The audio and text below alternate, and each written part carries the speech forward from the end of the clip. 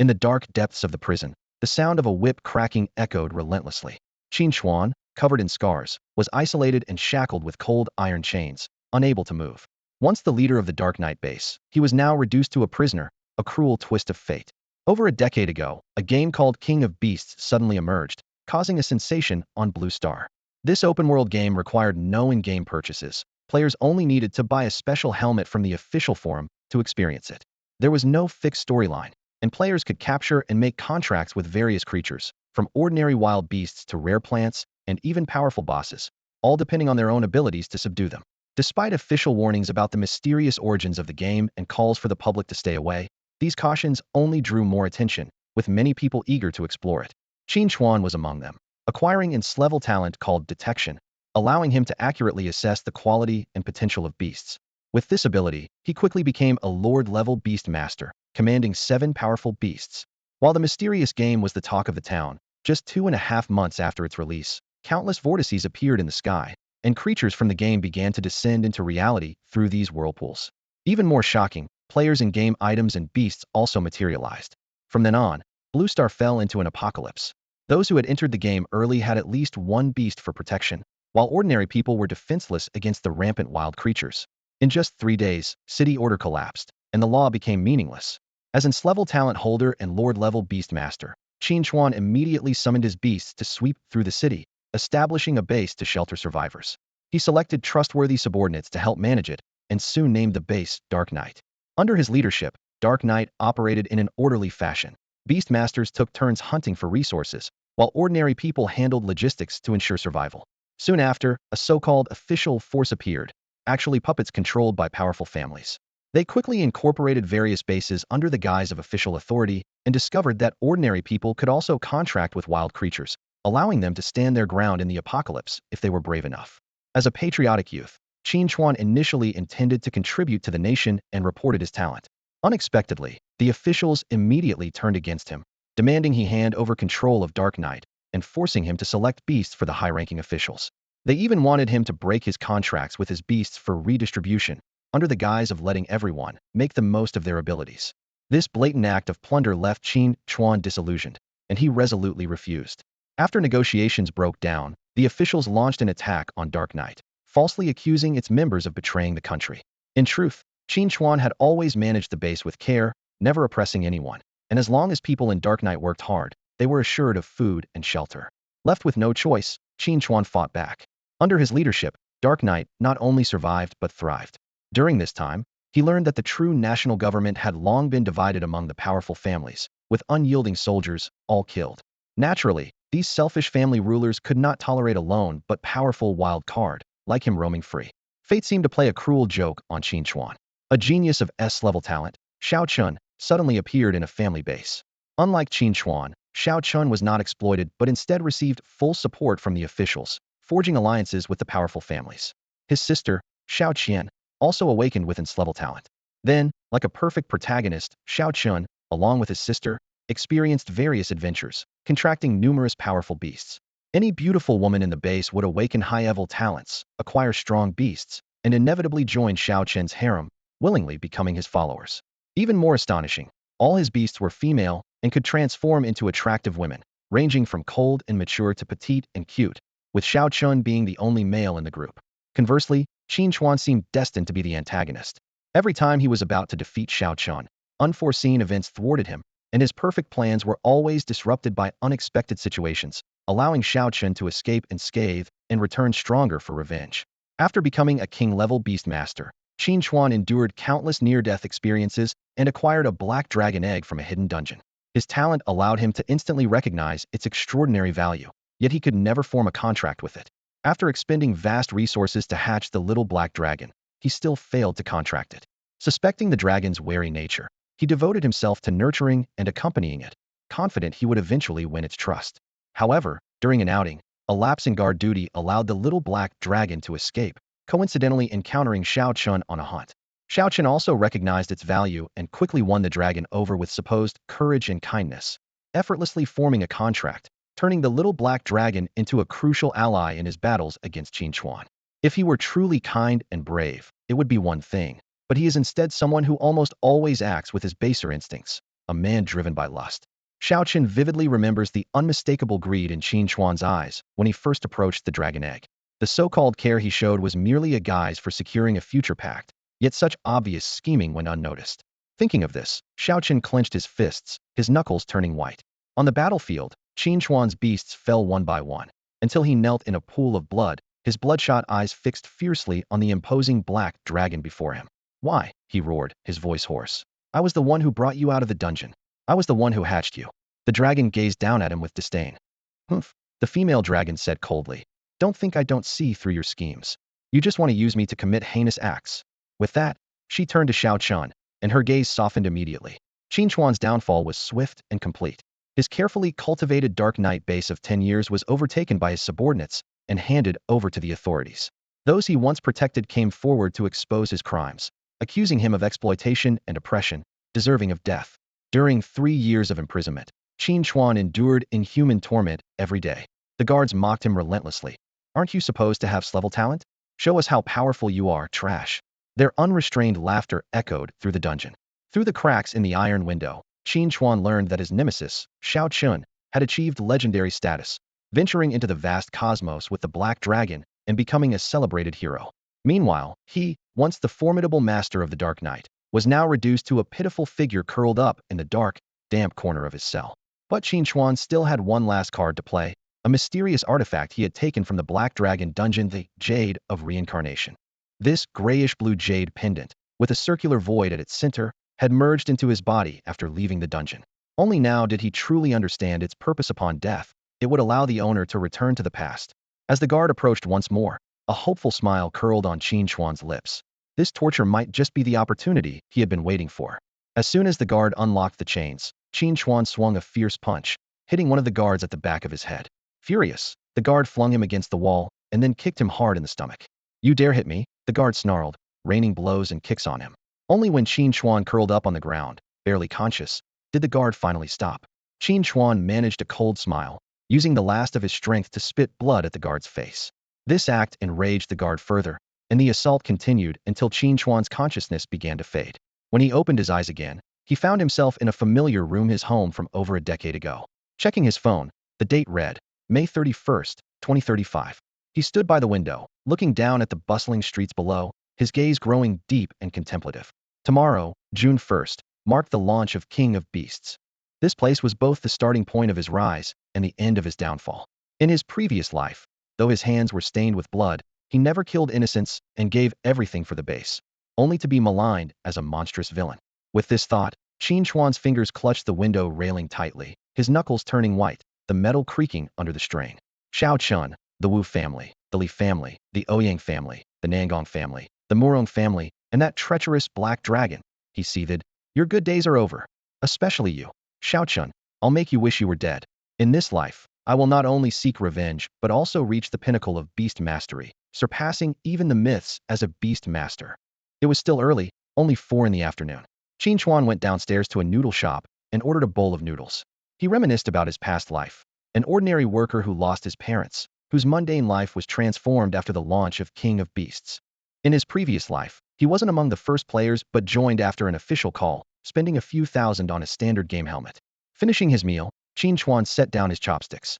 "I wonder if I can awaken the insight technique again in this life," he muttered to himself, then paid the bill and returned to his rented room, lying on the bed to wait for midnight. At midnight, his phone alarm went off. Qin Chuan immediately accessed the game's official site and ordered the helmet. In less than an hour, a knock came at the door just like in his previous life. Deliveries across the entire planet could be made within an hour, a secret only he, now reborn, understood. Outside the door was a cardboard box, and inside lay a sleek, futuristic gray helmet. Without hesitation, he put it on and lay back on the bed. This time, he intended to seize every moment, using his memories and experiences from his past life to rise quickly and settle old scores. The system notification chimed. "Ding. Welcome, player, to King of Beasts. Please register your nickname. Dark Knight," Qin Chuan declared resolutely. "Ding. Congratulations, player Dark Knight, on registering successfully. Beginning talent draw. Congratulations, player, on obtaining the S-level talent insight technique." Seeing the same talent as before, Qin Chuan felt both regret and relief. Suddenly, the system chimed again. "Detected player possessing the Jade of Rebirth. Your trash talent insight technique has been upgraded to SS level Eye of Insight. You have acquired the SS level talent, Infinite Contract. You have acquired the SS level talent, Final Evolution. You have acquired the SS level talent, Beast Equipment. Qin Chuan stood frozen, staring at the 4 SS level talents displayed on his panel. As someone who had been reborn, he knew well that even Xiao Chun, the strongest beast master of the current era, only possessed S-level talents. He carefully examined the descriptions of each talent. Infinite Contract, SSS, breaks conventional limits, allowing the user to contract an unlimited number of beasts. These contracted beasts remain eternally loyal, and the contract cannot be broken by any means unless he personally consents. Eye of Insight, SSS, allows the user to see through any beast's complete information, disregarding level differences. Ultimate Evolution, SSS, enables a beast to evolve directly to its final form, gaining all ultimate abilities without altering its original level. Beast Equipment, SSS, through a soul link, the user's beast power can be converted into equipment. This equipment inherits half of the beast's strength without affecting the beast's own combat power. Qin Chuan's gaze skimmed over the tiers of beast ranks: Ordinary level 010, Black Iron level 1120, Bronze level 2130, Silver level 3140, Gold level 4150, Diamond level 5160, Lord level 6170, King level 7180, Sage level 8190, Mythical level 91100. As for higher realms, even in his past life, when he reached the King level, he had not been able to glimpse them. But this time, with these 4 top-tier talents, he was confident he could break through the limits and explore higher realms. Thinking about the Infinite Contract talent, Qin Chuan's lips curled into a slight smile. In this world, the number of contracts a Beastmaster could have was closely linked to their rank. Each rank increase allowed for 1 additional contract slot. Even a mythical level Beastmaster could contract no more than 10 beasts. Yet now, even at an ordinary level, he could contract hundreds or thousands of beasts without restriction. More importantly, this talent was completely immune to the effects of contract-breaking stones. Recalling the decisive battle from his past life, Qin Chuan's fists clenched involuntarily, a glint of cold light flashing in his eyes. Those noble families had used nearly all their contract-breaking stones against him, forcibly severing his contracts with 8 of his main beasts. Without his command, their combat power significantly decreased. Even when he desperately recontracted them, his opponents would immediately use new contract-breaking stones. Ultimately, his beasts chose to perish with their enemies, and that brutal battle ended in his defeat. This time, there won't be a repeat, Qin Chuan muttered through clenched teeth. Your contract-breaking stones are useless against me now. Just wait, I will make each of you pay. Calming his turbulent emotions, Qin Chuan entered the game. Before him was a lush, green forest, a stark contrast to his past life, where he was born on the plains. He cautiously maneuvered through the trees, acutely aware that without any contracted beasts, being discovered by wild creatures would mean certain death. Although dying in the game doesn't mean dying in real life, Onei respawn time is still incredibly precious for Qin Chuan, who values every second. He carefully navigated through the forest, occasionally using the Eye of Insight to scan the wild beasts around him. He came across several common beasts: a jet-black furried spider that could eventually evolve into an excellent quality A-tide venomous spider, a cluster of parasitic daughter seedlings, whose potential was limited to excellent quality, and a faintly glowing sunshine mushroom, which could evolve into a refined quality Inokitake. Qin Chuan quickly recalled the quality levels of the beasts: common, excellent, refined, epic, legendary, and mythical, each increasing in power. According to family test data, the differences between qualities were significant. A level 1 excellent could rival a level 3 common. A level 1 refined could combat a level 6 excellent. A level 1 epic could withstand a level 12 refined. A level 1 legendary could challenge a level 15 epic. And a level 1 mythical could even contend with a level 20 legendary. This disparity in strength became more pronounced with higher levels. He felt fortunate that, compared to the previous scan spell which only provided a rough estimate of a beast's potential lower limit, the current Eye of Insight could directly reveal a beast's final form and quality, making selection much simpler and more straightforward. At that moment, a faint whimper came from a nearby bush. After a moment of hesitation, Qin Chuan decided to investigate. Pushing aside the foliage, he found a small white fox lying weakly on the ground, with a ghastly wound that exposed bone and continuously bled. Qin Chuan immediately used the Eye of Insight on it, and was left speechless with shock. The seemingly ordinary little fire fox could evolve into a supremely mythical 9-tailed fox. This was beyond his understanding. In his previous life, the highest quality was epic, and even mythical wasn't the limit. Without a second thought, Qin Chuan initiated a contract. The dying little fire fox sensed the contract message in its mind. Though surprised by the choice of this bipedal creature, it accepted without hesitation to survive. Buzz. In the instant the contract was formed, The wounds on the little fire fox healed at a speed visible to the naked eye. Flesh regenerated, and its fur was restored to its original state. This is the magic of a beast master's contract. No matter how gravely injured or close to death a wild beast may be, even if its body is incomplete, once it accepts the contract, it can instantly recover. Qin Chuan could clearly sense the newly established mental bond with the little fire fox, their thoughts perceptible to each other. He gently stroked the soft fur of the little creature, watching as it gazed back at him with eyes full of reverence, obediently enjoying the touch of its master. At that moment, Qin Chuan decisively activated his other SS level talent, Ultimate Evolution. In an instant, a blazing red energy enveloped the little fire fox completely. Even standing nearby, Qin Chuan could feel the terrifying power surging within the energy sphere. Ordinarily, the evolution of an ordinary fire fox into the legendary nine-tailed celestial fox would trigger a phenomenon in the heavens and earth, but Qin Chuan's innate power forcibly suppressed all of this. As the evolution concluded, the energy sphere gradually dissipated. A majestic nine-tailed celestial fox emerged slowly, its body covered in snow-white fur, 9 graceful tails unfurling behind it, with mysterious red markings etched on its forehead and limbs. Waves of intense heat surged around it, with flickering flames that danced without ever harming its master, Qin Chuan. At this moment, the gaze of the nine-tailed celestial fox towards Qin Chuan was no longer just filled with gratitude and respect, but with deep-seated awe. It bowed low to the ground, completely submitting to the master who had granted it the power to transform. It understood profoundly that everything it had now was a gift from this master. Name: Nine-Tailed Heavenly Fox. Attribute: Fire. Level 1. Quality: Supreme.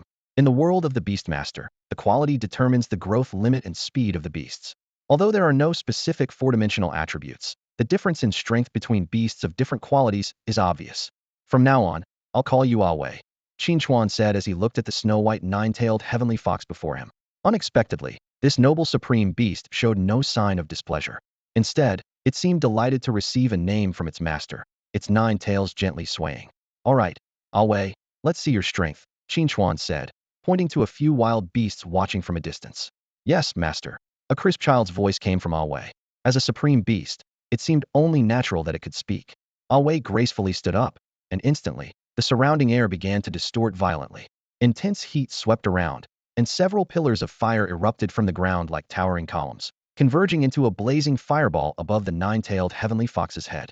The wild beasts nearby had already been scorched to charcoal by the terrifying heat, yet the fireball Awei conjured continued to grow in power. Boom! The fireball crashed heavily to the ground, and in an instant, a blinding light filled the air. The earth trembled violently, and a fierce wave of heat and dust forced Qin Chuan to close his eyes. When the dust settled, the scene before him made him gasp. Within a 3-kilometer radius, not a blade of grass remained. Everything on the surface had been vaporized completely, and the ground itself had been blasted into a massive crater. Qin Chuan looked at Awei in disbelief, and then checked its attribute panel again. Name: Nine-Tailed Heavenly Fox Awei. Attribute: Fire. Level 5. Quality: Supreme. To deal this much damage at just level 1? And one fireball took it up for levels? Truly a supreme beast. It must have wiped out a whole bunch of beasts underground. At that moment, a roar of anger and fear echoed from afar. Qin Chuan looked in the direction of the sound, and saw a charred giant tiger stumbling away from the crater. Name: Crimson Flame Tiger. Attribute: Fire. Level: 15. Quality: Excellent. Final form: Crimson Sky Demon Tiger Epic. In the beginner phase, this Crimson Flame Tiger was practically a mini-boss, known for its high level and terrifying output, a nightmare for new players. But now, it was charred all over, with scorching blood oozing from its wounds. Clearly, it had been caught in the aftermath of the fireball, which wasn't even aimed at it.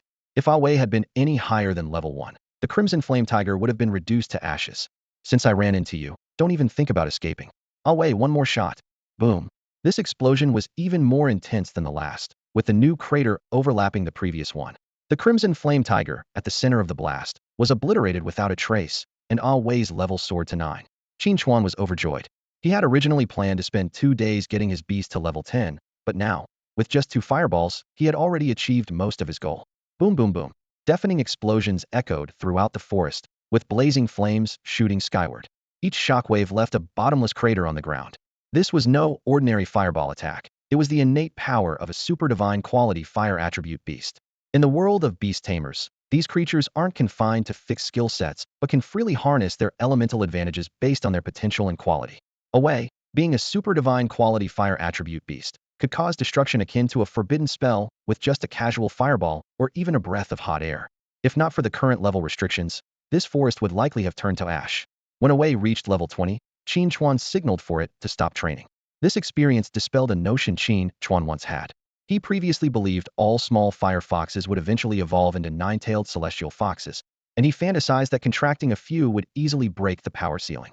However, reality struck him hard. Most of the small fire foxes he found only evolved to epic and legendary qualities, with not even a single mythical quality one appearing, let alone super divine. This discovery prompted Qin Chuan to adjust his plans. Initially, he intended to use his detection skill and past experience to contract a beast with decent potential, level it to 10 within 2 days, and then use his knowledge to seize precious materials for beast evolution. But after awakening 4 SS level talents, these materials seemed inconsequential as beasts could max out all attributes except for level. Although these resources were no longer crucial to him, he wouldn't mind collecting them if they were on his path. Faced with a super divine quality beast like Wei, those mythical quality beasts that once shone brightly in his memory suddenly seemed dull. Since one super divine beast could fend off armies, why waste time contracting those of lesser quality? Qin Chuan was convinced that Wei wouldn't be the only beast with super divine potential. Understanding that each beast's growth potential varied, Qin Chuan decided to restrain Wei, preventing it from casually using forbidden level attacks. The level was already sufficient, and accidentally killing another super divine potential beast would be a great loss. Suddenly, Qin Chuan remembered a talent he hadn't tried yet. He immediately established a soul link with Wei, and a warm current surged through him, an unusual sensation, given that players in the game shouldn't feel any physical sensations. Once the soul link was complete, a fiery red folding fan appeared in his hand. The fan's ribs were a pale gold, as if crafted from rare minerals, and the fiery red surface bore golden flame patterns, with golden tassels hanging from the bottom, making it a stunning work of art. The moment he acquired the fan, its usage automatically surfaced in Qin Chuan's mind, clearly another effect of his talent. With a slight flick, the fan fully opened, and driven by curiosity, he gently waved it at the empty space behind him. Instantly, a violent gust carrying scorching flames roared forth, triggering a massive explosion upon contact with the ground. Hiss! Witnessing the astounding power, Qin Chuan couldn't help but gasp. Such force with just a casual wave, if fully unleashed, the power would be even more terrifying. This discovery revealed the possibility of overcoming the greatest weakness of beast tamers. Although attacks on a beast tamer would be absorbed by their beasts first, without their protection, the tamer remained vulnerable. While some people awakened talents that allowed them to share power with their beasts, those enhancements were minimal compared to Qin Chuan's extraordinary abilities. Now, Qin Chuan not only addressed his combat weaknesses, but also gained a remarkable advantage. As he contracted more beasts and increased the number of links, he could obtain half of each beast's strength. Combined, these powers would elevate his capabilities far beyond any single beast. Imagine when an enemy believes they've trapped all of Qin Chuan's beasts and victory is assured. Only for Qin Chuan to unleash a force several times stronger than his beast. The scene would be one of utter despair. With the final piece of the puzzle in place, Qin Chuan walked alone through the forest. Now that he had the strength to protect himself, he sent Wei back to the beast space to rest, and began observing the surrounding beasts. He carefully examined the details of each beast. Iron-horned crocodile water attribute, level 2, excellent quality, can ultimately evolve into a high-grade great wave horned crocodile. Wind spirit bird wind attribute, level 1, excellent quality, can evolve into an epic grade hurricane bird. Iron arm mantis metal attribute, level 2, excellent quality, with a final form as the legendary demon blade mantis. Glowing fly light attribute, level 1, common quality, can evolve into a common grade flash fly. Suddenly, one creature caught Qin Chuan's attention, a soil green snake with no attribute. This was unheard of, even in his past life's memories. What shocked him more was that this ordinary level 1 soil green snake could evolve into the super divinigrade 9-colored sky-swallowing python. Qin Chuan slowly approached the soil green snake. Intimidated by his powerful aura, the little green snake curled up in fear. Qin Chuan quickly used his mental power to convey a contract message. Cornered, the soil green snake reluctantly accepted the contract. After forming the contract, the soil green snake looked utterly dejected, as if regretting venturing out for a sunbath only to be captured unexpectedly. Qin Chuan chuckled softly and immediately used ultimate evolution on it. Once the energy sphere surrounding the soil green snake dissipated, a massive 9-colored sky-swallowing python appeared before him. Its body was covered in hard brown scales, with 9 colorful scales on its neck that could open and close freely. It had now become an ancient attribute, super divine quality being. Feeling the surge of power within, the 9-colored sky-swallowing python looked at Qin Chuan in shock. Soon, it lowered its head in submission, shrinking its body to arm's length, and affectionately rubbed its forked tongue against Qin Chuan's cheek. From now on, you'll be called Tun Tian, Qin Chuan said as he gently stroked its scales. He also learned about the python's astonishing ability to acquire the attribute abilities of other beasts by devouring them. This explained why the initial soil green snake appeared to have no attribute. Typically, the nine-colored sky-swallowing python would take thousands, if not tens of thousands, of years to complete its evolution, which is why it had ancient attributes. This unique attribute allows it to deal 20 more damage to non-ancient attribute beasts while receiving 20 less damage from them. In this world, beast attributes extend beyond the basic elements of metal, wood, water, fire, and earth, encompassing wind, ice, lightning, space, time, life, and many more. Qin Chuan's hypothesis was confirmed. Tun Tian indeed has the ability to permanently acquire the attributes of other beasts by devouring them. During the experiment, after Tun Tian consumed a fire attribute and a water attribute beast, it gained those powers, even though these new attributes weren't displayed on its stats panel. However, compared to Awei's formidable fire attribute destruction, Tun Tian's firepower was only about half of Awei's at level 1, and the same was true for its water attribute. Nevertheless, considering Tun Tian's potential to become an all-attribute beast, this power was already quite significant. Qin Chuan immediately took action by summoning Awei and instructed it to take Tun Tian on a hunt for beasts with different attributes, while also leveling up. He specifically reminded Awei to control its strength to avoid causing excessive destruction. Meanwhile, Qin Chuan continued to search the forest for beasts with potential for super divine power, armed with his folding fan. 6 hours flew by, and although he didn't encounter any more beasts with super divine potential, it was expected such rare beings don't appear easily. At 8 a.m. in the real world, Qin Chuan recalled his 2 beasts. As for why he didn't contract all the beasts they hunted, the answer was simple. It was more practical to focus on nurturing one super divine beast than to contract a large group of epic and legendary beasts. Blindly increasing numbers would only waste time. To Qin Chuan's delight, Awei had reached level 45, and Tun Tian had reached level 42. It turned out that on the way back, Awei, then at level 39, encountered a level 60 epic quality thunderstorm bear and dispatched it effortlessly, gaining 6 levels in one go. Even more exciting was that after 6 hours of hunting, Tun Tian had mastered 10 attributes: gold, wood, water, fire, earth, wind, thunder, ice, poison, and illusion. The 2 large beasts shrank to half-human height, and Qin Chuan nodded in satisfaction. Before logging off to rest, he needed to complete one last task: establishing a soul link with Tun Tian. As the familiar warmth spread throughout his body, he received a special piece of chest armor. The armor, made of tough snake scales, had 9 differently colored scales embedded in its center, surrounded by a glow representing Tun Tian's 10 attributes. This armor could summon shields of 10 different attributes, providing complete protection and allowing these attribute shields to be stacked. After completing everything, Qin Chuan recalled the beasts into their space and logged off.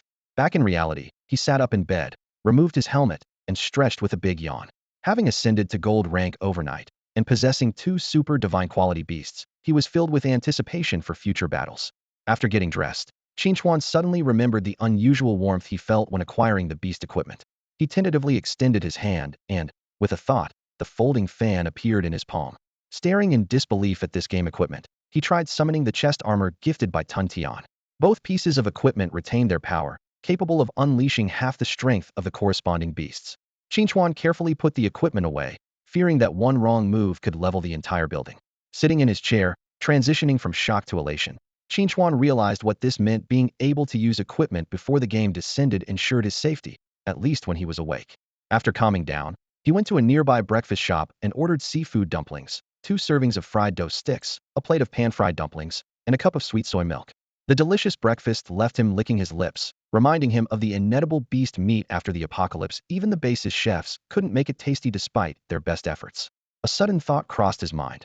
Could there be a space attribute beast that, through a soul link, could provide a space ring? If he could use it to store pre-apocalypse delicacies, that would be wonderful.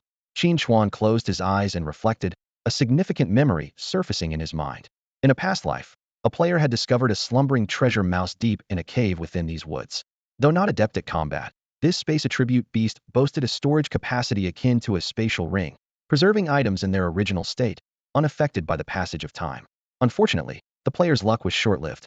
A month later, he was tracked down by officials corrupted by powerful families, who used a contract-breaking stone to forcibly sever the bond with the treasure mouse. Subsequently, this unfortunate player was mercilessly eliminated by the families. As Qin Chuan recalled lottery numbers, the scene abruptly shifted.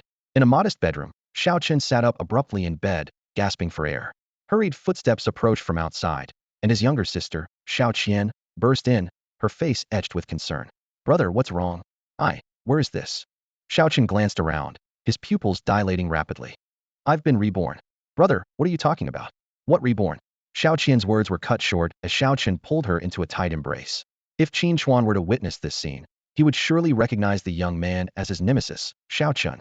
In his previous life, Xiao Qian's journey was marked by dramatic twists. Orphaned early, he struggled to survive in a post-apocalyptic world with his sister, narrowly averting her loss of innocence several times. His fate changed when he awakened his S-grade talent, Beast Fusion, and bonded with a beast of legendary potential. This led to special attention from powerful families and connections with numerous talented heiresses, culminating in his triumph over Qin Chuan, the so-called tyrant of the Dark Knight base. Xiao Qian's beast team was unrivaled, shape-shifting beauties ranging from aloof mature women to passionate young ladies and adorable girls, complemented by gifted heiresses drawn to him. This filled Xiao Chun with immense satisfaction. However, venturing into the cosmos, he realized his insignificance. There, he encountered beastmasters from various civilizations, their beasts diverse and far stronger than anything on Blue Star. His prized S-grade talent paled in comparison to those with double S, double SS, or even the legendary SS-grade talents. The halo of Blue Star's top genius dimmed in the universe, barely qualifying him as an elite beastmaster. Fortunately, he acquired two crucial items in a cosmic instance: a greenish-gray jade orb and a beast egg with potential surpassing myth. After leaving the dungeon, the small orb merged into his body, and he only knew its name was the Jade of Reincarnation. This marked the turning point of his fate. The news that he had acquired a beast egg with potential beyond myth caused an uproar across the universe. Major forces swarmed in, and he ultimately fell in this encirclement. However, when he opened his eyes again, he found himself reborn on the first day of the launch of Beast King. Qin Chuan, who had just bought a winning lottery ticket, was about to log into the game at home when his phone suddenly rang. The flashing number on the screen left him momentarily unable to recall who it was, and he instinctively clicked the answer button. Qin Chuan, what are you doing? Do you not want your job? An ear-piercing voice of anger instantly filled his ears.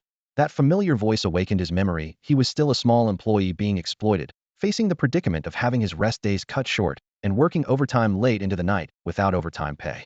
The person on the other end of the line was Li Fugui, a short, plump manager at the company, notorious for using trivial matters to make life difficult for others. Remembering the scene from his past life where this fat man was devoured alive by a beast on the first day of the apocalypse, a cold smile appeared on Qin Chuan's lips. Fine, I'm quitting. Let someone else do it if they want it, you fat pig. What did you say? You son of a. Before the other person could finish, Qin Chuan hung up and turned off his phone. Opening his computer, the official forum was already buzzing. Posts were popping up one after another. Rocksteady, wow. Brothers. The graphics are so clear. We struck gold this time. Beautiful fairy Shinshin. Anyone know what to do? I spawned on a deserted island with a big fish in the water. Help experts. Image. Bone soup. Guys, look what I found. There are so many huge pits in this forest. Image. Qin Chuan clicked on the last post, his eyelid twitching slightly. The images showed the traces left by the monster he fought in his previous life. He closed the computer, ignoring the forum's noise, and put on his helmet to enter the game. Once he confirmed his location, he headed straight for the mountain where the treasure-seeking rodent was asleep. The once quiet forest was now bustling with players discussing those mysterious pits. Qin Chuan ignored them, focusing on his target. Hey, young man, hold up. A middle-aged man blocked his path.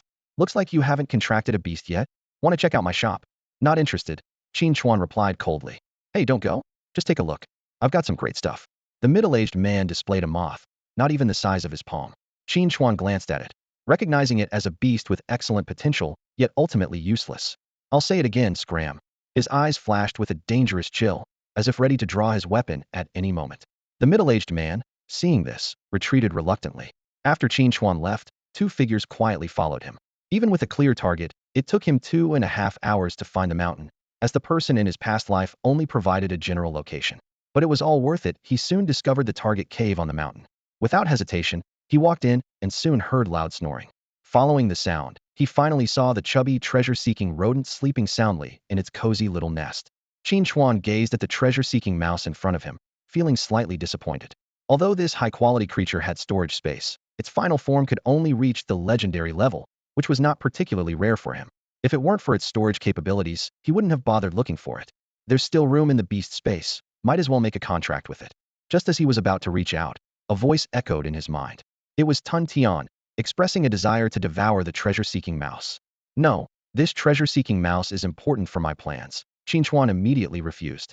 But then Tun Tian sent another message, suggesting that it could develop a space attribute by devouring the mouse. This sparked an idea in Qin Chuan's mind. Indeed, if Tun Tian could acquire a space attribute, with its godlike potential, even a slight compatibility would far surpass the legendary potential of the treasure-seeking mouse. Realizing this, he unhesitatingly released Tun Tian. As soon as Tun Tian appeared, it acted swiftly, swallowing the unsuspecting treasure-seeking mouse whole. Qin Chuan watched Tun Tian with anticipation, and sure enough, after the devouring, Tun Tian successfully gained the space attribute. He immediately summoned the serpent armor, noticing that the original 10 colors now had an 11th. After putting Tun Tian away, Qin Chuan quickly left the cave, eager to test his newfound ability. To his delight, he found that the serpent armor now had an infinite storage space and was incredibly intuitive to use.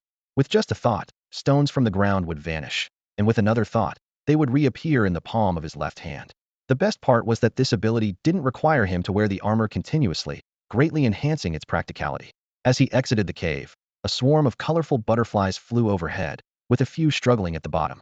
Intrigued, Qin Chuan extended a finger, and one butterfly landed on it. Activating his innate ability, he scanned the ordinary quality butterfly, which would eventually become an excellent six-winged butterfly with mediocre potential. He flicked his hand gently, driving it away. Just as he watched the butterflies flutter away and was about to leave, he noticed another butterfly had landed on his shoulder. He waved it away, but it stubbornly returned, perching on his shoulder again. Upon closer inspection, this butterfly's wings shimmered with a unique starlight, distinctly different from the others. Interesting, Qin Chuan murmured, opening his panel for a closer look, a smile playing on his lips. Although this butterfly was of ordinary quality, its final form was the godlike star-wing phantom butterfly. Instead of shooing it away, he extended his forefinger, inviting it to land. The butterfly, as if understanding his gesture, gently fluttered its wings and gracefully settled on his fingertip. Qin Chuan withdrew his hand, smiling at the unusual butterfly before him. Its wings shimmered with an extraordinary glow, gently fluttering as it hovered in midair. "Why did you come to find me?" Qin Chuan murmured softly. The colorful winged butterfly tilted its tiny head, its bright eyes fixed intently on him, wings still gently quivering in the air. Without a moment's hesitation, Qin Chuan initiated a pact with it, and the butterfly responded immediately. In the next instant, a dark energy sphere formed, twinkling with starlight, completely enveloping the butterfly. This was Qin Chuan using his innate ability to evolve it directly. As the energy sphere gradually dissipated, the surrounding starlight spread out with the flap of the new wings and quickly vanished. A brand new black-winged butterfly gracefully emerged and landed steadily on Qin Chuan's arm. Its wings were as dark as night, yet they constantly shimmered with changing colors, like a miniature starry sky. Qin Chuan named it Kai. This star-winged phantom butterfly was of supreme quality, rated at level Phantom 1. When he activated the Soul Link, a special pin materialized in his hand. The pin's tip was ethereal, and its body mirrored Kai's wings, with mysterious colorful lights flowing through the blackness. This signified limitless possibilities. Qin Chuan could impose a restriction on contracted beasts, preventing them from forming contracts with other beast masters, with violators meeting instant death. Since these tools could be brought into reality, the restriction might also be effective in the real world.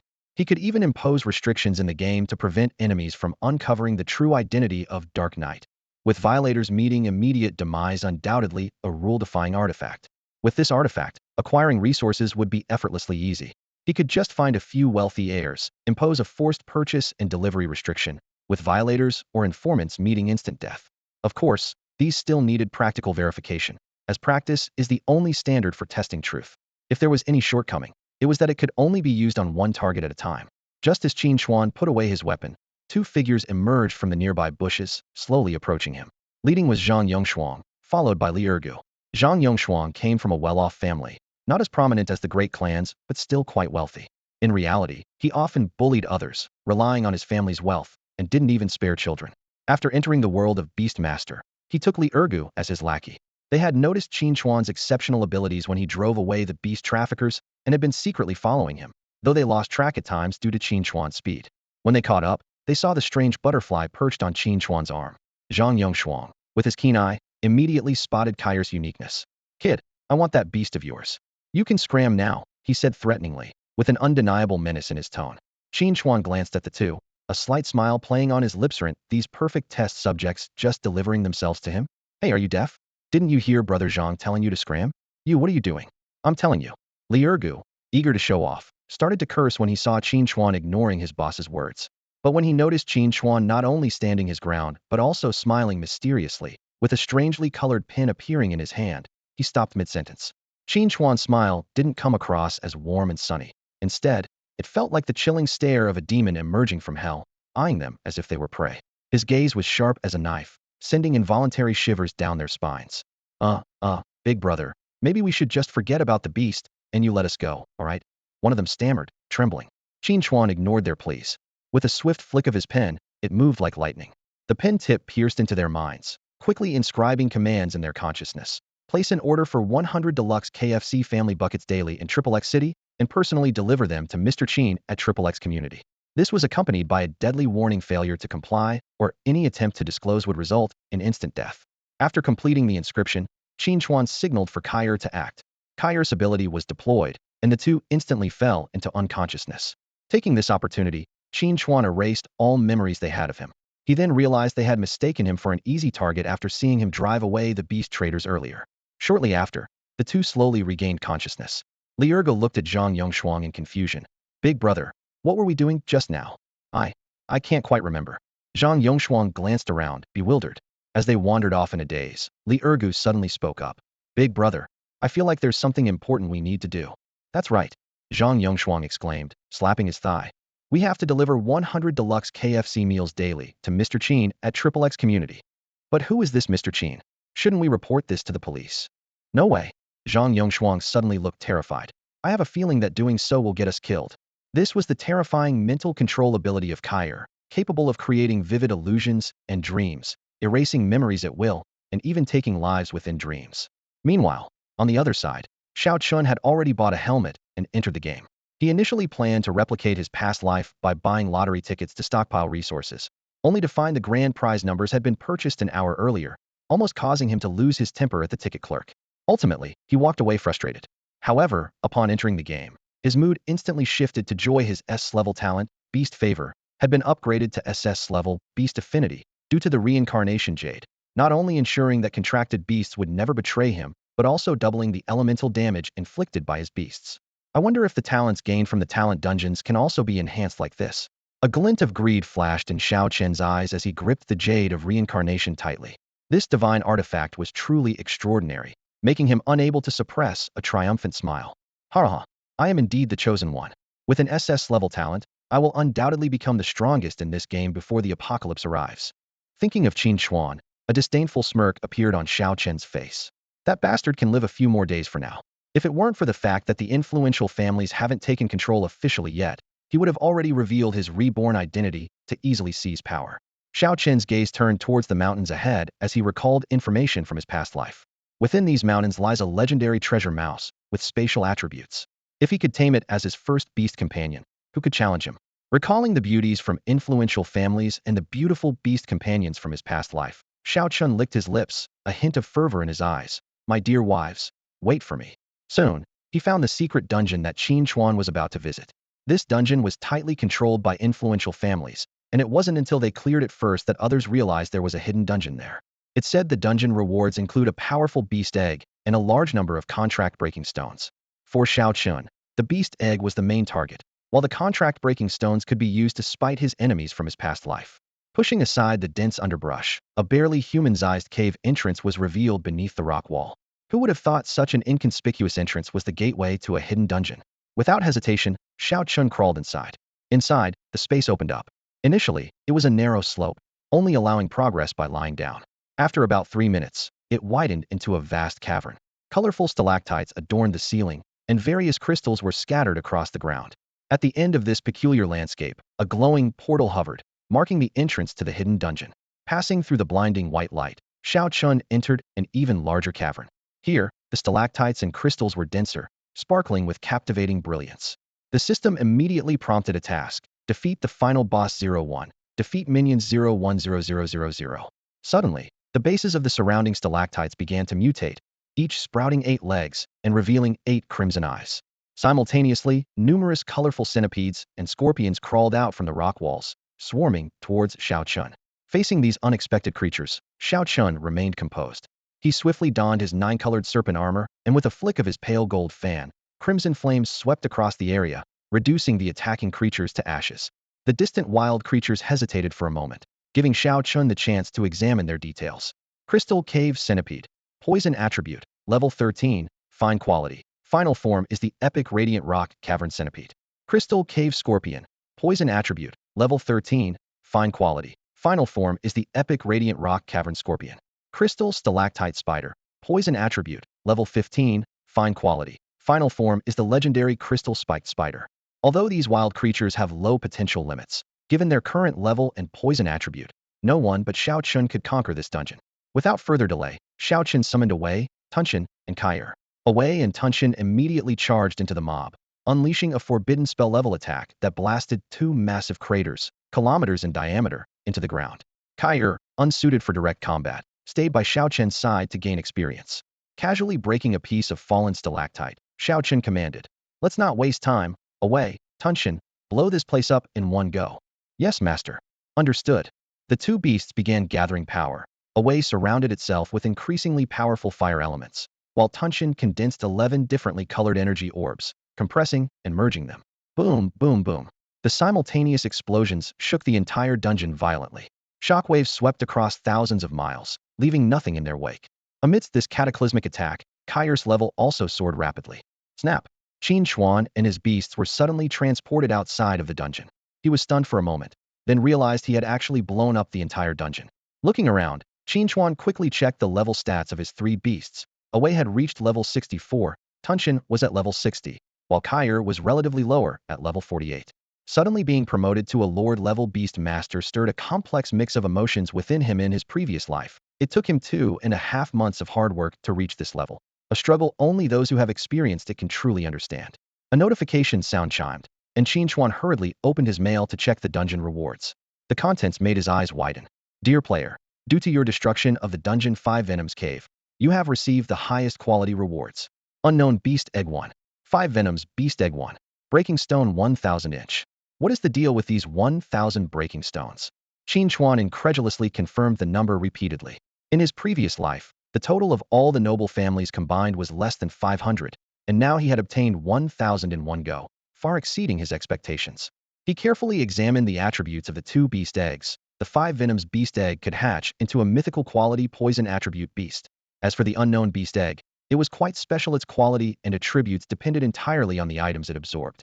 Qin Chuan carefully stored the two eggs in his space, already formulating plans in his mind. The 5 Venoms Beast Egg could wait for natural hatching, but for the unknown egg, he had a bold idea. Although he couldn't try it easily now, perhaps when the apocalypse arrived, he could let it absorb those breaking stones. As for the current problem of Xiao Chun, it was indeed difficult to deal with before the game descended. Whether using conventional methods or extreme measures like bombs, all were fraught with risk. Qin Chuan knew this well, having suffered great losses in similar actions in his past life. Putting these thoughts aside, Qin Chuan decided to leave the forest and embark on his new journey. The world map of Beast King was vast and boundless. Besides the endless forests, there were expansive grasslands, snow-capped mountains, arid deserts, scorching volcanoes, and mountain ranges constantly swept by hurricanes, islands shrouded in thunderclouds, and eerie bone-strewn lands. These terrains were arranged in a ring, with a vast inland lake at the center, on whose central island resided numerous beasts with extraordinary potential. In the next 2.5 months, Qin Chuan planned to explore half of this continent. It would be a challenging but exciting adventure. When the game descends, this land will also appear on Blue Star, and the area of Blue Star will expand several times. The remaining half and the island in the middle will be explored after the game's arrival. Qin Chuan struggled to crawl out of the cave, greeted by a pair of long legs wrapped in black silk. Looking up, a stunningly beautiful face was looking down at him, her eyes filled with obvious contempt and disdain. He knew this face all too well. Morong Shui, the legitimate daughter of the Morong family head, and a member of Xiao Chen's harem in his past life. Seeing this former enemy, a faint, almost imperceptible smile played on Qin Chuan's lips. So it was the Morong family who first discovered this dungeon in the past life. This time, consider this as an early repayment of interest. Qin Chuan deliberately allowed his 3 summoned beasts to emerge from the cave. As expected, Morong Shui's eyes flashed with a hint of greed upon seeing the graceful creatures. "I want these 3 beasts," she declared arrogantly. "Break the contract now, and then you can leave." Qin Chuan crossed his arms, coldly watching the haughty woman. Beside him, the beasts, upon hearing someone attempting to forcibly take them, had already shown fierce expressions.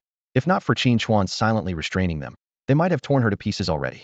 Seeing Qin Chuan's lack of response, Morong Shui frowned. 1 million, is that enough? People like you have probably never seen 1 million before. Consider it an honor that I've taken an interest in them. You want them?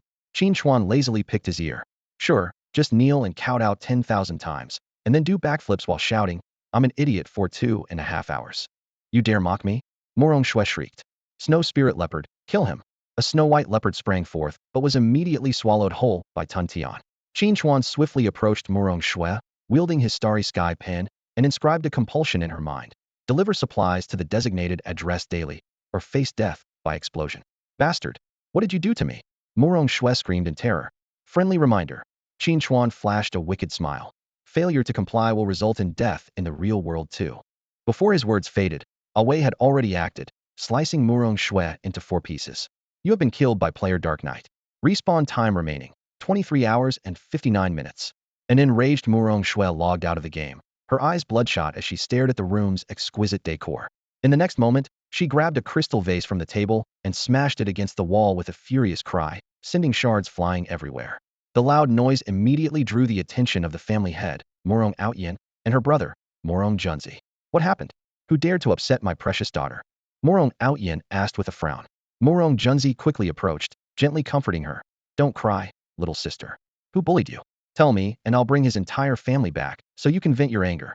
Between sobs, Morong Shui recounted the incident, deliberately emphasizing the insulting words of Qin Chuan while conveniently omitting her own unreasonable behavior. More importantly, she didn't mention the restriction Qin Chuan had placed on her. How outrageous. Morong Junzi slammed the table. It seems we've been too lenient with these commoners. No matter what, he was wrong to lay a hand on someone from the Morong family. Bullying my sister is a death wish. What's his name, little sister? Brother, I only know his in-game name is Dark Knight. Morong Shui replied between sobs. All right, Morong Junzi's eyes sharpened. Put out a bounty for Dark Knight across the internet. Get all our tech personnel to track down his real identity and address. He looked to his father, Morong Outyin, who nodded silently, giving his approval. At that moment, Morong Shui suddenly remembered the restriction in her mind and stood up abruptly. Wait, he was... But before she could finish, a sharp pain struck her, and she clutched her head in agony, her face turning pale. What's wrong, little sister? Morong Junzi quickly supported her. I'm fine. Morong Shui steadied herself with difficulty, feeling a sense of despair. She knew this was a warning from the restriction, and now she could only secretly deliver supplies to him as required.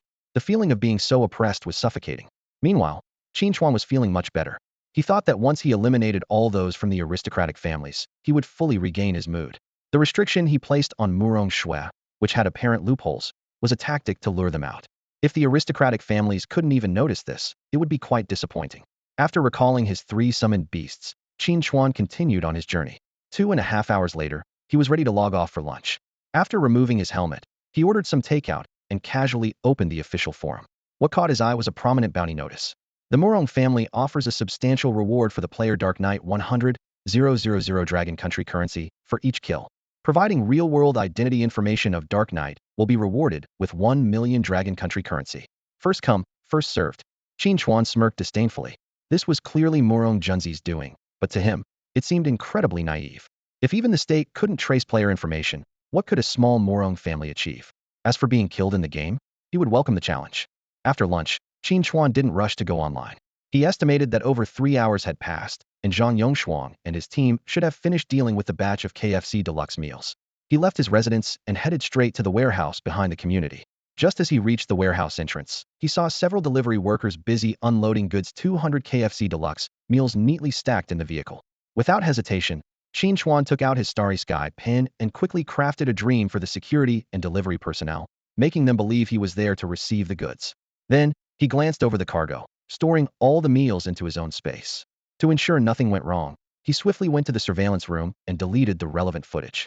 Once everything was handled, Qin Chuan immediately left the scene. Shortly after, the security and delivery workers awoke from their dream, seeing the empty vehicle, but found it completely normal, and drove away. Back home, Qin Chuan carefully recalled the entire process, confirming no details were overlooked, and then put on his helmet to enter the game. He was well aware that in the next 2.5 months, he would not only need to make progress in the game, but also continuously gather resources in reality, making time extremely tight. Meanwhile, in a conference room in Dragon Country, leaders from various departments sat around a table. The middle-aged leader hosting the meeting got straight to the point. Have we found the address? Report, Minister. The entire team worked through the night, but found no clues. This game seems to have appeared out of thin air, with no records in the back end. The young man reporting kept his head down, his tone filled with apology. The middle-aged leader didn't blame anyone but suggested, to prevent further losses, I recommend urging everyone to stay away from this game. The proposal quickly gained unanimous support from everyone present, including the most influential elder. At the same time, the elder inquired about the handling of the noble families. The young officer rubbed his temples, reporting helplessly. These families are becoming increasingly audacious, not only defying the law but also continuing to infiltrate our ranks. In stark contrast, in a luxurious mansion elsewhere, the heads of the 5 major families of Dragon Country felt confident of their victory. They raised their glasses in celebration, as if the Dragon Country's officials were already within their grasp. However, at that moment, Master Wu suddenly mentioned an unexpected situation. Master Morong, I heard your family recently sent a large amount of living supplies to a stranger? This question immediately raised the alert among the other family heads, who suggested that Master Morong quickly investigate the matter to avoid impacting their grand plan. The Wu family's business empire spans across the Dragon Nation and holds significant influence in international markets as well. Listening to the Wu family head, Morong Outyin couldn't help but fall into deep thought. The man was right during this crucial collaboration period. Any mishap from either side could have widespread consequences. As night fell, Morong Outyin recalled the incident mentioned by the Wu family head earlier that afternoon. Someone from the Morong family had delivered a large amount of supplies to a stranger. Remembering his beloved daughter Morong Shue's unusual behavior during the day, he frowned. What was the connection between this stranger and Morong Shue? Were those supplies her doing? Afu, Morong Outyin called softly. From the shadows, a burly figure silently emerged, kneeling on one knee. Find out who received those supplies and bring them back for questioning. Morong Outyin ordered coldly. If they resist, eliminate them. After a pause, he added, if more supplies are sent out in the meantime, don't intervene. Just keep a close watch without alerting anyone. Yes, Afu replied, disappearing back into the darkness. Inside the mansion, the laughter and conversations of the heads of the 5 great families continued unabated.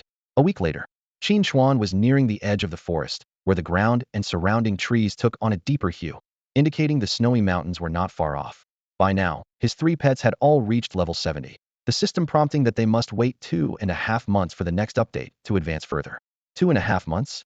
That's when the game merges with reality, Qin Chuan mused. But for ordinary players, reaching level 60 before the merge is tough enough, let alone level 70. Over the past week, Qin Chuan spent most of his time exploring the map. Each day after meals, he would visit the neighborhood warehouse to collect supplies, using his starry pen to draw people into self-created dreams, erasing his traces. He noticed that the daily supply of 200 luxury meals sharply decreased to 100 after the 5th day, indicating a leak or a broken funding chain, likely at the cost of someone's life. Suddenly, a thunderous roar broke his train of thought. Boom, boom, boom, roar. As Qin Chuan pondered, observing from a distance, a distorted figure flew towards him, crashing heavily into a nearby tree, leaving a massive dent in the trunk. When the dust settled, the figure had vanished. What surprised Qin Chuan wasn't that a player had been sent flying, but rather what kind of being could wield such power. Roar, roar. Amidst the deafening beastly roars, lightning struck down ahead, and the players' screams echoed. Qin Chuan quickened his pace to find a giant bear, entwined with purple lightning, standing upright and roaring, surrounded by broken trees and scorched craters from lightning strikes, yet not a single player was in sight. Qin Chuan gazed at the towering 3-story-high giant bear before him, and memories from his past life suddenly surfaced. This giant bear was the boss of this region, and its location was only revealed on the forums about a week later. Many players had formed teams to take it down, but due to the significant level disparity, they were all wiped out. As Qin Chuan stroked his chin, observing the massive creature, the bear's keen nose twitched, and its blood-red eyes glinted with ferocity. It had spotted Qin Chuan from afar, letting out a thunderous roar that shook the ground, charging at him with the intent to crush him into pulp like the others before. Just as the situation reached a critical point, the previously bright sunlight was suddenly obscured. The giant bear abruptly halted, its front paws gouging deep trenches into the earth, sending dust swirling into the air. It looked up to see a colossal serpent covered in colorful scales, appearing out of nowhere and looming over it like a moving mountain. Faced with such a massive entity, even this fierce bear seemed as insignificant as an ant. The bear's ferocity vanished instantly, its ears drooped, and its eyes were filled with fear and confusion. It stood there like a child caught in wrongdoing, occasionally stealing glances, while a faint whimper escaped its throat. In the next moment, the bear's agonized howls echoed for miles around. The serpent's tail lashed out like an iron whip, striking the bear and sending tremors through the ground.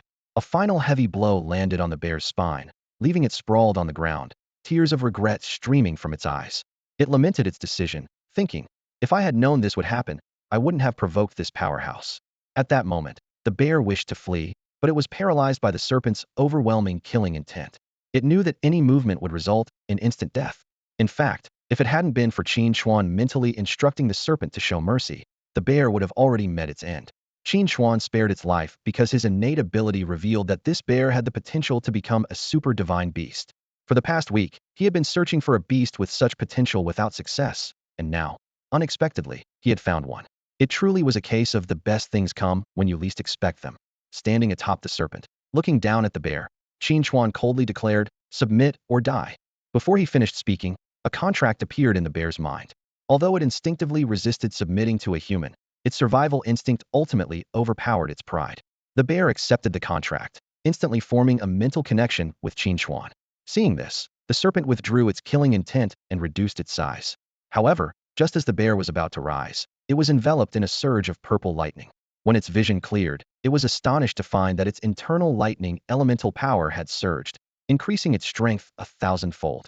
Its deep purple fur crackled with electricity, and a sharp purple horn had grown atop its head. Looking at its transformed self, the bear immediately reduced its size and excitedly nuzzled Qin Chuan with its head. Being someone's tamed beast was turning out to be quite delightful.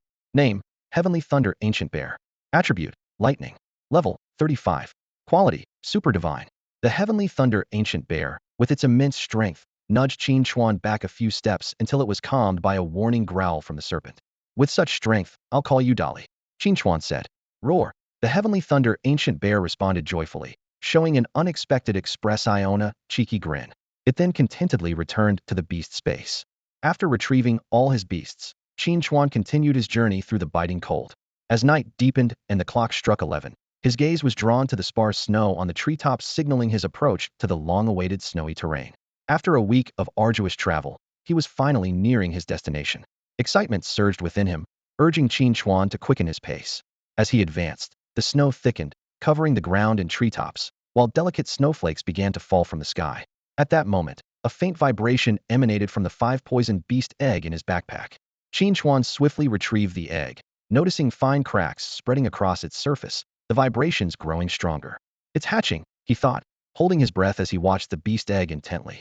The cracks spread like a web, and with a crisp crack, more sounds of breaking followed. The creature that emerged shattered Qin Chuan's expectations. He had anticipated a fearsome beast with features of centipedes, scorpions, and toads, but instead, a fluffy blue sprite appeared. With long ears drooping down its sides, it looked irresistibly cute, enough to captivate anyone at first sight. Yet beneath this adorable exterior lay a deadly threat. It was a genuine myth quality, 5-poison beast. The system displayed. Name: 5-poison beast. Attribute: Poison. Level 1. Quality: Myth. Final form: 5-poison king beast super god. The little creature emitted soft chirps, affectionately nuzzling Qin Chuan's hand, clearly recognizing him as family upon their first meeting. This bond made the contract process remarkably smooth, and Qin Chuan soon assisted it in reaching its final evolution. The evolved 5-poison king beast was slightly more robust, with golden patterns adorning its blue fur, maintaining its previously cute outline. The system update showed. Name: 5-poison king beast. Attribute: Poison. Level 1. Quality: Super god. From now on, you'll be called E, Qin Chuan said, gently stroking its furry head, eliciting a happy chirp in response. After establishing a soul link with both Dolly and E, Qin Chuan decided to log off for a rest. However, the moment he exited the game, a sense of being watched enveloped him. Could it be the Morong family? This thought immediately came to mind. Considering he had recently freeloaded a significant amount of resources from the Morong family, this suspicion seemed plausible. Although Morong Shui remained silent, with the acumen of the Morong family head and his eldest son, Morong Junzi, they had likely already taken notice of him. Morong Shui didn't intentionally leak the information, and according to the rules set by the restrictions at the time, she wouldn't be killed. Qin Chuan wasn't concerned about this. In fact, he was secretly relieved if this treacherous woman had died prematurely. It would have disrupted his plans. When members of the Morong family came knocking, Qin Chuan was already prepared. The knocking on the door was clear. Thud, thud, thud. He didn't approach the peephole hastily. Instead, he picked up his phone and accessed the hidden camera footage he had installed with the money from a lottery win. On the screen, 2 burly men in black clothes and sunglasses stood outside, gripping sharp, gleaming knives. Suddenly, One of the knives pierced through the peephole, but the expected scream from inside never came. Qin Chuan had anticipated these underhanded tactics from the families, which was precisely why he had installed the hidden camera. Seeing their plan fail, the two men resorted to brute force. Bang, bang, bang. The wooden door, unable to withstand the assault, collapsed into pieces. The two men stormed into the room, heading straight for Qin Chuan. What do you want? Qin Chuan pretended to struggle for a moment before allowing them to bind him, cover his head with a black bag, and drag him to a waiting van downstairs. In the van, Qin Chuan remained unusually calm, which played right into his hands. The core members of the 5 major families were always elusive, a key factor in their ability to rival the authorities. Each stronghold had secret tunnels with hidden entrances and people ready to assist. If their movements were exposed, the helpers would immediately open the passage, and by the time the authorities discovered it, they would have long gone. They were like sewer rats, extremely sensitive to danger, diving into the underground network at the slightest hint of trouble. To catch these people, the only way was to lure them out. Now, this tactic was evidently working, and it seemed like a big catch was on the line. Morong Shui was merely a bait. Qin Chuan knew that before the apocalypse, the Wu family owned countless large malls. Whatever her reasons, Morong Shui's purchase of such a large amount of supplies would inevitably involve Wu family products, drawing their attention. During the critical period when the families controlled the authorities, the Wu family would certainly notify the Morong family head. In this situation, the Morong family head would either order Qin Chuan's execution or send someone to bring him back. Clearly, the former wasn't feasible. Firstly, the city was still under strict official control, and just moments ago, several police cars had been tailing the van. Secondly, Qin Chuan wasn't easy to deal with. At worst, he could relocate and target another family. The current situation was evidently the latter, which meant that at least one rat would come out to meet him, allowing his plan to continue. The van weaved through the streets, with the men occasionally firing handguns backwards or throwing spike strips to hinder pursuers. After some maneuvering, they finally shook off the police cars. After circling a few more times to ensure they weren't being followed, the van drove into the suburbs. About half an hour later, the van stopped, and Qin Chuan was brought out, his head covering removed. In the darkness of the suburbs, the lights of an abandoned factory stood out. 2 armed men in black with sunglasses stood guard at the entrance. Escorted by the 2 burly men, Qin Chuan approached a door. One of them went inside to report, and after a moment, respectfully exited, signaling to his companion that they could enter. 3 days ago, Morong Junzi was at home, watching his sister, who had grown noticeably thinner from some unknown stress, with a furrowed brow and a heart full of concern. Despite their efforts to investigate the mysterious Dark Knight player, they had made no progress.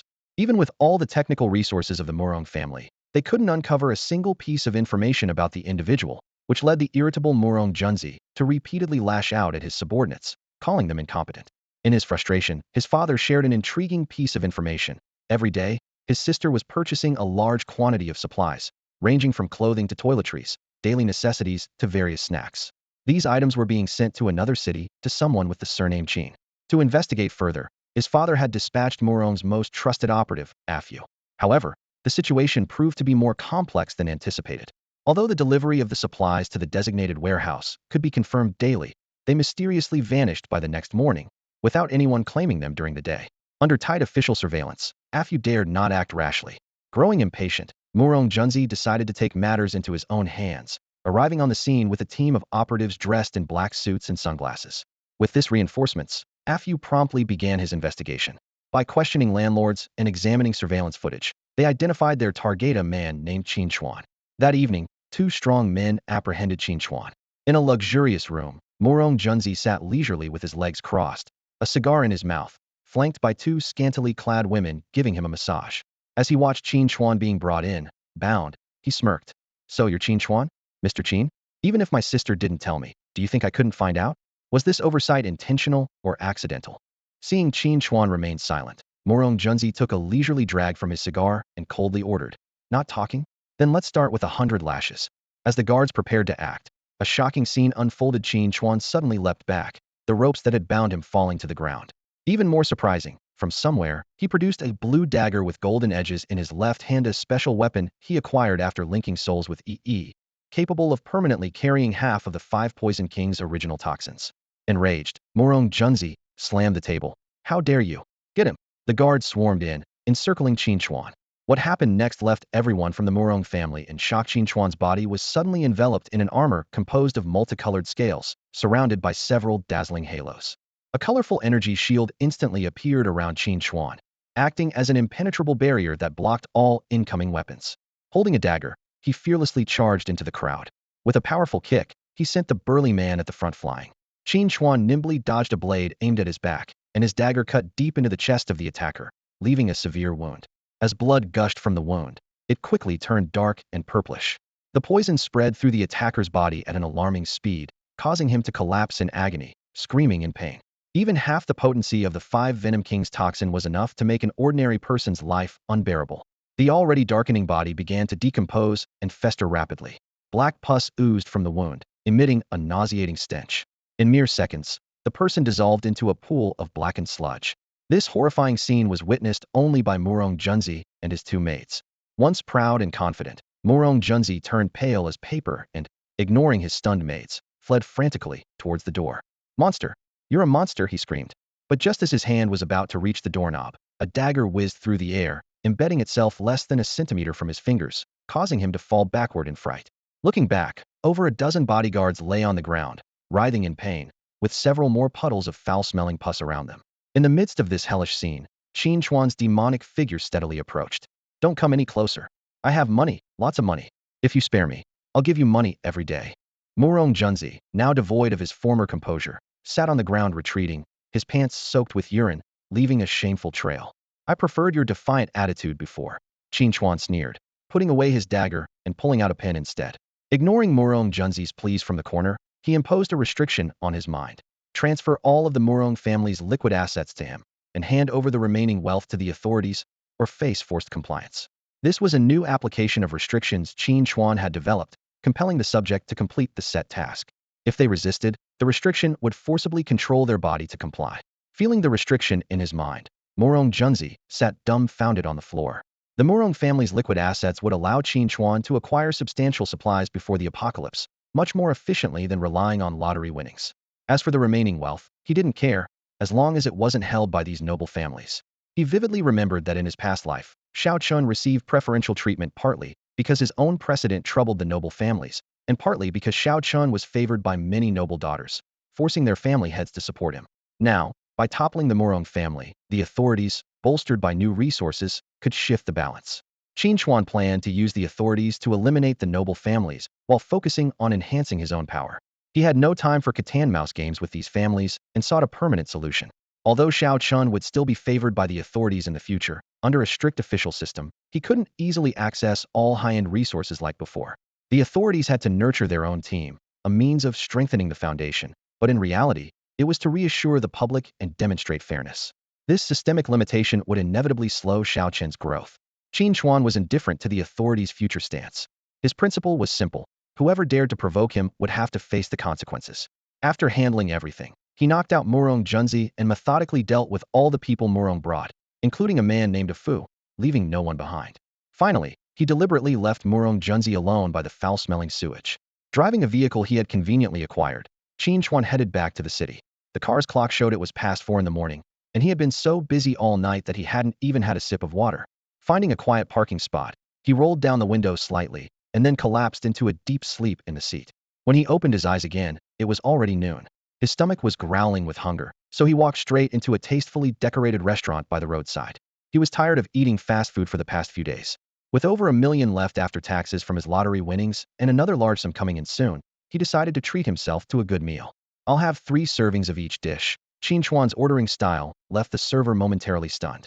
The restaurant owner immediately recognized a generous customer and promptly arranged for 3 well-mannered waitresses to attend to him. These waitresses were well-trained and merely smiled at his extravagant order without asking further questions. As Qin Chuan waited for his food, a sudden commotion erupted at the restaurant entrance. A large group of people poured in, their chatter filling the restaurant and causing some diners to frown. The voices sounded oddly familiar, and a server politely approached them. "Ladies and gentlemen, could you please keep it down a little to avoid disturbing other guests?" "What? We're customers too. Why can't we talk?" a short, stout middle-aged man retorted with displeasure.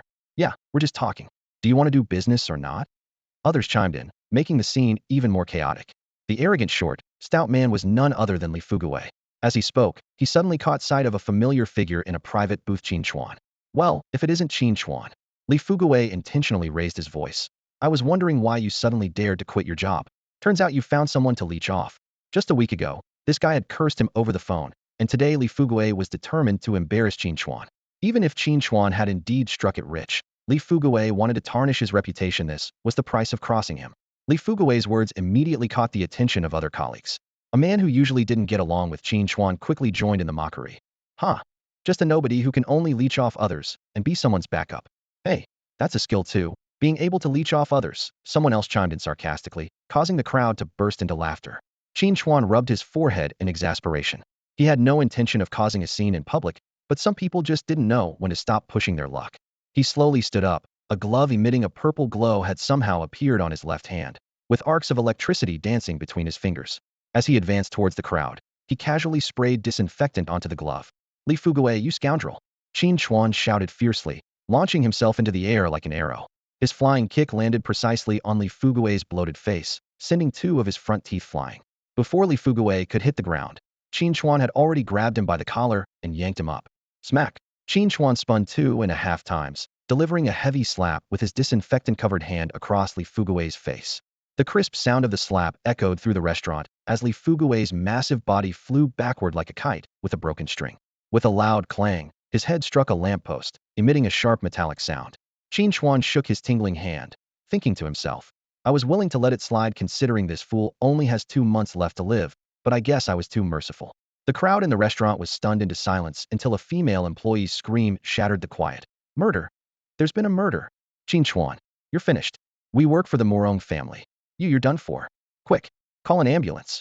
As he watched these people threatening him by invoking the Morong family, Qin Chuan smirked coldly. Little did they know, the pillar they leaned on was about to crumble. What? You don't like it? Then leave.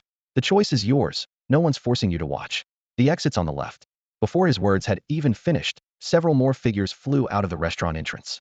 Qin Chuan clapped his hands and instructed the server to pack up his meal and deliver it to his apartment, leaving an address before driving away. Before long, ambulances and police arrived, taking Li Fuguei and the others to the hospital. Qin Chuan had held back when he struck, not going for the kill after all. The world hadn't ended yet, and laws still held sway. But he had no intention of letting them off so easily. A mere pin from the stars would leave the police utterly confused. Meanwhile, due to an official announcement promoting it, many players only just noticed the game, Beast King, and began to try it out with a sense of curiosity. In a deserted warehouse on the outskirts, Morong Junzi awoke groggily, overwhelmed by a foul stench. He thought he had a nightmare where his subordinates turned into sludge before his eyes. However, the acrid smell and the puddles of muck reminded him. It had all really happened. Fighting the urge to vomit, he fled for his life. In the game world, Qin Chuan stepped into the vast snowfield. As a player with 10 years of experience, he navigated effortlessly towards a special instance. This instance was unique, offering not beast eggs or items as rewards, but an additional talent. Each person had only one chance to enter, and death inside the instance merely resulted in being transported out upon completion. Although the highest reward was only in a grade talent, it was essentially free, with the possibility of obtaining a desirable talent if luck was on one's side. Unfortunately, in the previous life, after the game's arrival, this instance was monopolized by noble families, allowing only their members to enter. Based on Qin Chuan's past life memories, the talent dungeon only appeared in 2 places, the Snowy Land and Thunder Island. At this moment, he quickened his pace towards the Snowy Land dungeon, fearing that the guild players might seize it first. In the distance, a cave came into view. Dozens of players from the Batu Guild had already set up defenses at the entrance, their beasts forming a neat line, blocking the swarm of ordinary players from getting in. Angry protests rose from the crowd. Why do you get to monopolize the dungeon? You weren't the first to find it. 10,000 per person? This is extortion. Let's all charge together. Can just a few Batu members stop so many of us? Someone loudly incited. Immediately, players around responded, and various beasts appeared, ready to force their way through the blockade. A bunch of fools, Qin Chuan scoffed as he surveyed the scene. By comparing the beast data, he could clearly see the vast difference in strength. The ordinary players' beasts were like eggs hitting an iron wall.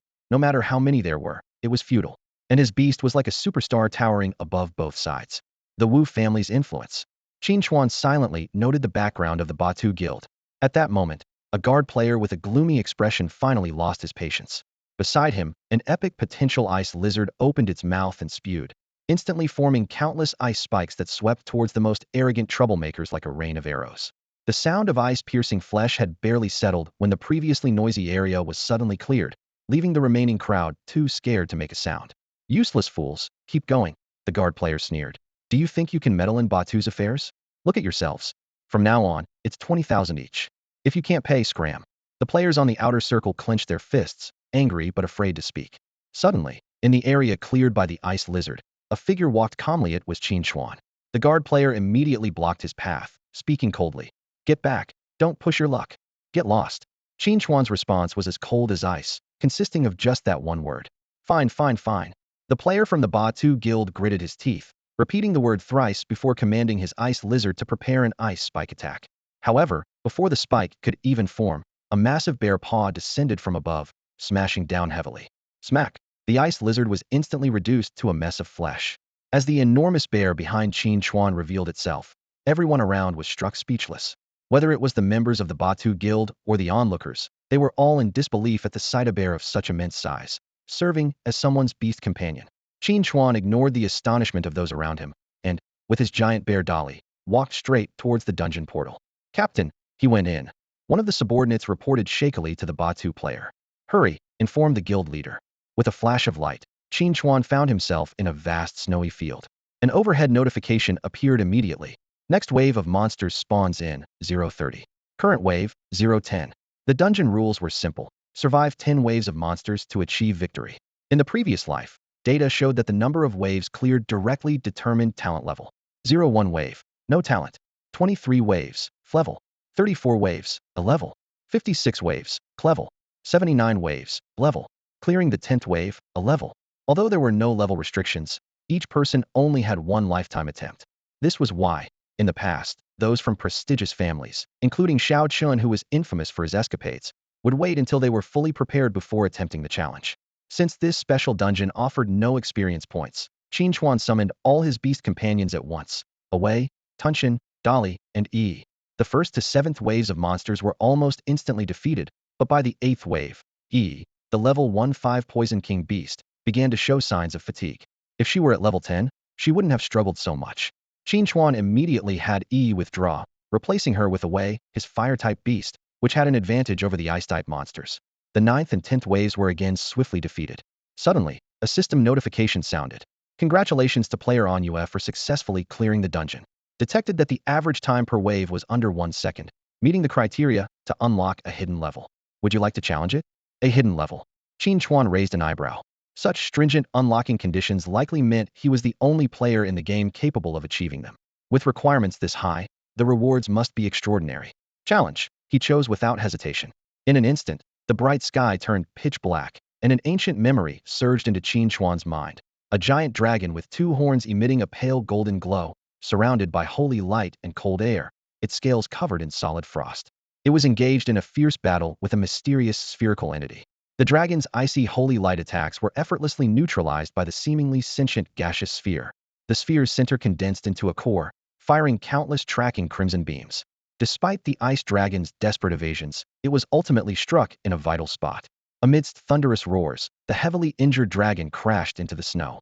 After completing its mission, the sphere dissipated on its own, leaving the unwilling dragon to let out one final roar. Using its remaining strength, it created this dungeon, transforming itself into an ice-blue dragon egg, awaiting the arrival of a destined individual. What is this mysterious sphere? Why is the ice dragon locked in a deadly struggle with it? As Qin Chuan's mind raced, an ice dragon identical to the one in his memory slowly emerged from the darkness, letting out a deafening roar at him. A system prompt suddenly flashed in Qin Chuan's mind. Hidden level successfully unlocked. New mission. Defeat the Phantom of the Ice Radiance Holy Dragon 01. Qin Chuan immediately used his talent to probe the dragon's attributes. Name: Phantom of the Ice Radiance Holy Dragon. Trait: Source Power Enhancement, cannot be contracted. Attributes: Ice Light. Level: 50. Quality: Super God. A Super God quality boss. Qin Chuan's eyes widened with a serious expression as he summoned Kair.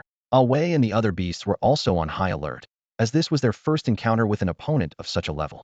The battle was about to begin. Awei struck first, sending a thick pillar of fire roaring toward the Ice Radiance Holy Dragon. The dragon, not to be outdone, unleashed a breath intertwined with ice and light, clashing with the fire pillar in midair. Despite being only level 50, the Phantom, empowered by source power, was able to hold its own against the level 70 Awei. On the flank, Tun Tian quietly gathered power, merging energy balls of 11 different attributes into one, launching it like a cannonball at the Ice Radiance Holy Dragon. The dragon swiftly unfolded its wings to shield itself, instantly encasing its body in icy protection. The energy ball exploded violently, scattering ice shards, but when the dust settled, the dragon's wings bore only minor scorch marks. Seizing the moment while its vision was obscured, Tun Tian's massive serpentine body coiled around the dragon. As the Ice Radiant's holy dragon struggled fiercely, Dali charged in from the side at high speed.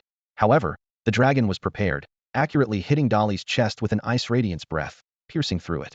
But this was merely an illusion created by Kyre. The real Dali attacked from the opposite side, knocking the dragon back several steps. Dali's front paw gathered a purple thunderball, striking the dragon's head. Flashes of lightning left the dragon's forehead charred and bloody. Dali pressed the advantage, and the thunderball, combined with Awei's fireball, created a series of violent explosions, shattering one of the dragon's horns. In pain, the Ice Radiant's holy dragon unleashed a tremendous force, flipping Dali over and taking off into the air, dragging Tun Tian along. The fire pillars erupting from the ground missed their target completely. Observing this formidable phantom, Qin Chuan couldn't help but ponder. If this is just a shadow, and it's already so powerful, how terrifying must the Ice Radiant's holy dragon be at its peak? And what kind of power must that mysterious sphere possess to defeat such a formidable foe? In midair, as Tun Tian spun continuously, most of its body was flung out, leaving only the snake portion struggling to hold on. It quickly formed 11 elemental spheres, which it launched directly at the wings of the Ice Radiant's dragon in a concentrated assault. Roar! Cried the Ice Radiant's dragon in agony. Seizing the opportunity, Tun Tian released its grip and dropped away, causing the dragon to crash heavily to the ground. Qin Chuan waved his fiery red fan, creating a blazing whirlwind that enveloped Yi's dark green poison mist and swept it toward the dragon. The poison mist began to erode the dragon's eyes, nose, and mouth, but due to the vast level difference, the poison, potent enough to kill a level 50 monster, had no effect on the Ice Radiant's dragon. Qin Chuan immediately summoned his Starry Sky pin to set a restriction, only to find the pin tip passing through the dragon's body. It was merely a clone of the Ice Radiant's dragon. Being lifeless and devoid of consciousness, the clone had no thoughts, rendering the restriction useless. The fallen Ice Radiant's dragon rose again, gathering energy of ice and holy light in its mouth. Qin Chuan decisively ordered Awei to start charging, while Dali, covered in lightning, rushed forward to intercept. Yet this time, the Ice Radiant's dragon remained unmoved, and instead sent Dali flying. The energy sphere in the dragon's mouth swelled, nearing completion. At this critical moment, concealed by Kyre's stealth ability, Tun Tian appeared nearby.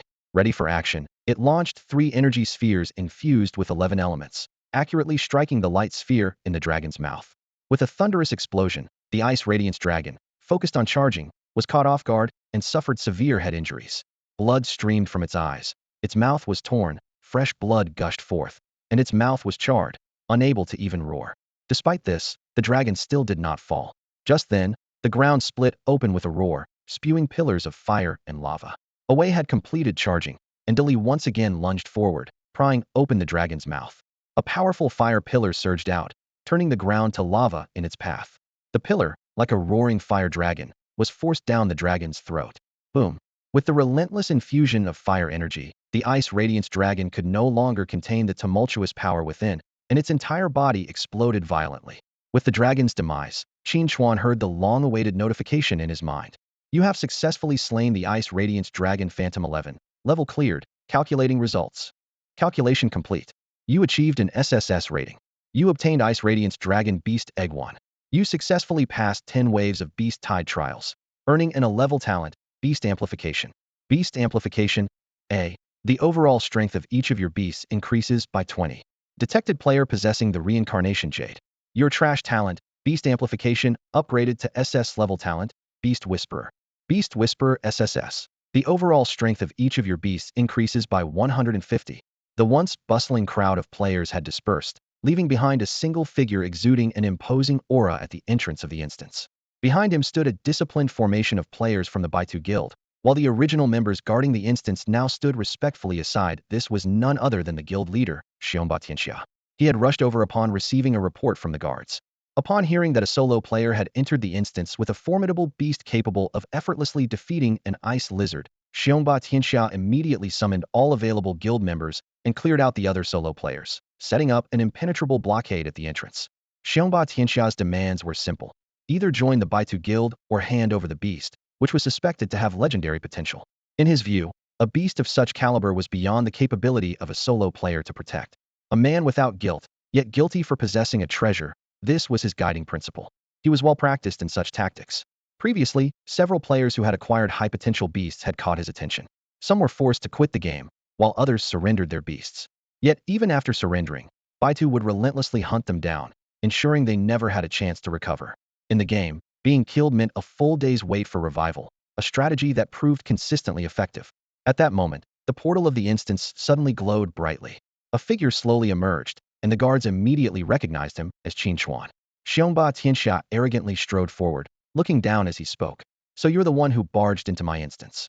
Now, I can let bygones be bygones, as long as you join Baitu with your beast and transfer it to me. I'll even waive the 20,000 entry fee. In response to this so-called generosity, Qin Chuan merely sneered. He knew all too well who the man named Zhang Tiehu was. In his previous life, the Baitu Guild not only coerced players into surrendering their beasts, but also took advantage of the Wu family's power to seize control of a city base after the apocalypse. As the city lord, Zhang Tiehu committed countless atrocities, capturing any woman he fancied and plunging the base into chaos. Qin Chuan looked coldly at the group from Xiongba Tianxia standing before him, feeling a surge of murderous intent. Memories from his past life flooded back like a tidal wave. In the strongholds of the noble families, life for ordinary people was undeniably harsh, but at least those high and mighty families refrained from personally oppressing commoners. Zhang Tiehu, however, the self-proclaimed ruler of the world, was a complete madman. The power to control a city had driven him insane. Not only did he brutally murder adults, but even children who fell into his hands were not spared. Yet, to the present Qin Chuan, these were not the most pressing issues.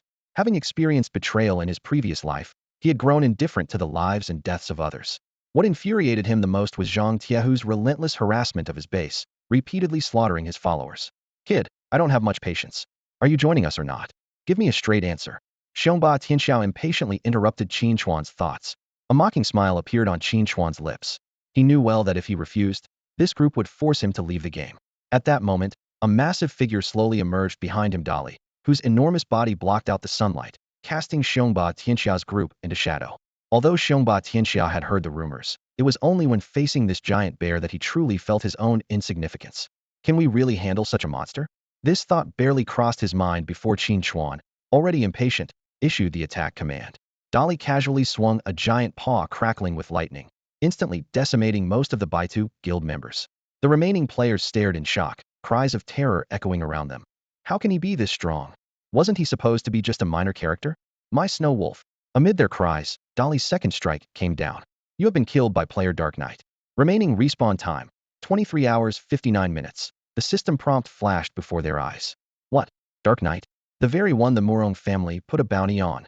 The shocked expressions of Xiongba Tianxiao and his group registered in Qin Chuan's mind, but he no longer cared.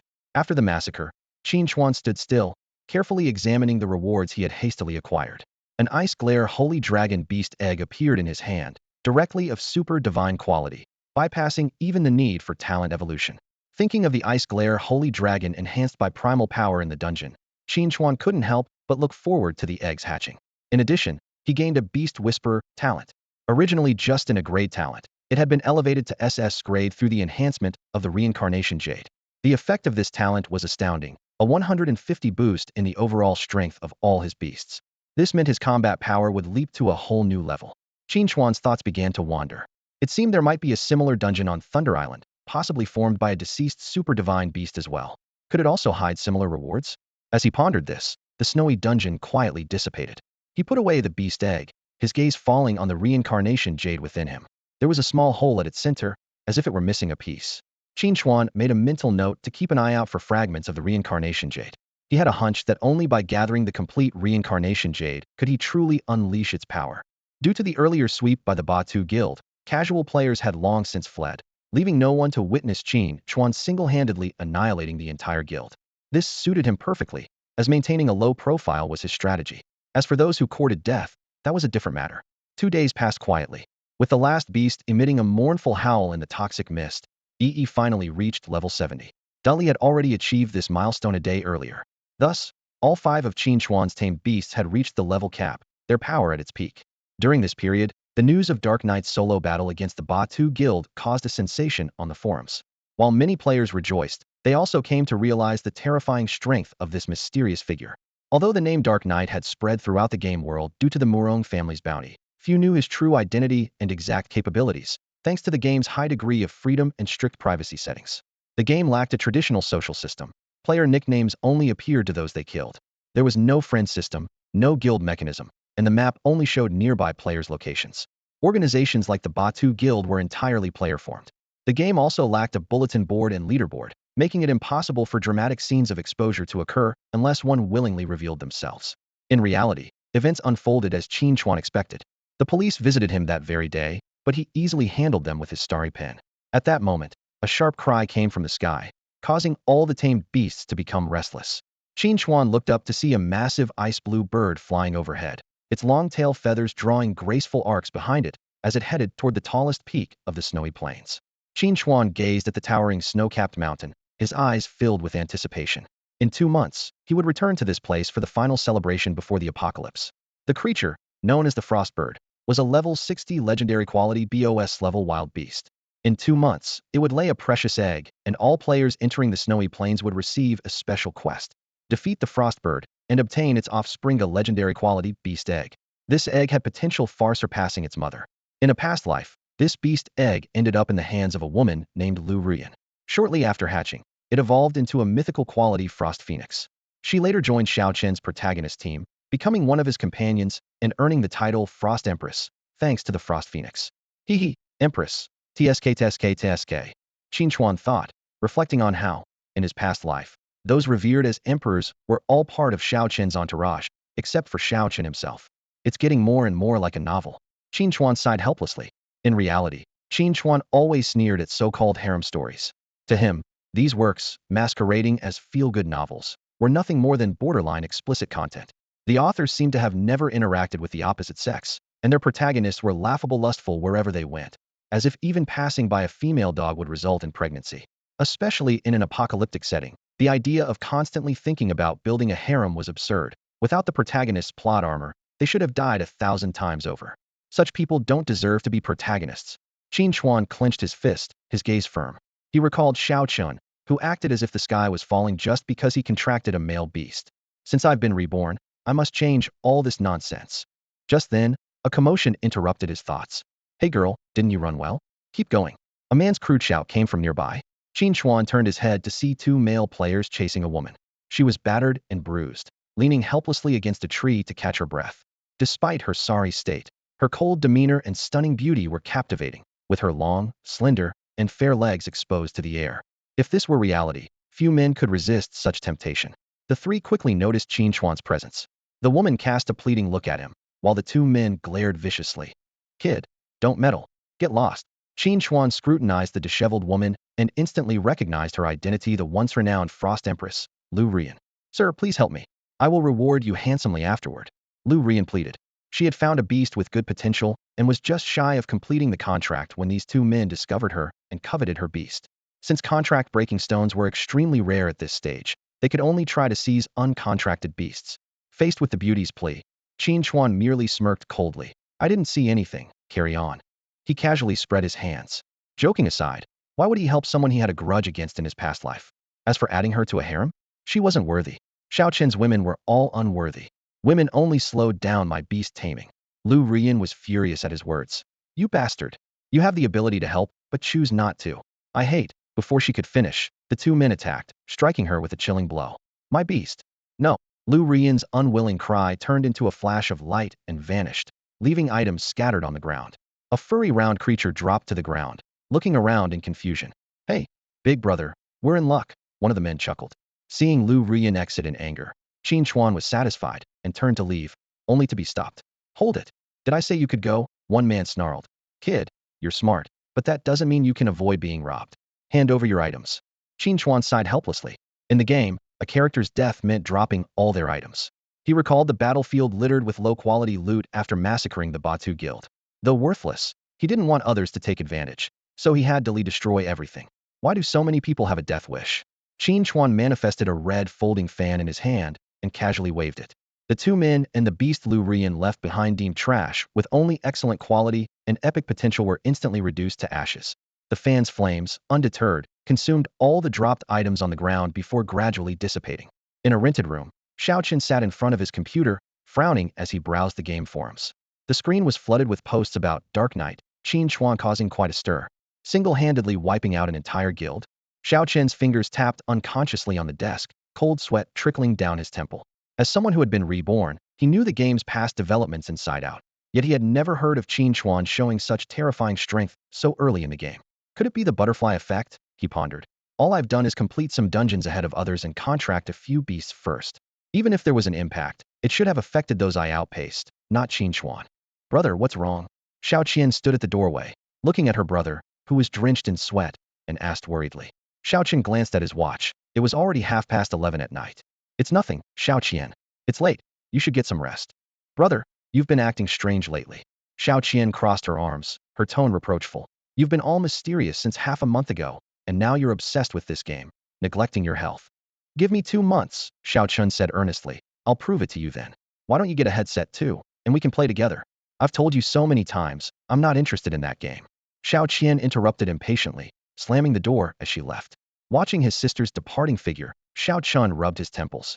He had been trying to persuade Xiao Qian to play Beast King, but she remained uninterested. He also knew he couldn't just tell her he was reborn, and that in 2 months, this game would descend upon their world. Such a claim would likely get him labeled as delusional. Once he calmed down, Xiao Qian's gaze sharpened. There's something off about Qin Chuan. He must be dealt with quickly. He opened a post by the Morong family offering a bounty on Dark Knight and directly messaged the poster, claiming to have all the information on Dark Knight. He then logged into the game. Over the past half-month, using his past life knowledge, he had secured several first kills in dungeons and amassed a wealth of resources. Although he missed out on the treasure mouse on the first day of the server launch, which puzzled him, as this beast wasn't discovered until a month later in his previous life. He had successfully captured 3 powerful beasts, the Greenwood Snake, the Green Mountain Bull, and the Ethereal Jellyfish. In his past life, these 3 female beasts could reach mythical quality, and more importantly, once they transformed, they would become stunning beauties. Thinking of this, Xiao Chun felt a surge of determination to level up and grow stronger. He had planned to tackle the special talent dungeon in the Snowy Plains, but after Qin Chuan's massacre of the Baitu Guild, that dungeon mysteriously vanished. Xiao Chun wandered aimlessly through the snow, silently hoping that the Morong family would quickly deal with Qin Chuan. Suddenly, a pack of snow spirit wolves appeared in his view. They watched him warily, muscles tense, ready to attack at any moment. Already frustrated by the disappearance of his quest, Xiao Chun became even more irritable under the wolves' watchful eyes. Courting death, he scoffed, instantly summoning 3 of his beasts: the Green Mountain Bull, the Greenwood Snake, and the Ethereal Jellyfish. Against these level 40 epic quality beasts, the level 20 excellent quality snow spirit wolves were like paper. The battle was one-sided, with only the level 35 superior quality snow spirit wolf king showing any resistance. It struggled to cast ice walls, trying to fend off the massacre, but ultimately could not escape being torn apart. Looking at the ground littered with wolf corpses, Xiao Qian felt much relieved, and he retrieved his beasts and left. However, hidden in a secluded cave was a smaller snow spirit wolf. This was the Wolf King's offspring, distinguished by its rare blue-green eyes instead of the usual blue. Uniquely, it wielded not only ice powers but also the ability to control wind. At the start of the slaughter, the Wolf King had used ice walls to buy time and hide it in this cave, ensuring its survival. As night fell, the young wolf cautiously emerged from the cave, filled with a mixture of anger and sorrow at the sight of its kin's mangled bodies, with the Wolf King's head lying silently among them. It etched the image of the slaughterer into its memory. After a final farewell to its family, the young wolf ventured alone into the depths of the forest. Yet, the forest at night was a predator's paradise. Without the protection of adult wolves, this under-level 5 wolf soon encountered a level 35 snow leopard attack. It sprinted through the woods, but the leopard relentlessly pursued, toying with its prey until exhaustion set in. After half an hour of chase, the young wolf was near its limit. At that critical moment, it saw a figure ahead, the same kind who had massacred its pack. Qin Chuan was preparing to head to the desert in search of a beast with supreme potential. Although he already possessed an ice-radiant sacred dragon egg, he never turned down the chance to acquire a super divine beast. Suddenly, he noticed the chase. A Hida snow leopard was after a snow spirit wolf cub. The scene struck Qin Chuan as odd. Why was a snow spirit wolf cub alone? He quickly assessed the young wolf's details and decisively intervened. With lightning speed, he drove a venomous dagger into the leopard, which soon dissolved into a pool of sludge. When Qin Chuan turned to the young wolf, the exhausted creature was still full of caution, its eyes flickering with fear. Qin Chuan saved the wolf pup with a specific purpose in mind. Using his innate ability to investigate, he discovered that this was a rare mutated snow spirit wolf, which had evolved beyond just the ice element to possess both ice and wind attributes, carrying extraordinary potential. The pup watched Qin Chuan warily, retreating a step whenever he tried to approach, its fur slightly bristling, clearly cautious of humans. With no other choice, Qin Chuan summoned a way to act as a translator, using their mental connection to understand the situation. After hearing the pup's story, Qin Chuan frowned slightly. At this point in time, there should be no one else capable of easily slaughtering a pack of snow spirit wolves except himself. It seemed that his rebirth had indeed triggered some unforeseen butterfly effects. What concerned Qin Chuan more was the mysterious person the pup described, who owned 3 beasts: a snake, a bull, and a flying jellyfish. The flying jellyfish, in particular, jogged Qin Chuan's memory. It was a spatial, ethereal jellyfish. Similar to the treasure mouse, this beast wasn't suited for combat, but was excellent for storing resources. In his previous life, this jellyfish was acquired in a challenging forest dungeon, which wasn't cleared until a month and a half later. Its presence now was telling there must be other reincarnators. If the other party belonged to an influential family, the situation could become even more complicated. With this realization, Qin Chuan didn't hesitate and solemnly addressed the pup. I can give you the power to avenge yourself, on the condition that you become my beast. Through a Wei's translation, the pup understood the proposal. It was clearly tempted, knowing that revenge was a distant dream with its current power, but it still had doubts about Qin Chuan's strength. Seeing its hesitation, Qin Chuan immediately instructed a Wei to release its suppressed aura and summoned Swallowing Heaven, Kair, Dali, and Yi. The overwhelming presence of the 5 divine beasts enveloped the pup, nearly suffocating it. Qin Chuan gestured, and the beasts retracted their auras. You see, this is the power I can offer you. Become my beast, and I will help you find your enemies. A Wei conveyed these words again.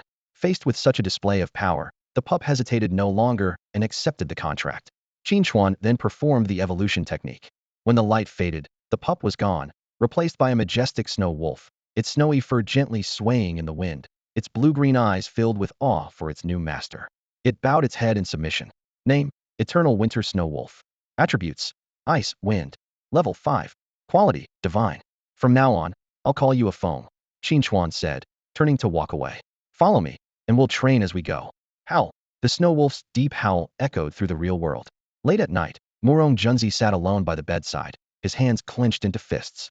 Ever since he returned to the Morong family, a persistent thought had gnawed at his mind: to hand over the Morong family's assets to Qin Chuan and assist the authorities in completely dismantling the aristocratic family's plans.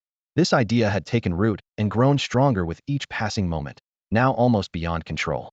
He knew his father, Morong Outyin, too well. In that man's eyes, profit always outweighed family ties. If he voiced this idea, he feared he would be executed on the spot. Even if he somehow escaped his father's wrath, the other families would never tolerate such a ticking time bomb. Survival instincts forced him into silence. As the night deepened, Morong Junzi's vacant gaze turned resolute. Let's do as he suggested. Maybe I can still save my life, he muttered to himself, standing up and pushing open the door.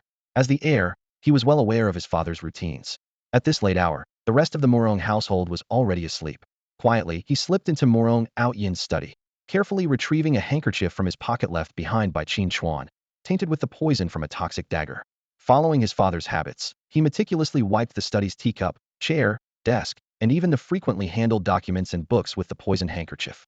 The next morning, Morong Outyin went about his usual business in the study, sipping tea and reviewing documents.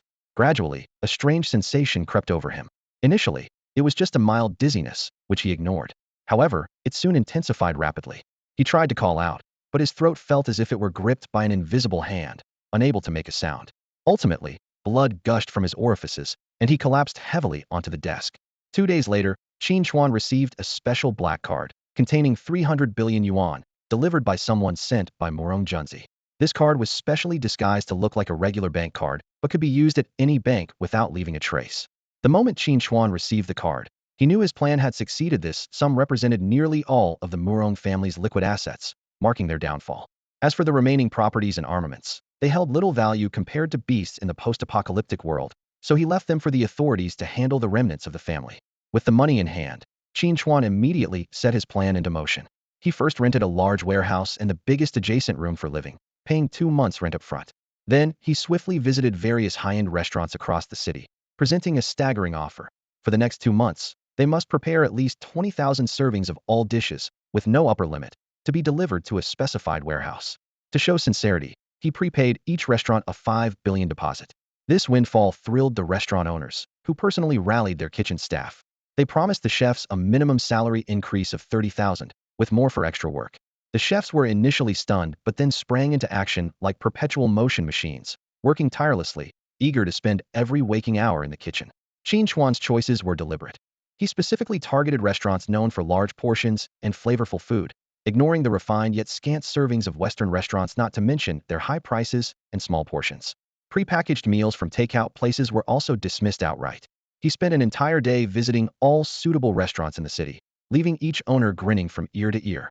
In addition to main courses, barbecue, desserts, fruits, and beverages were also on his shopping list. The next day, he tirelessly visited local produce stores, barbecue joints, hot pot places, and bakeries, still demanding deliveries to the designated warehouse. Qin Chuan's series of grandiose actions quickly caused a stir throughout the city, sparking widespread discussion on social media platforms. Netizens were puzzled by his large-scale food acquisition, with some jokingly speculating if the apocalypse was near. This massive procurement operation also caught the attention of the authorities in a country like Longhua, where livelihood is paramount. Any behavior involving large-scale food hoarding could not be overlooked. The officials did not immediately head to the scene as they were dealing with a more urgent task. A few days earlier, they had tracked members of the Morong family to an underground warehouse on the outskirts. After a brief exchange of gunfire, the guide was killed, but puzzlingly, the large warehouse was completely empty, with not even basic security personnel in sight. When the special agents pushed open the heavy iron doors, they were shocked by the sight before them: rows of weapon racks displaying various military arms, powerful grenades and landmines neatly arranged, a full range of pistols and rifles, and hundreds of sniper rifle barrels glinting coldly in the dim light, with matching ammunition piled high. The scale of this armory could rival that of a major official arsenal, and the ability to stockpile such a quantity of weaponry in the Dragon Kingdom, where firearms are banned, underscored the immense power of these family forces. The special agents set up an ambush around the warehouse, but saw no one come. Acting swiftly, the authorities quickly gathered personnel to confiscate the cash. This unexpected windfall came at a crucial time. The government was in a precarious position, with family clans and foreign powers colluding to control most of the armories and military factories. The authorities were barely holding on with a few small arsenals, forcing most soldiers to fight with cold weapons against the family's armed mercenaries, resulting in heavy casualties. To prevent the news from leaking and causing public unrest, the authorities required all informed personnel to sign confidentiality agreements, and internet regulators closely monitored and suppressed any potential dissemination of related information. If this covert conflict were exposed, it would undoubtedly trigger nationwide panic and provide an opportunity for foreign powers to exploit. The deployment of these weapons had an immediate effect. The soldiers, now armed, were greatly boosted in morale. In skirmishes with the family's mercenaries, although there were still losses on their side, they clearly gained the upper hand. These soldiers, determined to defend the Dragon Kingdom, vowed not to let the traitors who colluded with foreign enemies succeed. With high fighting spirits, the situation reversed within days, and the family's mercenary forces were in retreat. Despite their skills as bodyguards, they were no match for the well-trained military forces of the Dragon Kingdom on the battlefield. As multiple cities and military factories were reclaimed, the authorities quickly replenished their ammunition and weapon supplies. Meanwhile, tension was high at the family meeting site. Due to the Morong family's sudden betrayal, the other four family heads were furious. Morong Outyin is a madman, one family head spat through gritted teeth. Does he think he can just hide and be safe? He ruined Mr. Smith's plan, and he's definitely doomed. It turned out that these families had amassed such a vast arsenal with the secret support of foreign forces. These foreign entities promised that if the families helped them annex the Dragon Kingdom, they would not only retain their positions, but also see their power and status rise even further. These people are like a pack of mad dogs. Li Ningfeng slammed his fist on the table, his eyes burning with anger and fear. The officials are recklessly charging forward, and we've already lost over half of our warriors. They'll be here soon. We must prepare the private jet to escape abroad immediately and figure out how to deal with the Dragon Kingdom once we're safe. The heads of the Wu, Nangong, and Ouyang families nodded in agreement and hurriedly left to prepare their escape plans. However, they underestimated the speed of the official forces. In just 10 hours, the official army had broken through the defenses of the major families. The Morong family was the first to fall, with the head's body found hidden under his eldest son Morong Junzi's bed, and his daughter Morong Shuai mysteriously found dead at home, while Morong Junzi was nowhere to be found. The private jets of the Nangong and Ouyang families were intercepted during takeoff, and the heads of both families were killed on the spot. Only the Li and Wu families managed to escape the Dragon Kingdom, but all their remaining relatives were executed on the spot without exception. Overnight, the 5 major families that had dominated the Dragon Kingdom for years crumbled, and their ambitions to rule the kingdom were utterly shattered. The next day, newspapers featured this major event with bold headlines, and the public, upon learning that the heads of the Li and Wu families had fled abroad, erupted in waves of angry curses.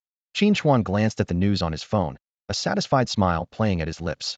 Although he didn't get to deal with these people personally, the outcome was more than satisfactory, especially with two loose and still waiting to be tied up.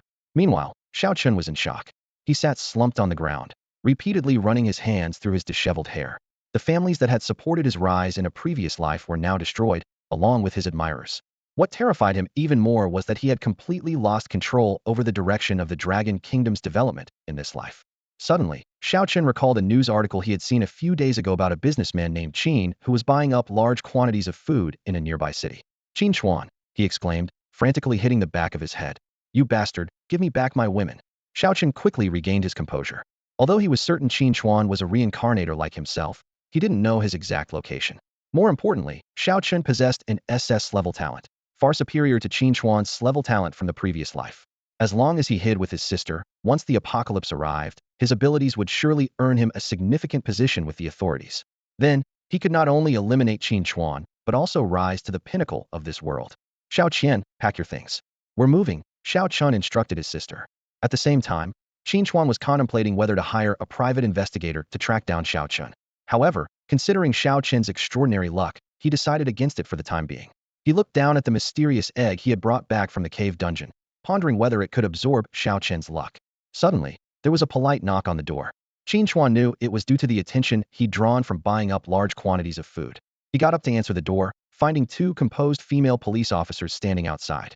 "Mr. Qin Chuan, could you please explain the reason and destination for your large food purchases?" "Do I have to?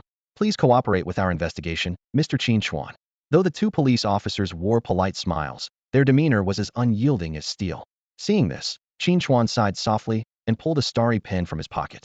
A faint glimmer flashed from the pen's tip, and the officers' eyes instantly turned blank, as if their memories had been erased, causing them to turn and leave the hotel in a daze, driving away in their car.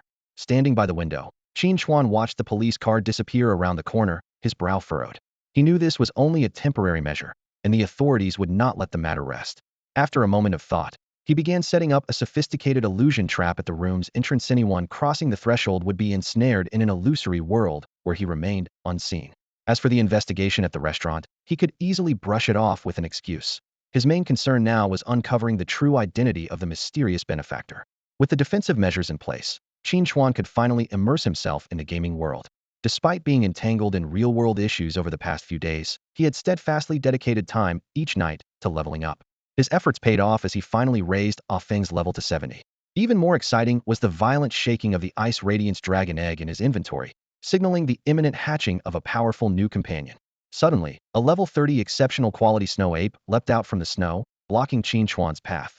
Remaining calm, Qin Chuan raised his right arm to gather power. He wore a glove on each hand. The purple one on his left was a strength linking gear, while the white one on his right belonged to Feng. He launched his right fist, unleashing a white blast of frost and wind. The force of the punch shattered trees and scattered beasts, dissipating only after traveling nearly 100 meters.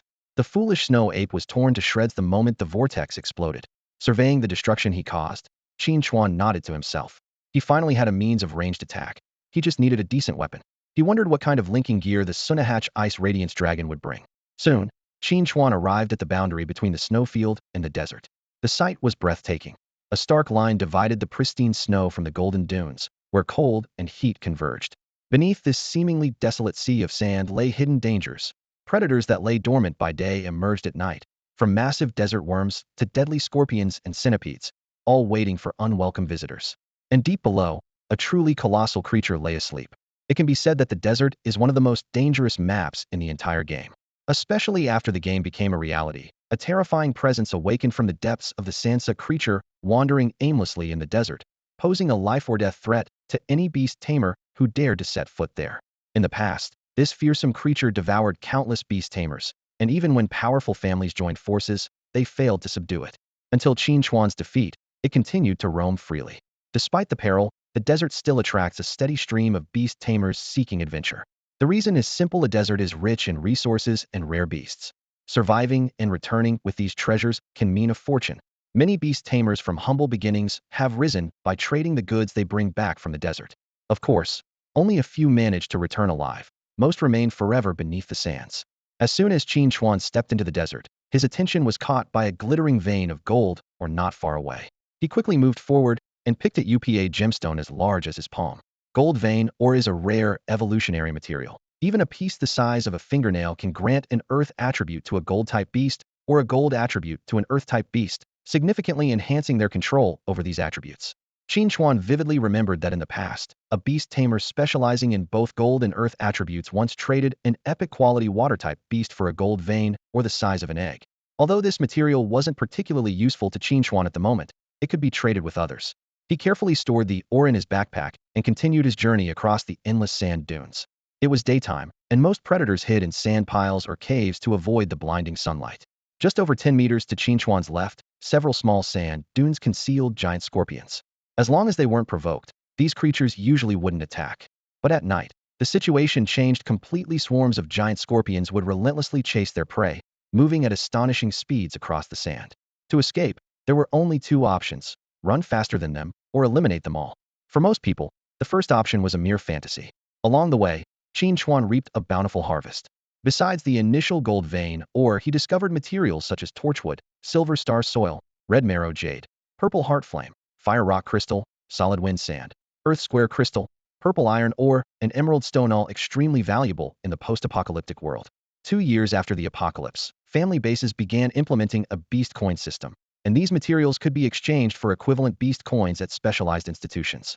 Although the powerful families no longer existed in this lifetime, the authorities would undoubtedly establish a similar system, allowing these materials to be exchanged for divine potential beasts controlled by the government. As he walked, Qin Chuan arrived at a rocky area. Here, the soft sand was replaced by exposed rocks and steep, even outward slanting cliffs. On these seemingly unscalable walls lived a group of powerful apes. Their limbs clung tightly to the rock faces, moving effortlessly across these nearly vertical cliffs as if strolling on flat ground. Upon Qin Chuan's arrival, the powerful apes perched on the cliff wall leaned forward, cautiously eyeing the unexpected guest. Qin Chuan wore a confident expression, with a clear goal in mind. In this harsh desert environment, numerous rare and unique materials are hidden. In his previous life, these materials were invaluable, and any beastmaster who obtained them could nearly guarantee a promotion to a mythical level beastmaster. Compared to snowy regions and forests, acquiring these materials in the desert proved to be less challenging. Within this very desert expanse, in the habitat of the powerful apes, lay a piece of millennia-old meteoric iron. Guarded by the Ape King, this meteoric iron had once elevated a beastmaster's metal attribute beast from excellent to mythical quality. Such unique materials are strategic resources for any beastmaster. However, Qin Chuan was more concerned about another matter. As someone reborn, he increasingly suspected that the sudden emergence of Chun was also a rebirth. The fact that Chun was able to seize the ethereal jellyfish and annihilate the Aphone wolf pack so quickly matched memories from his past life. Although Chun currently posed no threat, Qin Chuan knew he couldn't allow his rival to grow. Since Chun would inevitably seek these precious materials, Qin Chuan aimed to cut off his access. Before long, Qin Chuan climbed the cliff and reached a massive cave entrance. Suddenly, a deafening roar erupted from within, dislodging small stones. With heavy footsteps, a gigantic ape king emerged, its body covered in black fur and muscles rippling with every movement. Enraged by the intruder, the ape king pounded its chest furiously. Qin Chuan watched expressionlessly and summoned Tun Tian, who promptly swallowed the formidable ape king whole, letting out a satisfied burp while eyeing the other apes. Qin Chuan nodded in approval, releasing all his beasts to partake in the feast. While his beasts indulged in the banquet, Qin Chuan, accompanied by 2 herbivorous beasts, Kyer and Ee, ventured into the cave to seek the millennia-old meteoric iron. These 2 beasts flanked him protectively, indifferent to this slaughterous feast outside. After all, the first step in taming beasts is to conquer their appetites. Upon entering the cave, Qin Chuan quickly located his objective for the trypan ancient piece of meteorite. A deep blue mineral lay quietly on the ground, its surface covered with mysterious patterns. He crouched down for a closer look, entranced by the intricate designs that seemed to have a magical allure. Even Kyer and Ee beside him were captivated. This is the perfect material, Qin Chuan thought to himself. Such exquisite patterns were unlike anything he had ever seen. In the hands of others, this could lead to great success, but for him, it would merely become a collector's item. At least it wouldn't fall into Chun's hands. As he returned to the cave entrance, his beasts had finished their meal and were waiting quietly. The powerful ape was nowhere to be seen. Qin Chuan recalled his beasts into their space and began planning his next target. A day later, he acquired 2 unique materials, the earth attribute 7-colored sand and the wind attribute sandstorm core. Just as he stored these in his backpack, A movement caught his attention. The frostlight sacred dragon egg in his pack was moving. Qin Chuan quickly took out the dragon egg. With a crisp crack, an ice blue head emerged from the shell. The little creature blinked at Qin Chuan, attempting to break free but struggling due to its newborn clumsiness. Qin Chuan acted swiftly, forming a contract with it. The moment the contract was sealed, the little dragon fully emerged from its shell. Its body was covered in ice blue scales, edged with gold, and it exuded an aura of icy mist and holy light. After a brief moment of adjustment, the little dragon joyfully leaped into Qin Chuan's arms. However, as Qin Chuan stroked its smooth, cool scales, the texture suddenly changed. He looked down in shock. There was no dragon in his arms, but a child. Startled, he instinctively let go, and the child tumbled to the ground. The child rolled twice but got up without a care, tilting his head to look at Qin Chuan, as if thinking it was all a game. The child only reached Qin Chuan's knee, had light blue hair, a pair of dragon horns identical to those in its dragon form, and a dragon tail trailing behind. Otherwise, he was indistinguishable from a human. Astonishingly, he stood barefoot on the scorching hot sand without discomfort. This is the human form of the frostlight sacred dragon, Qin Chuan realized. Beasts typically needed to reach level 80 to transform into human form, even his divine beasts. Yet this newborn frostlight sacred dragon could transform, something unheard of even in his past life. Master, the little dragon called in a soft voice. Qin Chuan's eyelid twitched, but he quickly accepted the reality and named him Yaosheng. True to his status as a divine beast, Yaosheng quickly mastered the dragon language. Along the way, he obediently followed Qin Chuan, who was more than happy to welcome him. How could he refuse his own beast? In this new life, Qin Chuan had come to trust only his beasts. To him, they were family, comrades in battle. As long as he treated them sincerely, they would repay him with loyalty, far purer than any human, and they would never betray him. To help Yaosheng level up, Qin Chuan summoned Wei and Dali. The two beasts were startled by the sudden appearance of the child, but recognized him as the new member after a closer look. Understanding Qin Chuan's intentions, Yaosheng obediently followed Wei and Dali to level up by fighting monsters. They wouldn't stray too far from Qin Chuan, so he didn't pay much attention to them and focused on gathering various materials along the way. For half a month, he traversed the vast desert, collecting all the precious materials he could find. Looking at the mountain of materials in his backpack, Qin Chuan couldn't help but smile with satisfaction. However, collecting materials wasn't the true reason for his extended stay in the desert. Each day, he trekked dozens of miles in search of the legendary mysterious oasis. This oasis wasn't just an ordinary patch of greenery. It was home to a large number of high-quality beasts, particularly the extremely rare life-type beasts. Although these life-type beasts might not be as fierce in combat as those of other attributes, their healing abilities were unparalleled. No matter how severe the injury, it could be healed in an instant in the presence of a life-type beast, leaving no scars behind, making other healing beasts pale in comparison. The legend of this oasis came from an encounter Qin Chuan had in his previous life. Back then, a female player accidentally discovered the oasis in the desert and managed to contract a life-type beast there. Unfortunately, the ferocious wild beasts in the oasis soon killed her. When she was reborn and tried to find it again, the oasis had vanished without a trace, not even leaving a puddle of water. Initially, players thought it was a lie, but as more and more people discovered similar oases in different locations, the legend was gradually confirmed. Players speculated that the oasis was likely moving, which explained why it couldn't be found twice in the same place. In the first half-month after the game's launch, the oasis disappeared. The female player who first discovered it later became a renowned healer and was taken into Xiao Chen's harem. Qin Chuan was determined to find this oasis not only for the powerful healing abilities, but also for the unique capability of life-type beasts to extend the contractor's lifespan by hundreds of years. However, things didn't go as planned. With all the materials collected, the oasis still remained elusive. Just as Qin Chuan was about to give up and head to the volcano, he climbed over a sand dune and suddenly saw a patch of green. Tall trees and vast stretches of grassland dotted with vibrant flowers lay before him, where numerous wild beasts were resting. It was undeniably an oasis. Qin Chuan was gazing at this lively scene when a cute dragon head suddenly peeked out from behind him. This was Yao Rong, a young dragon recently trained to full level by Wei and Dali. Unlike other beasts, Yao Rong was particularly attached to Qin Chuan, even pleading not to be confined to the beast space. Faced with those large, expectant eyes, Qin Chuan ultimately couldn't refuse. Master, what is that? Can we go check it out? Yao Rong asked excitedly. Having been granted permission to stay by Qin Chuan's side, the lively little dragon was overjoyed, leaping into Qin Chuan's arms to cuddle. On their journey, Yao Rong was curious about everything around them, sometimes transforming into a human form to collect stones, other times reverting to a dragon form to rest on Qin Chuan's shoulder. Their linked equipment was a sword emanating frost and holy light, finally providing Qin Chuan with a suitable weapon for direct combat, more practical than Yi's short dagger and Wei's fan, which leaned towards a magical instrument.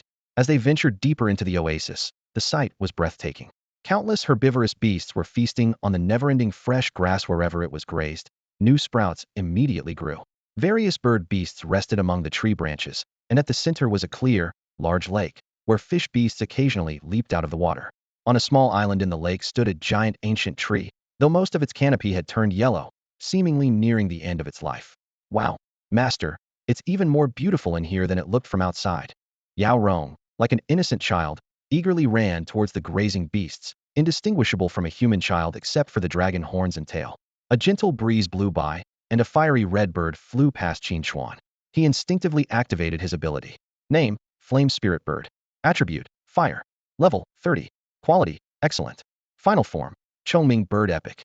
Discovering that even a random beast had epic potential filled Qin Chuan with excitement, and he eagerly began searching for a life element beast that caught his fancy.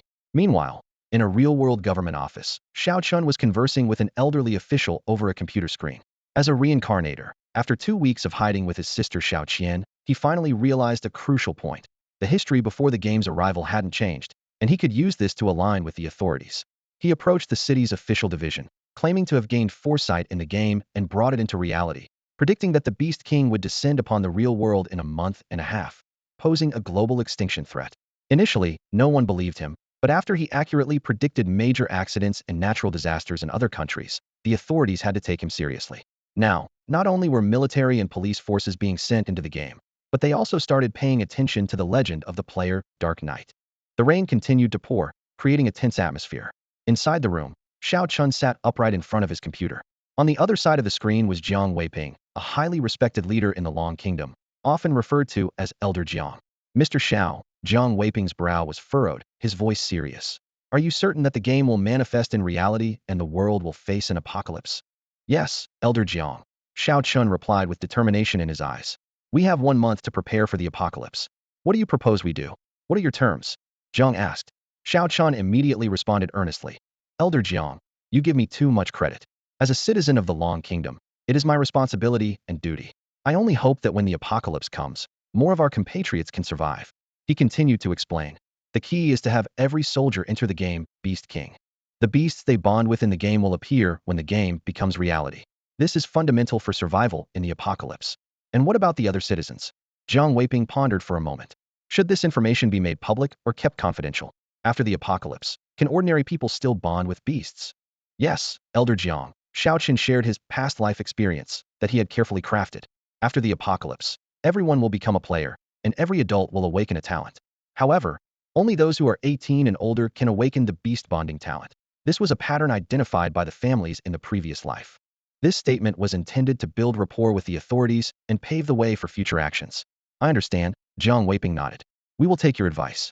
Xiao Chun, I've heard you've awakened an SS-level talent. Are you interested in joining the military of the Long Kingdom? This was the invitation Xiao Chun had been anticipating. He immediately stood up and bowed deeply toward the screen. It would be an honor to serve my country. After the call ended, Xiao Chun leaned back in his chair, gazing at the ceiling.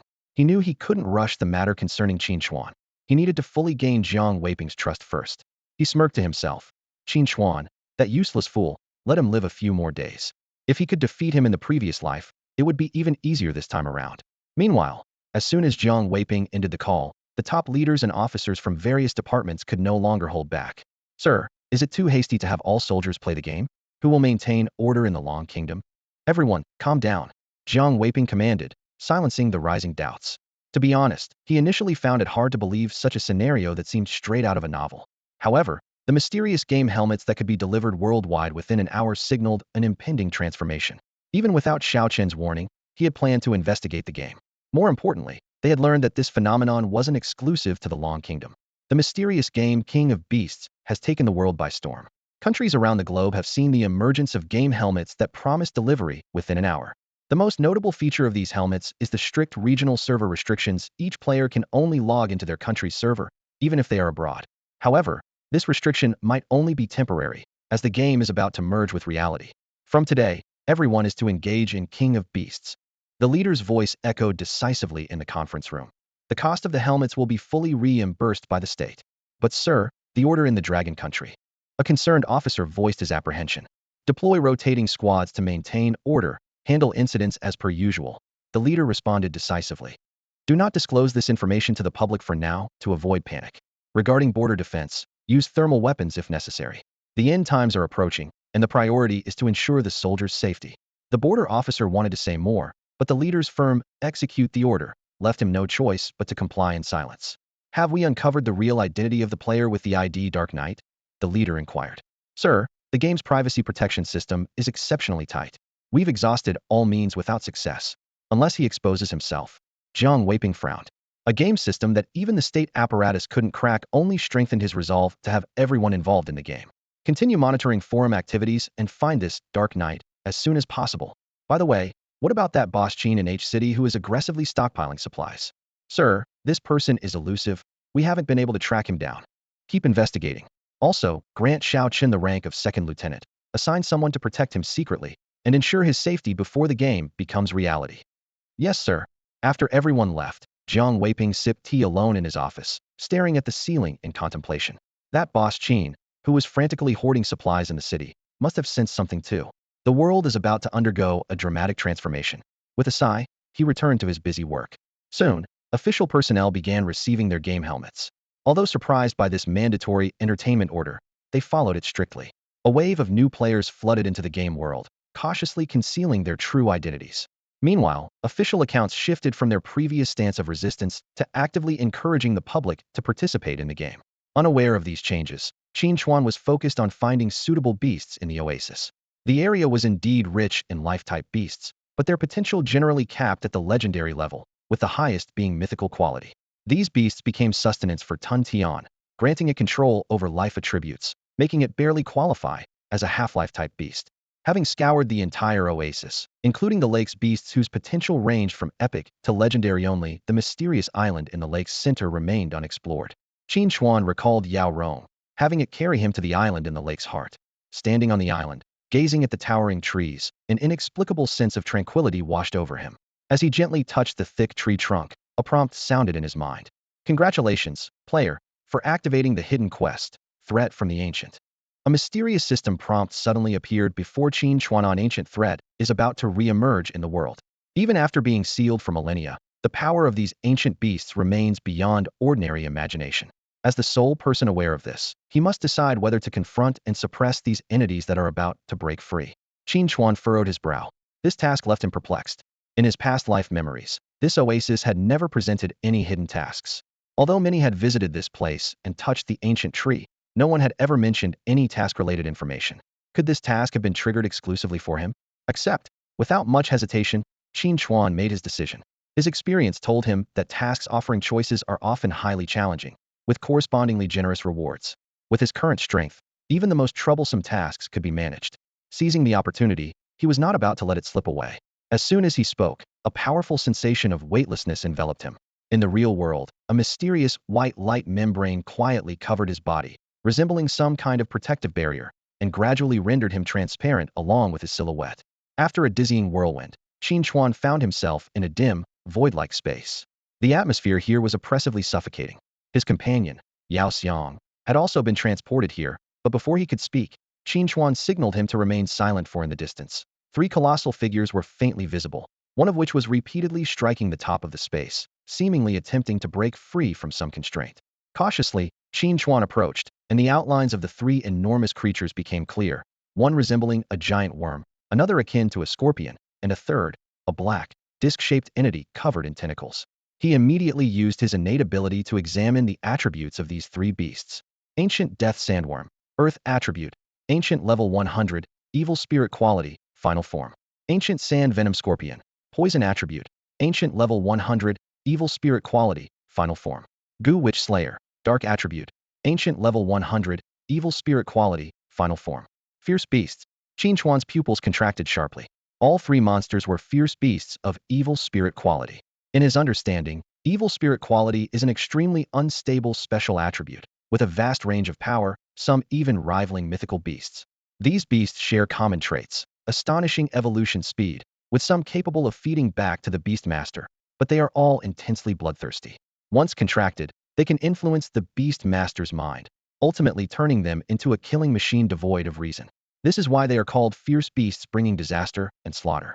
In contrast, ordinary wild beasts, regardless of their temperament, do not affect the beast master's nature, which is the fundamental difference between them and the fierce beasts. The most distinctive feature of ferocious beasts is their extremely bizarre appearance, often described as eerie. Their most astonishing ability lies in their incredible recovery speed and unique evolution process, which involves fusing and evolving by devouring other beasts. This distinctive growth pattern allows them to develop rapidly, and if left unchecked, they can quickly become formidable adversaries. Unlike ordinary beasts, ferocious beasts do not require specific materials to evolve. They only need to keep devouring. Each ferocious beast follows a unique evolutionary path, and even within the same species, their final forms can vary dramatically, making it impossible to predict their eventual shape. Qin Chuan recalled those in his past life who attempted to take shortcuts by contracting with ferocious beasts, only to meet a chilling fate. They all eventually lost their humanity and became monsters driven solely by a thirst for blood. They had a particular penchant for crippling their enemies first, and then slowly torturing them to death, deriving a twisted pleasure from it. At this moment, Qin Chuan was facing 3 ancient ferocious beasts, each reaching an astounding level 100. The presence of these colossal creatures sent shivers down his spine, but he had no choice but to confront them. He promptly summoned all his beasts, Yarong, Awei, Tun Tian, Kaier, Dali, Yi, and Offing emerged from the beast space, immediately locking onto the 3 massive figures. With Qin Chuan's command, the battle erupted instantly. The sandworm launched the first attack, its body spanning several kilometers with a massive maw crashing down like a colossal beam towards Awei and the others. The scorpion's pincers struck like lightning towards Offing. However, the prowess of the super beasts was undeniable, as they confidently faced opponents 30 levels higher. Once the ferocious beast's attacks missed, the super beasts launched a fierce counterattack. Scorching flames, piercing thunderbolts, suffocating poison clouds, and shattering ice storms repeatedly bombarded the sandworm and scorpion, creating deep craters on their bodies. Although these wounds healed rapidly, more intense attacks followed, continuously tearing open new wounds, preventing full recovery. Amidst the painful howls, Yarong and Tun Tian focused on the mysterious disc-shaped creature, the Gawu Slayer. During the battle, the Gawu Slayer unleashed countless small nodules in retaliation. Though fragile, they were relentless. Kaier took charge of controlling the battlefield, frequently using illusions and decoys to confuse the 3 ferocious beasts, making it difficult for them to fully utilize their level advantage. Qin Chuan maneuvered through the battlefield, seizing every opportunity to deliver finishing blows, ensuring the ferocious beasts could not regain their strength until they were utterly unable to resist. Despite the perilous nature of the battle, the collaboration among the super beasts gradually tipped the scales in their favor, even against the 3 ancient ferocious beasts. As time ticked by, the 3 fierce beasts were driven back to the same area, their bodies covered in wounds. Even their once prized regenerative abilities had slowed down. Just as victory seemed within reach and Qin Chuan was about to order the final strike, an unexpected turn of events occurred. The ancient death sandworm suddenly turned its fearsome maw towards its 2 companions.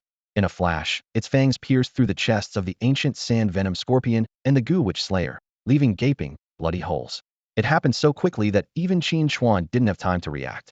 The 2 ambushed beasts let out agonized howls before quickly showing no signs of life, as if their vital organs had been destroyed in one blow.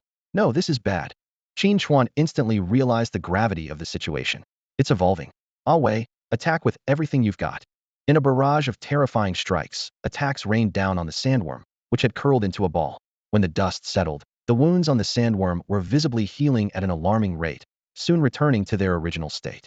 The sandworm slowly unfurled its body, revealing a stunning transformation. Not only had it grown larger and more elongated, but its previous ring-like flesh armor had evolved into a scorpion-like exoskeletal armor. Most strikingly, a circle of black rings with writhing tendrils, resembling the band of an earthworm, appeared in the midsection of its belly. Retractable fins sprouted from its back and sides, and its tail had developed a fish-like fin. Seeing this new form, Qin Chuan's expression turned grave. He finally recognized this creaturite was the very entity that had struck fear into countless beast tamers after the game from his past life became reality, a creature that could escape unscathed from assaults by entire clans. At this moment, he also finally understood the true reason behind the disappearance of the oasis in his previous life. The system promptly displayed the information of this creature. Name, Dusk Soil Sand Barrier. Attributes, Earth, Poison, Dark, Ancient. Level 100. Quality, Final form of Evil Spirit. As a beast of evil spirit quality, It was almost free from elemental attribute limitations and could evolve into an all-attribute beast given enough time. Yet, the evolved sand barrier did not immediately attack Qin Chuan. Instead, it first devoured the two corpses completely before looking down at Qin Chuan and his beasts with a haughty gaze. "Attack, all of you," Qin Chuan commanded. He and his beasts launched a fierce assault simultaneously. Although they managed to hit their target, the sand barrier's wounds were instantly filled with regenerating flesh, as if it had never been injured at all.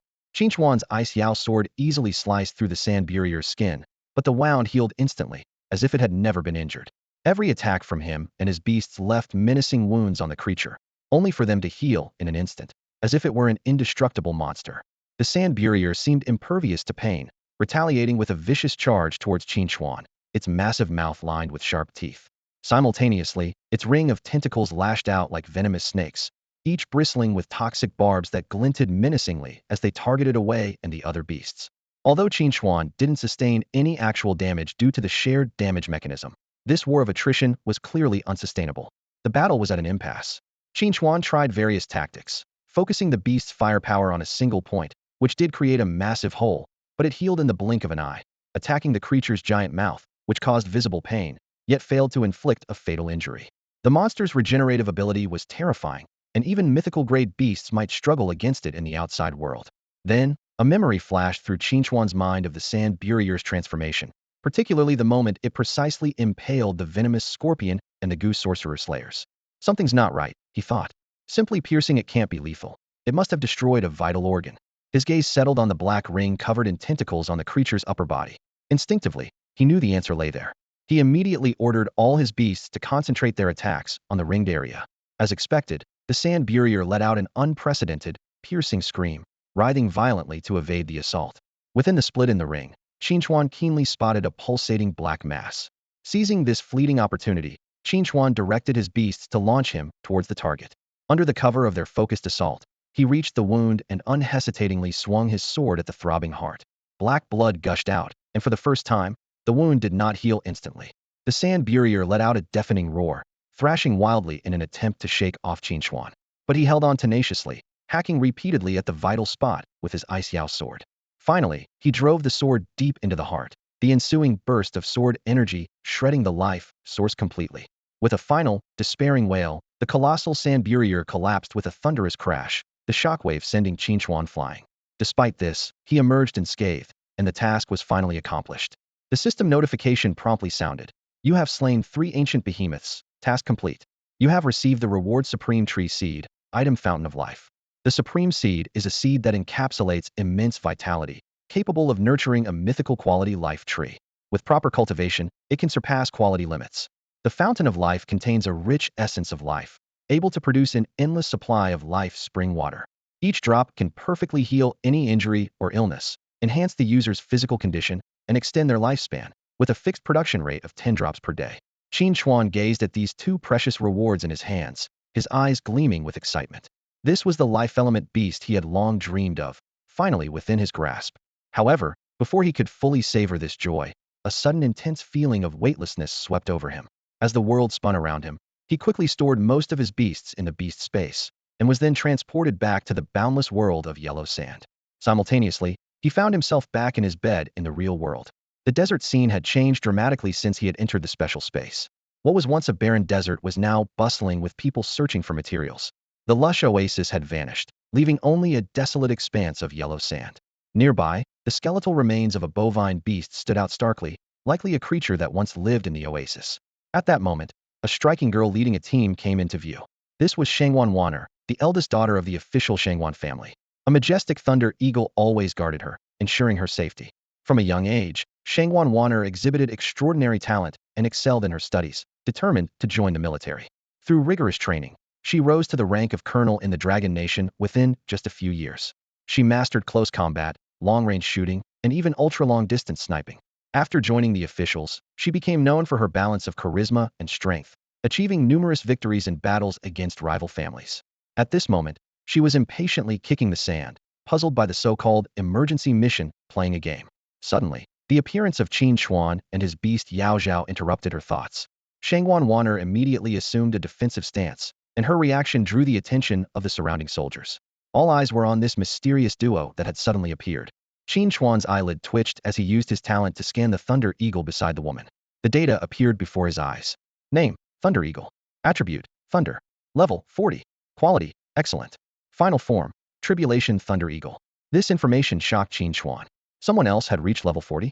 This meant they could enter the desert, but their speed was astonishing. He had just dealt with the Twilight Desert Barrier, and there shouldn't be any more monsters in the desert. Shangwan Wanner noticed Qin Chuan's unusual reaction, seeing him first stunned, then inspecting the Thunder Eagle, and finally displaying disbelief. She became wary. Forcing herself to stay calm, she asked, "Who are you? And why did you appear suddenly?" Her gaze then shifted to the little boy beside Qin Chuan. The child seemed special, able to hide his dragon tail, but still had dragon horns on his head. Is that his beast companion? She wondered. There shouldn't be any kids playing this game. As Qin Chuan turned to leave, Shangwan Wanner hurriedly called out, "Wait a minute. I see you're quite strong. Are you interested in joining our official team? You're the one called Dark Knight, right? Your beast can transform into a human form. That's incredible. Can you tell me how you did it?" Her barrage of questions made Yao Xiang uneasy. The little boy coldly looked back at her. "Master, this woman is so annoying. Should I get rid of her?" Qin Chuan, however, was unbothered and gently patted Yao Xiang's head. "There's no need. We should get going." Seeing that she was being ignored, Shangwan Wanner's expression turned rigid. "Hey, at least say something. Don't just ignore people." Before she could finish, Yao Xiang had already transformed back into his dragon form, flapping his wings and pushing her and the Thunder Eagle aside. Qin Chuan then turned and gave 3 brief responses: not interested, don't know, don't want to say. With that, he mounted the ice-shining sacred dragon and left, leaving Shangwan Wanner to eat the dust. Finding a secluded spot, Qin Chuan logged out and returned to reality. To his surprise, he felt no discomfort, not even hunger. Checking his phone, he was stunned to find that he had spent 15 days in the instance. This must be a joke. It's been less than 4 hours. Recalling the stored food, he rushed to the pantry only to find that the meals had molded and spoiled. Contacting various restaurants, he learned that his orders had been forcibly canceled by the authorities to avoid obstructing police investigations half a month ago. This discovery left Qin Chuan deep in thought. Why had he not felt hungry after 15 days? It was as if his body's metabolism had completely stopped in the instance. Was it some unknown force at work? Or the protection of the Reincarnation Jade? This mystery remained unsolved for now.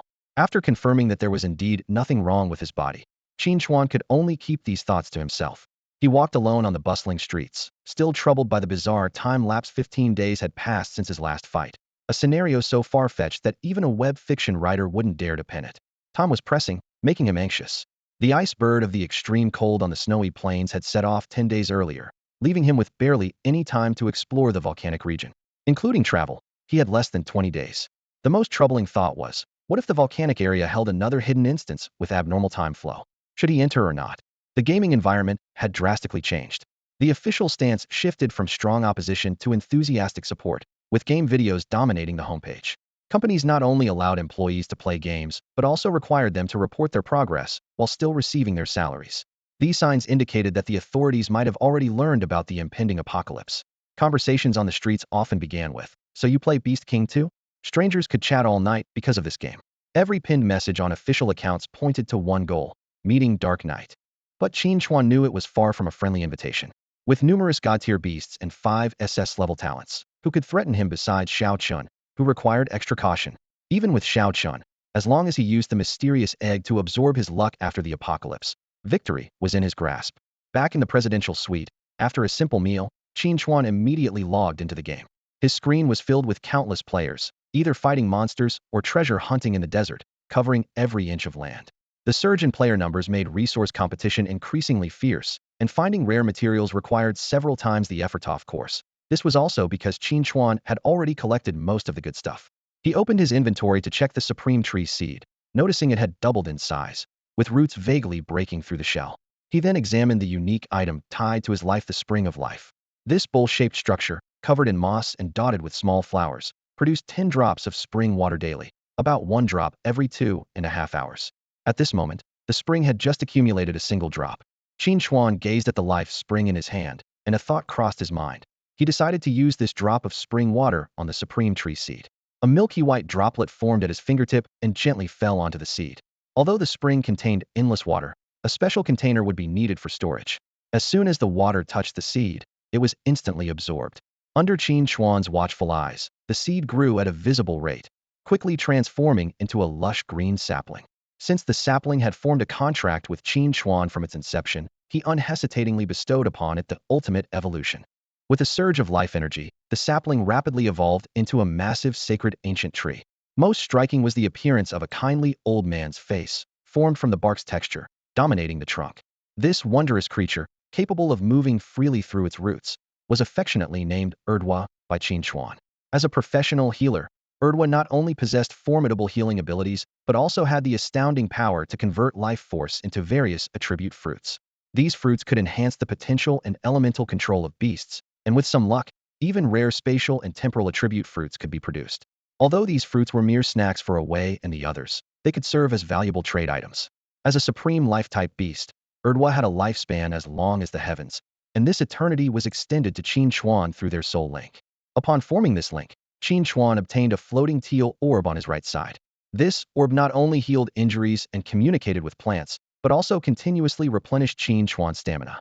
Though conspicuous in battle, as a linked accessory, it could be recalled at any time, even if knocked away. The surrounding players were captivated by this tree, which stood out starkly from its environment. Official players immediately recognized the beast's extraordinary nature and offered to buy it, but Qin Chuan firmly declined. Understanding the situation, these officials left with awkward smiles, discouraging ordinary players from bothering him further. With time running short, Qin Chuan decided to quicken his pace toward the volcano. At the border between the volcano and desert, in a barren land filled with cacti, a steep cliffside cave housed a lonely little monkey. This giant power ape, exiled by its tribe, survived by eating small insects and drinking cactus juice, amusing itself by stacking stones. This cactus field lay directly in Qin Chuan's path. In the depths of the snowy plains, the silhouette of Chun gradually emerged before the entrance to a hidden dungeon. He carefully cradled an ice-blue dragon egg in his hands, its shell adorned with mysterious patterns that emanated a chilling aura. This was a mythic-grade frost dragon egg he had acquired from the hidden dungeon, thanks to the memories of his past life. Chun had now reached the rank of a gold-level beastmaster, just a step away from the diamond level. Including this unhatched frost dragon egg, he possessed 4 mythical-grade beasts, 3 of which had already reached the peak of the gold level. A smirk played on his lips, and a cold glint flashed in his eyes. In this lifetime, once I step into the cosmos, those alien civilizations that once wronged me won't escape. Recently, he successfully infiltrated the official faction under the guise of a seer.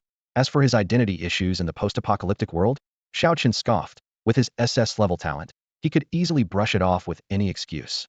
He had already investigated thoroughly and found that most of the official army's talents were below S-level. Now that they were beginning to trust his words, it was time to reveal the matter of Qin Chuan to them. Thinking of Qin Chuan, a cold glint appeared in Chun's eyes. As long as I push him to the opposite side of the officials, no, the entire world, even if he has been reborn, so what? In just 2.5 months, even I couldn't take on the whole world, let alone this defeated foe. Meanwhile, in the game world, Qin Chuan was flying high in the sky on his ice-radiant sacred dragon, clearing small monsters on the ground to accumulate experience for the holy melody ancient tree. With the influx of players, he had to restrain from using large-scale killing methods, as it wasn't yet time to reveal his true strength. 2 days later, Qin Chuan arrived at the border between the desert and the volcanic region, an arid land dotted with cacti. Erdwa's level had reached 35, sufficient for the current situation. Just as he was about to fly over the volcanic area, his peripheral vision caught sight of a cave on the cliff below. A monkey's head briefly appeared at the entrance before quickly disappearing, but it didn't escape Qin Chuan's keen eyes. Driven by curiosity, Qin Chuan retracted Erdwa into his space and signaled Yaoxiang to fly towards the cave. Understanding the gesture, Yaoxiang dove down and shrank in size as they neared the ground. Qin Chuan leaped into the cave with Yaoxiang following closely, transforming into a small boy as he landed inside. The cave wasn't very deep. After turning a corner, Qin Chuan found a juvenile giant strength ape cowering in a corner, looking at them timidly. The little creature clearly regretted its curiosity. It shouldn't have risked peeking outside. Now, it had inadvertently attracted these 2 formidable beings. Seeing the lonely giant strength ape, Qin Chuan felt a mix of curiosity and sympathy. "Little one, don't be afraid, come here." Qin Chuan called out to the giant ape with as gentle a voice as he could muster. Through the cracks in the rock wall, he could see the unique creaturite had long slender arms and a lengthy monkey tail. It was more like a true monkey than an ape. This unusual appearance was likely the reason it had been cast out by its group. The giant ape emerged from behind the wall, trembling. Every step it took was cautious, its body tense like a drawn bowstring, ready to flee at any moment. The super detection revealed its information. Name, Giant Ape. Mutation attribute, Earth. Level, 10. Quality, excellent. Final form, Heavenly Monkey King. It's really going to turn into a monkey, Qin Chuan mused to himself. However, the thought of taming another beast with divine potential stirred his interest. Don't be afraid, little one, Qin Chuan said softly. I see you have extraordinary bones, a martial arts prodigy among thousands. Would you like to become my beast companion? He emphasized the word companion, knowing that those rejected by their group yearned for a sense of belonging. The giant ape tilted its head, looking puzzled. Qin Chuan realized the language barrier and quickly summoned Kair, who was proficient in mental communication, to translate. Understanding Qin Chuan's intent, the giant ape's eyes widened, a mix of emotions flickering within. It longed for a home, but feared it might be a human trap. It gazed up at Qin Chuan's calm eyes and gentle smile, gradually relaxing its tense body.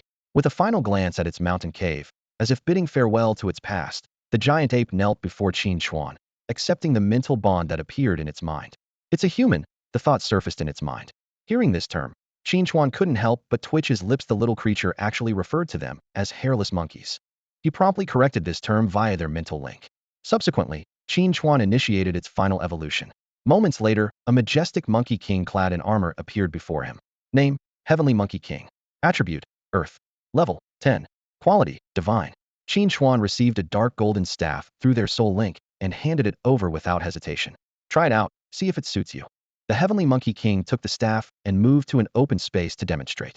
It deftly spun the staff, tracing arcs of golden light around itself, then raised it high and struck the ground with force.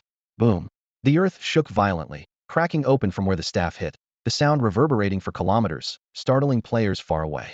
Qin Chuan watched with satisfaction, aware it was time to leave.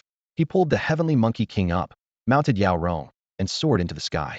Players rushing from afar only saw a dragon vanish into the clouds, leaving a shockwave that knocked them down. From now on, you'll be called Ever Victorious. This weapon is yours for now. Upon hearing this, the Heavenly Monkey King immediately knelt on one knee. Thank you, Master, for the name. As soon as they entered the volcanic map, a sky shrouded in gray greeted them. Looking around, the barren ground was littered with jagged rocks. A few dead trees stood solitary amidst the stones, serving as perches for birds and their companions. This place is even more desolate than the desert, Qin Chuan murmured to himself as he surveyed the area. At least the desert has predators like scorpions hidden beneath the sand, but this volcanic region barely has any signs of life. If Erdwa and Chongqing want to level up, it'll be a slow process. He recalled his past experience showed the volcanic map was tightly controlled by major families due to its abundance of draconic lizards that could evolve into fire dragons. Back then, he hardly ventured into this place and knew little about the distribution of monsters here. Meanwhile, at another part of the volcanic map, the Baitu Guild was besieging a high-quality BOS-level creature, the Scarlet Fire Xian Eagle. Keep it up, everyone. Just a little more effort. It's almost down, Xiongba Tianxia shouted from the front lines, rallying his guild members. Once I contract this Scarlet Fire Xian Eagle, everyone's salary will be tripled this month. His words immediately ignited the guild members' fighting spirit. Since their defeat by Qin Chuan, the Baitu Guild's strength had significantly waned. They left the snowy plains and moved to the volcanic region. Especially after the downfall of the backing family, Xiongba Tianxia became exceedingly cautious. He even established a set of rules. Never underestimate any player, no rudeness to players, always trade politely, and respect players' choices. These rules were stricter than the official ones. The guild members dared not challenge them. They were genuinely afraid of Qin Chuan. The battle reached a fever pitch with the Scarlet Fire Xian Eagle's health nearly depleted and firmly under their control. Despite this, the proud creature continued to struggle fiercely, trying to break free. At that moment, a massive shadow loomed over the battlefield. Everyone looked up to see an ice-blue dragon diving towards them. The sudden appearance of such a colossal creature left them too stunned to flee, or perhaps it was simply too late to escape at such close range. They could only stand frozen, staring in awe at this magnificent being. Xiongba Tianxia clenched his fists as he watched the Scarlet Fire Xian Eagle, which was almost theirs. The impending loss of victory filled him with frustration, expressed in a resigned sigh. Looks like the guild's strength will drop another notch. However, to everyone's surprise, the dragon stopped midair and slowly descended. Two figures leapt from its back. One was a monkey wielding a dark gold iron staff, and the other was a face they all knew too well. Wow, it's lively here. I could hear your shouting from the sky. Qin Chuan stood with his arms crossed, a faint, knowing smile playing on his lips as he casually glanced over the members of the Baitu Guild. Dark Knight Master. Xiongba Tianxia's face turned pale, his voice trembling. Cold sweat trickled down his forehead as he bowed deeply at a 90-degree angle. Master, last time we were blind to your greatness. I apologize on behalf of the entire Baitu Guild. Go on. Qin Chuan replied in a calm tone. This. Xiongba Tianxiao was at a loss for words, his eyes involuntarily darting to the scarlet fire mysterious eagle not far away. The once proud and untamed mythical beast was now trembling under the dragon's aura emitted by Yaoxiang, its head buried in the ground as if it wished to hide entirely. With a pained expression, Xiongba Tianxia gritted his teeth and said, I offer this scarlet fire mysterious eagle to you as a token of apology. Please forgive us small folk. He forced a flattering smile, knowing he had no choice but to swallow his pride. Qin Chuan absent-mindedly picked at his ear. At least you have some sense. But keep that useless thing, I don't need it. Hearing that the scarlet fire mysterious eagle was spared, Xiongba Tianxiao was nearly moved to tears. He hurried to the eagle's side to establish a contract. Under Yaoxiang's intimidating presence, the eagle complied without hesitation and quickly retreated into the beast's space. After completing the contract, Xiongba Tianxiao returned to Qin Chuan, bowing deeply once more. Thank you for sparing us, master. Do you know where there are a lot of monsters? Qin Chuan suddenly asked. So the master wants to hunt monsters, huh? Haha, you've come to the right person. Our Baitu guild has been surveying this area for a long time.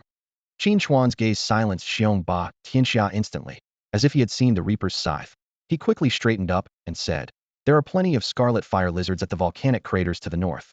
The western redwood forest is home to many bird species, and the southeast areas are rich in materials. You'd better not deceive me.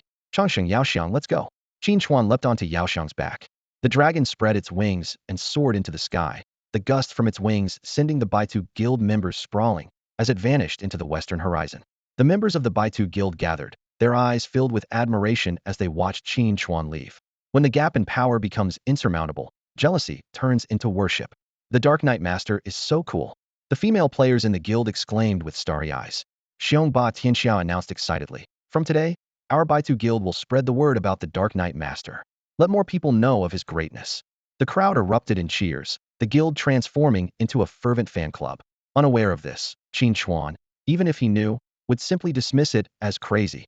He flew directly towards the redwood forest, and soon saw the sprawling sea of fiery trees stretching for dozens of kilometers. Fire-feathered birds occasionally took flight, squawking loudly.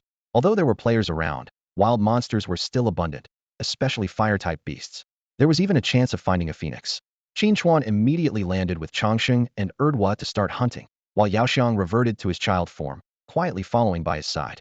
As they entered the mangrove, the dense foliage nearly blocked out all sunlight. In this shadowy environment, Changsheng swung his staff, taking down the wild creatures charging at him with each strike. His level shot up like a rocket, and if not for the presence of other players nearby, Qin Chuan would have unleashed a powerful area attack to clear them all at once. On a nearby branch, Yaoxian leisurely picked colorful attribute fruits. These fruits emitted a refreshing fragrance that made the beasts drool and swarm towards them, only to become casualties under Changsheng's staff. Changsheng, chewing on an earth attribute fruit he'd just picked, maintained his rhythm of attacks. At this rate, we'll attract other players' beasts too. What do we do then? Kill them as well? Changsheng asked as he continued his assault. Sure, why not? Qin Chuan replied nonchalantly. Just treat them like wild beasts trying to steal from us. Besides, contracted beasts don't die when they're defeated, it's just bad luck for their owners. Meanwhile, in a secluded corner of the mangrove, dozens of makeshift cages were stacked. Inside were newly hatched wild bird beasts, including a fiery red chick unable to use elemental abilities to escape due to its youth. A purple leopard, known as the Xidian leopard, stood guard nearby, ensuring none of the beasts escaped. The owners of this setup were Jiang Weiping from Longhua's official team and Zhao Qing from the Zhao family of Kyoto. Zhao Qing possessed ins-level detection talent and was accompanying Elder Jiang to capture high-quality beasts. Previously, they had attempted to find a dragon lizard that could evolve into a fire dragon in the volcano map, guided by Xiao Chun, but had to retreat due to insufficient strength. Following Xiao Chen's advice, they came to the mangrove to level up. Suddenly, a peculiar fragrance wafted through the air. The noisy chicks in the cages fell silent, and the Xidian leopard, entranced, closed its eyes and began to follow the scent, abandoning its guarding duty. Xidian leopard, where are you going? Come back, Zhao Qing shouted, giving chase, with Elder Jiang right behind him. During the pursuit, they arrived at the source of the Fragrantia strange, large tree. Unlike ordinary plants, its roots crawled across the ground like octopus tentacles, and its branches were laden with colorful fruits. To their surprise, a blue-haired child sat among the branches. Unable to resist the temptation, the purple lightning leopard darted towards the translucent purple fruit hanging from the tree. In that critical moment, a dark golden light descended from the sky, and with a crisp thud, an iron rod struck the leopard's head with precision. Blood splattered as the leopard fell to the ground. A monkey clad in golden armor, holding a dark golden iron rod, landed steadily on the branch, its sharp gaze sweeping the scene below. My purple lightning leopard! Zhao Qin cried out in anguish. Qin Chuan, drawn by the noise, circled around Air Duo and spotted two players standing beneath the tree. Zhao Qing and Jiang Weiping were equally startled, realizing that the monkey and the tree belonged to this unexpected visitor. Just as Zhao Qing was about to step forward to argue, Jiang Weiping quickly restrained him, forcing a smile. Apologies, friend. We didn't know this was your territory. We were just here to catch some beasts, no offense intended. We'll leave right away. Catching beasts, Qin Chuan said expressionlessly. Take me to see them. Throughout the journey, Zhao Qing was seething, glaring at Qin Chuan's back. His beast only wanted a fruit, yet the other had dealt such a harsh blow. How could he swallow this anger? But given the circumstances, he could only suppress his rage and follow along. Soon, they arrived at a spot where bird cages were stacked. The beasts inside were unusually calm due to the aroma of the Air Duo fruit. Qin Chuan examined each cage carefully. The quality of these beasts was indeed impressive, indicating that at least one of these two had a high-level scouting talent. Eventually, Qin Chuan's gaze settled on the smallest beast, a black flame sparrow. Are you willing to trade this one? He asked. The two exchanged glances, surprised that he would be interested in this beast. Jiang Weiping spoke first. Since you've taken a liking to it, we can certainly discuss it. What do you plan to offer in exchange? Qin Chuan plucked a purple fruit from the tree. Zhao Qing's heart stirred at the sight of the fruit that had so captivated his purple lightning leopard, but he turned his head away, feigning indifference. You were ruthless in killing my leopard. If you want to trade, then. He held up 5 fingers, 5 of them. Qin Chuan glanced at Jiang Weiping, who was pretending to be uninvolved, and his eye twitched slightly. You sure know how to ask. If not, forget it. I'll just find another one myself. With that, he tossed the fruit to the radiant steed on the tree and turned to leave. Wait. Zhao Qing hurriedly caught up. I'll trade. One will do. In the end, a black flame sparrow was exchanged for an ice attribute fruit. After Qin Chuan left, Zhao Qing eagerly summoned his snow spirit fox. The fox let out a yearning whimper at the sight of the fruit and devoured it ravenously. Suddenly, its entire body emitted a brilliant glow. When the light subsided, Zhao Qing used his talent to check and was stunned to find that the snow spirit fox's potential had leapt a tier, significantly boosting its power. Was it because of that fruit? Zhao Qing regretted deeply, realizing he had missed a golden opportunity to befriend a powerful ally. After leaving, Qin Chuan gently opened the cage and released the Xuanhua sparrow. The air was filled with the sweet aroma of fruit, which seemed to have a calming effect on the little creature, making it unusually quiet after being freed. The process of forming a bond was unexpectedly smooth, as the Xuanhua sparrow accepted it almost without hesitation. However, what truly amazed Qin Chuan was its evolution process. The Xuanhua sparrow, originally the size of a palm, transformed into a majestic fire phoenix amidst a burst of dazzling light. Its fiery red feathers covered its entire body, shimmering with brilliance, and its tail trailed a stunning ribbon of colorful light. The system immediately provided detailed information about this evolved creature. Name: Immortal Divine Phoenix. Attribute: Fire. Level 5. Quality: Super Divine. With the evolution complete, information about the Divine Phoenix's abilities flooded into Qin Chuan's mind. The most striking ability was Nirvana. Even if it suffered a fatal injury, it could enter an uninterruptible state of rebirth, growing stronger with each cycle. Even more astonishing was its self-destruction ability. As a super divine beast, its self-destructive power could easily destroy a planet. Qin Chuan couldn't help but imagine. If anyone dared to threaten him, he could simply go down together with them, as the phoenix could be reborn through nirvana. Theoretically, it could endlessly cycle through self-destruction, nirvana, self-destruction. A soft cough interrupted Qin Chuan's thoughts. He quickly realized that this ability had limitations. Both nirvana and self-destruction could only be used once a day. Moreover, as a rational person, he wouldn't recklessly use such extreme measures on Blue Star. I'll call you Hong Yan, Qin Chuan softly said, looking at the magnificent divine phoenix before him. Over the next 4 days, Qin Chuan tirelessly trained with his 3 beasts Serdua, Changsheng, and the newly acquired Hongainan, a dungeon within the mangroves. After 248 repeated challenges, he finally raised their levels to 70. Although he only obtained some broken contract stones and common materials, Qin Chuan still felt a mix of pain and joy. As they finally emerged from the dark mangroves, Qin Chuan took a deep breath of the long-missed sunlight. With his goal achieved, he planned to explore the volcanic region next. Was curious about the dragon lizards from his past life that could evolve into fire dragons. Meanwhile, in a conference room at the official branch in the neighboring J city of H City, a significant conversation was taking place. Xiao Chun was sitting upright, reporting to Jiang Weiping about Qin Chuan's intelligence. The player known as Dark Knight in the game is Qin Chuan from H City. After the apocalypse, he will become a complete villain, Xiao Chun stated confidently. Old Jiang, Qin Chuan is extremely evil and will stop at nothing to achieve his goals. His existence poses a major threat to the Dragon Kingdom, and we must eliminate him before the apocalypse arrives, before he becomes too powerful. Facing Jiang Weiping's skeptical gaze, Xiao Chun earnestly declared, Old Jiang, I swear on the safety of the Dragon Kingdom and Blue Star, I am not lying. Once the apocalypse descends, players' powers will manifest in reality, and it will be much harder to deal with him then. Outwardly making a fervent speech, Xiao Chun inwardly cursed, Damn old man, you talk too much. Once Qin Chuan, this unstable element, is eliminated, it'll be your turn next. The time will come when I am the king of the Dragon Kingdom. All the beauties will serve me alone. This thought flashed through his mind, but his expression remained unchanged, maintaining a dignified and solemn demeanor. Jiang Weiping ended the call with Xiao Chun, his brow furrowed. He believed the apocalypse was imminent, yet he harbored doubts about Xiao Chun's motives.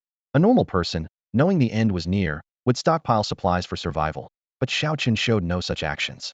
This either meant everything was a lie or Xiao Chun had other plans and was confident about them. Considering Xiao Chun's self-proclaimed SS-level talent and foresight, he likely had the most powerful beast under his control in the game. The enigmatic Qin Chuan, whom even Xiao Chun was wary of, seemed to be a promising ally. Meanwhile, Xiao Chun lay on his bed, outwardly calm but calculating internally. He realized Jiang Weiping was not yet trustworthy and decided he needed to find more allies in H City.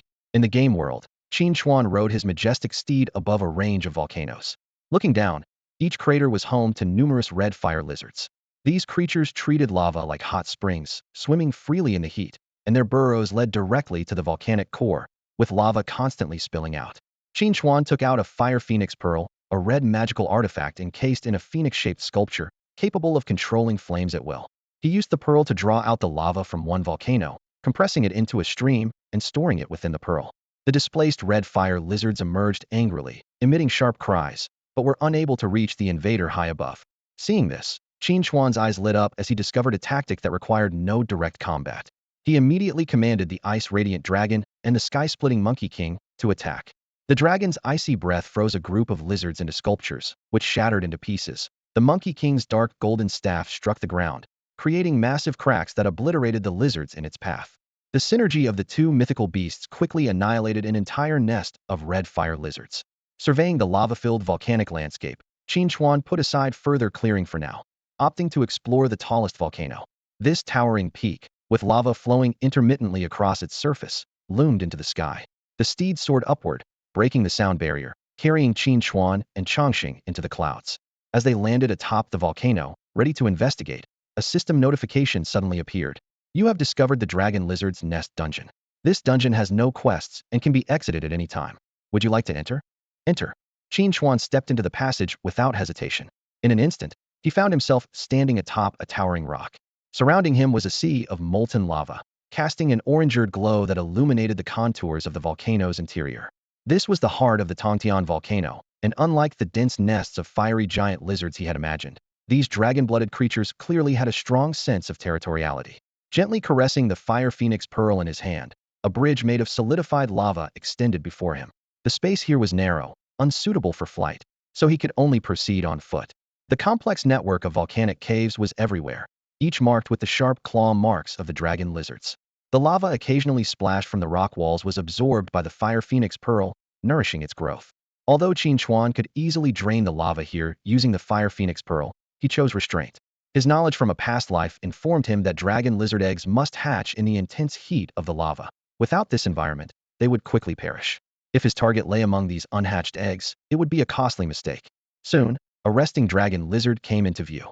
Name Lava Dragon Lizard. Attribute Fire. Level 58. Quality Excellent. Final form Nether Flame Dragon Lizard. Despite being level 58, this dragon lizard's final form was limited to a dragon lizard, indicating its mediocre potential. It's no wonder that in his past life, the noble family struggled to find high-potential dragon lizards. They had to contend with the threat of scorching lava while hoping to encounter the rare, high-potential creatures. Qin Chuan's eyes flickered, and Chongqing instantly understood. He transformed into a blur, his staff striking the dozing dragon lizard's head with precision. With a bang, the dragon lizard was killed without a chance to react. Qin Chuan glanced at the corpse and continued deeper into the volcano before the game descended. The corpses of wild beasts couldn't be harvested. 2.5 hours later, he had found 5 lava dragon lizards. The deeper he went, the higher the quality of the dragon lizards he encountered, with the strongest capable of evolving into the mythical grade Scarlet Flame Dragon. However, Qin Chuan had no interest in forming a contract and had Changsheng dispatch them all with a single strike. As he ventured further, the surrounding lava became increasingly turbulent. Without the Fire Phoenix Pearl, this journey would have been nearly impossible. Just then, a dragon's roar suddenly echoed, causing rocks to fall from the walls. Qin Chuan's heart stirred. It was a fire dragon naturally born among the dragon lizard group, but he didn't know its gender or whether it had laid eggs.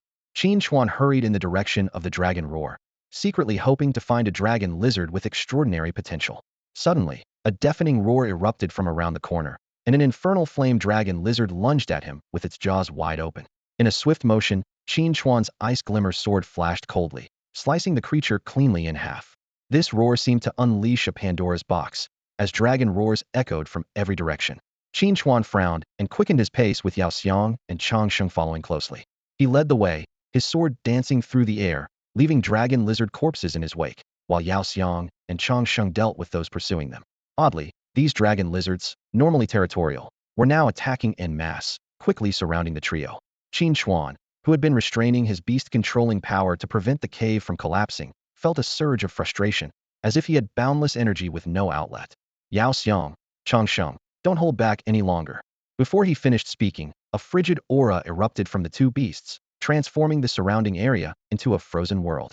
The clash of magma and ice resounded sharply, and the attacking dragon lizards were instantly shattered into pieces without even a struggle. However, the danger was far from over. Suddenly, the ground beneath them began to crack with a fine, spiderweb-like pattern. With a loud crash, the ground gave way. Even as he fell, Qin Chuan remained calm, dodging falling debris and searching for a foothold. With a light touch of his toe on a piece of rubble, he shot like an arrow towards Yao Xiang, who transformed in time to catch him with its wings. Changsheng, on the other hand, took the impact heat in, landing heavily and stirring up a cloud of dust. As the dust settled, they were confronted by fire dragons with single horns and dual wings, glaring at them with low growls of warning. Unfazed, Qin Chuan rested his sword casually on his shoulder, a hint of mockery in his eyes. Name: Crimson Blaze Dragon. Attribute: Fire. Level: 80. Quality: Mythical. So, you're the ruler here? Took me long enough to find you. Qin Chuan's tone dripped with disdain. To him, an 80-level mythical boss was no different from an ordinary beast. Had he known this creature was below, he would have demolished the upper layers sooner. His gaze moved past the fire dragon to the magma behind it, where a fiery red dragon egg lay quietly.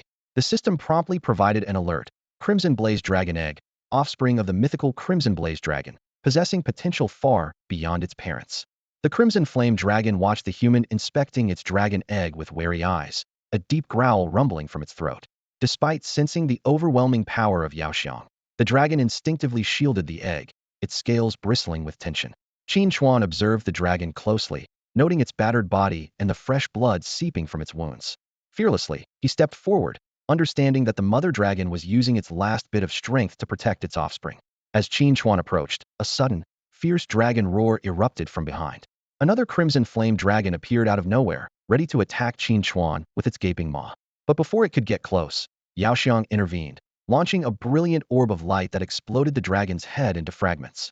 Despite the level difference, such an opponent was trivial for Yao Xiang. The scene quickly clarified the situation for Qin Chuan. The two equally powerful crimson flame dragons were natural enemies. One seized the opportunity to attack the weakened mother dragon after it laid eggs, intending to kill it and claim the territory. The severely injured mother dragon also soon perished after its rival's death, leaving Qin Chuan free to approach the egg. He realized the egg needed a few more days in the magma to hatch, and would die if moved prematurely. Fortunately, there was enough time to join the impending Arctic icebird hunt. Qin Chuan decided to sit cross-legged on the spot, waiting for the egg to hatch. Although he initially planned to gather materials to exchange for new currency, the sacred fruit of the ancient tree he possessed was a far more valuable resource. However, he had no intention of letting these materials fall into Xiao Chen's hands, and began formulating a new plan. A few hours later, rustling noises surrounded him. Opening his eyes from meditation, Qin Chuan saw a group of drakes gradually encircling him. Although the earlier explosion had nearly wiped out all the drakes, the remaining ones, sensing the strongest leader's demise, began to move in, aiming to seize control of the territory. Their first target was the dragon egg, the bloodline of the former leader. Qin Chuan immediately summoned all his beasts to set up an impenetrable defense. Away, Dali, Offing, Yi, Yaoxiang, Changsheng, and Hongyan handled the incoming drakes on the periphery. In the air, Kai'er used its dream abilities to immobilize the enemies. In the inner circle, Erdwa provided continuous energy support. At the core, Tunshin's massive body guarded the dragon egg closely. Within a few hours, the invading drakes were completely slaughtered. The 10 beasts, now uninterested, yawned lazily. After confirming there was no longer any threat, all but Tunshin, Yaoxiang, and Changsheng returned to the beast space to rest. 5 days later, the dragon egg, immersed in the searing magma, finally showed signs of hatching. The surface of the dragon egg suddenly developed a fine crack, which quickly spread outward. Soon, a bright red baby dragon emerged from the shell, its bright eyes immediately locking onto Qin Chuan, who was leaning in for a closer look. The little creature struggled out of the egg, its small wings on its back particularly eye-catching, a feature never before seen in ordinary drakes. Although previous evolved drakes had shown some dragon-like traits, they had gradually evolved from the most basic lava drakes. However, this new life form before him had completely surpassed the drake category, possessing the genuine bloodline of a true dragon. The bonding ritual was quickly completed, and this extraordinary creature became Qin Chuan's 11th beast companion. As expected, it eventually evolved into a being of supreme power, a flame dragon emperor of a super mythical beast level. This ancient fire attribute creature reached a supremely divine quality, its body surrounded by flames capable of reducing any enemy to ashes, resembling the terrifying fires of hell. Qin Chuan named it Inferno. Along with it came a crimson lance, adorned with golden dragon patterns spiraling along its shaft. Having achieved his goal, Qin Chuan prepared to leave, taking out a phoenix fire pearl to absorb all the magma of the volcano. As for whether this would lead to the extinction of the drakes here, he was indifferent, even hoping for it, as it was better than letting Xiao Chen obtain even a single mythical quality drake. Regarding the future of these creatures, Qin Chuan's attitude was straightforward. The capable get first. It's not my fault you were born late. I have my fire dragon, and that's enough. Looking around at the many hidden dungeon entrances among the volcanic craters, Qin Chuan was unwilling to explore them all, nor did he want to leave them for Xiao Chen. The solution was simple: destroy them and simultaneously level up Inferno. Rainbow flame, blast them. A loud phoenix cry echoed through the sky, followed by a firebird glowing with white light diving towards the ground. Upon impact, a blinding white flash erupted, followed by a massive fireball that obliterated everything in its path. The flames seemed to melt space and time, and the shockwave engulfed the entire volcanic group, turning the drake nest into dust. Qin Chuan watched excitedly as Inferno's level skyrocketed, 10, 25, 50, 65, finally stopping at 70. He laughed heartily, like a villain reveling in his triumph. Yet, his joy was abruptly cut short as his vision went black, and his consciousness returned to reality. This sudden disconnect made Qin Chuan chuckle to himself, glancing around awkwardly, relieved that no one had heard. He put the game helmet back on, only to see a system message. Due to extensive damage in the game area, the map is being regenerated. This will take approximately 24 hours, during which all players cannot enter. Meanwhile, the Dominator Guild was battling a boss in the volcano. Brothers, the boss only has 2 health left, shouted the leader, Dominator of the world, just as the ground shook violently, causing everyone to disconnect. Elsewhere, Xiao Chen was about to acquire the 1,000-year ice essence he had been seeking for days, only to be forcibly logged out at that moment. No, my 1,000-year ice essence, his wail echoed through the room. This incident affected not only them, but also players urgently needing to complete trades and couples about to confess their feelings in the game, and Qin Chuan, the instigator, was left dumbfounded as single nuclear blast had effectively crashed the game. In no time, nearly all players flooded the game forum, engaging in heated discussions about the extensive damage to the volcano map. Various speculations and eyewitness accounts quickly emerged. Could it be that a volcanic eruption in the volcano map burned the entire area? Impossible. I was right near the volcano at the time. There was definitely an earthquake and a loud noise, but it wasn't a volcanic eruption. I saw something emitting a white light falling down. I thought it was a meteor. Could it be a Muhai bomb? How could there be a Muhai bomb in the game? That's ridiculous. I saw it with my own eyes. After it hit the ground, there was indeed a flash of fire, and then I got disconnected within seconds. Amidst the chaotic discussions, someone suddenly voiced a more practical concern. The game has crashed. Will all our previous efforts be in vain? Xiao Chen sat in front of his computer, frowning. Such a game crash had never occurred in his previous life. He was most worried about losing the Millennium Ice Essence he had worked so hard to obtain, which would mean missing out on the extreme cold iceberg expedition. After contemplating for a moment, Xiao Chun made a decision. Since no one could currently obtain the Millennium Ice Essence, he decided to focus on eliminating Qin Chuan instead. He decisively pulled out his phone, opened an encrypted chat interface, and transferred 200,000 yuan money lent to him by the state, which would be useless in half a month anyway, so he could spend it freely now. This is for travel expenses. Move quickly. I need news by tomorrow. No problem. After confirming the reply, Xiao Chun lay back on his bed, a cold smile playing on his lips. This time, he had spent a hefty sum to hire 10 assassins from abroad, each with their own specialties, including martial arts experts, firearms specialists, and even a sniper. Even though the price had skyrocketed, he paid the deposit without hesitation. These assassins had already arrived in H City and could act tonight. He wanted to ensure that Qin Chuan had no escape. Meanwhile, the authorities were at a loss. We still can't find Qin Chuan. He seems to be deliberately avoiding us. Jiang Weiping sighed. Then let's not disturb him for now, to avoid any misunderstandings. At this moment, Qin Chuan was on a shopping spree in H City. During the game's maintenance period, he wasn't idle. Instead, he scoured the streets for supplies. From small supermarkets to large shopping malls, from ice cream shops to hot pot restaurants, from breakfast stalls to dessert shops, he almost bought out all the available daily necessities. Although the authorities prohibited him from monopolizing food supplies, his current purchases didn't count as a monopoly as merchants could still restock. When the apocalypse arrived, these stockpiles would become a true monopoly resource. He deliberately avoided gold, silver, jewelry, and high-end Western dessert shops. In his view, these were dispensable luxuries. At the moment, he was enjoying a freshly bought skewer, the tender meat melting in his mouth, with the aroma of the oil and fresh meat perfectly blending. Qin Chuan took the last bite of the skewer and slowly walked into a dimly lit alley. At that moment, 3 or 4 masked individuals appeared from both ends of the alley, surrounding him. "You've been following me for so long, and finally decided to show yourselves?" the leader said in a clumsy American accent. "Huh. Qin Chuan, your life is really valuable. The client paid 10 times the price to hire all 10 of us to kill you." "Hey, being surrounded by all 10 of us is a privilege," chimed in a shifty-eyed Japanese man. "Enough talk. Let's get this over with." As soon as the words were spoken, the American assassin charged forward with a knife. At the same time, another assassin behind aimed at Qin Chuan's leg and pulled the trigger. The bullet whizzed towards him, and Qin Chuan seemed to stagger as if hit, barely dodging the leader's blade. After several shots hit, Qin Chuan was finally decapitated by a clean strike. The assassins gathered joyfully, effortlessly receiving the final payment transferred by Chun. They even joked that this was the easiest job ever, as the sniper hidden at a distance wasn't even needed. However, the true scene was quite different. Qin Chuan stood in the alley, completely unharmed, with a sword in hand. The bullets that should have hit him were deflected by a protective shield that his serpent armor instantly deployed, leaving only bullet marks on the walls. Surveying the area, the upper halves of all the assassins were neatly fallen on the ground, while their lower halves remained standing. They had been cleanly cut in half at the waist.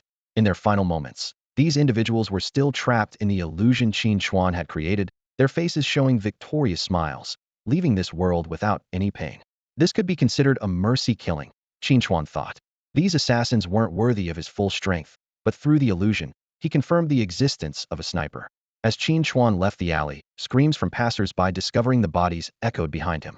Meanwhile, in a nearby building, the surviving sniper hurriedly packed his gear, desperately fleeing downstairs.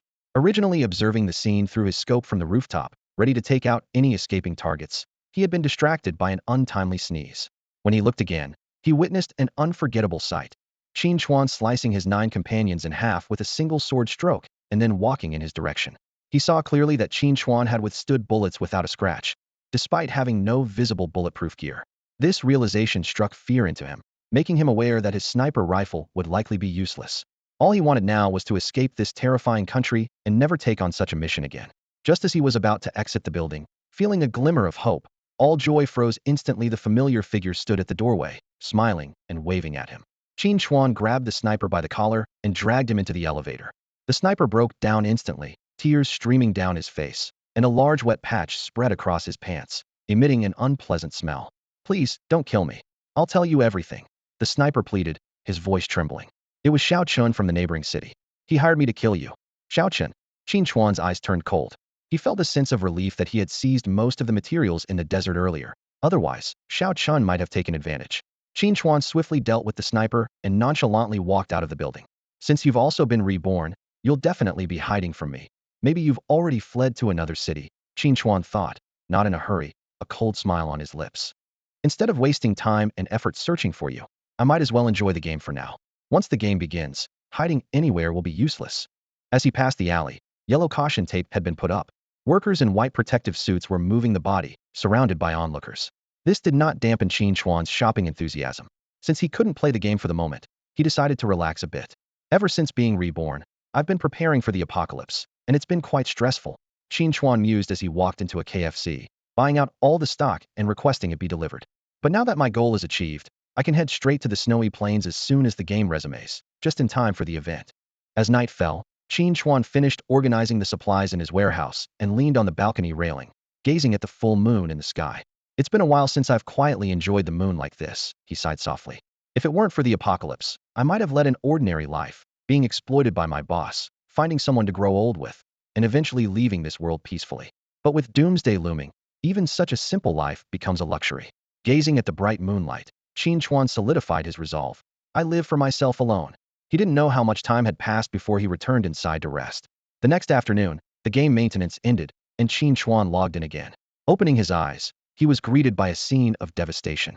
The entire volcanic range had been blasted into a massive crater, with molten lava still churning at the bottom. The void above the pit had obliterated all hidden portals. Let's go, Yaoxiong, back to the snowy mountains. Qin Chuan recalled his beasts Changsheng, Liu, and Nirvana's Hongyan to the beast space, preparing to ride the ice-shining sacred dragon. In that instant, a bolt of lightning struck down, hitting Qin Chuan. In a flash, his 10 beasts scattered like dropped equipment. In reality, Qin Chuan's form was engulfed in white light, vanishing instantly, leaving only a charred mark on the ground. Awei was the first to react, followed by the other beasts, who gradually regained their senses, looking around in confusion. Where is this? Yaoxiong asked, bewildered, glancing at his brothers and sisters. Wasn't I supposed to be in the space? Dolly, where is the master? He asked anxiously. The sudden change had left all the beasts in disarray, inexplicably expelled from their domain. I don't know either, Yaoxiong replied, puzzled. The moment I turned around, you all appeared. Oh no, something must have happened to the master. Yi fretted, stamping her feet.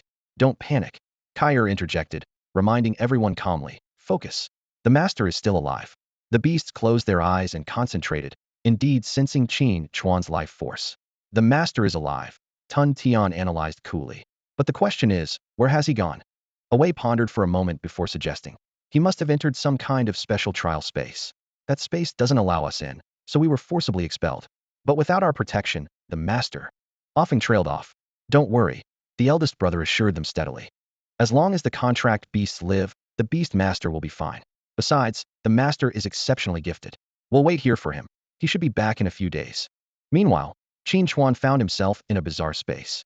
Above him loomed purple storm clouds, and beneath his feet lay an expanse of purple vegetation. Where am I? Qin Chuan wondered, looking around. Wasn't I at the volcano? Am I dead? No, that's not right. He tried to summon his beasts, only to find the space void. You won't be able to summon them, a voice suddenly announced from behind. Because you've entered my trial.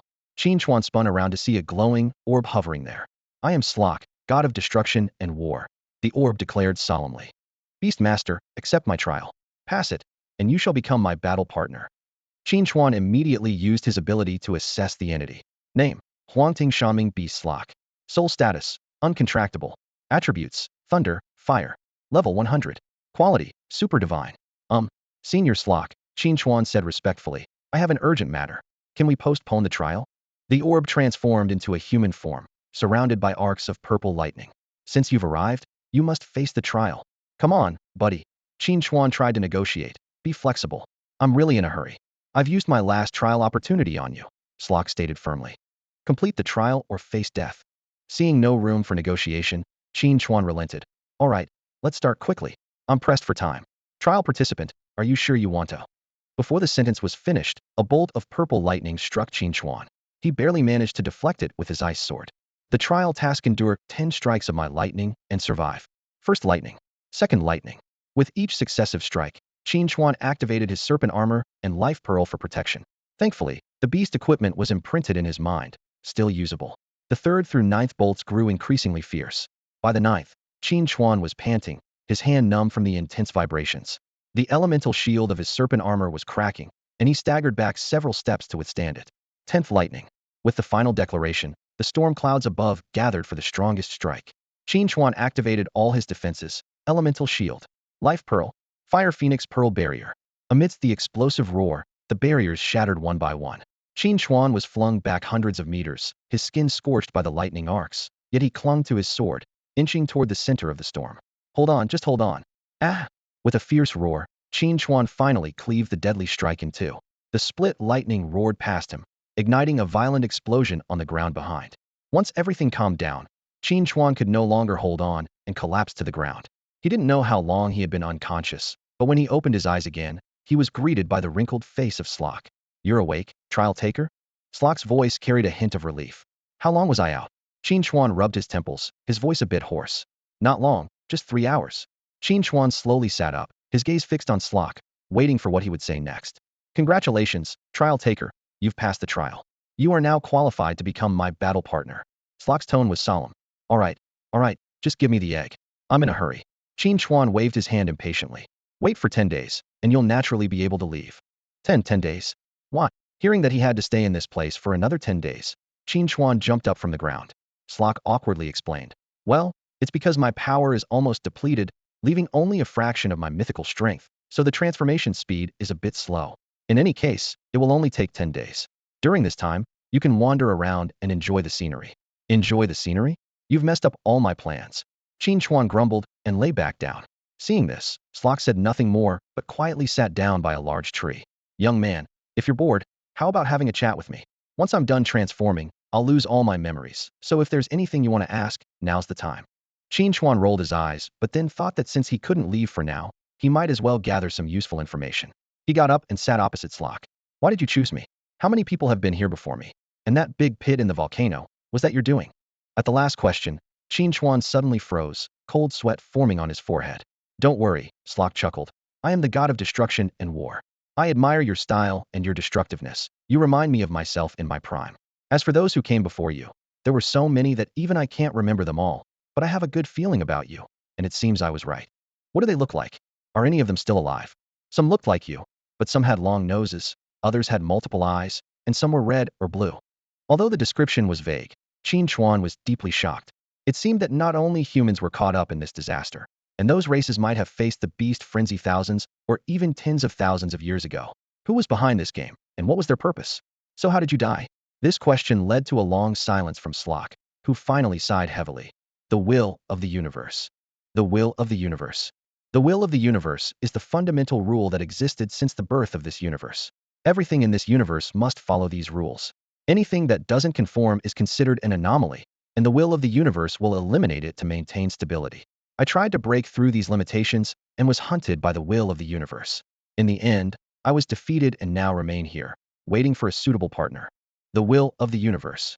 Qin Chuan mentally noted this term, recalling the memory fragments he received before dealing with the Ice Radiant Sacred Dragon. Could it be that the sphere the dragon faced was the will of the universe?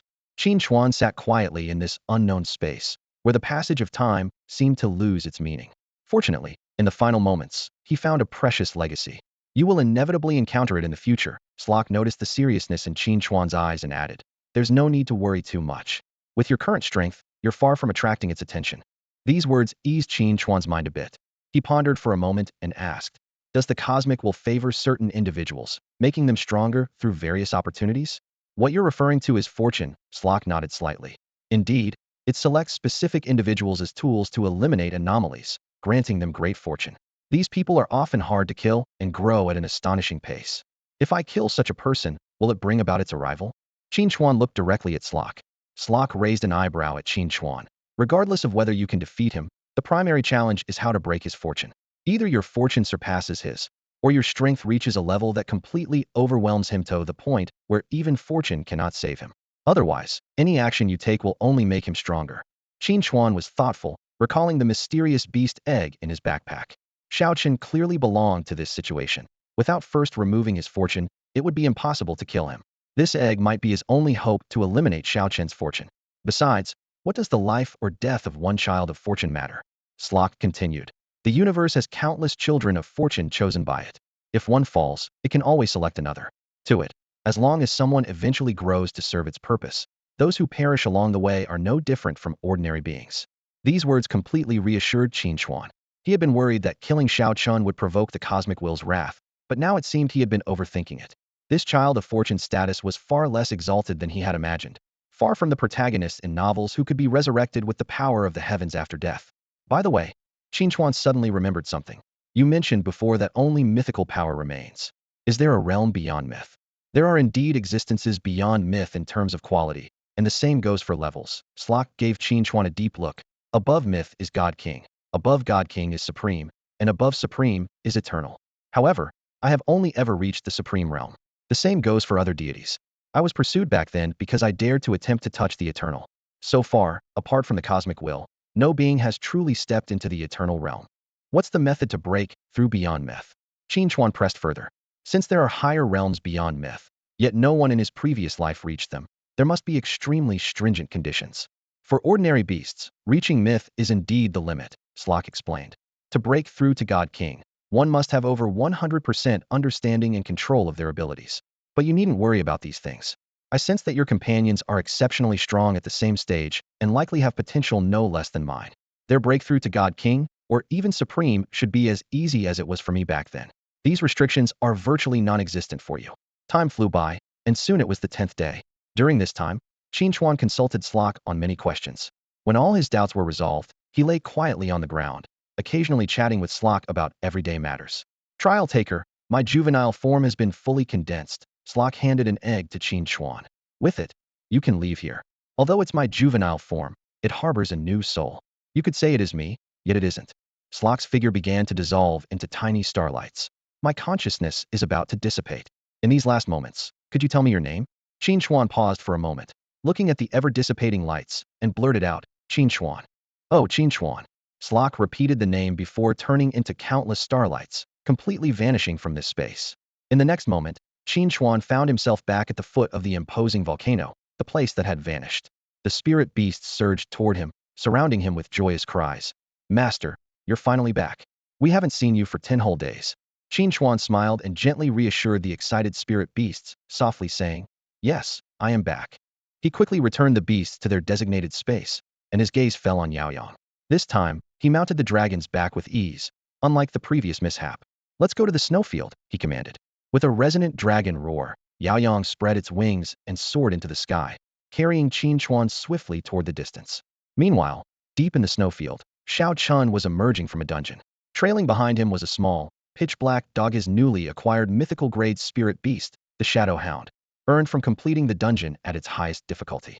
Yet, Chun's face showed no joy. Instead, he looked at the obedient little black dog with disdain. The reason was simple. This was a male spirit beast. In Chun's twisted worldview, mythical-grade spirit beasts had to be female and beautiful. He desired those that could transform into human forms, whether mature women or petite girls, whom he could manipulate as he pleased. To him, this was merely intimate interaction between master and servant. The Shadow Hound gazed at Chun with large, watery eyes, full of expectation and loyalty. This expression, however, was a grave insult to Chun. He almost couldn't resist the urge to stomp this lowly creature to death, but reconsidered, thinking it better to gift the divine beast to his sister instead. As the Shadow Hound tried to approach, Chun suddenly lashed out, kicking it with all his might. The little black dog yelped in pain, curling up at a distance, its eyes filled with confusion and fear. It didn't understand what it had done wrong or why its master treated it so harshly. Even though they hadn't officially formed a contract, it still viewed Chun as its sole master. Watching Chun's departing figure, the Shadow Hound dared only to follow from afar, naively believing that if it became stronger, its master would eventually accept it. At that moment, a notification popped up for all players in the snowfield. A large-scale event has begun. The Frost Phoenix has laid offspring, and all players in the snowfield can participate in the raid event. During the event, the Frost Phoenix will be empowered, and its offspring will possess higher talents. Successful raiders will receive rewards. The descendants of the Frost Phoenix, a coveted existence among countless players, can only be obtained through one method: defeating its parents. The system clearly displays the rewards for the campaign. Ordinary participants can receive 5 Frost Phoenix feathers. If it's a team kill, the leader will earn 1 Frost Phoenix egg and 5 tail feathers, and each member will additionally receive 50 feathers. The most tempting solo kill reward includes 1 egg, 10 drops of essence blood, 6 tail feathers, and a whopping 1,000 feathers. The value of these rewards is extraordinary. Each ordinary feather contains a trace of the Frost Phoenix's power, making it a top-tier material for the evolution of Ice-type beast companions. The effect of the tail feathers is dozens of times more potent, allowing the beast to transform into a more powerful form. The most precious essence blood, with just a single drop, can elevate an ordinary avian beast companion to legendary quality, and if coupled with a beast of exceptional talent, there's even a chance to cultivate a mythical existence. Chun, the reborn, looked at this information with a knowing smile. As someone reborn, he was aware of a crucial piece of information: delivering the final blow to the Frost Phoenix counts as a solo kill. With this in mind, his pace instinctively quickened. Atop the snowy peak, a piercing cry cut through the sky. A massive silhouette suddenly appeared above the players, and hundreds of giant ice spikes rained down, obliterating a group of unprepared players and their beast companions. After executing this strike, the Frost Phoenix gracefully landed on the ground, waiting for the next batch of challengers. It had already learned through enhancement that as long as it survived this onslaught, its offspring would be protected. Therefore, it had to face the challenge openly rather than hide. Soon, an official advance team arrived on the scene. They quickly summoned their beast companions and surrounded the Frost Phoenix. However, the Phoenix appeared confident, letting out a long cry, and eerie red ice spikes erupted from within these beast companions, piercing them fatally. More terrifying still, these fallen beasts immediately became new weapons, their bodies exploding, sending ice spikes mixed with flesh flying, creating a gruesome scene. Before the squad leader could issue a warning, his subordinates began to suffer the same fate. Strange writhing appeared on their faces, followed by red ice spikes piercing through their bodies, ultimately leading to explosive death. Everyone, retreat immediately, the squad leader ordered as he withdrew, but it was too late. He watched helplessly as his vision was consumed by an ice spike growing larger, until his consciousness returned to reality. Though it was just a game death, the fear experienced at the moment of death was vividly haunting. Back in reality, the squad leader couldn't afford to calm his nerves and immediately set about informing others of this deadly intel. Hours passed, and a large number of officials had gathered around the Frostbird. Led by Shangwan Wanner, tens of thousands of soldiers kept a vigilant watch on the massive boss from a safe distance, all holding their breath and awaiting the command to attack. Preliminary probing attacks had revealed several of the Frostbird's key skills. The most lethal was its blood ice spike, which had wiped out the first scouting team. It could instantly freeze the blood within enemies into sharp ice spikes, then control these spikes to burst out from within, causing double damage. Its enormous wings were equally dangerous, each flap capable of unleashing a tornado filled with countless sharp ice blades, shredding any enemies caught within. Even more challenging, the boss could cover itself in an icy armor at any moment. This layer of defense could withstand regular attacks and resist most fire-based skills. Its attack pace was incredibly fast, able to conjure hundreds of ice spears in the air in an instant, either for horizontal barges or devastating descents, leaving little time to react. As a major event boss, its health bar was prominently displayed above its head. Approaching it revealed that its health had been greatly enhanced, indicating a long battle ahead. While the best rewards for defeating it were ideally reserved for the officials, there was a risk of other guilds snatching the kill in the chaos. Further observation showed that these skills were essentially fixed types, differing only in release methods and combinations. Just as the officials were fervently discussing tactics, two more teams arrived. Greetings, officers. May our Changyue Guild join this campaign? A tall, commanding woman stepped forward. It was Lu Changyue, the guild master of Changyue Guild. As a golden-ranked beast tamer, she commanded 4 high-quality beasts. It seems we aren't too late either. Mind if we join as well? A clear male voice came from another direction. The newcomer was Ji Qingfeng, the guild master of Qingfeng Pavilion, who greeted Shangwan Wanner with a courteous salute. These two guilds ranked among the top 5 in the gaming world. Unlike others, they were independent of familial ties and known for their honorable conduct, enjoying an excellent reputation among players. Upon hearing the news, they quickly mobilized their main forces to join the discussion with Shangwan Wanner and her team. The recent full-scale entry of officials into the game had already drawn the attention of major guilds. The officials' involvement underscored the game's extraordinary nature. For these prominent guild masters, this was not only a chance to form alliances, but also to prepare for potential future changes. We have no intention of contesting the boss kill rewards with the officials. We only seek to participate and gain some team rewards, Ji Qingfeng stated gracefully. However, other guilds may attempt to seize the final blow. We're willing to help prevent such actions. What do you think of this proposal? After weighing the options, Shangwan Wanner nodded in agreement. Very well, the more strength we have, the better our chances. I've heard good things about your guild's reputations. Let's discuss strategies together. With that, the two guild masters joined the tactical discussions against the boss. An hour later, the strategic deployment was complete, and everyone began to prepare intensively for the upcoming battle. That's it. I'll leave this to you guys. Leave it to us, don't worry. Lu Changyue replied confidently, then left with Ji Qingfeng to dive into their preparations. Half an hour later, a well-coordinated team began to approach the Arctic iceberg. Fire-type beasts led the charge, using self-ignition to raise the temperature of their blood, effectively preventing it from freezing into ice spikes. Fireballs rained down upon the Arctic iceberg, which responded by fiercely flapping its wings, sending ice shards and snow flying as a counterattack. Sizzle, the snow and ice melted instantly, and the rising white mist obscured the Arctic iceberg's vision. It flapped its wings lightly to disperse the mist, but it was too late. The beasts had already seized the moment to launch a fierce assault, charging towards the boss. As its vision cleared, a barrage of elemental attacks was upon it. The Arctic ice bird quickly formed an icy armor on its body, barely withstanding the onslaught. Just as it was about to spread its wings to gather ice spears for a counterattack, a pillar of fire suddenly struck from behind, aiming for its vital spots. To avoid a critical hit that would drastically reduce its health, it abandoned the ice spear and dodged. In the distance, Lin Xiaoyu, successful in the ambush, immediately relocated with the Azure Flame Tiger to prepare for the next strike. Meanwhile, melee beasts reached the Arctic icebird's feet. One with a powerful bite leaped onto its thigh, tearing at its feathers. With a ripping sound, several of the toughest feathers were pulled out, exposing the down and flesh beneath. A sharp-clawed tiger followed closely, its claws ripping open the down, tearing at the exposed flesh, causing blood to ooze out. A lightning bat seized the moment, discharging a bolt of lightning into the wound before swiftly retreating. This series of attacks was executed in a flash, leaving the Arctic icebird's thigh covered in wounds and in excruciating pain. What frustrated it more was that these beasts would retreat immediately after landing a hit, never overextending themselves. It wanted to rid itself of the beasts beneath, but was constantly harried by long-range attacks and airborne beasts. Shriek, unable to bear the harassment any longer, the Arctic icebird took to the air with a powerful flap, retreating backwards. As it descended, it sent out 2 gusts of wind to fend off pursuing beasts. The team was thrilled to see that the boss's health bar had indeed decreased, confirming the effectiveness of their tactics. Although its wounds healed quickly upon landing, its health did not recover. As the swarm of beasts closed in again, the enraged Arctic icebird was about to retaliate when another fire pillar interrupted its skill. It locked onto the source of the fire and spread its wings to give chase, only to be hit directly in the eye by a fireball. Screech! It let out a long cry of pain, and the distant ranged beasts seized the opportunity for a new wave of attacks. As it barely managed to fend off this assault, the melee beasts were already upon it again.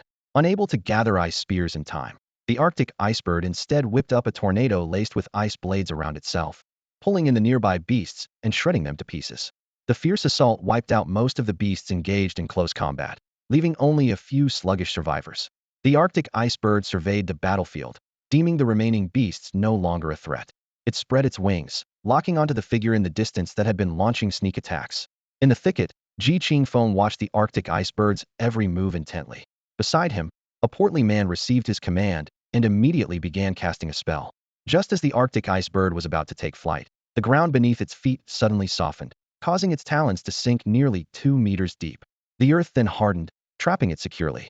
At that moment, another fireball wreathed in blue flames flew from Lin Xiaoyu's hiding spot. The trapped Arctic icebird could only muster an ice armor and shield to withstand the impact. The moment the fireball made contact, the intense heat melted the ice shield instantly, striking the Arctic icebird heavily and reducing its health by 2. Almost simultaneously, a new wave of melee troops surged onto the battlefield, launching a fierce assault on the trapped creature. Though individual attacks were relatively weak, their sheer numbers were overwhelming. After a protracted battle, the Arctic icebird's health finally dropped to 70. By this time, it was covered in scars, with charred marks from fire and burns from electric shocks. The prolonged combat had made the participants well-versed in the Arctic icebird's movements, allowing them to anticipate its attacks and minimize casualties. Enraged by being toyed with, the Arctic icebird disregarded its injuries and leaped skyward with all its might. In the air, it encased itself in a thin layer of ice, then shattered it with a powerful flap of its wings. Shedding the ice, it regained its full strength, with its health rebounding to 80. The aerial phase of the battle made the situation even more challenging. Throughout the 5-day conflict, soldiers took turns engaging the bird, but to little avail. The Arctic icebird was more agile in the air, with increased defenses, making the already low damage even less effective. During this time, both Lin Xiaoyu and Ji Qingfeng were discovered and killed twice, yet the Arctic icebird's health remained at 43. With available forces dwindling, if this group perished, the campaign would end in failure. Shangguan Wanner looked at the situation, having expended 5 whole days only to face potential defeat, and felt a deep sense of frustration. Bang! A scream immediately followed. On the battlefield, the cries of the last fallen soldiers echoed in the air. The members of the Lianzanjiu Guild and Qingfeng Pavilion had all perished, leaving only the 2 guild leaders struggling to hold on. The frost icebird gracefully landed in front of Lin Xiaoyu, her Chinuan tiger and other beasts having all died in battle. The giant bird raised its sharp claws, ready to crush the human who had been bothering it into pulp. At this critical moment, a thunderous bellow pierced the sky. Moo! The frost icebird was caught off guard, being fiercely struck from the side by an enormous Qingshan bull. As it regained its balance, its keen instincts sensed a threat from behind. It dodged instinctively, and the ground cracked open with an eerie fissure. After several evasions, each spot where it had just stood bore the same marks. The frost icebird flapped its wings in anger, stirring up a gale that revealed the true form of a transparent jellyfish. Two figures approached from the sky, one broad and one long. Atop the longer figure stood a man. It was none other than Xiao Chun. His Qingmu snake had evolved into a sky-green python dragon, gaining the ability to fly. He had deliberately slowed his pace along the way, arriving only after the official forces had been exhausted. The frost icebird now faced increased pressure. The strike from the Qingshan bull had already cost it 4 of its health, and now it had to contend with 4 high-damage opponents. As the dragons descended slowly, Shangwan Wanner finally saw the newcomer's face and exclaimed, "Xiao Chun? You're Xiao Chun." Xiao Chun turned to the exhausted Shangwan Wanner, a confident smile on his lips, like a master emerging from the mountains. "You've worked hard. Leave the rest to me." He even adjusted his hair, secretly pleased that Shangwan Wanner seemed captivated by his charm. His gaze lingered on her, and he unconsciously licked his lips before commanding his 4 beasts to attack. Little did he know, Shangwan Wanner's impression of him had already hit rock bottom. His intense gaze clearly showed he was there to snatch the boss, yet he posed as if offering charity. But after a moment of thought, she sighed. With Xiao Chen's strength, he might indeed finish the kill alone, and their efforts merely hastened the process. Besides, he held a position with the authorities, making him one of their own, albeit reluctantly. The battle grew more intense. The Qingshan bull's heavy hooves stomped, causing thick spikes to erupt from the ground, nearly impaling the frost icebird. In the air, the frost dragon and sky-green python dragon launched relentless assaults, while the ethereal jellyfish's bizarre attacks kept the frost icebird on edge. Its health plummeted. 39, 34, 10, 6, 1. Xiao Chun, on the verge of victory, was elated. "I've won. The frost godbird is mine." Yet, facing the fatal blow, the nearly defeated frost icebird remained motionless, as if it had given up. The moment its health reached 0, a massive ice crystal enveloped it entirely. Xiao Chun turned to boast to Shangwan Wanner, who looked at him with a complex expression, wondering if this was the power of an SS-level talent. But Xiao Chun soon realized something was amiss. Where was the reward for the kill? Suddenly, a chilling crack came from the ice crystal behind him, and a system notification popped up for everyone. The boss, upon encountering overwhelming strength, has undergone a survival-driven transformation at the critical moment, significantly enhancing its power. The Frost Icebird boss has evolved from legendary to mythic quality, and the kill reward has been upgraded. After 4 days of travel, Qin Chuan finally arrived at the edge of the snowy plains on the 5th day. Just minutes after crossing the border, a system notification exploded in his Ursa's shocking piece of news. The boss had evolved to a mythical quality. This revelation left Qin Chuan stunned, as there had never been a precedent in the previous game for a boss to break through its quality limit. On the battlefield, what Xiao Chun witnessed felt like being plunged into an icy abyss. Cracks spread rapidly across the surface of a massive ice block like a spider's web, until it shattered with a deafening explosion. The violent shockwaves swept in all directions, overwhelming even the 4 divine beasts he prided himself on. The ethereal jellyfish, closest to the ice block, was torn apart by the shockwave, dissolving into specks of light. The frost dragon and azure python fared no better, their bodies covered in wounds. Only the green mountain bull, known for its defense, managed to hold on, though it sustained some minor injuries. As the dust settled, a massive figure emerged in the center of the battlefield. It was the newly evolved glacial ice bird, now more imposing than before, enveloped in solid ice elements. Its eyes, gleaming with a cold light, were fixed intently on Xiao Chun, emitting a suffocating aura of murderous intent. Although it stood still, it projected the threat of a lethal strike at any moment. Defying his disbelief, Xiao Chun commanded the green mountain bull to charge. But just as its sharp horns were about to strike the glacial ice bird, the creature vanished. In the blink of an eye, it reappeared behind the green mountain bull. Before Xiao Chun could react, the bull's horn snapped, and its massive body was sliced into pieces, leaving nothing but a heap of flesh. This scene shattered Xiao Chun's psychological defenses. The green mountain bull, renowned for its defense, had been instantly reduced to fragments. Fear crept up his spine as he realized the glacial ice bird, now of mythical quality, far exceeded his own strength. Previously, he could suppress it with his quality advantage, but now the boss matched his beasts in quality and surpassed them in level. Run was the only thought that flashed through Xiao Chen's mind. He was about to command the azure python and frost dragon to retreat with him when the glacial ice bird appeared beside the python. Before it could react, its body was severed into dozens of pieces, its head rolling to the ground, eyes wide with disbelief. Though the frost dragon managed to reach Xiao Chun and began to lift him skyward, they hadn't risen far before a massive bird claw pressed down on its head. With a resounding crash, the frost dragon was slammed back to the ground, carving a long trench in the earth. Xiao Chun was thrown by the impact, and, as he struggled to rise, he saw the glacial ice bird standing atop the frost dragon's head. Despite its struggles, the dragon couldn't escape its fate. With a mere flick of the bird's wing, the frost dragon's head was severed from its body. Now, the glacial ice bird turned its gaze towards Xiao Chun, who sat on the ground, and began to approach him, step by step, unhurried yet relentless. No, don't come any closer. Xiao Chun pressed his hand against the ground, retreating in terror. The gigantic form of the frost bird loomed over him, each step it took causing the ground to tremble slightly. At this critical moment, a shadow darted out like lightning, positioning itself between Xiao Chun and the creature. It was the shadow hound he had always despised.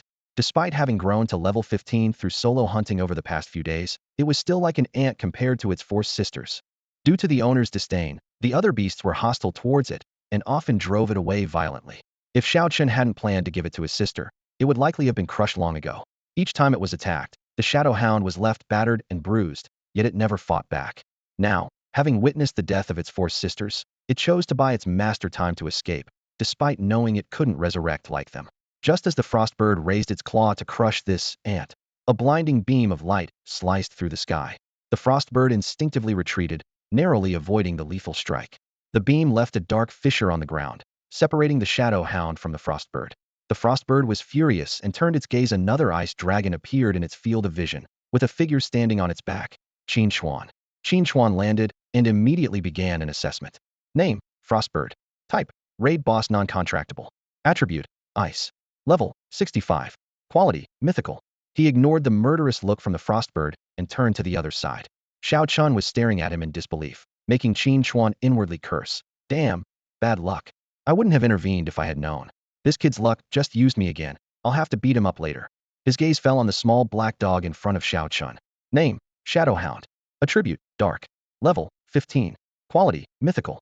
Final form: Shadow Demon Wolf. Rank: Super Mythical. He's willing to not contract a mythical quality. Qin Chuan muttered to himself. Alright, I see it's male. The frostbird attempted its trick again, trying to tear Yao Xian apart. However, what seemed lightning fast to Xiao Chen's beast was easily deflected by Yao Xian with a single swipe. Despite this, Yao Xian still sustained minor scratches. Qin Chuan couldn't quite see how the frostbird launched its attack, but it didn't matter since it couldn't harm him at all. As the frostbird attacked again, Yao Xian stood his ground. The boss, however, changed tactics, avoiding direct confrontation and continuously maneuvering. Each dodge left new scratches on Yao Xian's scales. This time, using the Eye of Insight, Qin Chuan finally understood the secret. The frostbird's wings, claws, and tail feathers were laced with ice blades as thin as cicada wings. Unlike ordinary brittle ice blades, these had incredible toughness, bending 360 degrees without breaking. They were also extremely sharp, slicing through flesh and metal effortlessly. Their near-transparent thinness made them almost invisible to the naked eye. This move was indeed insidious. A moment's carelessness could result in being sliced to pieces. Seeing the insignificant scratches on Yao Xian, Qin Chuan decided to end the battle quickly. He waved his hand, summoning away Tun Tian, Changsheng, and Hong Yan for more beasts. The 5 beasts swiftly engaged in a fierce battle with the frostbird. Under normal circumstances, Yao Xian alone could have taken it down instantly, but raid boss characteristics included formidable resilience. As the battle raged, Qin Chuan turned to teach Xiao Chun a lesson, only to find that he and the little black dog had vanished. Damn it, he ran fast. He cursed and focused on dealing with the boss. As for the little black dog, I'll take it later. Xiao Chun, that guy, must have his brain on his second head, to not want a mythical quality. With the onslaught of the 5 super mythical beasts, the battle turned completely. The frostbird's health bar plummeted, just a glance away, and half of its life was already gone. The once majestic frostbird was now in a sorry state, with its feathers charred and falling off, and its once lethal ice blade shattered. Its health was down to just 30, and it lost another 5 under a Wei's fiery assault. Desperately, the frostbird struggled to escape, trying to lift off, but suddenly felt a powerful grip on its talons. It turned to see Changsheng, the monkey wielding a long staff, whose small stature belied his incredible strength. Despite the frostbird's frantic flapping, it couldn't break free. With a swift motion, Changsheng swung the frostbird hard onto the ground, then spun around, swinging it in circles before hurling it towards the center of the arena. Yao Xiang seized the opportunity, unleashing an icy breath that struck the rolling frostbird with precision, followed closely by fierce attacks from Wei and Tunshin. The relentless assault from the 3 legendary beasts reduced the frostbird's health to a mere 2. In a last-ditch effort, it attempted to encase itself in ice to recover, but Qin Chuan was ready. A loud phoenix cry echoed across the sky as Hong Yan, engulfed in flames, swooped down from above, crashing into the massive ice block. The explosion was deafening, erupting in the middle of the arena. Hong Yin swiftly returned to Qin Chuan, shielding him from the fierce shockwave. Meanwhile, Xiaoqing, trying to flee in the distance, was knocked off his feet by the blast, landing face first in the dirt. This final blow completely depleted the Frostbird's health. The system immediately displayed the loot information: a potential enhanced Frostbird egg, 25 portions of Frostbird essence, 15 tail feathers, and 10,000 feathers. The most remarkable item was the egg. Originally just a legendary potential Frostbird egg, it now possessed a supreme potential due to Xiaoqing's pressure during the battle. Reflecting on this, Qin Chuan couldn't help but smile victoriously, inwardly mocking Xiaoqing. Thanks to you, Xiaoqing, I've gained another supreme beast. And with the unhatched Huangting Flash Roar beast egg in my inventory, I now have at least 2 supreme beasts. Maybe I should start by repaying your great favor with your sister? It's a pity that Xiaoqing got away. Qin Chuan's gaze fell on the mysterious beast egg in the corner, his brow furrowed. Although catching up with him now wouldn't be difficult, he quickly dismissed the idea absorbing it in the game might not be successful, so it was safer to wait until reality to make a move. At that moment, Wei, Tunxin, Yaoshu, and Chongqing returned one after another. After a brief conversation, Qin Chuan sent them all into the beast space, including Yaoshu, who usually preferred to stay out. Not far away, Shengwan Wanner was struggling to climb out of a snowdrift. She had witnessed the entire fierce battle between Qin Chuan and Xiao Chun, narrowly escaping death from 2 explosions. Realizing this was a perfect opportunity to establish a connection with the Dark Knight, she hurriedly ran towards Qin Chuan, not even bothering to brush off the snow on her clothes. However, Qin Chuan merely cast a cold glance at her, causing her to stop in her tracks. As long as you all stay out of my business, we might have a few chances to cooperate, Qin Chuan said, before logging off, leaving Shengwan Wanner standing there, shocked. Back in reality, Qin Chuan checked the date August 13th, 2 days before the game's arrival. He decided to use this time to stock up on supplies, as the supermarket had just restocked, and he still had over 10 billion left unspent. His shopping spree was nothing short of a sweep, buying out the entire supermarket, ordering 1,000 portions of every dish from restaurants, clearing out dessert shops. He bought clothes, fruits, barbecue, and even essentials like toilet paper by the box. After all the purchases, Qin Chuan had 2 or 3 billion left, and he leisurely sat on a park bench, wearing sunglasses, enjoying the last peaceful moments before the apocalypse. As the sun set, families were picnicking in the park, creating a serene scene. Suddenly, a group of people surrounded Qin Chuan. Do you need something from me? Qin Chuan asked, lifting his sunglasses. An elderly lady stepped forward, holding a memorial photo. Do you remember her? Qin Chuan examined the photo of a woman, recalling that she was his former colleague, Lu Qianqian, the one who had been the most aggressive during a confrontation at Li Fugui's restaurant. Oh, that bitch, couldn't even take a single punch from me. How pathetic. Qin Chuan mocked mercilessly in front of her family. He remembered her as a notorious manipulator who seduced new colleagues for money and repeatedly got into bed with Li Fugui, pushing her work onto others, that other being him. Qin Chuan, you murdered my sister, and you're guilty of a capital crime. I want you to pay with your life. Lu Qianqian's brother, Lu Yulong, stepped forward. A spoiled graduate from a low-tier university, he had always relied on his sister's salary to sustain his relationships. Now that his sister was dead and his financial support gone, his girlfriend had left him for someone else, fueling his hatred for Qin Chuan. Before Qin Chuan could respond, Lu's mother collapsed to the ground, wailing, "Oh, everyone, come and see. My daughter was killed by her ex-boyfriend, and he won't pay up." Qin Chuan frowned. When did he become Lu Qianqian's ex-boyfriend? Onlookers gathered, pointing and whispering. He had read about such extortion scenarios in novels, but never expected to encounter one in real life. He rubbed his forehead, thinking these people were oblivious to the impending apocalypse, still caught up in their petty dramas. Recalling what Zhou Shuren once said, that the quickest way to solve a problem is to eliminate the source, Qin Chuan suddenly produced a pair of white gloves, causing the crowd to gasp. With the apocalypse looming, he didn't care about the consequences in the remaining days. "Old lady, it's getting cold, take care," he said, and with that, the charged gloves flew out, the explosive ice shattering Lu Qianqian's family into pieces. "Ah, murder! Someone's been killed. Call the police. Hurry!" The street was filled with panicked screams. Qin Chuan stood in the center of the crowd, expressionless, as he looked at the bodies of Lu Qianqian's family on the ground. His eerie and efficient method left the bystanders in a state of extreme fear. The crowd scattered like a retreating tide, the air heavy with the stench of blood. A few children, upon seeing the mangled remains, broke down crying. Parents rushed to scoop up their kids and flee, but the gruesome scene was bound to leave a lasting scar on these children's memories if they lived to grow up. Qin Chuan paid no heed to the fearful glances cast his way. To him, this was nothing compared to the bloodshed of the post-apocalyptic world. He turned and left alone, as if he had just completed a trivial task.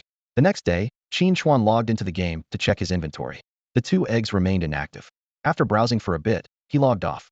He found himself in a peculiar predicament. Abundant materials, surplus food, unmatched strength, yet no new goals. Women, Qin Chuan sneered. They only slow me down. As for the super mythical beasts, while Qin Chuan admitted he had quite a few, the chance of encountering one with super mythical potential on the street was slim. Mythical potential was as common as cabbage, but he no longer had any interest in them. If this thought were to spread, he would surely be deemed insane after all. Owning a mythical beast was a dream beyond reach for most. With a day and a half left until the apocalypse, Qin Chuan decided to make some preparations in the real world. The supermarkets had long been stripped bare, and restocking couldn't keep up. He turned his attention to entertainment needs. He visited multiple phone stores, purchasing dozens of phones and computers. He also bought hundreds of power banks, with the store throwing in an equal number of phone stands. Once home, he immediately began downloading various videos, novels, and films. Even though he had already stocked up quite a bit last time, he believed in being as prepared as possible. Downloading resources and charging took time, but he knew the internet would be marginally usable for the first 3 days after the apocalypse. As for electricity, he had no worries. Thunder-type beasts were natural generators, needing only a few charges to power the batteries. Qin Chuan recalled the Thunder Spirit beasts from his past life. Though average in attributes, their continuous discharge ability made them major power sources for various bases. Besides Thunder Spirits, there were Wind, Water, and Fire Spirits, but none possessed super mythical potential, possibly due to inherent limitations or flaws in elemental life forms. Due to the public murder, officials soon came knocking, intending to take him to the police station. However, with the Starry Sky pen in hand, Qin Chuan was untraceable, and he couldn't be bothered with them. The leaders of the H-City Official Division eventually gave up the pursuit. After all, it wasn't just him. The leaders of official divisions in cities across the Dragon Nation were overwhelmed with work. The apocalypse was imminent. Despite people's wishful thinking, the military strictly followed orders from higher authorities, deploying heavy troops at strategic locations to save as many lives as possible when disaster struck. As night fell, Qin Chuan logged into the game and immediately noticed the egg of the Huangting Shanmingshu in his backpack, shaking violently. He quickly took out the egg, and the shell instantly shattered. A beast, resembling a fierce tiger but with the agile body of a leopard, emerged. The creature was covered in tough purple skin, with a sharp horn on its forehead gleaming menacingly. It had 2 pairs of sharp claws and exposed fangs, all indicating its ferocious nature. Most striking was its barbed tail, resembling a deadly flail. This creature seemed like a perfect weapon born for battle. This was Qin Chuan's first time seeing the true form of the Huangting Shanmingshu in previous conversations with Sloke. It had either taken human form or turned into a sphere. Its majestic presence deserved the title of the god of destruction and war. However, when the little creature leapt lightly onto Qin Chuan's shoulder, its fierce gaze softened, and the fire and thunder elements surrounding it emitted a gentle crackling sound. Qin Chuan named it Laming. After forming a contract, Laming, like Yaoxian, revealed its ability to transform. In human form, Laming was a black-haired boy, similar in height to Yaoxian, with a face exuding a sense of deadly calm. Yet, whenever facing Qin Chuan, that cold demeanor would shift to a warm, genuine smile, something Qin Chuan, as a beastmaster, could clearly sense. Time was running out, with less than a day before the apocalypse. The monsters on the snowy plains were scattered, unlike the dense clusters of red fire lizards in the volcano, making the self-destructive leveling strategy with Hongyan not worthwhile. After a night of fighting, Laming only reached level 32. On August 15th, at 9 a.m., 3 hours remained on the apocalypse countdown. Qin Chuan checked the state of the extreme cold ice-bird egg, and, seeing no signs of hatching, logged out of the game. 2 hours later, the game forcibly logged off all players for a system update. In the final hour, troops were on high alert everywhere, and Qin Chuan noticed a military unit stationed on the nearby street, a precaution that seemed futile against the impending disaster. As the clock struck noon, the clear sky darkened abruptly. Pitch-black clouds swallowed the entire planet, and countless portals tore open in the sky and on the ground. Ferocious wild beasts poured out, eyeing the defenseless humans on the streets with hunger, and a bloody slaughter ensued. The earth shook violently, surface cracks expanding, swallowing collapsing buildings and panic-stricken crowds. The disaster swept across the globe. In Sakura country, coastal residents witnessed a giant serpent with 8 heads rising from the sea. In Pretty country, countless black, oil-like liquids invaded, with mold-covered oil monsters searching for and devouring hidden humans. The military responded swiftly, unleashing heavy machine gun fire, but soon realized conventional weapons were nearly ineffective against these monsters. In a life-or-death moment, a soldier had a sudden idea and attempted to summon the beast from his consciousness. Instantly, a giant turtle appeared before him. Other soldiers followed suit, successfully summoning their own beasts, bringing a glimmer of hope to this catastrophic event. Don't panic. Get behind us. The shouts of the soldiers seemed particularly powerless amidst the chaos. As the ground rapidly expanded, the crowd was forced to scatter, and the soldiers' attempts to calm them were drowned out by the rising screams. Panic spread like a plague among the people. At that moment, a disheveled, ragged man emerged from the depths of the forest Morong Junzi. His eyes were wide as he took in the surreal scene before him. Monsters from the game rampaging through the real world, hunting down the frantic crowd. He rubbed his bloodshot eyes to ensure it wasn't an illusion, then suddenly burst into maniacal laughter. This man, who once had to kill his own father and sabotage his family's plans, had been living a wild existence in the forest. He hid in a secluded cave, surviving on insects and berries he foraged at night, successfully evading official searches. Now, as he watched the chaos unfold, a crazed light flickered in his eyes. The time for Morong Junzi's rise has come. Ha ha. However, fate played a cruel joke on him. A wave of scorching heat suddenly hit him from behind. He stiffened as he turned, his pupils contracting, and a giant beast resembling a Trex loomed over him, its foul saliva dripping from its fangs. With a deafening roar, Morong Junzi let out one last cry of despair. No. In an instant, the beast's gaping maw swallowed him whole, and with a sickening crunch, Morong Junzi fell. Amid the chaos, Qin Chuan moved calmly against the tide of panicked people. This street stirred memories of his past life, when he, too, fled in desperation like these people. Help! Help! Big brother, please help me. A young girl's voice pierced through. Qin Chuan turned to see a little girl being chased by a level 15 steel claw tiger, her small frame unable to keep pace with the fleeing adults. Spotting Qin Chuan moving against the crowd, the girl seemed to find hope and ran desperately toward him. However, Qin Chuan's gaze was cold as ice. Just as the girl was about to reach him, he deftly stepped aside. The girl fell hard to the ground, her knees and palms scraping against the pavement, blood oozing out as tears rolled down her cheeks. This scene triggered Qin Chuan's memories from his past life. The same scenario, the same little girl back then. He had saved her out of compassion, only to discover that the game's beasts had entered reality. The girl he rescued was indeed fortunate. She became his follower and was among the founding elders when the Dark Knight base was established. Over 5 years, Qin Chuan treated her like a sister, and she grew into a knowledgeable beast scholar, mastering the habits and abilities of various beasts. However, having experienced betrayal in his past life, Qin Chuan no longer easily trusted anyone. Years later, on a certain day, her heart skipped a beat the first time she saw Xiao Chen's sharply defined face. Upon learning that Xiao Chun intended to confront Qin Chuan, she betrayed without hesitation, willingly becoming an inside agent. On the day the Dark Knight base fell, she finally tore off her disguise and drove a sharp dagger deep into Qin Chuan's back. Qin Chuan turned around in disbelief, gazing at the woman he had once saved from the brink of death. The memories of everything he had done for her were vivid. During the resource-scarce apocalypse, he let her wear the cleanest clothes in the base and enjoy the freshest food. When she was injured, he personally sought the best doctor in the base. Those precious books were retrieved from monster nests at the risk of his life. Many were dissatisfied with her special treatment, but he suppressed all dissent. Yet now, faced with his questioning, she coldly replied, "Brother Xiao Chun is my everything. He was the one who kept encouraging me when I was in despair. And you? What did you offer besides material comfort?" Recalling all this, Qin Chuan's knuckles cracked audibly. "Ungrateful wench. Damn you," he muttered through gritted teeth. Before him, a little girl struggled to her feet, enduring pain. Meeting Qin Chuan's icy gaze, she was too frightened to approach and hobbled away in an attempt to escape. A steel-fanged tiger lunged from behind, aiming to ambush Qin Chuan, but it was cowed by his fierce glare, recoiling a few steps before turning to pursue the little girl instead. Already unable to run fast, the girl was soon caught up. "No, don't eat me. I'm not tasty," she screamed in despair. Just as the tiger was about to bite her neck, a young man intervened, swiftly killing the beast. The young man gently picked up the girl, soothing her like a big brother from next door. "Don't be scared. Big brother has chased the monster away. No more tears. Big brother will help you find your parents, okay?" Qin Chuan glanced at the stranger, who seemed to be a player. In the early days of the apocalypse, it was typical for young people to be passionate and full of righteousness. Yet, the fire of anger within Qin Chuan only burned brighter. Why wasn't this little wench torn to pieces? Why do the ungrateful always find salvation? Why was everything he worked hard for ultimately seized by Xiao Chun? Seeing Qin Chuan's dark expression, the young man thought he had caught on to something and righteously accused. "How can you be so cold-blooded?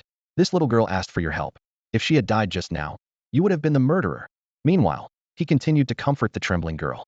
Qin Chuan's eyes flashed with a fierce light, yet his lips curved into a sinister smile as a long sword appeared in his hand. The young man and the little girl shivered at the sight. "Brother, I'm scared," the girl cried out. What are you going to do? I'm telling you, killing is a crime. The young man's words were cut short as Qin Chuan's sword flashed. The girl's head fell, her body twitching a few times before going still. A red line appeared on the young man's neck, and blood gushed out as he caught a glimpse of his headless body. Who are you to accuse me? Qin Chuan said coldly. Once calm, Qin Chuan summoned all his beasts with a wave of his hand. The newly arrived beasts on Blue Star curiously surveyed their surroundings. Is this our master's original world? With level restrictions lifted, Qin Chuan ordered the beasts to spread out in different directions to gain experience quickly. There was plenty of empty land on Blue Star, so destruction didn't matter.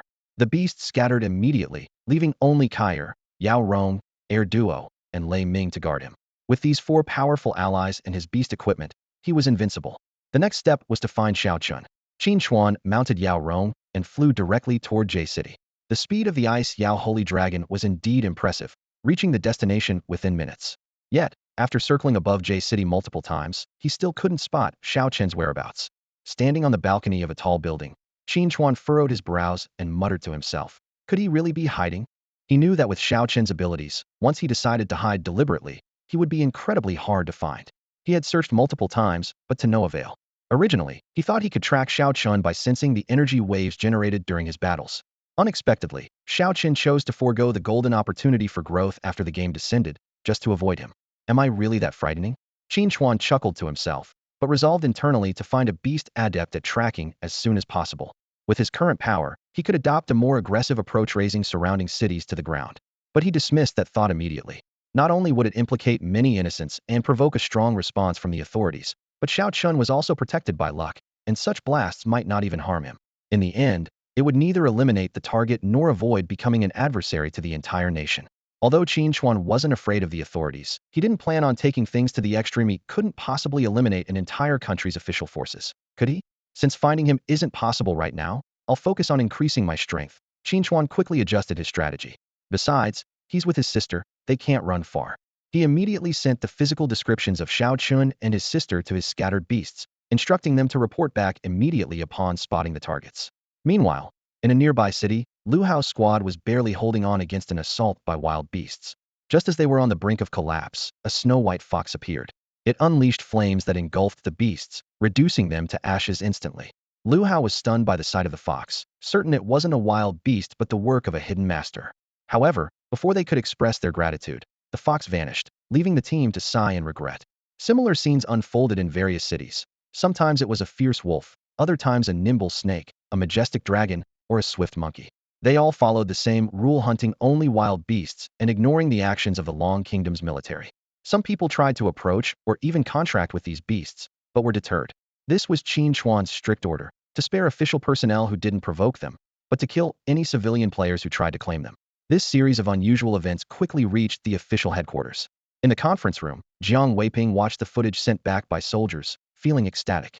The pressure on the squads had indeed lessened with the assistance of these mysterious beasts. The officers present were equally excited, believing that they must bring this powerful force under official command for the benefit of the entire nation. Mr. Jiang, a cautious officer, spoke up. Who would have thought this area harbors such hidden talents? Should we try to recruit them? The other high-ranking officials looked expectantly at Jiang Weiping, awaiting his approval. However, his next words were like a cold shower, dousing all their enthusiasm. The atmosphere in the conference room was tense as everyone sat around the long table, discussing the thrilling battle that had just taken place. What if all these beasts belonged to one person? An officer suddenly threw out this shocking hypothesis. Impossible. Absolutely impossible. A staff officer immediately stood up, analyzing with a serious expression. We all know the rules of the game. You can only gain a contract slot every 10 levels. We just witnessed 8 incredibly powerful beasts. Could he have possibly reached level 80 in just 2.5 months? That's simply unrealistic. Others nodded in agreement. An older staff officer added, Mr. Jiang, you also know that leveling up becomes extremely difficult later on. Even with these powerful beasts, 2.5 months is still too short a time. Could it be some kind of special talent? Someone suggested a new possibility. If it's truly a talent, another officer's eyes gleamed with interest. Then how do we explain the source of these powerful beasts and the massive resources needed to train them? But this does remind us we must find a way to acquire such an efficient beast training method. I dare say, mastering his secrets could not only ensure the stability of Longhua, but also rebuild a lawful society. I disagree, a young staff officer said solemnly. First of all, Qin Chuan is also a citizen of Longhua. We shouldn't harm our compatriots. Secondly, without his aid, we would have lost more soldiers. Rather than antagonizing him, we should seek cooperation. Making appropriate concessions to have him on our side is the wise choice. Silence. Jiang Weiping raised his hand to stop the increasingly heated discussion. I agree with Staff Officer Jin's point. Regardless of Qin Chuan's intentions, he indeed helped us resolve the crisis and saved many soldiers' lives. How can we repay kindness with enmity? At the very least, shouldn't we have him share his beast training method? A staff officer argued reluctantly. This could reduce more casualties. Jiang Weiping's gaze was sharp. That's his private property. We can't forcibly take it, nor should we expect to get it for free. Besides, Qin Chuan already has a cold attitude towards the authorities. If we push too hard, do you think someone with his character will just swallow his pride? Or do you have the confidence to subdue him? If something goes wrong, who will bear the consequences? Since he hasn't shown hostility towards us, we should not provoke him. Before the words had even settled, an irritable officer slammed the table, causing it to hum. Qin Chuan indeed, he fumed. While we fight bloodily outside, he enjoys the peace bought with the lives of soldiers. As a citizen of Longhua, possessing such power but unwilling to step forward and defend his own country, fate must be blind. Why should such a heartless and selfish person have such strong power? He doesn't deserve it. No matter how invincible he is in the game. This is reality. Can he stop a bullet? Look at Xiao Chun. Even though his motives weren't pure, he at least warned us about the impending apocalypse, allowing us to prepare. This Qin Chuan is even worse than Xiao Chun, simply a self-serving scoundrel. Enough. Jiang Weiping listened to the barrage of accusations with a furrowed brow and piercing gaze. He stood up, placed his hands firmly on the conference table, and spoke in a low, resolute voice. Using assassination tactics against Qin Chuan? Have any of you considered the consequences? He scanned the faces of everyone present. What if we fail to kill him? What if he retaliates with vengeance? What will happen to the people of Longhua? His voice suddenly rose. Attacking someone who once helped us show, are we any different from those old families? He straightened up, his tone unwavering. Our priority should be stabilizing domestic affairs, not creating a formidable enemy for ourselves. As for Qin Chuan, at least for now, we must not provoke him. With that, he strode out of the meeting room, leaving behind a silence among the officers and delegates who exchanged uncertain glances. The atmosphere in the conference room was heavy as lead. Those who supported Jiang Weiping's viewpoint began to leave as well. Soon, the large room was left with only the faction advocating action against Qin Chuan. One hot-tempered officer could no longer contain himself, leaping from his seat and violently hurling his documents and cup to the ground, shattering them with a piercing crash. The others wore grim expressions, but having never witnessed Qin Chuan's power firsthand, they couldn't grasp the fear it inspired. At that moment, a man with gold-rimmed glasses stood up. He was slender and composed, yet exuded an indescribable chill. He softly said, "Officer Wang, please sit down and continue our discussion." A meaningful smile played on his lips. Even if Qin Chuan himself is unwilling to join us, as long as we can acquire his beasts, won't we achieve our goal? Meanwhile, in a large shopping mall in Jade City, Qin Chuan was conducting a thorough search while waiting for crucial news. With swift and precise strikes, he effortlessly dispatched the beasts attacking him, advancing from the first floor upward. Blood spread across the smooth floor, and severed limbs were scattered everywhere. When he reached the third floor, a group of survivors was huddled in a sealed room, holding their breath and hiding. They were cramped in the small space when suddenly they heard footsteps and voices outside. Someone cautiously peeked out to see a man skillfully hunting the terrifying creatures in the mall, accompanied by a child. Lei Ming and Air Duo had already moved to higher floors. Meanwhile, in a secluded corner of the mall's third floor, 6 hidden survivors were secretly observing Qin Chuan. To them, Qin Chuan appeared to be just a lucky young man with a little brother, holding an exceptionally good weapon. Great! A slightly overweight, greasy-faced middle-aged man suddenly whispered, his eyes fixated on the sword in Qin Chuan's hand. That sword looks powerful. We can have him lead us out. But what if he refuses? A frail woman in the group timidly asked, plunging everyone into a brief silence. The middle-aged man quickly broke the silence, a sly smile creeping across his face. "We'll ask him first," he said, pulling a fruit knife from his pocket and handing it to a young man beside him. "Xiaozhong, hide this knife. Stay close to the kid. If he refuses, with his brother in our hands, I doubt he'll dare to say no." Ha ha ha. As Qin Chuan's footsteps approached, the middle-aged man gave a final reminder. "Remember, when he comes, do as we planned." He then rushed out of hiding, feigning panic. "Hero, good sir, help us. Save us." The remaining 3 men and 2 women followed suit, rushing out with him. Qin Chuan looked at the group expressionlessly. Although Yao Xiang had already informed him about the 6 people hiding, he pretended to be puzzled. "Who are you? Please, hero, save us," the middle-aged man pleaded, dropping to his knees, prompting the others to follow suit. Xiaozhong took the opportunity to move closer to Yao Xiang. "I don't think I have anything to do with you," Qin Chuan said with a faint smile, examining them. "We can pay you." the middle-aged man hastily offered. I'm the manager of this mall. If you get me out of here, I'll give you all my savings. Do you think money is still useful now? Qin Chuan scoffed. If there's nothing else, I'll be on my way. As Qin Chuan turned to leave, Yao Xiang passed by Xiao Zhang, who suddenly sprang into action. He grabbed Yao Xiang by the neck and held the fruit knife to the boy's chin.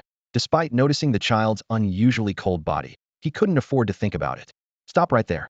Qin Chuan turned back at the scene, merely uttering 2 words. It's over. The middle-aged man, thinking Qin Chuan was afraid for his brother's safety, smirked triumphantly. Now you're wise, huh? If you want this kid safe, take us out quietly. He shoved the bewildered Yao Xiang as he spoke. And hand over your weapon, Xiao Zhang demanded greedily. However, before he could finish, Yao Xiang had already grabbed his wrist. A series of cracking sounds followed, and Xiao Zhang's delayed screams echoed. Aya! Before the others could react, they saw Yao Xiang gripping Xiao Zhang's wrist with one hand, tossing him over the mall's 3rd-floor railing as if discarding trash. With a loud thud, Xiao Zhang hit the ground hard. Still alive, he watched helplessly as several beasts charged in through the mall entrance, ignoring his cries as they tore him to pieces. The 5 people upstairs were paralyzed with fear, the air thick with a sense of dread. The sound of flesh being torn apart from below made 2 women retch uncontrollably, their faces as white as sheets. It's your turn now, Yao Xiang said, turning his head with a cold smile on his lips. In an instant, 5 more figures plummeted from above, their curses and screams piercing the night, soon drowned out by the sounds of beasts devouring them. 6 bodies became a feast for the beasts. Yao Xiang brushed off non-existent dust from his hands and walked briskly over to Qin Chuan. Qin Chuan reached out to ruffle Yao Xiang's hair, murmuring, well done. The 2 continued upstairs and soon met up with Erdwa and Lei Ming. The employees on the 4th and 5th floors, tempted by the fruit above Erdwa's head, paid with their lives. After collecting supplies from the upper floors, Qin Chuan and his group swiftly evacuated the mall. They had barely left when the military arrived on the scene. As soldiers stormed into the mall, they were stunned by what they saw. Everything was empty, with supplies and survivors vanished without a trace. After staying in Jade City for nearly a week, on the 6th day, Qin Chuan recalled all the beasts he had sent out for training. After reaching level 70, the experience required to level up further was immense. Even so, the beasts had managed to reach levels between 73 and 75. Meanwhile, Qin Chuan's group, having to share experience with 4 beasts, had only reached level 71. The many restrictions in human cities made it hard to increase their strength quickly, but Qin Chuan had a plan. Besides finding Xiao Chun, he had another crucial objective. A week after the apocalypse in his previous life, a portal would appear at Times Square in Jade City, lasting for 2 months and leading to a special space. At that moment, Qin Chuan was standing in Times Square, waiting for the portal to open. Around 2 p.m., a crimson light suddenly tore through the air, the twisted spatial rift gradually stabilizing into a passageway. Cautiously, Qin Chuan led his beasts into the portal. After the dizzying sensation of crossing through time and space, a strong scent of iron hit them. The blood-red sky constantly split and healed, casting an eerie red glow over the land, exuding a chilling aura. The intense spatial distortion waves explained why this place was a haven for space-type beasts. Before them stretched an endless forest of blood-red trees. As Erdwa planted seeds near the portal, he suddenly sensed a connection to seeds in H City, a discovery that stunned Qin Chuan. It meant that this wasn't a game instance, but a part of the universe linked to Earth. To avoid affecting the portal, Qin Chuan and his team rode the ice Yao Holy Dragon for 2 full days, during which the forest seemed boundless. The vastness of the area was astounding, but the distance should suffice. Now it was time for intense leveling up. I must admit, the experience points gained from the wild creatures here are truly abundant. Standing on a scorched land, Qin Chuan watched as his beasts effortlessly unleashed wide-range attacks, each skill release wiping out swathes of wild creatures. The experience points surged like a tide, making the efficiency here more than 10 times greater than on Blue Star. After 3 consecutive days of intense creature hunting, Qin Chuan's beast team had all broken through to level 80. During this time, the mysterious extreme cold ice bird egg also hatched. When Qin Chuan checked its stats, the glow of its super god potential talent shone brightly. With the activation of its talent, the fledgling instantly evolved into the majestic extreme cold ice phoenix, which Qin Chuan named Lingwei. Although the other beasts reached level 80 in just a day and a half, Qin Chuan invested an additional day and a half to help the new Lingwei quickly catch up with the team. From a high vantage point, the land below was covered with massive craters of varying depths, stretching for tens of thousands of miles, resembling the surface of the moon. This desolate scene was the result of Qin Chuan's efforts to enhance his strength. Meanwhile, in Jade City's Times Square on Blue Star, a shadowy figure was surreptitiously observing the surroundings. After confirming that no one was around, Xiao Chun quickly dashed towards the scarlet glowing portal. When the game first descended, to escape Qin Chuan's pursuit, he and his sister hid in an underground shelter dug out by the beasts. For 3 days, the siblings remained hidden in the darkness below. It wasn't until the 3rd day after the portal opened that Xiao left, having prepared ample supplies for his sister. Before leaving, he repeatedly instructed her not to leave the underground, patiently waiting for his return. As the first to discover J City's portal in the previous life, Xiao knew its value well. He was gambling that Qin Chuan would temporarily give up chasing him to acquire a space-type beast. Seeing the deserted square, a smug smile appeared on his face as gamble had paid off. Stepping through the portal, the familiar sky and forest came into view. Every detail of acquiring the sky-splitting divine tiger in his past life was etched deeply in his memory, as it was his first beast.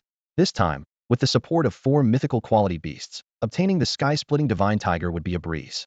Recalling Qin Chuan's terrifying power, Xiao shivered, but deep-seated jealousy and hatred flickered in his eyes. "Why aren't those powerful beasts mine?" he muttered through gritted teeth. Then suddenly, his eyes lit up. "No, they can be mine. I just need to use the contract-breaking stone, just like in the past life." He cruelly licked his lips, eagerly beginning his search for the sky-splitting divine tiger. In his mind, once he laid a trap and seized Qin Chuan's beasts, his formidable opponent would be left with nothing.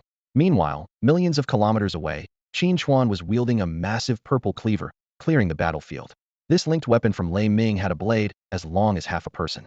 Although most people would struggle to swing it with both hands, in Qin Chuan's hands, it felt weightless, only offering some resistance during a swing, undoubtedly a miraculous effect of his talent.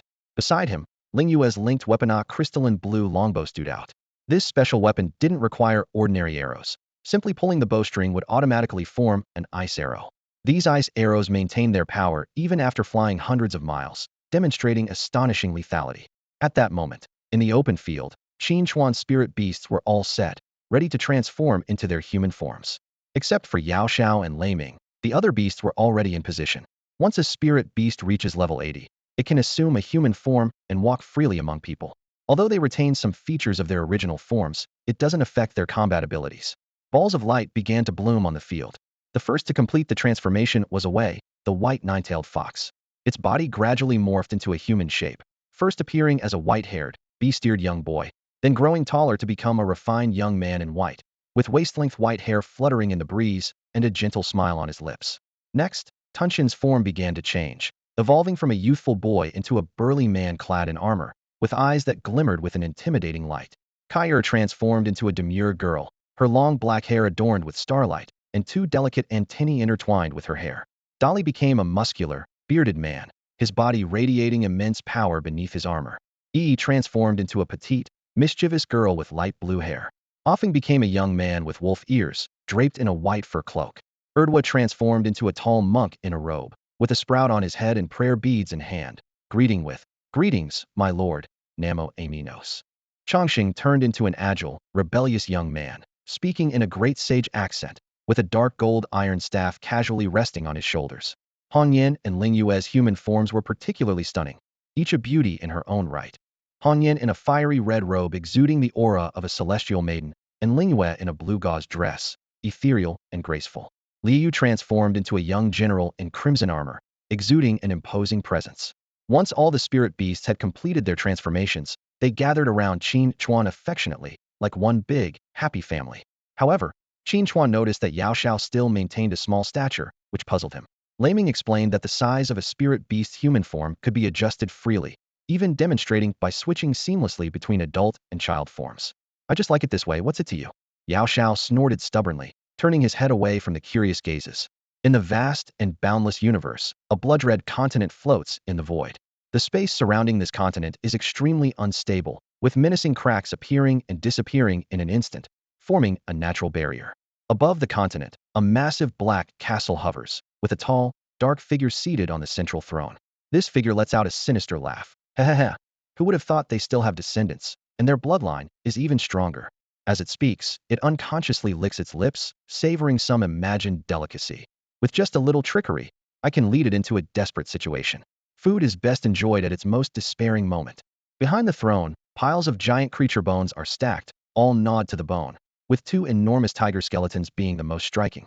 In a secret chamber of the castle, a massive black dragon is chained by its neck. Lying exhausted is none other than the infamous star-eating demon dragon.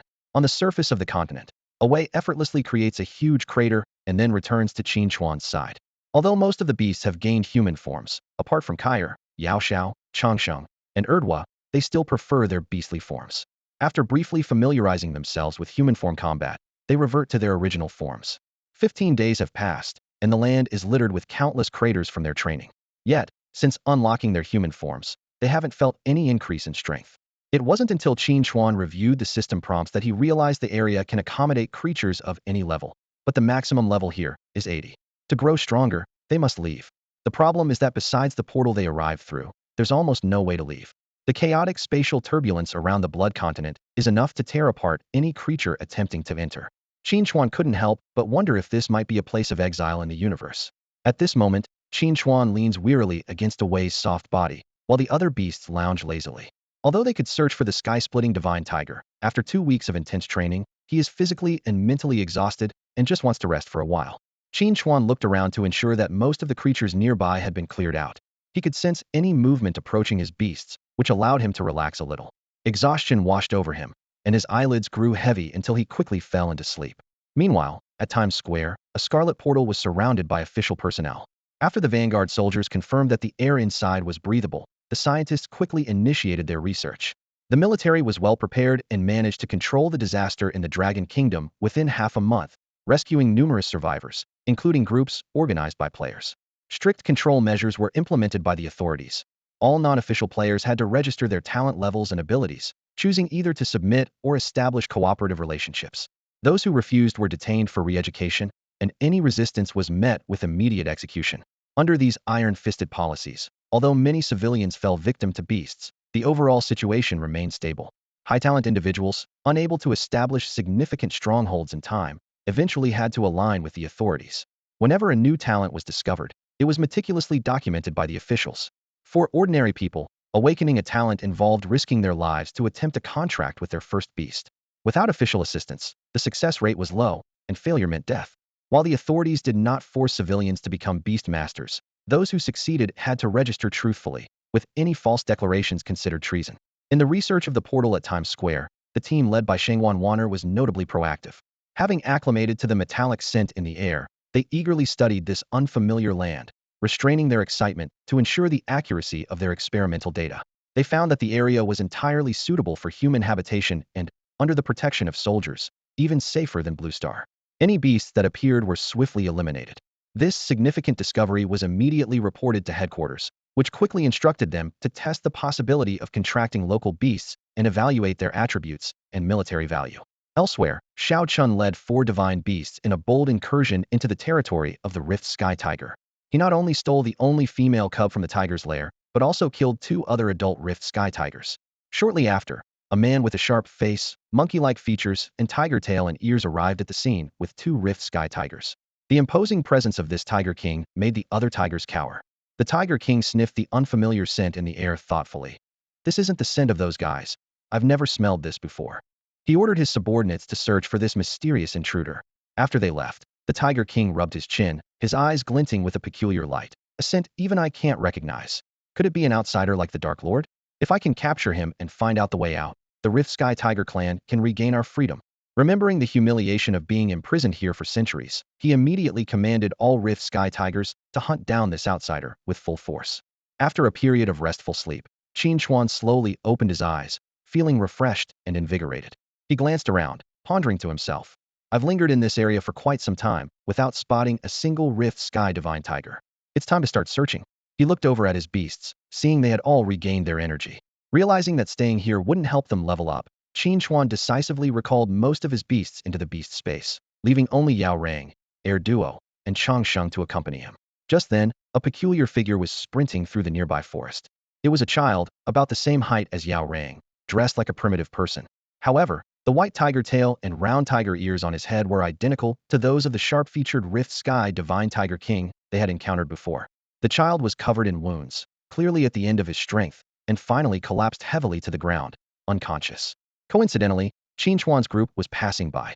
Air Duo, with keen senses, noticed the disturbance in the bushes and turned to investigate, finding the wounded child lying by the roadside, his injuries festering and urgent. "Oh, these injuries are so severe he might not have much time left," Air Duo sighed. Such a good child, it's truly pitiful. Perhaps we should help him end his suffering. Namuo Aminos. Despite Air Duo's ability to easily heal the boy, he wouldn't act without Qin Chuan's command. Chang Sheng parted the obstructing bushes and saw the unconscious child.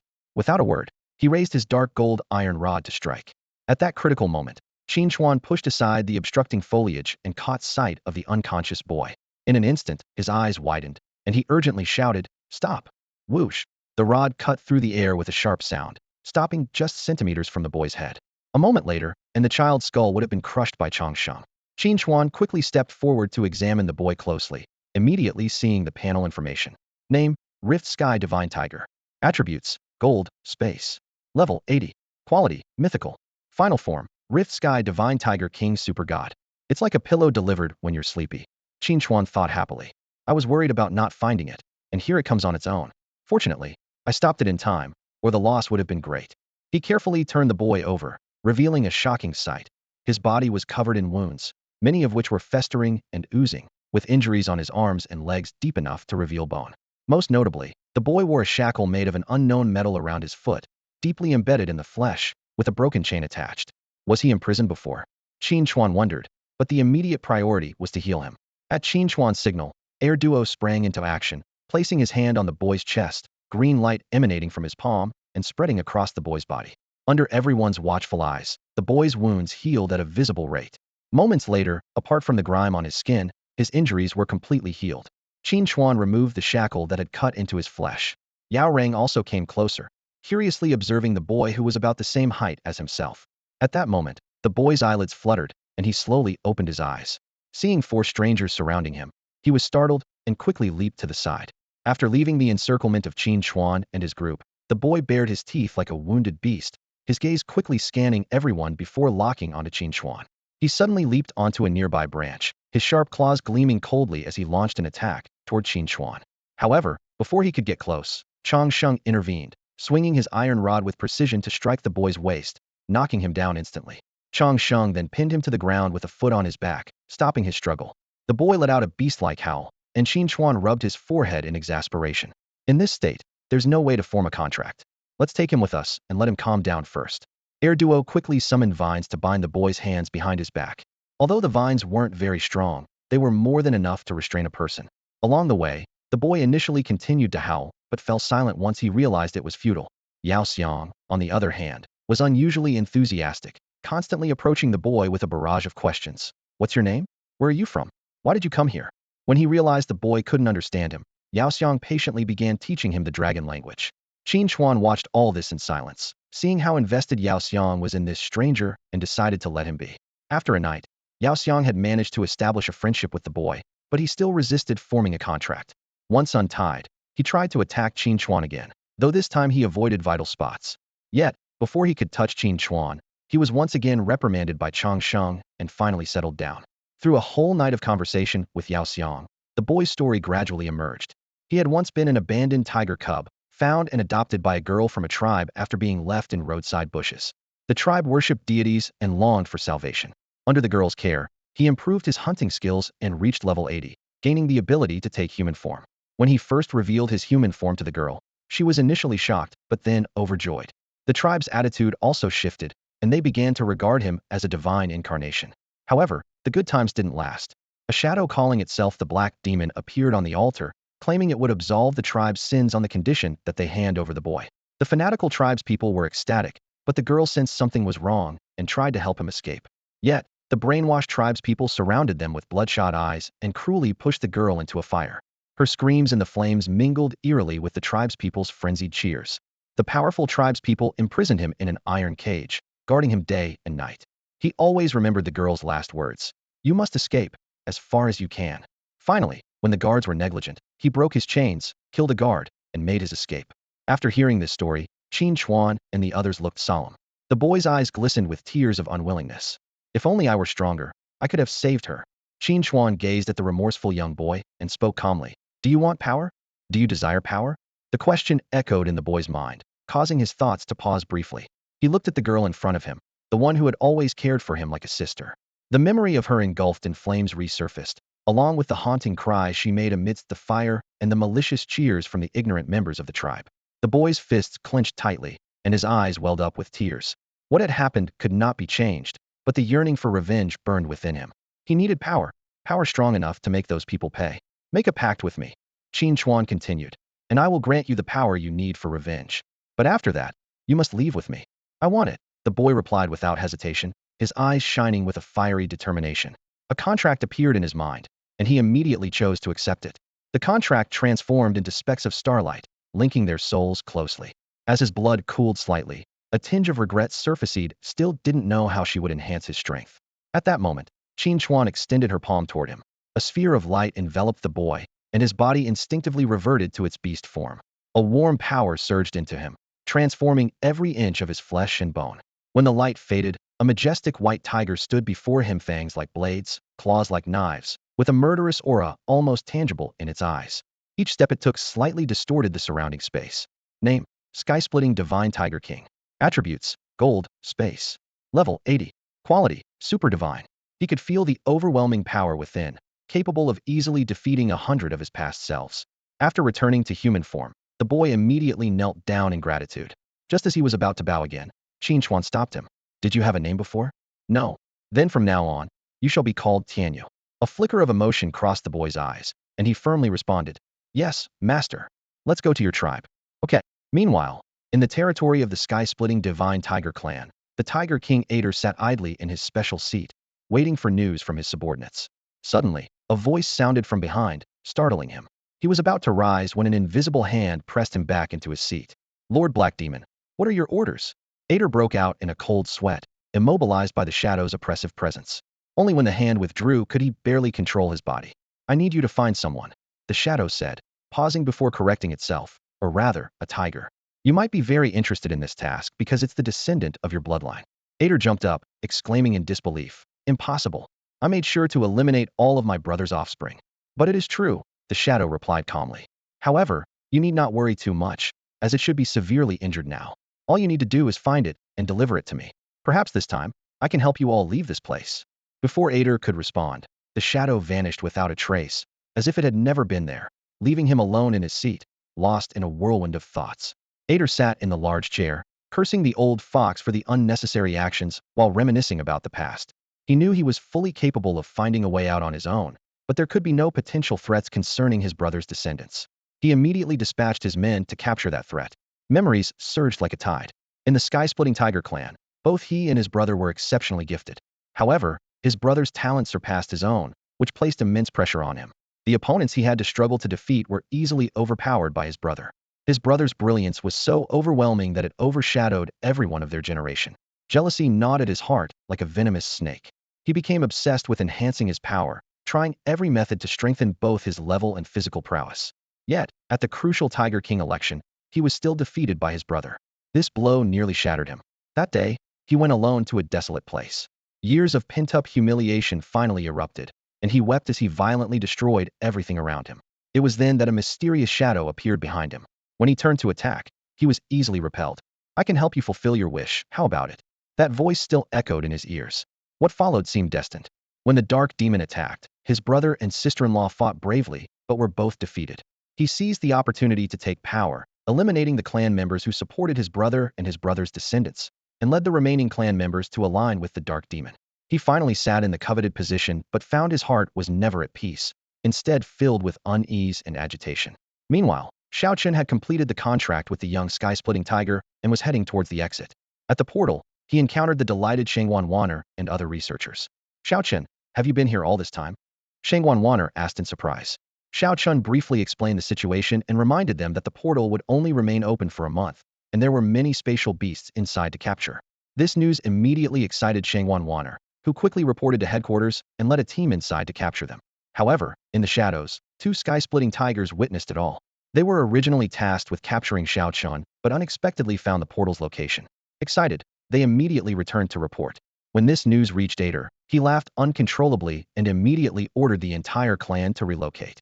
At this point, he was completely indifferent to the dark demon's task compared to leaving this place. What was a mere ant whose strength had reached its limit? In the blood-colored tribe, a group of humanoid creatures moved in and out, their bodies boasting powerful muscles and red skin, standing a head taller than the average adult. At the center of the tribe, An altar stood where an elderly priestess with a face full of wrinkles sat with a solemn posture. Her eyes, nearly squinted shut by the creases, suddenly snapped open as she heard the report from her tribesmen. In a raspy voice, she urgently asked, "Have you found the boy?" "Not yet. Keep searching." "Yes." Before the words had fully settled, a thunderous dragon roar pierced the sky. A massive dragon descended from above, landing heavily in the middle of the tribe's clearing, kicking up a wave of dust. The blood-welling people of the tribe paused in shock, staring at the unexpected visitor. Two figures leapt nimbly from the dragon's back. It was Qin Chuan and Tian Yu. As soon as Qin Chuan landed, he summoned Erdwa and Changsheng, instantly forming a battle formation. Tian Yu's eyes were ablaze with hatred. He and his beast, Yao Xiang, charged almost simultaneously at the blood-dwellers. At this moment, Tian Yu had ascended to a super-divine beast, his strength having undergone a qualitative leap. His fingers transformed into sharp claws, each strike easily tearing through the bodies of his enemies. Blood splattered through the air, and flesh flew everywhere, leaving a path of death in his wake. Qin Chuan activated the Eye of Insight, rapidly gathering information on these tribal inhabitants. Known as the blood-welling people, this race was native to the continent. Although they couldn't form contracts with beasts, their physical strength rivaled that of mythical quality beasts. This fact was quickly proven. A blood-weller charged at Qin Chuan, and with a single punch, forced him to retreat several steps despite his sword block. Erdwa wielded a borrowed weapon, the Thunder Link Blade, a combination of flames and lightning that caused small explosions with each slash. "Mercy of Buddha," Erdwa muttered under his breath as he hacked the advancing blood-dwellers into pieces. This healer's offensive capabilities were truly terrifying. Changsheng faced an onslaught from 5 blood-dwellers, deftly dodging their attacks. His staff swept across, either knocking enemies away or shattering their skulls.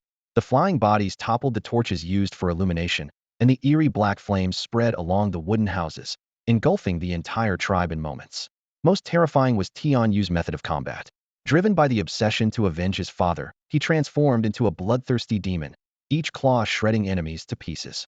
His body was drenched in blood, leaving behind a trail of shattered organs and limbs. Yet, his face betrayed no emotion. When one truly intends to kill, there is no outward expression of feeling. The moment Tian Yu stepped onto the battlefield, his gaze turned icy cold. His sword swung without hesitation, claiming a life with each stroke. He didn't even glance at the bloodthirsty creatures he sliced in half, still writhing in their death throes. This was exactly what he wanted to let these dying beings watch helplessly as their kin fell one by one, ultimately dying alone in despair. Yao Xiang remained close to Tian Yu, like a shadow guarding his back. Whenever an enemy attempted a sneak attack, Yao Xiang was always a step ahead, swiftly neutralizing the threat.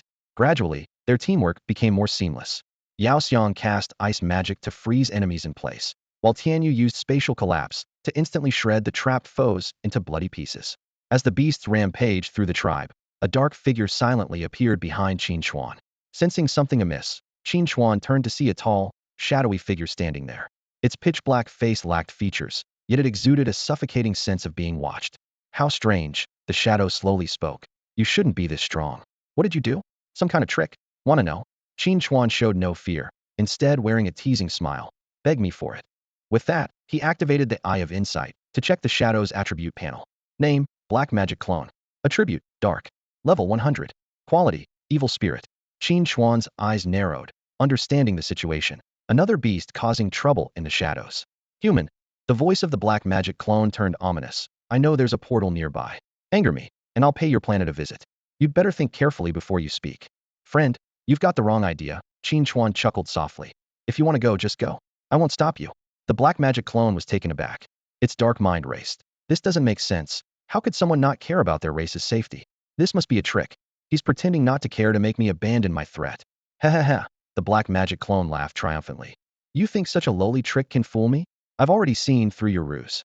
Qin Chuan's eyelid twitched. What is this guy imagining? "But I see you have some skill," the Black Magic Clone continued. "Why not submit to me and offer your blood sacrifices? I can ensure your race's safety. How about it?" "Do you think?" Qin Chuan's smile vanished, replaced by a chilling coldness. "You're that strong?" Just 6 words, yet they brimmed with endless killing intent. In this life, the beasts were his family. He might not care about the fate of other humans, but anyone who threatened his family was courting death. The Black Magic Clone felt a chill down its spine under Qin Chuan's icy gaze. Without a second thought, it flashed behind Tian Yu, reaching to strangle him. However, Tian Yu reacted even faster, leaving only an afterimage. At the same time, Yao Xiang's eyes had already frozen the Black Magic Clone in place. Qin Chuan leaped high, both hands gripping the ice-glowing sword of blue and gold hues, with a fierce gleam in his eyes, bringing it down on the black magic clone from above. Quite bold, aren't you? The black magic clone sneered. Since you wish to die, I'll oblige. Before it could finish, Qin Chuan's sword had already descended, slicing the black magic clone in half. The sword's force left a deep fissure in the ground. The shattered clone dissipated into wisps of black smoke, drifting toward the dark castle in the sky. Qin Chuan looked up in the direction where the black smoke vanished, his deep gaze seeming to pierce through the sky. The survivors of the tribe were quickly slaughtered, leaving only the old priestess.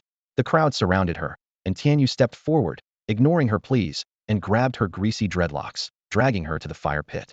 This was the very spot where an innocent girl had been burned alive, a cruel idea conceived by the old woman herself. The eerie black flames danced in the fire pit as the priestess was slowly pushed towards it. The black tongues of fire, like snakes, began to crawl up her body, as if they intended to devour her completely. Her cries for mercy were piercing, but Tianyu's eyes remained as cold as ice, and he unhesitatingly pushed her into the fire. A shrill scream erupted from the fire, slicing through the air like a blade in the cold wind. The scorching flames first seared her wrinkled skin, then began to consume her flesh. Gradually, the screams grew weaker, until only the crackling sound of burning wood echoed in the air. Tianyu knelt before the fire, his head bowed in contemplation. Yaoshang silently approached and sat beside him. Inside, Tianyu was engulfed in turmoil, as memories that had been hazy during the massacre of the tribe became increasingly clear. These were memories that did not belong to him. Two star-cleaving divine tigers, strikingly similar to him, engaged in a crucial conversation. The female tiger said, "Adowel has defected. Whether or not we fight, the outcome will be dire." The male tiger pondered for a moment, then extracted a portion of his essence and combined it with portions taken from their 3 offspring. "Athos, are you?" the female tiger asked, puzzled. "By merging our essences, we might create a being with potential beyond our own," the male tiger explained slowly. "This is our last hope. May it lead our kind out of this crisis." As the female tiger infused the final portion of essence, a miraculous form of a tiger cub emerged within the sphere of light, which she secretly sent away from their domain. Tianyu finally understood that this memory, locked deep within his mind, was the truth of his own origin. As he processed this revelation, Qin Chuan, who had been waiting patiently, spoke up. "There's one more to deal with. It's time to send it on its way." With that, he looked up at the sky, his eyes flashing with a fierce determination.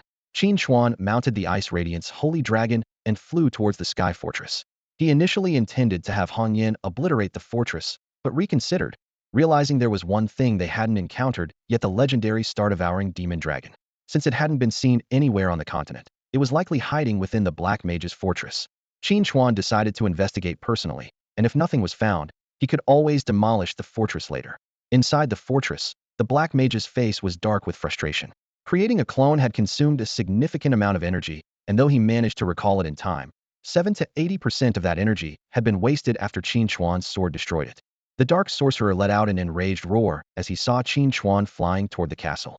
Desperate for time to regain his energy, he played his last card, the enslaved star-devouring demon dragon. With the heavy clanking of chains, the cell door slowly opened. The demon dragon, bound by chains, mechanically stepped out. Its eyes, dull and lifeless, betrayed its deep exhaustion. It had been used as a shield countless times. In every battle, it deliberately sought death, sometimes standing still to let enemies attack. Yet, those foes were too weak to even breach its defenses, ultimately fleeing in disgrace. Whenever it resisted passively like this, it would return to face the dark sorcerer's relentless torment, day and night, until he grew bored and locked it back up. It had tried to rebel, but each attempt ended in failure, followed by even more brutal torture. Its cursed regenerative ability was too strong. Unless killed in one blow, it was trapped in this endless cycle. This time, it will probably end the same way. The demon dragon thought bitterly, spreading its wings and flying out of the castle to confront Qin Chuan. Seeing the dragon, Qin Chuan was secretly pleased. As expected, it's here. He quickly checked the dragon's attribute panel. Name: Star-Devouring Demon Dragon. Attribute: Space. Level: 80. Quality: Legendary. Final form: Star-Devouring Dragon Emperor Transcendent. What? This creature has transcendent potential. Qin Chuan raised an eyebrow in surprise, but before he could ponder further, the demon dragon launched its attack. The surrounding space shattered like glass, forming a unique domain. Within it, space was chaotic, simultaneously repairing and devouring everything around. Once the space returned to calm, it was as if nothing had happened. If not for Yao Xiang's quick response, they might have been sucked into the unknown spatial rift. Instead of scaring Qin Chuan away, this maneuver made his eyes light up. The dark sorcerer is a beast. He shouldn't be able to form a contract with a spirit beast, right? Heh, I'll gladly accept this transcendent beast. An 80-level legendary boss was no match for Qin Chuan. With a single strike, Yao Xiang sent it crashing to the ground. Boom! The demon dragon hit the ground hard, coughing up blood. Yet, its eyes shone with a peculiar light. Perhaps this time, it had finally met a foe capable of ending its life. Yao Xiang carried Qin Chuan to the demon dragon's side, where Qin Chuan looked down and said, "Submit, or die." "Die? I choose to die," the demon dragon replied firmly. "Good choice." "Wait, what did you say?" "Kill me, please kill me," the demon dragon pleaded urgently. Qin Chuan and Yao Xiang exchanged bewildered glances. This turn of events was wholly unexpected. "Why are you so eager to die?" The demon dragon seemed prepared for this. "I lost the game. Can't I just accept my fate?" "No, no, the world outside is vast. Don't you want to see it?" Qin Chuan noticed the iron collar around its neck. "Judging by that collar, you're often imprisoned, right? Don't you want revenge against the dark sorcerer?" At these words, the demon dragon deflated like a punctured balloon, silent and unresponsive. "Revenge, I desire it too." The voice of the star-devouring dragon was filled with bitterness, its massive body trembling slightly. "My entire clan was annihilated by him, leaving me as the sole survivor. But here, my powers are severely limited, while he has reached a mythical level far beyond my ability to confront." Its head drooped, scales losing their former luster. "I was captured as a slave when I was very young, and I've been tormented by him countless times over the years. I've thought of ending it all, even tried to fight back, but each time I ended up wishing for death instead." The star-devouring dragon raised its head, its golden slit eyes meeting Qin Chuan's gaze. "Now, besides the black demon, you are the only one who can end my life. Meeting you might be the greatest fortune of my life. I beg you, grant me release." With that, it slowly closed its eyes, ready to embrace death. Listening to these words, Qin Chuan couldn't help but recall his own past experiences of imprisonment. The memories of his torment flickered in his eyes. At that moment, Kai'er, within the space, confirmed that the star-devouring dragon spoke the truth. It was not an evil creature, and its past actions were not of its own volition. "You're right. Meeting me is indeed your greatest fortune," Qin Chuan said, looking directly at the dragon. "But I won't kill you. I can offer you a chance to become my beast companion, and I will help you kill the black demon. How about it? Even if I don't agree, you'll probably go after him anyway." The dragon's words caught Qin Chuan off guard. "Ahem." Qin Chuan cleared his throat awkwardly. "Why not try forming a contract with me first? If you're not satisfied, you can leave any time, and I won't stop you. How about that? Give it a try. You have nothing to lose." Seeing the dragon's skeptical look, Qin Chuan continued, "I keep my promises. I'm not a saint, but in this matter, I won't deceive you." "All right then." The star-devouring dragon finally nodded in agreement. Soon, it felt the force of a contract forming in its mind, establishing a connection with the human before it. A warm sensation spread through its body, a feeling it had never experienced before. After much persuasion, Qin Chuan finally managed to form a contract with the star-devouring demon dragon. The massive creature slowly lowered its head in submission. Qin Chuan approached and gently patted its enormous snout, speaking softly. "No need to be so tense. From now on, I'll call you Hei Ming." Having calmed the star-devouring demon dragon, Qin Chuan looked up at the floating castle in the sky. Now that he had tamed the dragon, his next goal was to eliminate the dark demon. He knew that the dark demon had regained much of its power within the castle, and the upcoming battle was bound to be fierce. Gazing at the castle, which remained motionless in the sky, Qin Chuan's lips curled into a cold smile. The dark demon likely assumed he would foolishly charge in Hedon, underestimating him greatly. He raised his hand and summoned Hong Yan, pointing directly at the floating castle. "Hong Yan, blow it up." A clear and resonant phoenix cry echoed through the sky. Hong Yan, upon receiving the order, erupted into a brilliant blaze, its temperature soaring as the light it emitted shifted from a deep red to a blinding white. This intense light shot toward the dark demon's castle like a meteor. The dark demon, seeing the sun-like orb of light flying toward it, did not dodge, but instead watched intently. It assumed this was merely Qin Chuan's attempt to intimidate it, though. Could it possibly be defeated in an instant? By the time it sensed the overwhelming destructive energy and tried to flee, it was already too late. The enormous fire phoenix crashed heavily into the castle. A series of blinding white flashes followed, and the castle disintegrated into dust, with a terrifying shockwave spreading outward. The deafening explosion sounded like the roar of an ancient beast, shaking the entire continent. Flames soared into the sky, and the intense fire rolled and roared in the air, as if to consume the entire world. Qin Chuan had long understood that dealing with fierce beasts involved either decapitating them or piercing their hearts. If neither worked, the vital point was either hidden externally, or it was a matter of dealing with a clone rather than the main body. Upon confirmation, The castle indeed housed the dark demon's true form, making things simpler whether its vital points were internal or external. Such a powerful explosion would not spare them. As Qin Chuan predicted, the moment the fire touched the dark demon, its skin began to burn to ash. Its two vital points were hidden at the top and bottom of the castle, a contingency it had set specifically against Qin Chuan. However, faced with such a terrifying explosion, this setup only hastened its demise. Its vital points were reduced to ashes in an instant, and its entire body was engulfed by the flames. In this way, a beast with potential comparable to half a super god of its level was completely obliterated without leaving a final word.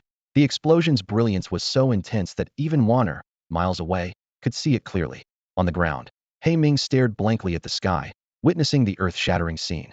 Not long after, the rejuvenated Hong Yin returned to Qin Chuan's side. "Thank you for your hard work. Go rest now," Qin Chuan said softly. Hong Yin then returned to the beast's base. He Ming looked at Qin Chuan with a complex expression, thinking that this human's power was truly formidable. "Your turn next," Qin Chuan said, turning to He Ming. "Me?" He Ming asked in confusion, just as Qin Chuan aimed his palm at it. A sphere of light enveloped He Ming, and when the light dissipated, its size had increased, its power surged several times over, its dragon scales became tougher, and its control over space grew even more refined. Feeling the flow of power within, an unprecedented sense of comfort swept over Qin Chuan. He smiled at He Ming and said, "So, have you considered leaving with me?" He Ming pondered for just a moment before transforming into human form. A middle-aged gentleman in a sharp suit, exuding an air of elegance, appeared before Qin Chuan. Gracefully kneeling on one knee, his eyes were filled with respect. "I am willing to follow you forever, my master." Seeing He Ming willingly submit, Qin Chuan secretly breathed a sigh of relief. Acquiring two spatial super-divine beasts in one go was an unexpected delight. However, there was still one important task: completing the soul link between Tianyu and He Ming. Qin Chuan immediately summoned Tianyu to begin the linking ceremony. Soon, a black and white wristband appeared on his right hand. This equipment not only possessed an infinitely large storage space, but its teleportation ability was a delightful surprise. As long as it was a place Qin Chuan knew, he could reach it instantly with a mere thought, without any errors due to similar place names. It could even transport him directly to specific locations like someone's doorstep, with almost no defensive measures able to block such teleportation. The next step was linking with He Ming. A completely black but glossy katana appeared in Qin Chuan's hand, adorned with a lifelike black dragon head at the guard. With a casual swing, the surrounding space began to distort. Qin Chuan tested it on a nearby tree. Though the blade didn't touch the trunk, the space cut during self-repair neatly severed the tree. The principle of this katana was simple. After cutting space, the repairing process created a scissor-like effect, slicing through anything caught in between. Even if it didn't directly hit a target in close combat, the cutting effect during space repair was lethal. A powerful swing could even unleash a remote spatial blade. In high spirits, Qin Chuan couldn't wait to test the spatial wristband. He first stored all his beasts within the space, then attempted a cross-realm teleportation. In an instant, the blood-red sky turned a familiar blue, the blood-colored plants replaced by towering skyscrapers, and the metallic smell in the air vanished had returned to H City. Just as he was about to rest, Tianyu expressed a desire to settle an old grudge. As his master, Qin Chuan naturally agreed. They found the official personnel at the portal being surrounded by the Rift Sky Tigers. Qin Chuan and Tianyu suddenly appeared between the two sides, pointing at the leader, Ader, and asked, "Is it him?" Upon receiving confirmation, Tianyu struck swiftly, tearing the unsuspecting Ader to pieces. After completing the revenge, they left immediately, leaving a group of stunned Rift Sky Tigers behind. Shangwan Wanner quickly seized the opportunity to propose a deal. Ultimately, each soldier joyfully walked out of the portal with a contracted Rift Sky Tiger, instantly becoming Diamond, Lord-level Beastmasters. The Void Tigers brought from the Scarlet Continent, though mostly ranging between epic and legendary quality and lacking the potential of Tianyu and Ader, still garnered significant attention from headquarters. Soon, these Tiger warriors received orders and, after brief training, would be dispatched to various cities for defense. In a high-end villa district of J City, a luxurious villa became Qin Chuan's temporary base. The surrounding residents had long since evacuated to official shelters, leaving the community eerily quiet. In the morning, He Ming cleaned the villa spotlessly, and Yao Xian and Tianyu came bouncing out of their rooms. Qin Chuan took 3 steaming breakfasts from his space and handed them out. These inseparable little companions had grown even closer since leaving the Scarlet Continent, spending every day playing together and showing little interest in the beast-taming space. Luckily, the villa had plenty of rooms, so Qin Chuan let them be. Biting into his bun, Qin Chuan frowned deeply. He had searched J City multiple times, even risking sneaking into shelters to investigate, but he still couldn't find any trace of the Xiaochen siblings. That guy hides like a mouse, he muttered, taking a fierce bite of his bun. Although he had been looking for tracking beasts, they either lacked potential or were too powerful to find, so this plan had to be temporarily shelved. That night, in a secret basement of Jay City's official shelter, Xiaochen sat with a few companions around a round table, discussing strategies to deal with Qin Chuan. As long as we can restrain his beasts and use enough contract-breaking stones, we can kill him when he's without their protection, Xiaochen said confidently, knowing this was how Qin Chuan had fallen in a past life. Within the official ranks, there were now two factions, one advocating peaceful coexistence with Qin Chuan, and the other insisting on using forceful means to extract all his secrets. Those present belong to the latter group. But his beasts are powerful. Can we really hold them off? Aren't they training a Void Tiger team in the capital? Can't we call them for support? Mentioning the Void Tiger team, Xiaochen's expression turned grim. He had gone to great lengths to obtain a Void Tiger, while the military easily acquired the others due to Qin Chuan's presence. What infuriated him more was that the children of high-ranking officials could be directly assigned a tiger, as casually as shopping in a wholesale market. If his Void Tiger hadn't reached mythical quality, far surpassing others' epic levels, he might have already lost his composure. No, this action must be kept from Elder Jiang. If we make too big a move, it will surely alert him. Someone immediately pointed out the fatal flaw in the plan. Qin Chuan is a menace. As long as he exists, the Dragon Nation will never know peace. In the conference room, a stern-faced official spoke gravely, his gaze sweeping over everyone present. Xiaochen sat up straight, his expression serious. Based on the intelligence we have, Qin Chuan possesses at least 10 powerful beasts. My own can only hold off 5 at most in an unknown fight. The rest will depend on everyone here. Bang! Wang Jun slammed the table, his face flushed with anger. Why not just use the contract-breaking stone? Just have a sniper take him out at the right moment. Wang Jun, the official barked, control your emotions. Please, everyone, remain calm. Shuehua adjusted his gold-rimmed glasses, maintaining his usual refined demeanor. As one of the young initiators of this punitive action, he still exuded an air of cultured elegance. Officer Wang is only concerned for our nation. There's no need for discord. In fact, we might not need to kill him outright. What do you mean, Professor Xue? A cold glint flashed across Shuehua's glasses. While beastmasters can have their beasts absorb damage, the pain is real. Our experiments show that anesthetics are just as effective on a beastmaster, unaffected by their contract. If we fire enough tranquilizer darts and delay his ability to form new contracts with his beasts. He made a throat-slitting gesture. Once the drugs kick in, capturing Qin Chuan will be child's play. As for his beasts, Xiaochen's eyes lit up. Yes, that's a viable breakthrough. I'll handle the contract-breaking stones. As the only one capable of swiftly deploying such strategic resources, he understood their immense value. We don't need to control all the beasts, Shuehua continued. As long as we shoot tranquilizers from all directions, some are bound to hit. In a cell, a beastmaster without beasts is nothing. Then, the beast's ability to absorb damage will become his nightmare. When do we take action? No rush, Shuehua pondered. To be safe, we need to prepare a sufficient amount of high-concentration anesthetics. Also, we might first negotiate with him. If he wisely hands over his beasts, it would save us a lot of trouble. Humph, Wang Jun scoffed. What is there to negotiate with such a selfish man? Does he really think the Dragon Nation fears him? We could drown him in our spit. Shuehua shook his head with a smile. Officer Wang, that's not quite right. Our nation is one of civility. If we rashly deploy heavy forces against a citizen who hasn't yet harmed the state, wouldn't we be criticized? This is about diplomacy before force. Let's do it, the official decided. Remember, everything is for the Dragon Nation. For the Dragon Nation, everyone echoed in unison. After the meeting, Xiao Chun returned to his quarters in the shelter. As soon as he opened the door, his adorable sister, Xiao Qian, bounded into his arms like a joyful little bird. Brother, you're finally back. Xiao Qian affectionately ruffled her hair. How was today? You weren't hurt, were you? No, Xiao Qian pouted.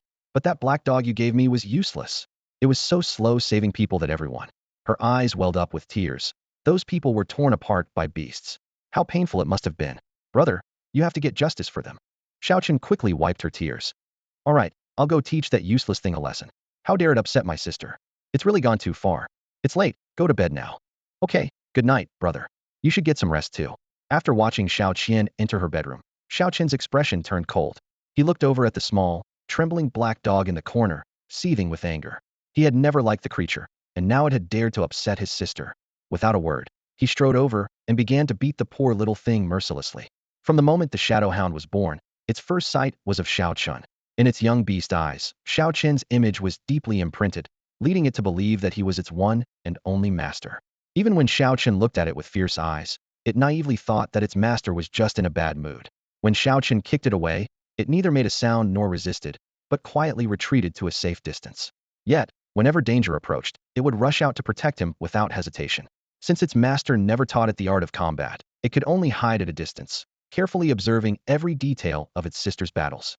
Through these distant observations, it began its own path of self-training. Without the protection of a contract, death was a true end for it, making each hunt particularly cautious. Even so, it had several close encounters with death, returning each time battered and scarred. Through relentless effort, it finally reached level 15, but compared to its sisters, this strength was still insignificant, far from enough to protect its master. It was grateful for the presence of its sisters. In its simple heart, it believed that their attacks were to toughen its resilience, even though it had to force itself to ignore their cold stares. Everything changed when its sisters were defeated and killed, and its master was in danger. Without hesitation, it stepped forward, thinking this was the end of its life, only to survive due to the intervention of a stranger. This person easily repelled the terrifying ice bird and then looked at it thoughtfully. In that moment, it witnessed for the first time the harmony and cooperation possible between a beast master and their pet. Envy filled its heart as it longed to form such a bond with its sisters. Unfortunately, its master quickly left, and it had to set aside its thoughts, following closely behind while frequently glancing back at the scene it longed for. A few days later, fate delivered an unexpected surprise. Its master finally formed a contract with it. That night, it was so excited that it couldn't sleep, marking the happiest moment of its life. However, the next day, this hard-won happiness was cruelly shattered. Its master brought it to an unfamiliar place, where a girl who resembled its master stood. Before it could understand the situation, the contract connection suddenly vanished. It then realized that its master had severed their contract. Overwhelmed by confusion and fear, it pleaded at its master's feet, only to be pulled away by its sisters. After a severe beating, it was forced to form a new contract with the girl, who looked at it with disdain. Learning that the girl was its master's sister reignited hope in its eyes. It believed this was an important mission entrusted to it by its master, regretting its previous stubbornness. Although Xiao Qian disliked its scars and demanded it not come near, it continued to guard her from a distance, just as it once did for its master, protecting this girl bound by blood to him. Xiao Qian's rebellious nature was on full display during this period. While taking refuge in an underground shelter, she repeatedly ignored her master's warnings and recklessly ventured to the surface to rescue others. Although her actions often attracted wild beasts, they were not particularly strong, and she managed to handle them with difficulty. After entering the shelter, the situation worsened. She constantly disregarded her own safety and ventured out with the military without any protective gear, often charging ahead of others. She was always the first to be surrounded by beasts, relying on the Shadow Hound to save her at the risk of its own life. Despite this, she only suffered minor injuries, which could be considered fortunate. However, when her brother Xiao Chun found out she was hurt, he would lead other beasts to beat the Shadow Hound while scolding it for failing to protect his sister. This brutal beating lasted for half an hour, leaving the Shadow Hound limping the next day. In the following days, Xiao Qian became even more reckless, deliberately seeking out the most dangerous places. Although the Shadow Hound rescued her every time, it still faced its master's wrath daily. During these repeated beatings, the Shadow Hound's mind was haunted by the image of a man surrounded by beasts. Qin Chuan, who looked at each beast with the same gentle gaze. This stark contrast made it question, was Xiao Chun truly its master? Did he really see it as a companion? Was its loyalty truly worth it? For the first time, the Shadow Hound shed tears. It had never cried before, not even when it was severely injured by enemies or rejected by everyone, including its siblings. Just the day before, it had followed its mistress's orders to infiltrate a beast pack and rescue trapped people. However, just as they were about to succeed, a woman's phone fell, making a piercing noise in the silence. Instantly, the beasts surrounded them. Facing the overwhelming number of beasts, the Shadow Hound had no choice but to retreat with Xiao Qian, leaving the others behind. That night, merely because of a few words from Xiao Qian once again resorted to violence against the Shadow Hound. Although these attacks could no longer harm its body, its heart was in agony. Reflecting on its life, it seemed that its master had never truly regarded it as a companion. While its siblings could approach the master and receive affection, it had never even received a glance. The next day, when Xiao Qian once again ventured out against advice, the Shadow Hound had a change of heart. After a night of contemplation, it no longer acknowledged Xiao Chun as its master, and its respect had turned into deep-seated hatred. It wanted revenge against Xiao Chun, but with so many powerful beasts around him, it was no match. So, it set its sights on Xiao Qian, waiting for the moment she would once again attract a pack of beasts, intending to drag her to hell with it. Meanwhile, Qin Chuan was making his way through the corridors, searching for Xiao Chun. He had left Yaoxiang, Tianyu, and Haiming to guard the villa, venturing out alone to search. As he completed his search of another building, he looked out the window and unexpectedly spotted Xiao Qian wandering around. His long-sought target had finally appeared, and Qin Chuan smirked as he recalled the absurd antics of this group darling. From his past life, despite her decent looks, she was unbelievably foolish, recklessly charging into fights without any protection, repeatedly causing Xiao Chun to fall into his traps. Yet, she was adored within Xiao Chen's team, acting as a sanctimonious figure who, upon seeing someone surrounded by beasts, would shout to draw them over, failing to save anyone and blaming her teammates for not trying hard enough. If it weren't for Xiao Chen's backing as a person of destiny, she should have died 100 times over for her actions. But it's not too late for her to die now, Qin Chuan said, crashing through the window and lunging toward Xiao Qian. In the bustling streets lined with towering buildings, Xiao Qian cautiously led a group of refugees forward. She carefully controlled her footsteps, fearing to alert the lurking beasts hidden in the shadows. Watching the rescued refugees kneel and bow with tears of gratitude, Xiao Qian felt a surge of pride, as if she had truly become a hero guarding the world. Suddenly, the sharp sound of shattering glass echoed above, and a figure descended from the sky, landing steadily behind the crowd. It was Qin Chuan. This unexpected commotion sent a wave of terror through everyone. Before they could react, Qin Chuan's face twisted into a sinister smile, and with a swift motion of his black dragon katana, he sliced through a large portion of the crowd, leaving them in two. The gruesome scene triggered panic, causing the survivors to scatter and flee into the surrounding buildings. Qin Chuan paid no heed to those escaping. His gaze was fixed intently on the terrified Xiao Qian. This was the perfect opportunity to lure out Xiao Chun and exact his revenge. The shadow hound standing beside Xiao Qian immediately recognized Qin Chuan. It was the same man who had been kind to beasts on the snowy plains. As a beast that had hunted in the wild for years, it was acutely sensitive to murderous intent. At this moment, it sensed that Qin Chuan's intent to kill its mistress was more intense than all the enemies it had encountered in the wild combined. When Xiao Qian ordered the shadow hound to hold off Qin Chuan while she attempted to escape, the hound did the opposite. With bloodshot eyes, it bit into Xiao Qian's calf and forcefully dragged her in the opposite direction. This sudden betrayal caught Xiao Qian off guard, causing her to fall heavily to the ground, her forehead striking the pavement hard. Ouch! My head! Xiao Qian struggled frantically. You idiot! What are you doing? Go hold him off. You useless thing! I should have let my brother kill you. Let go of me.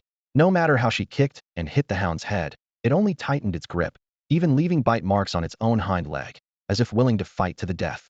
This scene took Qin Chuan by surprise as well. Wasn't the shadow hound Xiao Qian's beast? Was it turning against its own master? Although beast betrayal was not unheard of, it typically only occurred when a beast master had done something extremely egregious. What exactly had the Xiao siblings done to this black dog to make it choose to perish alongside its master before the battle even began? Well, this works too. Makes things easier, Qin Chuan said, tightening his grip on the black dragon katana as he approached the fallen Xiao Qian. Don't come any closer. Xiao Qian's voice trembled. My brother is an official lieutenant. If you dare lay a finger on me, my brother will. Before she could finish, Qin Chuan delivered a precise elbow strike to her temple, knocking her out cold. Meanwhile, the rupture stone in his hand slowly turned to ash, dissipating into the air. The shadow hound opened its eyes in confusion, realizing its bond with Xiao Qian had been severed, yet it was still alive. It turned to see Qin Chuan's smiling gaze. I see great potential in you, a rare talent for martial arts. How about becoming my beast? Qin Chuan accepted the shadow hound not only for its potential to become a divine beast, but also to spite Xiao Chun. Surprisingly, when he reached out to touch the hound's head, the fierce beast didn't resist. Upon learning that Qin Chuan also wanted to eliminate Xiao Chun, the shadow hound readily accepted the contract, its determination revealing a deep-seated hatred. As soon as the contract was completed, the shadow hound began to transform, quickly becoming a divine beast. Qin Chuan named it Jiuyou, an ethereal shadow wolf with dark attributes, level 33, and of divine quality. Jiuyou's linked equipment was a pair of greaves, excluding boots, which granted Qin Chuan the ability to hide within shadows. Eager to test this new ability, Qin Chuan found a shadowy spot. As he activated the power, his form gradually became ethereal and eventually vanished into the darkness. Within the shadows, he could freely adjust his perspective from ground level to his height and move rapidly, while remaining invisible and untouchable. Although stepping out of the shadow would immediately reveal any exposed parts, he considered this limitation reasonable. While Qin Chuan was engrossed in experimenting with his new abilities, Tian Yu's voice echoed in his mind with news of an official seeking an audience. An official visit. Qin Chuan snorted. Let's see what game they're playing. With that, he dismissed Jiuyou, picked up the unconscious Xiao Qian, and instantly returned to the villa district. Zhao Yi, one of the officials supporting the campaign against Qin Chuan, stood at the villa's entrance. The authorities had always known Qin Chuan's whereabouts, but kept a cautious distance. After knocking, it was Tianyu who answered the door. Despite being surprised by the child with white tiger ears and tail, Zhao Yi subtly observed without showing it.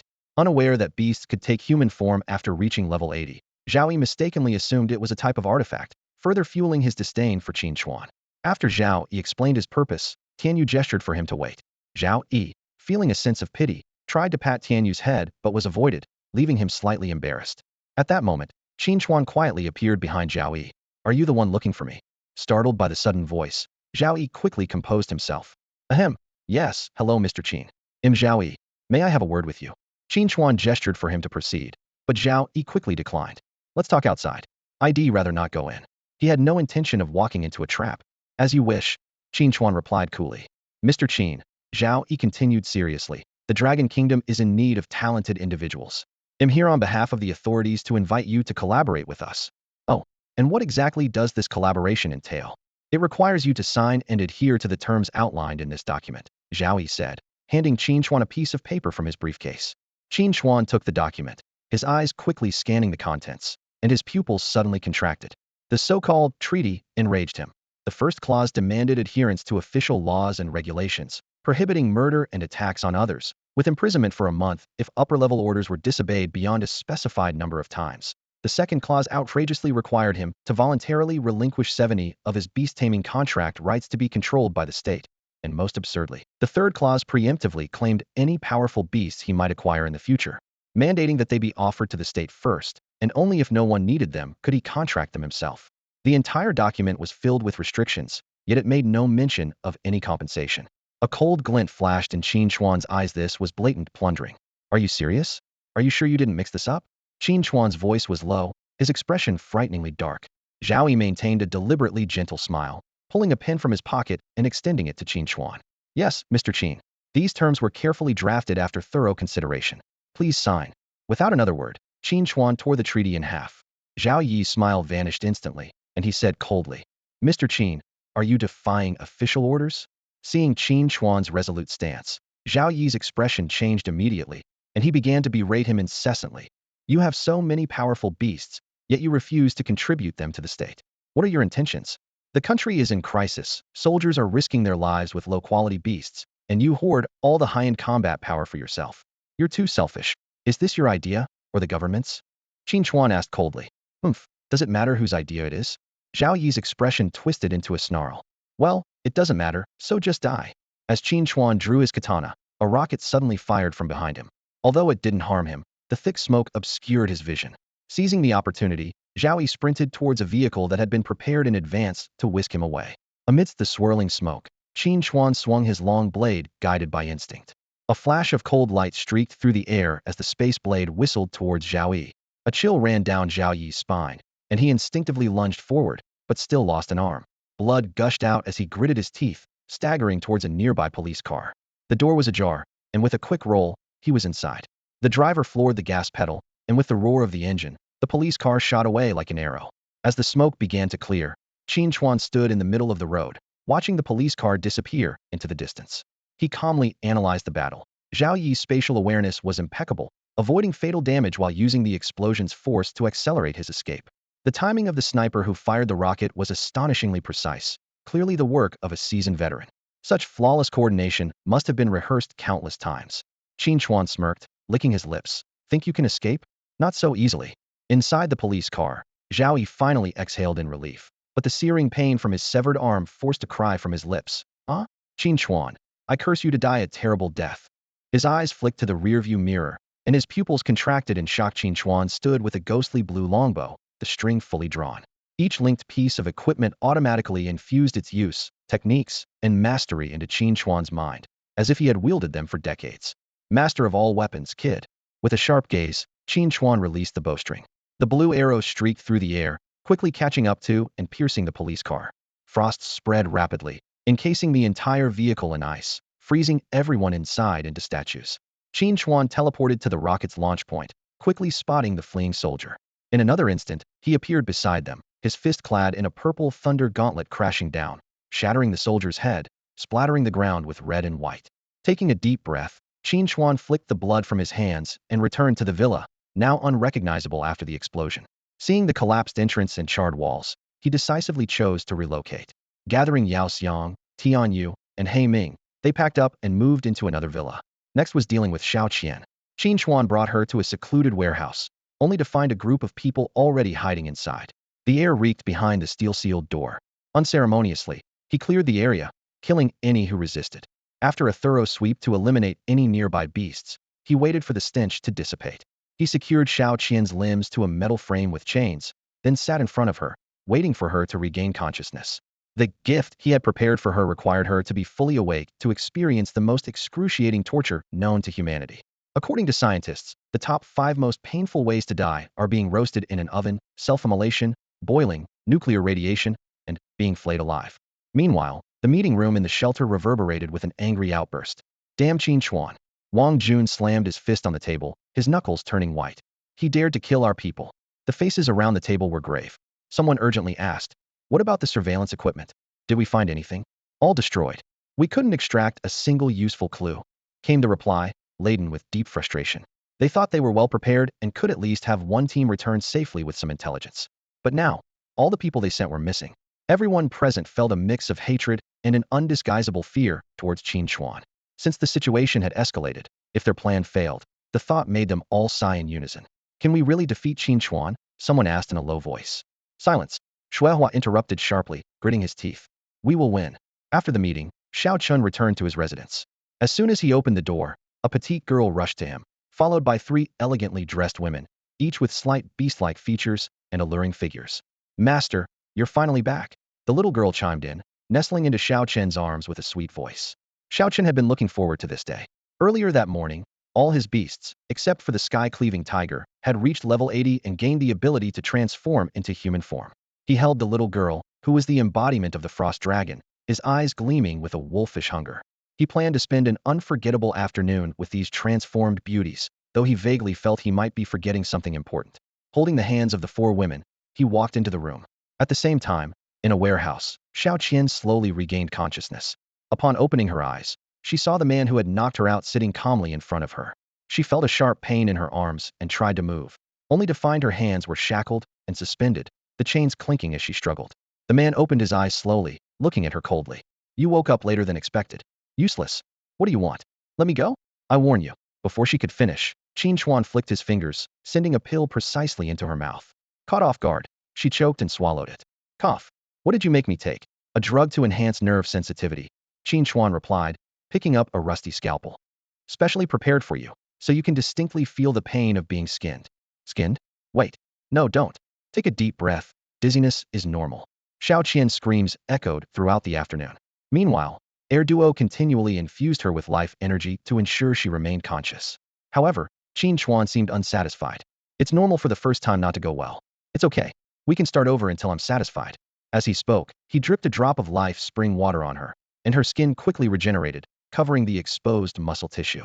Xiao Qian watched as her skin gradually healed, the intense pain slowly subsiding. Just as she was beginning to relax, her heart leapt into her throat again at the sight of Qin Chuan wielding a sharp blade. Meanwhile, in Xiao Qian's room, after an afternoon of intense activity, he finally released all the desires he had accumulated since his rebirth. Exhausted and ready to take a nap, he was startled by a sudden comment from the little girl. "Strange, why hasn't Sister Xiao Qian returned yet? She usually comes back by this time." The drowsy Xiao Chun snapped awake, a dreadful thought exploding in his mind. He practically leapt out of bed and rushed out of the shelter, calling his sister's name over and over. In an unfamiliar dark area, his foot suddenly slipped, and he plunged uncontrollably into endless darkness. "Xiao Qian." Xiao Qian jolted upright in bed, cold sweat soaking his back. As his breathing steadied, he realized it was just a nightmare. Today was the day to confront Qin Chuan, and he needed to stay focused. He glanced at Xiao Qian's room, where everything remained unchanged from the day before, heightening his anxiety. In the conference room, Xiao Chun sat distractedly. Shuehua got straight to the point. "Qin Chuan's location is confirmed, and we are fully equipped. Each soldier has 15 high-concentration tranquilizers. Lieutenant Xiao Chun, how are the breach stones prepared?"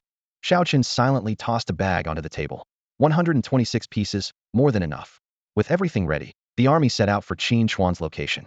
Before leaving, Xiao Chun dispatched a team to search for his sister, though he had to delay his own rescue efforts. In the deepest part of the warehouse, Qin Chuan sat leisurely on a plastic chair. Beside him stood a blood-soaked, disheveled figure that sent chills through everyone present. Qin Chuan, you are surrounded. Surrender immediately. Qin Chuan ignored the demand, his gaze locking onto Xiao Chun in the crowd as he raised his katana. At that moment, the bloodied figure let out a heart-wrenching scream. Brother, save me. Please save me. The voice hit Xiao Chun like a sledgehammer to his heart. He slowly turned his head, and upon recognizing the bloodied face, his pupils contracted sharply. It was his sister. Qin Chuan watched coldly. How foolish, shouldn't you have let him escape? With your current broken body, you'd be dead without my life force sustaining you. You're barely clinging on thanks to the remnants of Erdwa's power. Shut up. Before the words had even finished, Qin Chuan's katana came down, severing Xiao Qian's body in one swift motion. Qin Chuan, I'll kill you. I'll make you pay. Xiao Qian's eyes widened in fury, unleashing a beast-like roar. Fire. Open fire now. Xiao Qian's furious shout pierced the air. With his command, the beast masters at the rear launched a fierce attack on the warehouse. Amid the deafening explosions, the warehouse collapsed, sending thick smoke billowing as Qin Chuan lost his last cover. Now's the time. Dozens of tranquilizer guns were raised simultaneously, aiming precisely at Qin Chuan's legs. But as the dust settled, everyone gasped in shock. Dozens of massive beasts had surrounded Qin Chuan protectively. Foxes, giant snakes, tigers, wolves, birds, dragons, monkeys, and several other indescribable creatures stood guard, their fierce glares deflecting the tranquilizer darts harmlessly. Use the contract-breaking stones. Quickly, came the urgent shout from the crowd. Soldiers stationed at various points immediately pulled out the stones, aiming them at Qin Chuan and his beasts. The stones glowed briefly before disintegrating into powder. We did it. His beast contracts are broken. The soldiers erupted in cheers, charging forward with renewed vigor. Xiao Chun also summoned all his beasts, ready to forcibly restrain Qin Chuan. However, unbeknownst to them, the power of the stones dissipated as soon as it touched Qin Chuan's mind. With the sacred rhythmic tree in his possession, the tranquilizers were utterly ineffective. The beasts, enraged by the attempt to sever their bond with their master, quickly amassed terrifying elemental forces. Flames, ice, wind blades, and lightning intertwined into a cataclysmic storm, erupting in all directions. Ordinary people and beasts stood no chance against this power. The charging soldiers and Shuehua, who was commanding from afar, were instantly reduced to dust, and the surrounding area became a scorched wasteland for kilometers. Just as Qin Chuan thought he had eliminated all threats, he suddenly raised an eyebrow. Another pest. At that moment, Xiao Chun was hiding 50 meters underground, enduring intense mental agony. Although the ethereal jellyfish had teleported him underground at the onset of Qin Chuan's beast eruption, he had still lost his green mountain bull and the newly contracted sky-splitting tiger. In reality, when a beast dies, it is permanent, and the pain from the broken contract almost tore his mind apart. Xiao Chun, hidden 50 meters underground, breathed a sigh of relief. Through his sensory abilities, he clearly detected that the explosive force from the beast masters only reached about 49 meters deep, narrowly missing his hiding spot. He couldn't help but feel a sense of fortune, recalling how he always managed to escape fatal crises by sheer luck, and this time was no exception. As the stabbing pain in his head gradually subsided, Xiao Chun began to calmly consider his next moves. Losing a few beasts was insignificant to him. He just needed to wait for Qin Chuan to leave before making his escape. However, it was clear that staying in Longguo was no longer viable, so he set his sights on foreign lands. Why is it that with the same rebirth, he can be so powerful? Xiao Chun pondered his options, and suddenly a figure flashed in his mind. Smith from the beautiful country. Memories from his past life surfaced, revealing that the plan to replace the official authority by the 5 great families was actually orchestrated by the beautiful country, in collaboration with Sakura country and other adversaries of Longguo. Initially, this was a conspiracy by the beautiful country to crush and annex Longguo, with Smith as the mastermind. However, after the game descended, the situation changed, and the 5 great families, driven by ambition, turned against the beautiful country and took control of Longguo themselves. A light bulb went off for Xiao Chun, and he realized that allying with Smith was his best option. By demonstrating enough value, the resources of the beautiful country would surely be directed towards him. Once his strength grew, he planned to escape into the depths of the universe. His recent encounter made him acutely aware of the disparity in power between him and Qin Chuan. While the most beasts anyone controlled in his past life was 10, Qin Chuan could simultaneously command over 10 terrifyingly powerful beasts. Having felt that oppressive power up close, Xiao Chun knew that even his 5 beasts combined could barely match one of Qin Chuan's. Facing such an opponent now is out of the question, Xiao Chun thought to himself. Once I reach the universe, perhaps I can find other fragments of the Reincarnation Jade, and only then will I have the strength to fight. However, before he could think further, a powerful hand suddenly broke through the earth and yanked him out, throwing him heavily onto the ground. Before he could gather his senses, a Wei's massive foot pinned him down, rendering him immobile. Qin Chuan approached Xiao Chun with a cold demeanor and said, "To survive even this, you truly have a big life, but it ends here." Seeing Xiao Chen's face, A Feng's eyes turned red with rage. He recognized the murderer who had slaughtered his kin. Yet, Qin Chuan didn't act immediately. Instead, he took out the mysterious egg and placed it in front of Xiao Chun. Xiao Chun instantly felt something within him being drawn out, his heartbeat accelerating. An intense sense of danger warned him that if the egg completed its extraction, he would surely die today. In this critical moment, Xiao Chun held nothing back and summoned his remaining 3 beasts, commanding them to destroy the eerie egg at any cost. Chang Sheng's long staff swept through the air, effortlessly blocking the incoming attacks like an iron wall. In perfect coordination, Yao Xiang, Tianyu, and He Ming swiftly dispatched Xiao Chen's last 3 summoned beasts in a flash of lightning. As his beasts fell, a searing pain shot through Xiao Chen's mind, leaving him collapsed on the ground, clutching his head and howling like a wounded animal. At this moment, the mysterious egg seized the opportunity, frantically absorbing Xiao Chen's fortune. With no beasts left to protect him, Xiao Chun was powerless to do anything but watch as his luck was drained away. When the last trace of fortune vanished, Xiao Chen's bloodshot eyes locked onto Qin Chuan with a venomous glare. "Qin Chuan, you've won this time, but don't celebrate too soon. Someone will come to kill you, and when that happens, I'll be waiting in hell." Before he could finish, the blade in Qin Chuan's hand flashed, and Xiao Chen's head fell to the ground. In an instant, the wolves, A Feng and Jiuyu, lunged forward, tearing Xiao Chen's body in half. Just then, a gray sphere slowly emerged from the corpse. Catching Qin Chuan's attention, it was the missing piece of his Reincarnation Jade. "Xiao Chen, I really have to thank you. Even in death, you managed to give me such a gift," Qin Chuan sneered, summoning his beasts, A Wei, Hong Yan, and Lai Yu. The intense flames burned for 2 hours, ensuring that not a trace of Xiao Chen's DNA remained. Qin Chuan flicked the blood from his blade and looked up at the sky, his expression one of relief. 3 months of relentless pursuit had finally come to an end. He had considered eliminating Xiao Chen upon his rebirth, but the mysterious egg couldn't be brought into the real world. As those villainous novels often describe, one must first eliminate fortune before defeating the child of fortune. Some accused him of hesitation, but what choice did Qin Chuan have? Anyone looking closely would understand the necessity behind his actions. The small reincarnation orb merged into Qin Chuan's body, fitting perfectly into the void. Although full integration would take some time, he could already sense a subtle, profound change. Qin Chuan looked down at the unknown beast egg cradled in his arms, its shell subtly shimmering with a peculiar luster. This egg, having absorbed the aura of a person of great fortune, emitted an extraordinary aura that made him eagerly anticipate the magical creature that would hatch in a few days. As for the authorities, Qin Chuan smirked with disdain. They were far from being his match. The most important thing now was to conserve energy and patiently wait for the map to reopen. Meanwhile, at the headquarters, Jiang Weiping was fuming. "What? Shuehua and their team went to confront Qin Chuan and ended up annihilated." Jiang Weiping slammed his fist on his desk in frustration. He had repeatedly warned against rash actions, but they refused to listen. First, he noticed the suspicious redeployment of the Divine Tiger team to Jade City and immediately ordered their reassignment. Then, upon discovering their secret stockpiling of tranquilizers, he had them confiscated and severely reprimanded. Yet, these people persisted in their own ways, now facing complete defeat. Jiang Weiping massaged his temples, overwhelmed by a sense of powerlessness. SS-level talent was already rare, and now losing one made it even harder to answer to his superiors. His myriad thoughts ultimately condensed into a sigh, as the future seemed increasingly unpredictable. A week later, Qin Chuan settled into a spacious house in the city. The previous explosion had turned the villa district into ruins, leaving not a single intact building. Now he lounged on the sofa, enjoying pre-downloaded movies and munching on chips with a soda, living a carefree life.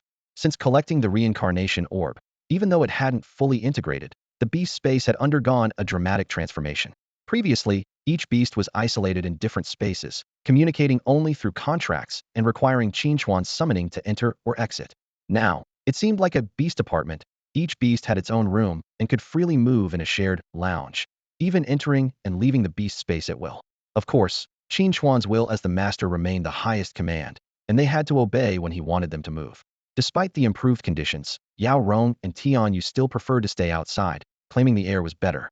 Qin Chuan just rolled his eyes at their flimsy excuse. After all these days, no one from the authorities had come to see him. Qin Chuan had hoped to use this opportunity to gauge their attitude towards him and see how many were hostile. Since they didn't make a move, he decided it was time for him to take the initiative. With the map reopening soon, it was time to stir things up. Qin Chuan pondered for a moment, his eyes glinting with cold intent. With the heads of the Wu and Li families still abroad, he decided to deal with these troubles first. The first stop would be the Sakura nation, not for any particular reason, but simply because he found them displeasing. Without delay, he swiftly stored Yao Xian and Tianyu in the beast-taming space, and with a thought, instantly appeared before the Yasukuni shrine in the Sakura nation. What met his eyes was a scene of desolation. This once famous site was now in ruins, with most of the buildings collapsed. Qin Chuan walked straight to the altar, drew out Chongqing's dark golden rod, and smashed it fiercely until all the spirit tablets were shattered. Finally, he didn't forget to urinate on the ruins before leaving with a swagger. Half a month earlier in Tokyo, soldiers of the Sakura nation stood in a straight line on either side of a red carpet, awaiting the arrival of distinguished guests. In the distance, a large griffin slowly descended before the carpet. A Western man dismounted from the griffin was tall and imposing, with golden eyes and hair that shone in the sunlight. His black tailcoat accentuated his pale skin, his black shoes gleamed, and a bright red bow tie adorned his neck, exuding an air of nobility with every gesture. Following closely behind were two Eastern faces, the head of the Li family, Li Xiaoting, and the head of the Wu family, Wu Dalong, each carrying a briefcase filled with crucial data. The emperor himself led a group to welcome them, saluting with military precision. On behalf of the great Sakura nation, I warmly welcome Your Excellency Smith. With that, he bowed deeply at a 90-degree angle, disregarding his imperial status. Smith merely cast an indifferent glance and continued forward, while soldiers on either side witnessed their emperor trailing behind like a compliant pet. How are the results of the experiment, Fuji? Smith asked coldly. Fuji Hiroki forced a smile. The experiment has made a breakthrough. The subjects can now survive. Next, we'll attempt to make them harness power. Just barely surviving? Smith frowned, his tone filled with displeasure. What have you been doing? With so many test subjects, it should have been completed by now. Seeing Smith's dissatisfaction, Fuji Hiroki immediately slapped himself. I'm sorry, Your Excellency Smith, it's my oversight. I'll expedite it right away. Hold on. Smith took a set of documents from each of Li Xiaoting and Wu Dalong's briefcases. This is data and information we've compiled in our beautiful nation. Have them follow these. Yes. Meanwhile, Qin Chuan was walking down a devastated street. The roadside was now only populated by packs of wild beasts and skeletal remains of bodies stripped of flesh. It was clear there were no living humans left here. With a thought, he instantly arrived at the infamous Fukushima nuclear power plant in the Sakura nation. In his past life, it was precisely because the Sakura nation recklessly discharged nuclear waste into the sea that numerous marine creatures mutated and gained terrifying power. These mutated creatures usually lurked in the depths of the ocean, but once they landed, their fearsome strength and sheer numbers overwhelmed the coastal bases of the Dragon Nation in just 3 days. If not for their inability to stay away from water for long, the inland regions might not have been spared either. Along the winding river, waves of sea beasts attempted to invade inland. Fortunately, the powerful warriors of the Dragon Kingdom had already set up defenses there, and the narrow river terrain helped to barely hold off these ferocious creatures. Qin Chuan stood in front of the nuclear power plant, his gaze sweeping over the deserted facility and the dry water tanks. He spat disdainfully, turned on his heel, and headed straight for Tokyo. On the streets of Tokyo, he finally encountered living people, 2 armed Japanese soldiers on patrol. When Qin Chuan suddenly appeared before them, they immediately raised their guns at him. Who are you? One of them barked sharply. It was not surprising. Only the Dragon Kingdom was aware of the apocalyptic news, and other countries had a pitifully small number of beast tamers. The soldiers here, unwilling to risk their lives to form contracts with beasts, could only continue patrolling with outdated firearms. Seeing the 2 soldiers daring to point their guns at him, Qin Chuan sneered, swiftly dispatching them with a quick slash, sending them to meet their former emperor. Kaier quickly searched their memories to find the exact location of the Tokyo shelter. Qin Chuan licked the corner of his mouth, a wicked smile playing on his lips, and with a thought, he vanished from the spot. On the streets of the Tokyo shelter, Jin Jingtian strolled with an air of confidence. On either side of him were 5 elegantly dressed women, with another 5 following behind, drawing the attention of passers-by. Just 3 months ago, he was an ordinary employee with a modest income, barely making ends meet each month. By chance, he saw the potential in the game, King of Beasts, and decided to invest all his savings in a game helmet. This decision changed the course of his life. In the game, he awakened a rare level talent and accumulated considerable wealth by trading beasts. Just as he was dreaming of becoming rich, the apocalypse arrived, merging the game world with reality. To his surprise, his in-game talents and beasts were fully integrated into the real world. With this unique ability, Jin Jingtian quickly rose to prominence in the post-apocalyptic world. He enjoyed the freshest seafood from Fukushima and the company of beautiful women. When the Sakura army established the Tokyo shelter, he was specially invited to become the shelter's beast master, elevating his status even further. Now, He enjoyed the respectful attitudes of soldiers, always accompanied by 10 women when he went out. The envious glances from refugees on the street greatly satisfied his vanity. Meanwhile, a figure quietly appeared on the rooftop of the shelter, in front of a guard. As their eyes met, Qin Chuan swiftly dispatched the guard before he could raise the alarm. Standing at the edge of the rooftop, Qin Chuan looked down at the street below, filled with homeless refugees, while people like Jin Jingtian enjoyed privileges within the shelter. The residences were occupied by high-ranking officials and were guarded by armed soldiers. Although firearms had limited effect on beasts and beastmasters, they were enough to intimidate ordinary people. Using Kai's special sensing abilities, Qin Chuan discovered a hidden complex beneath the shelter.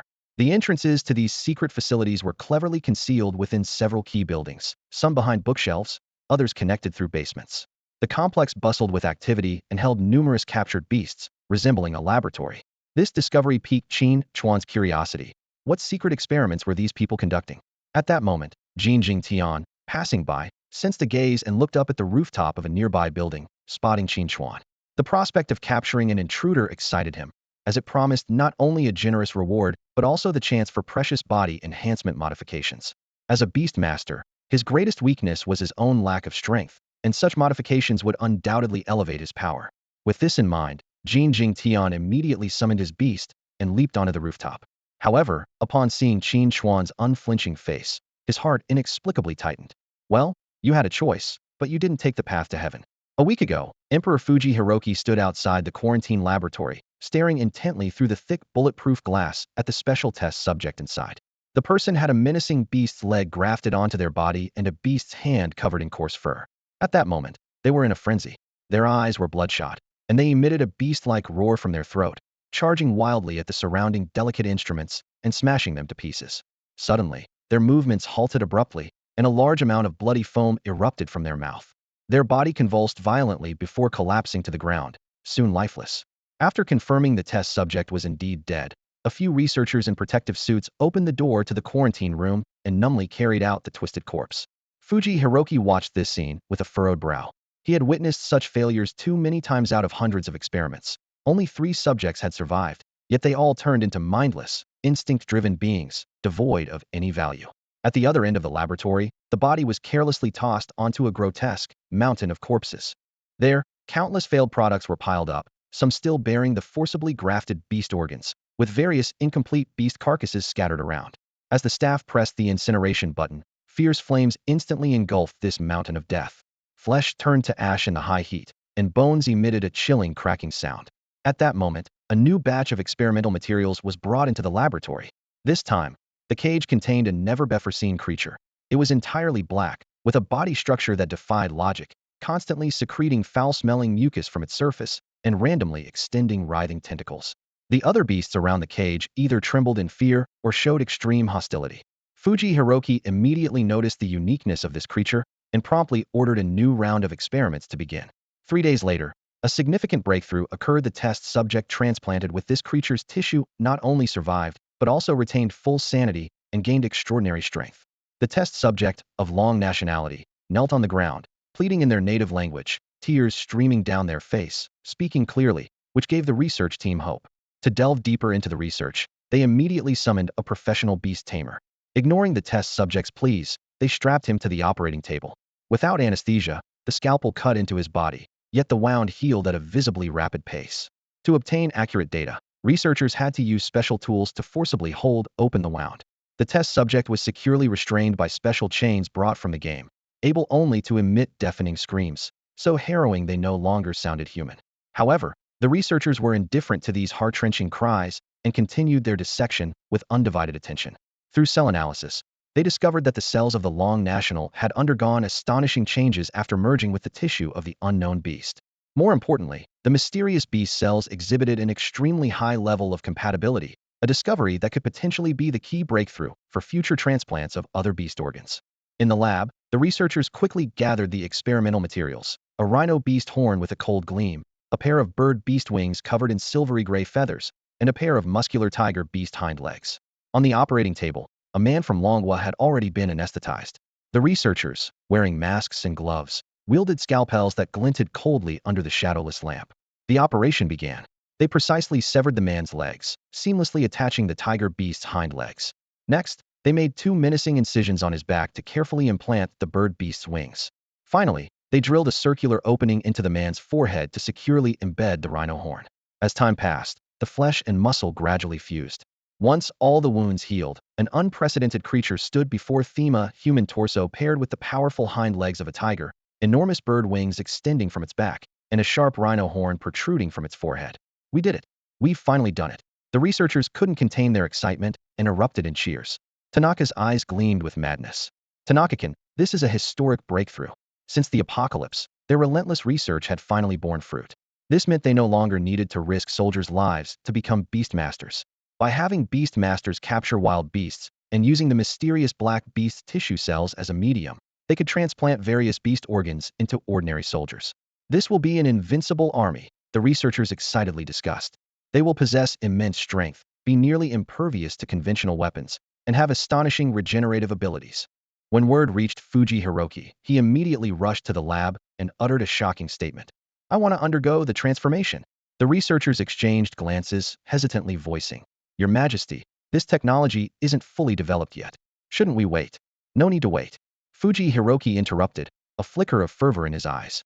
Bring the tissue of that thing. I want to merge with its cells. You mean that thing? But Your Majesty, this is too. Do it now. Yes, sir. As the researchers hurriedly left to gather materials, a crazed smile spread across Fuji Hiroki's face. He murmured to himself, I wonder if, after merging with your cells, I can gain the same power as you. Yamada no Orochi. Jingjing Huitian thought he could achieve great success, but one wrong step cost him his life. With a swift motion, Qin Chuan's blade flashed coldly, slicing Jingjing Huitian's body into several pieces before he could even let out a final scream. In the next moment, Qin Chuan appeared like a specter inside the laboratory. The 2 scientists working there didn't even have time to react before the sharp blade cut through the air. Blood splattered, plunging the lab into chaos. An ear-piercing alarm shattered the silence, and red warning lights flashed incessantly down the corridor, casting a bloody hue over the space. Panicked scientists ran around like headless chickens, while armed soldiers stood ready at every exit, checking the identity of everyone trying to escape. At the same time, another squad of soldiers burst into the lab, simultaneously rescuing surviving scientists and racing against time to salvage crucial experimental data and materials. They could not allow these hard-earned research results to go to waste. In the Emperor's laboratory, Fuji Hiroki's transformation surgery was nearing completion. Thanks to previous experience, this round of tissue transplantation proceeded exceptionally smoothly. The scientists first implanted tissue from an unknown beast into him, followed by a scale containing the genes of the mythical Yamada no Orochi. After the surgery, they immediately placed Fuji Hiroki into a cultivation chamber to accelerate the rapid proliferation of the Yamada no Orochi cells. By this point, Fuji Hiroki was unrecognizable, his body covered in blood-red scales, with a menacing tail growing from his back, bearing no resemblance to a human. Just then, the alarm blared overhead, and scarlet warning lights flickered continuously. Enemy attack.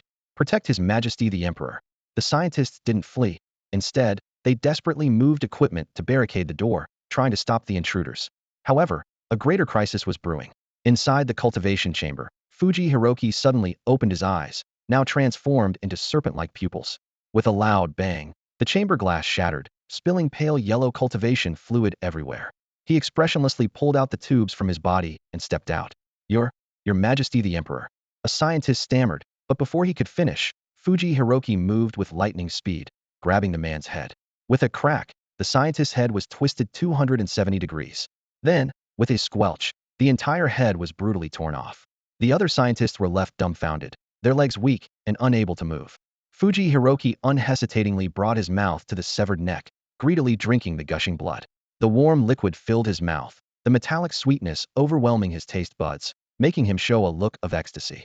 Once the blood stopped flowing, he tossed the head aside, then grabbed the arm of the headless body and tore it off with a strong pull. He opened his maw, filled with sharp teeth, and bit down hard. As the flesh entered his mouth, he experienced an unprecedented taste sensation, soft yet resilient. The blood and meat that should have been foul tasted incredibly delicious. Since emerging from the cultivation chamber, an uncontrollable hunger had tormented him, and now he wanted nothing more than to devour this fresh flesh, unable to wait for anyone to prepare food for him. Hiroki Fuji looked down at the cold corpse in his hands, a flicker of regret crossing his eyes. However, his snake-like pupils quickly shifted to the 3 scientists desperately trying to move a cabinet at the door, a cruel smile playing on his lips. Fresh, living flesh would surely be more delectable. The three scientists, feeling Fuji's gaze, became increasingly frantic in their movements.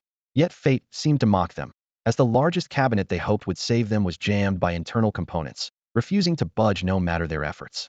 Fuji slowly extended his sharp claws, advancing towards them step by step. Meanwhile, 3 floors above, Qin Chuan noticed the name tags on the staff's chests, immediately understanding the true nature of the place. This was a secret base for the Sakura Nation's biochemical research unit. It reminded him of the infamous Unit 731 and the horrific crimes committed in the Dragon Nation years ago.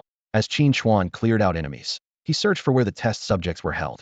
Soon, he found a row of cells. Most of the captives were from the Dragon Nation, including families captured while traveling, those deceived into coming, and others forcibly abducted.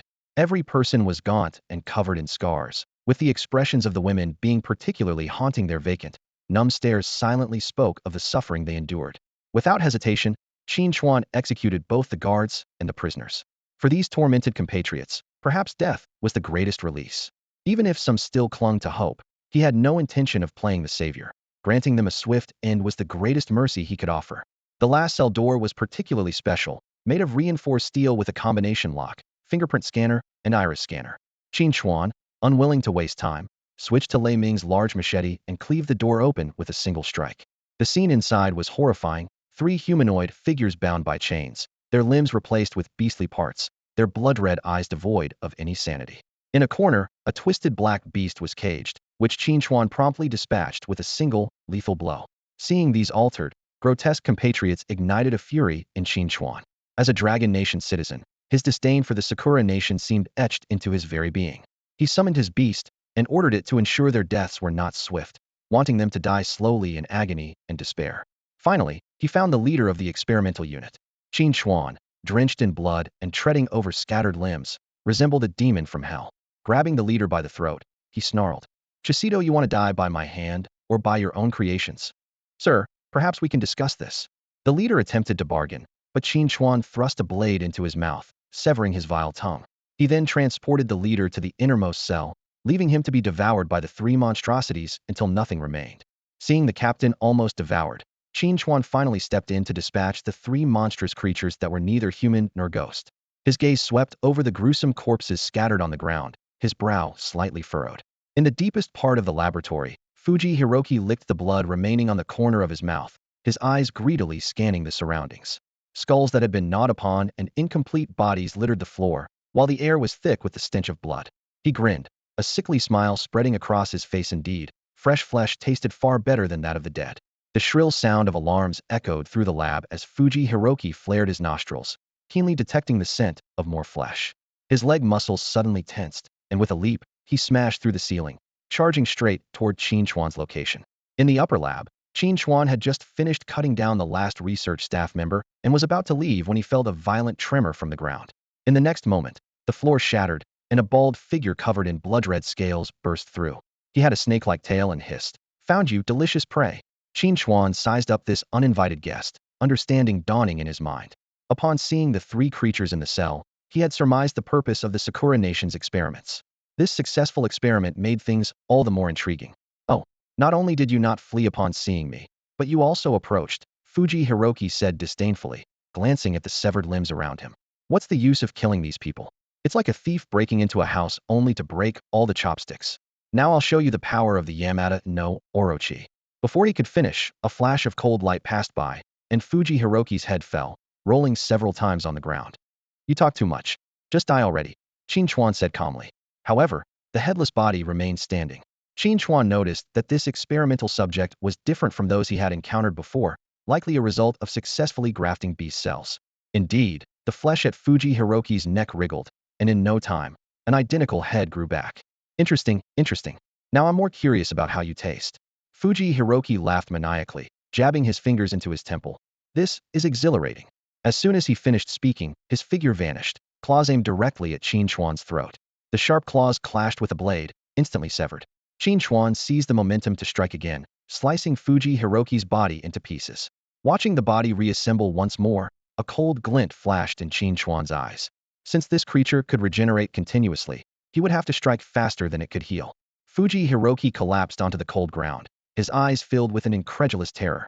He gasped for breath, the healing of his wounds noticeably slowing, a sign that his strength was nearly depleted.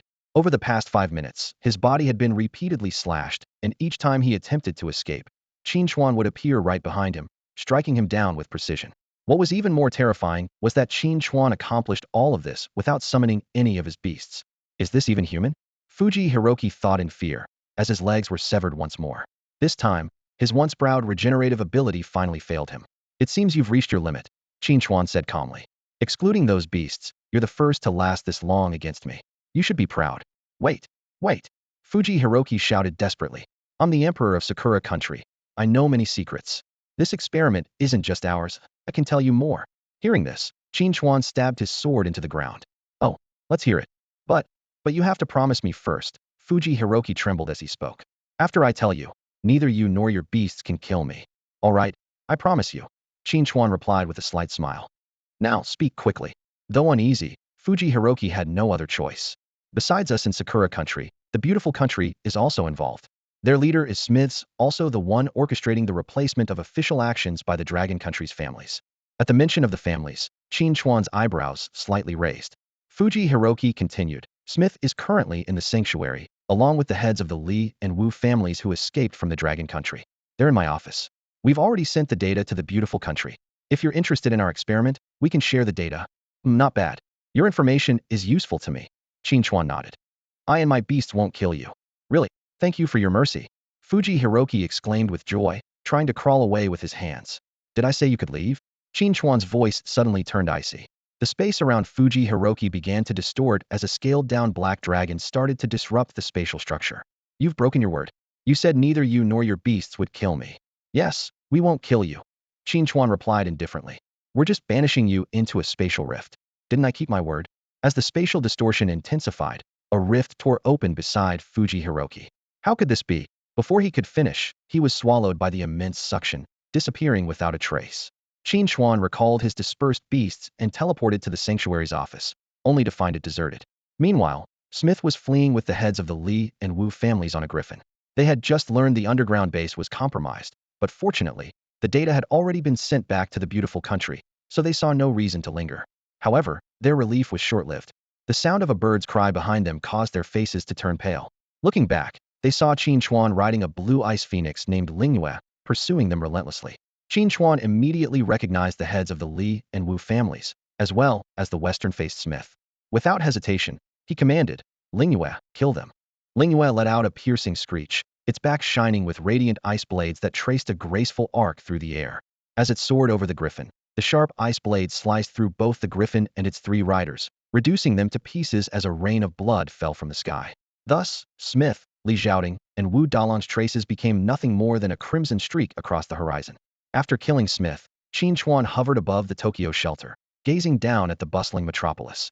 A sly smile played on his lips as he mused. From today onwards, perhaps the land of Sakura should cease to exist. What do you all think? Before his words had fully settled, Lin Yu had already made her move. A crystal-clear ice ball descended from the sky, unleashing a bone-chilling cold upon impact with the ground. The frigid waves spread like a tide, covering everything in a thick layer of ice. The citizens within the shelter had no time to react. Their blood froze instantly, turning them into ice sculptures. The cold climbed up the buildings, transforming the entire shelter into a massive ice coffin. A few alert soldiers managed to escape by car, but Qin Chuan looked at them with disdain, merely prolonging their lives by a few moments. Just as he was about to obliterate all of Tokyo, something unexpected happened. The ground surged upwards, and cracks spread like a spiderweb. 8 terrifying snake heads burst from the earth, each as tall as a small building. Following them was a mountainous snake body, with 8 tails thrashing wildly in the air. The emergence of this colossal creature shattered the ground and brought nearby buildings crashing down. The system immediately provided a notification. Name, Yamada no Orochi. Attributes, Poison, Dark. Level 100. Quality, Mythical. Mythical quality? Interesting, Qin Chuan chuckled softly. Phone, have some fun with it. The eternal winter snow wolf, phone, landed gracefully, showing no fear in the face of the 8 menacing snake heads. Yamada no Orochi, underestimating Feng's restrained aura as merely a strong opponent, was quickly taught a lesson within the span of a single breath. 1 snake head was effortlessly crushed by Feng. Before the serpent could recover from its shock, 2 more heads were reduced to blood mist. The remaining heads, realizing the danger, retreated in panic, their arrogance shattered. It immediately summoned its lifebound weapon, a pale green sword exuding toxic and corrosive energy. As Ah Feng lunged again, Yamada no Orochi thrust the sword toward the wolf's leg. Seeing the blade wreathed in poison, Ah Feng decisively abandoned its attack and dodged, knowing even a slight scratch from this potent toxin could be disastrous. The 5 remaining snake heads coordinated their efforts. One prepared to flee, while the other 4 continuously spat poisonous phlegm at Ah Feng in the air, hoping to overwhelm it with sheer volume. Seeing the situation, Ah Feng immediately harnessed the wind power within him. With a wave of his hand, he conjured a swirling vortex of wind in front of him. The splattered corrosive liquid was caught by the wind and flung towards the surrounding walls. A sizzling sound echoed as the walls, like paper, were instantly corroded through, and the liquid dripped down, leaving deep grooves on the ground. Safely landing, Ah Feng looked at the shocking scene and felt secretly relieved to have avoided danger. But then he realized his worries were unnecessary after all. He was accompanied by someone so powerful that they could pierce through the healer realm's limits with a single sword strike. With this in mind, Ah Feng chuckled at his earlier caution. He should have charged in and dealt a heavy blow to the serpent from the start. Emboldened, Ah Feng launched another attack on the Yamada no Orochi. The 3 shattered snake heads had already regenerated. Watching Ah Feng approach again, the serpent felt on the brink of collapse. It cursed its own foolishness for venturing into such a perilous world when it could have stayed safe in its lair. But with no options left, it knew continuing like this would only lead to exhaustion or immediate death. In a desperate move, the serpent decided to use its last resort for survival. Its massive body split into 8 parts, each transforming into a separate snake, fleeing in different directions. This was a technique it loathed to use, as each part would divide its power, and failure to reunite would result in permanent weakening. But with life on the line, it prioritized survival over power. Just then, the surrounding air became violently turbulent. A powerful whirlwind formed rapidly around a foam, becoming a towering tornado. The fierce winds tore buildings apart, sucking them into the sky. The fleeing serpent bodies found their speed impeded, as the powerful pull dragged them toward the tornado's center. Realizing it couldn't withstand the terrifying force, the Yamada no Orochi finally broke down, pleading desperately, "Stop. I'm dying. I submit. I'll make an eternal pact with you." Before it could finish, one of its bodies was sucked into the tornado, shredded by hidden ice blades. "You're worthless. I don't need trash like you." Qin Chuan's cold words sealed the serpent's fate. A mere mythical entity, its death was inconsequential. With a final wail of despair, all 8 serpent bodies were pulled into the tornado, turning into a bloody rain. After defeating the Yamada no Orochi, Ah Feng's tornado didn't dissipate but expanded, eventually covering the entire city of Tokyo. When the tornado finally calmed, the bustling metropolis lay in ruins. Looking at the destruction, Ah Feng felt invigorated. Since arriving on Blue Star, Qin Chuan had always urged them to restrain their power, causing only limited damage. This restriction had frustrated Ah Feng for some time. Although he couldn't unleash his full strength today, being able to release more power was a relief. Their destructive power was astonishing. Even a slight exertion could cause massive damage. As their strength grew, they could create craters hundreds or thousands of kilometers wide effortlessly. Even with Blue Star's increased landmass, such unrestrained destruction would be unsustainable. Without restraint, Blue Star could be destroyed before any alien civilization arrived. This wasn't acceptable, as Qin Chuan wanted to enjoy a peaceful life here. Thus, only in places like Sakura country did Qin Chuan allow his beasts to unleash a bit more of their power. Standing amidst the ruins of Tokyo, Qin Chuan ignored the distant victorious howl of a foam.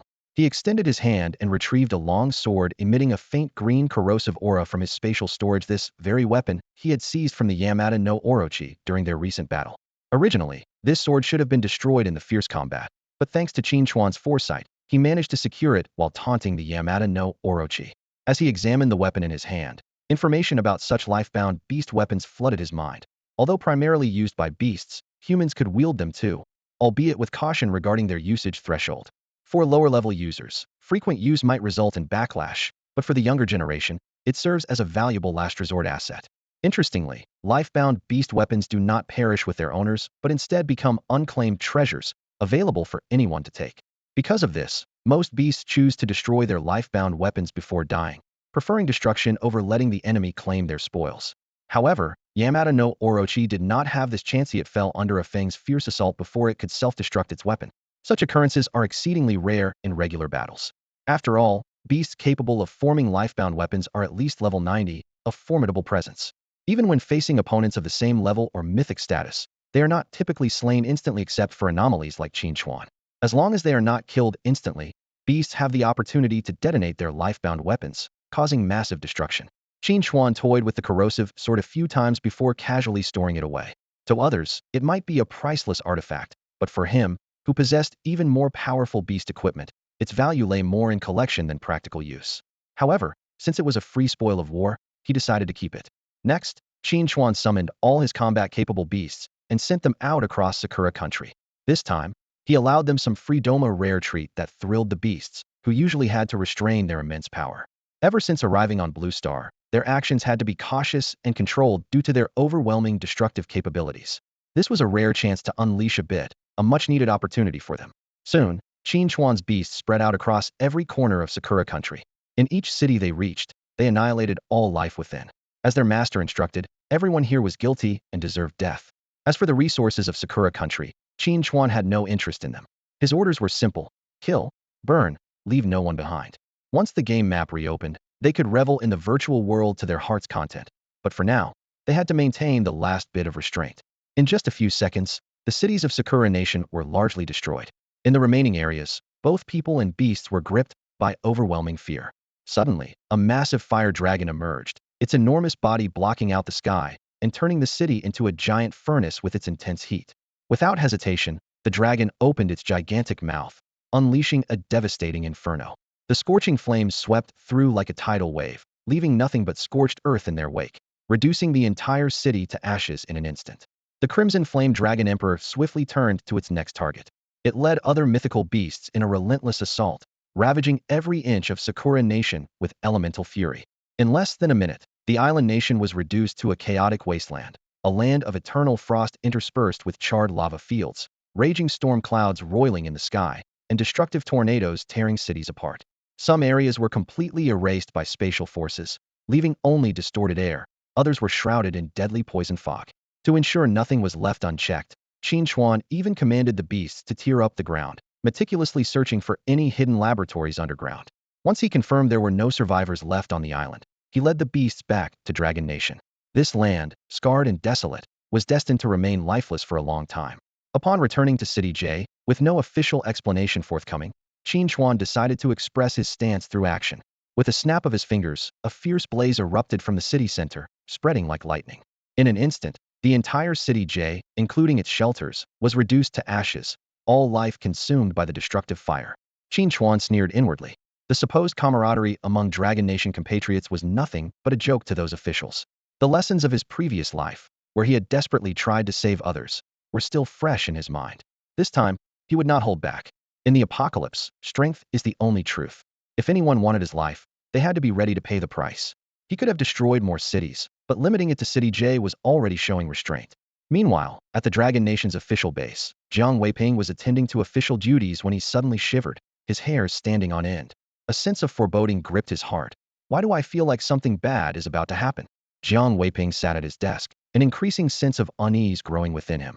Just then, the urgent knocking on the door shattered the silence of the office, and Shangwan Wanner rushed in, her face full of anxiety. Mr. Jiang, there's been a major accident. Shangwan Wanner reported breathlessly. Just now, a massive explosion occurred in J City of Hu Province, and there were no survivors. Her voice trembled with grief. The mention of J City made Jiang Weiping's heart clench tightly. He pressed his interlaced fingers to his forehead, immediately picturing Qin Chuan in his mind. This must be Qin Chuan's way of demonstrating his power, silently declaring that Jiang was no match for him. Compile the list of casualties and arrange for a unified memorial, Jiang Weiping said in a low voice, struggling to suppress his sorrow. Shangwan Wanner hesitated, sensing that Mr. Jiang knew something, but seeing his pale face, she chose to leave quietly. As the door closed, Jiang Weiping could no longer maintain his strong facade. He buried his head in his arms, tears silently falling as he tried to stifle his sobs. Meanwhile, in a cozy house in H City, Qin Chuan lay leisurely on the sofa, quite pleased with his precise control. The entire J City lay in ruins, yet the surrounding areas remained untouched. Although it was just a small place, it was reason enough for him to take a break. Suddenly, he sensed a change and quickly took out the mysterious egg. Cracks began to appear on the shell, emitting a crisp, crack sound. A pink little head peeked out, revealing a newly hatched beast that was as small as E. Entirely pink with a pair of transparent wings like a fairy. The system immediately displayed its information. Name, Weaving Spirit. Attribute, Fate. Level 1. Quality, Super God. Qin Chuan gasped. He had truly obtained a treasure against the heavens this time. Master, Ling. The little creature introduced itself in a clear voice. This was Qin Chuan's first beast with its own name, saving him the trouble of naming it. Ling then explained its abilities. As a Fate-type beast, it could manipulate cause and effect, altering destinies. Whether turning misfortune into fortune or causing the wealthy to lose everything overnight, it was within its power. When Qin Chuan considered changing the fate of all humans on Blue Star at once, Ling immediately stopped him. It explained that while it indeed had the capability, such a large-scale alteration of destiny would inevitably attract the attention of the universe's will. Unless Qin Chuan had a death wish, it was best to exercise restraint. At its current level, altering the fate of tens to hundreds of thousands of people was the limit. Ling's ability to alter the fate of others revealed an astonishing power. This ability could influence minor aspects of life or determine matters of life and death, all depending on Qin Chuan's will. Even more frightening, Ling's control over cause and effect was exceptionally domineering. Anyone who knew of Qin Chuan's existence, whether they had met him, mentioned him in passing, or casually talked about him online, would form a causal link with him. Through these causal threads, Ling could effortlessly uncover everything about them, their past experiences, hidden stories, and even their current location. She could not only alter these individuals' destinies at will but also, with the help of Tianyu's teleportation wristband, directly locate targets for close combat. Qin Chuan gazed at the jade pendant in his hand, engraved with pink patterns. This small linking device not only increased the wearer's luck, but also sensed surrounding malice, and even heard others' thoughts. Having acquired such a powerful beast companion, Qin Chuan felt an immense sense of satisfaction. Over the next 5 days, Qin Chuan focused on leveling up his beast companions. Xiaoyu reached level 67, and Ling advanced to level 60. Although the progress wasn't as expected, Qin Chuan understood that rapid advancement relied on the game map. While waiting for the map to reboot, at exactly noon, a floating island mark appeared on the back of Qin Chuan's hand. This mark replaced the pre-apocalypse game helmet as the new way to enter the map. It was usually invisible, only appearing when he wanted to enter. The entry process was simple, just a flick of the marked hand. Even if his arm was severed, the mark would transfer to the other hand, or in the worst case, appear on his forehead. Upon entering the map, a biting chill hit him. Fortunately, Qin Chuan was prepared and donned a ready-down jacket, no longer feeling cold. Compared to the game era, the current map not only allowed for a real environmental experience, but also expanded several hundred times in size. Qin Chuan opted not for the original desert route, but flew towards the forest on his shining steed. According to the new plan, he would head to Fengling, expected to take a week. While other beast tamers familiarized themselves with the new system, Qin Chuan focused on leveling up his beasts. After a day of effort, both Xiaoyu and Ling reached level 80. At this point, Xiaoyu could transform into a short, black-robed youth, while Ling appeared as an adorable little girl. 6 days later, Qin Chuan soared through the sky on an ice-blue dragon. The distant scenery gradually changed, with trees becoming sparse and stunted, eventually leaving only a few solitary trees dotting the grass. A gentle breeze blew, and in the distance loomed towering cliffs. This was Fengling, perpetually ravaged by gales, forming sharply defined, nearly vertical stone pillars. The grassland was tinged with shades of yellow and green, not as lush as a forest but reminiscent of a vast tropical savanna. This expanse of grassland lay only on the outskirts, while the interior was a rugged landscape of stone forests and steep cliffs, sculpted by relentless winds over time. Qin Chuan bypassed the sparse wild creatures on the periphery, spending an entire day to finally reach the core area of the Wind Ridge. He rode his Ice Radiance dragon through the stone forest, startling flocks of birds into flight. These birds, far from being intimidated by the gusting winds, deftly navigated the air currents. Among them, the red-crowned cranes were of excellent quality at level 35, with the potential to evolve into the epic wind-viewing crane. The breeze birds, though only level 10, were of superior quality and could evolve into the fine-quality gale birds. Suddenly, several gray shadows darted swiftly from a distance, targeting the startled breeze birds. These were gale wyverns, boasting both wind and ancient attributes, at level 40 and of fine quality, with the potential to evolve into the legendary divine wind wyverns. These predators moved with such speed, each attack capturing a breeze bird with precision, yet they maintained a wary distance from Qin Chuan. On one of the peaks of the Million Mountains, there was a relatively flat area halfway up. Here, a few hook-nosed men lay resting. They were originally a game team, having climbed the mountain in pursuit of a rare-colored crane. However, when the apocalypse struck, the monsters from the game flooded into reality. Fortunately, their gaming experience allowed them to survive. A few days ago, island marks appeared on their hands, and to their delight, they discovered they could return to the game map. Yet their joy was short-lived. The mountain they were on suddenly soared into the clouds, obscuring the ground below with mist. Without any flying beasts, they were trapped atop this mountain they had originally climbed on foot. Their only hope was to capture that rare-colored crane, but its speed was too great, leaving them no opportunity to get close. At this moment, Qin Chuan spotted a unique crane by a pond.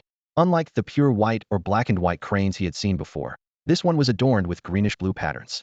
Upon closer inspection, it was a green-clad cloud crane, level 50 and of epic quality, with the potential to evolve into the super divine wind-singing immortal crane. Sensing Qin Chuan's presence, the green-clad cloud crane swiftly grabbed some nearby herbs and took to the sky. It created a gust of green wind as it ascended, quickly vanishing into the distance. Qin Chuan immediately mounted his Ice Radiance dragon and pursued it. Encountering such a rare creature, he was determined not to let it slip away. Thus, a green figure streaked through the sky, closely followed by a blue dragon, like an inseparable shadow. Meanwhile, on the mountaintop, Will and his companions remained helplessly lying on the grass, having been trapped for several days. They had attempted to contact their companions at the Wind Ridge for rescue, but to no avail. The Fengling Mountains tower into the clouds, with hundreds of stone peaks piercing the sky like swords. The howling mountain winds swept through, making Will and Jenny's situation increasingly difficult. "Jenny, that crane hasn't shown up lately," Will said, gazing into the distance with a hint of anxiety in his voice. "Eric and the others went to find the crane's nest," Jenny replied, her eyes still scanning the surroundings vigilantly. Just then, the mountain wind stirred a wave of grass, and a graceful figure streaked across the sky. A blue crane soared over their heads, leaving a trail of blue-green light. As they were about to rise and pursue, a blue dragon followed swiftly in the crane's wake, racing toward where the crane had vanished. Will's eyes lit up. "Someone's here. This is our chance." However, they were unaware that the nest atop the mountain was just a decoy. The real lair was well hidden nestled within a bent boulder on the mountainside, connected to the peak by a secret passage. Qin Chuan had already followed the blue-clad cloud crane to this hidden place. If he hadn't witnessed the crane disappear here, the inward-facing cave entrance would be almost impossible for outsiders to detect. It was perfectly camouflaged in the crevice between the mountain and the giant rock, as if naturally concealed. Such secrecy, could it be hiding some treasure? Qin Chuan thought to himself as he stepped into the cave. Meanwhile, Eric and his group arrived breathlessly at the cliff's edge. "Where did they go? We just saw them flying down here." Eric looked around, finding no trace of their target. Exhausted, the group slumped to the ground, frustrated at missing their chance for rescue. Strange, after flying down, there was no movement. Could there be another cave below? Kun grumbled absent-mindedly. This offhand remark sparked a realization among everyone. Upon closer inspection of the cliff's edge, they indeed found a crack in the mountain. "There's a crack here," the discoverer exclaimed excitedly. "Kun, you're a genius," Eric said, patting Kun on the shoulder, hope rekindled in his eyes. The group marked the wall to guide other teammates later. Then, they carefully descended the cliff, finding the hidden cave entrance. Meanwhile, Qin Chuan, with Yaoshan's light illuminating his path, had already reached deep within the cave. The scene before him was astonishing. A giant eagle rested in a massive nest, surrounded by herbs collected from the cliff walls. Even more surprising was the blue-clad cloud crane tending carefully to the giant eagle. Qin Chuan stood at the edge of the forest clearing, staring in amazement at the unbelievable scene before him. A graceful, blue-clad cloud crane was carefully guarding an injured hawk. "This scene is straight out of a fantasy," Qin Chuan murmured to himself as he stepped forward. Instantly, the cloud crane became alert, straightening its body and slightly spreading its wings.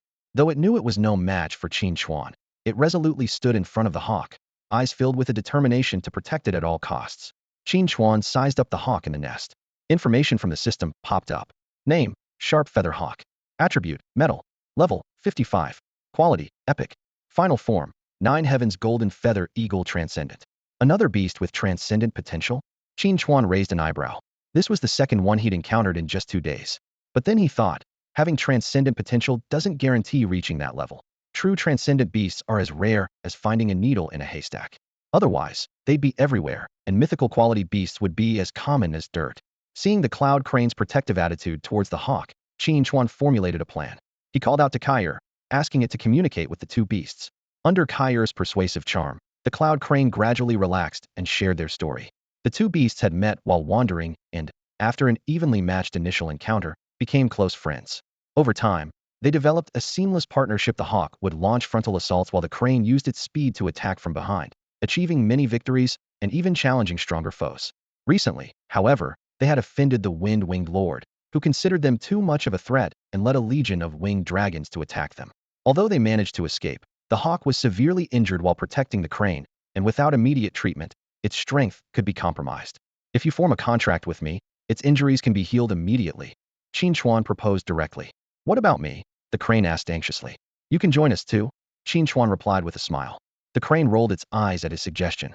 Being bossed around by humans all day, while you hide in the back and watch, occasionally stepping in to say a few words, I've seen those beasts on the mountaintops. They could survive on their own, yet they end up protecting weak creatures like you. It's pathetic. Qin Chuan pondered for a moment. Have you ever considered that those beasts were actually nurtured step by those weak humans? The blue-robed crane sneered disdainfully, about to mock these weak creatures for their supposed power, when Qin Chuan waved his hand and summoned all his beasts. They had heard the conversation clearly and now fixated their eyes on the crane, their gaze unfriendly. You think I'm weak? Qin Chuan chuckled coldly. Though the beasts didn't release any killing intent, their overwhelming presence, surpassing even mythic quality, bore down like a mountain, leaving the crane's mind blank. Nearby, the wound on the sharp-winged eagle burst open again under the pressure, blood gushing out. It struggled to make a weak sound, trying to urge the crane to agree to the contract, but the crane was too frightened to notice. Qin Chuan stepped forward, spreading his arms. No more pretending. I'm laying my cards on the table. Join me, and you'll have power like theirs. Then kicking someone like the wind-winged lord around will be child's play. He gestured with his thumb at the beasts behind him. Don't believe me? Pick an opponent, beat any one of them, and I'll leave immediately. What's a basketball? The crane asked shakily. That's not important. Qin Chuan waved dismissively, a long sword appearing in his hand. He swung it at the ground, creating a deep chasm. Seeing this, the crane became even more panicked, flapping its wings frantically. No, no, no, I won't fight you. Listen. Qin Chuan turned to the beasts, pointing at the crane with feigned innocence. It looks down on me. With those words, the beast's eyes grew even sharper. If it dared to look down on their master, wasn't it also disrespecting them? Surrounded by their fierce gazes, the crane fluttered its wings nervously, shaking its head. That's not what I meant. Really, that's not what I meant. But the beasts continued to advance. The sharp-winged eagle in its nest spat out more blood, fainting as its breath grew weaker. I'll sign. I'll go with you, all right. The crane finally caved under pressure, kneeling in surrender. That's more like it. Qin Chuan grinned widely. Be my beast, and you won't regret it. The crane made one last request. Could you contract the sharp-winged eagle first? In terms of seniority, I'm willing to be ranked after it. No problem. Qin Chuan agreed, patting his chest, then turned to the eagle, which was nearly lifeless under the pressure. Damn. Stop the pressure. Qin Chuan rushed forward, squeezing a drop of life-spring water from his fingertip into the eagle's mouth. Its wounds began to heal, consciousness slowly returning as it opened its eyes. Phew, saved it just in time. Qin Chuan exhaled in relief. Almost lost a super beast. After the contracts were signed, Qin Chuan retracted his other beasts and was about to evolve the two new ones when footsteps approached from behind. Wait. Excuse me. Irritated by the interruption, Qin Chuan turned to see a group of Westerners approaching.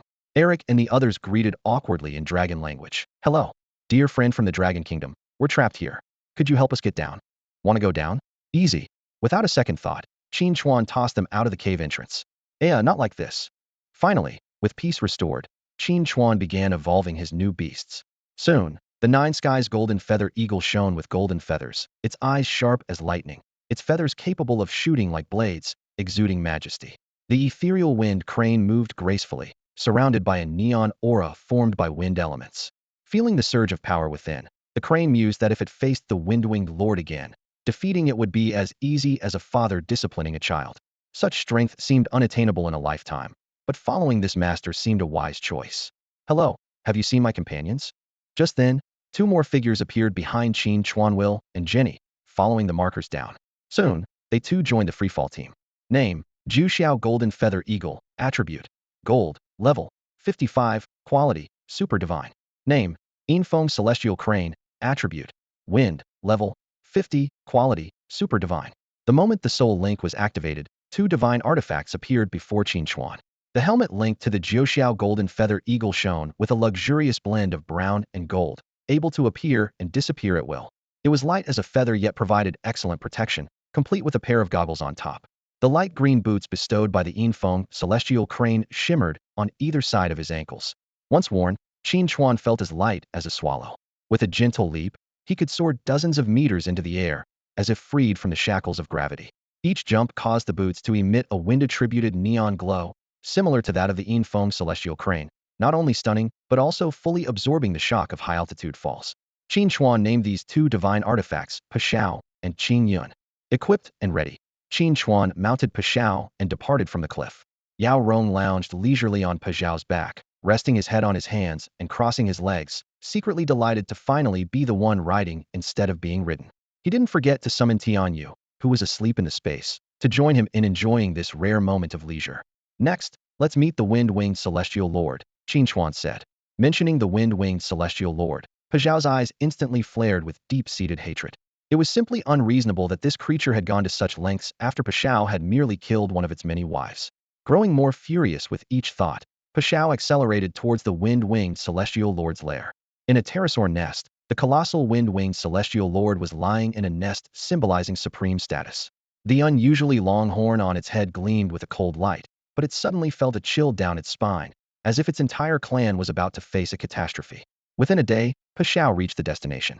It did not immediately storm into the Wind-Winged Celestial Lord's cave, but first massacred all the female pterosaurs in its harem with its razor-sharp talons.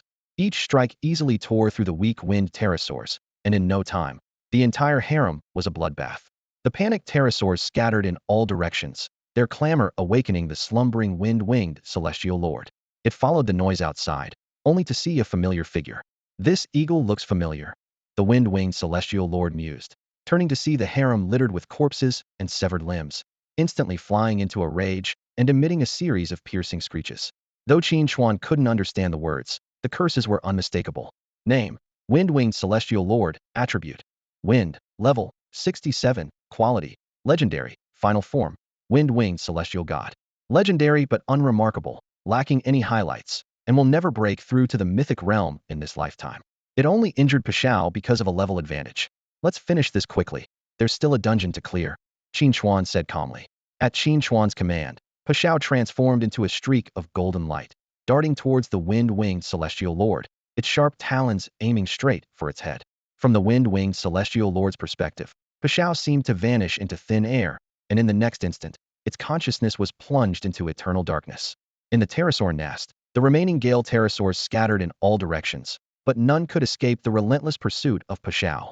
This Nine Heavens golden feather eagle cut through the air like a golden lightning bolt, slicing through the pterosaurs with its sharp wings, leaving them to plummet in two pieces.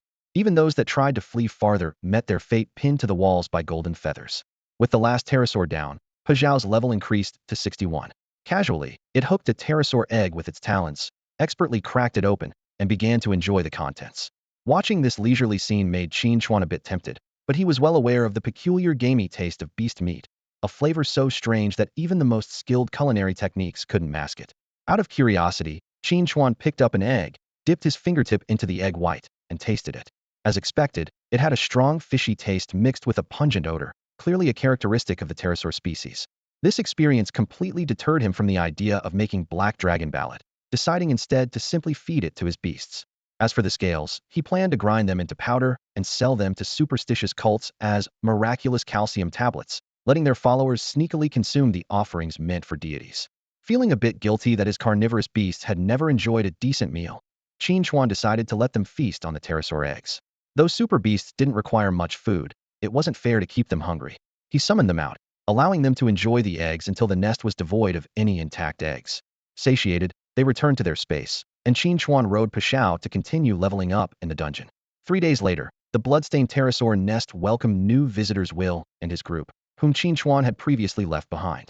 During their fall, a man named Kun suddenly shouted to exit the map, prompting Eric to have a sudden realization.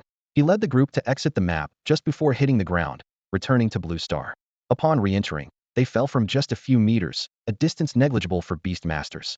They cautiously explored the nest, and eventually discovered the Wind-Winged Heavenly Lord's treasure chamber. Although the herbs and materials inside were insignificant to Qin Chuan, they were a great boon to these ordinary beast masters. This led them to marvel at the old saying from the Dragon Kingdom: surviving a great disaster brings good fortune. 3 days later, Qin Chuan arrived at the entrance of a dungeon where fierce winds howled.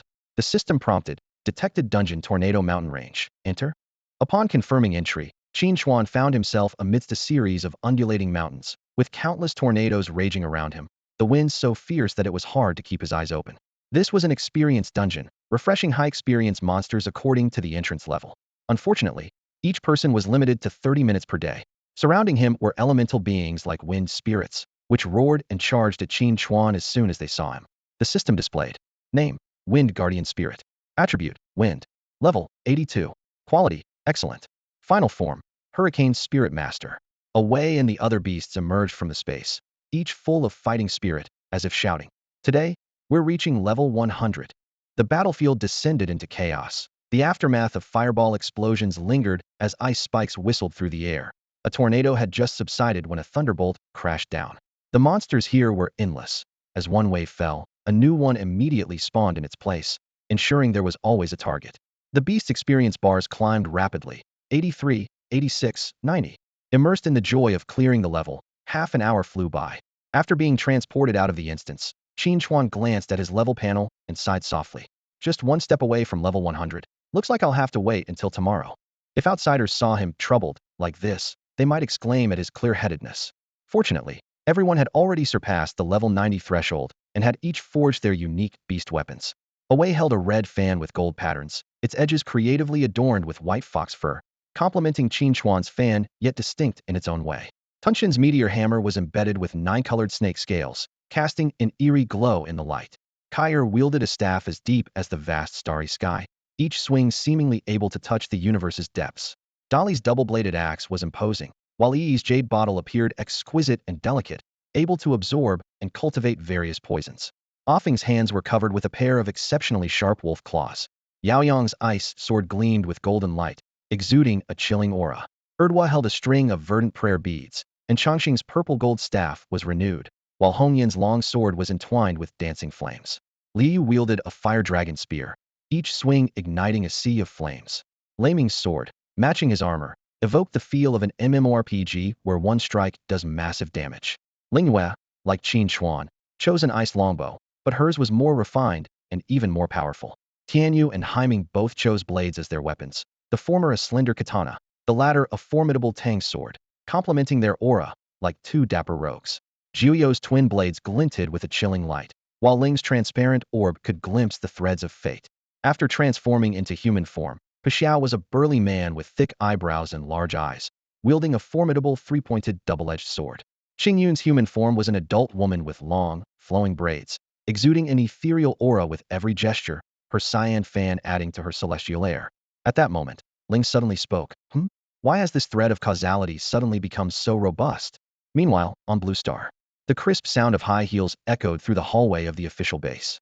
Li Hongyue's graceful figure passed by, her aloof demeanor causing everyone she passed to stop and take notice. Although she shared the same surname as the Li family of noble lineage, she was not born into a prestigious family. Before the apocalypse, she was merely a university beauty in J City. In the early days of the apocalypse, she struggled to survive on campus with her roommates. When she finally mustered the courage to lead her classmates out of the school, they encountered a beast tide, and she was abandoned by her companions. In what she thought was certain death, Xiaochen appeared like a god descending from the heavens. In that moment, his heroic figure as he fought fiercely, his handsome face, and the gentle smile he showed her were all etched deeply into her heart. Her heart pounded intensely, and an indescribable emotion blossomed within her. To follow in his footsteps, she resolutely joined the official organization. Upon learning the method to become a beastmaster, she hesitated due to her fear of death, afraid that if she died, she would never see him again. Ultimately, she chose to transfer from J City to undergo regular soldier training. She originally hoped to one day return to serve him, but fate had other plans. Less than a month after she left, news came of the defeat of the team led by Xiao Chun and Xue Hua in their campaign against Qin Chuan. She held on to a sliver of hope until the news of J City's destruction shattered her last bit of hope. From then on, she shut herself in her room, isolating herself from the world. Until 3 days ago, she finally opened that tightly closed door. She wanted to become a beast master, and he sought revenge for his savior. In the wilderness, after a thrilling battle, Li Hongyue's hands trembled slightly as the snow fox before her emitted a legendary glow, forming a contract with her. In an instant, a powerful force erupted within her SS level, Ice Moon Blessing talent awakened, enhancing her ice attribute Beastmaster abilities by 150. Back at the official base, her newfound strength caused a sensation. The base's leadership took special interest in her, ready to provide resources whenever she requested. However, despite the goodwill shown by many at the base, Li Hongyue remained aloof and cold. To her, none of them could match the integrity of her idol, Xiao Chun, and she believed their kindness was driven by ulterior motives. Her curt remarks soon alienated many. One day, Li Hongyue stood before Jiang Weiping's office, knocking softly. Upon receiving permission, she entered and immediately knelt on the ground. Elder Jiang, I am willing to fight for the protection of the Dragon Nation forever. to remain on the front lines without any treachery. I only ask for one thing, just one. Li Hongyue, what are you? Get up, get up. Jiang Weiping hurriedly stood to help her. Li Hongyue lifted her head, her gaze resolute. My condition is that, once I am strong enough, I hope the authorities will assist me in killing that damned Qin Chuan. Before her words faded, a voice laced with mockery came from behind. Who's calling for me? Li Hongyue turned sharply. Her pupils contracting, there stood her nemesis, Qin Chuan, whom she dreamt of dismembering every night. At the door, Qin Chuan first greeted Jiang Weiping politely. First time meeting you, Elder Jiang. You are truly vigorous in your old age. Having a gentleman like you in the Dragon Nation is indeed fortunate. Then, he turned to Li Hongyue, a mocking smile on his lips. Who would have thought that even after Xiao Chen's death, he could still cause me trouble? It turned out that just moments ago, Ling informed Qin Chuan that another child of fate had emerged, the very woman saved by Xiao Chun. When Ling mentioned that this child of fate was still weak and could be easily dealt with without draining her luck, Qin Chuan immediately returned to Blue Star, following the line of causality to find her. They'll be taking this woman with me, and I wish you long life, Qin Chuan said, pressing down on Li Hongyue's head, immobilizing her. In a flash, they were in the cratered J City. Regaining her freedom, Li Hongyue shouted angrily. Qin Chuan, you demon, I will kill you. For Xiao Chen. Qin Chuan ignored her cries, producing a starry pen to test restrictions on the child of fate. First, he set a contract a beast or die restriction, only for it to vanish instantly. Unconvinced, he tried again, with the same result. Does it have to be less extreme? Qin Chuan adjusted his approach, setting a restriction against contracting ice-type beasts. This time, the restriction held, but Li Hongyue's talent suddenly mutated, becoming a dual fire and ice enhancement. Unbelievable. Qin Chuan's face darkened with rage as he punched Li Hongyue. Such an abnormal level of luck without his intervention, no one of equal rank could handle it. He attempted an instant death restriction, but it was erased by a mysterious force. Qin Chuan finally understood instant death restrictions would be nullified by her luck, while obstructive restrictions only made her stronger. Unbelievable, Qin Chuan muttered, no longer hesitating.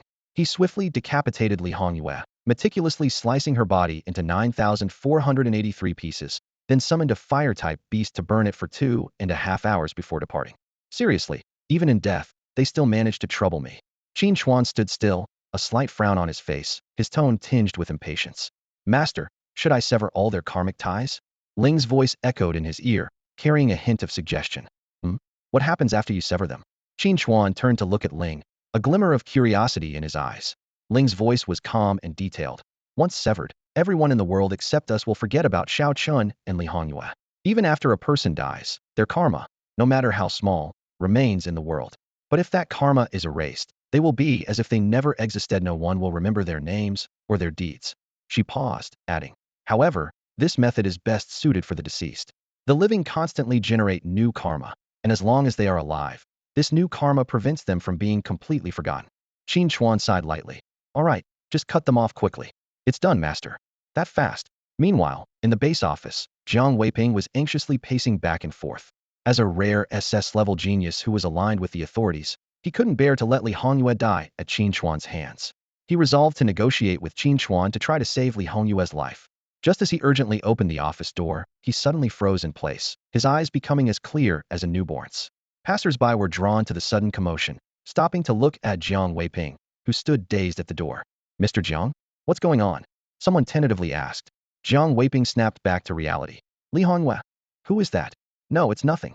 He shut the door and returned to his desk, thinking how inexplicable it was that he seemed not to know anyone named Li Hongyue. At that moment, everyone in the base experienced a brief moment of disorientation, as if someone had vanished from their memories. But soon, everyone went back to work, dismissing the fleeting sense of discord. A day later, Qin Chuan entered the dungeon again. This time, the monsters inside had all risen to level 90. Half an hour later, when he emerged with his beasts, he was greeted by a group of level 100 beasts, a satisfied smile on his face.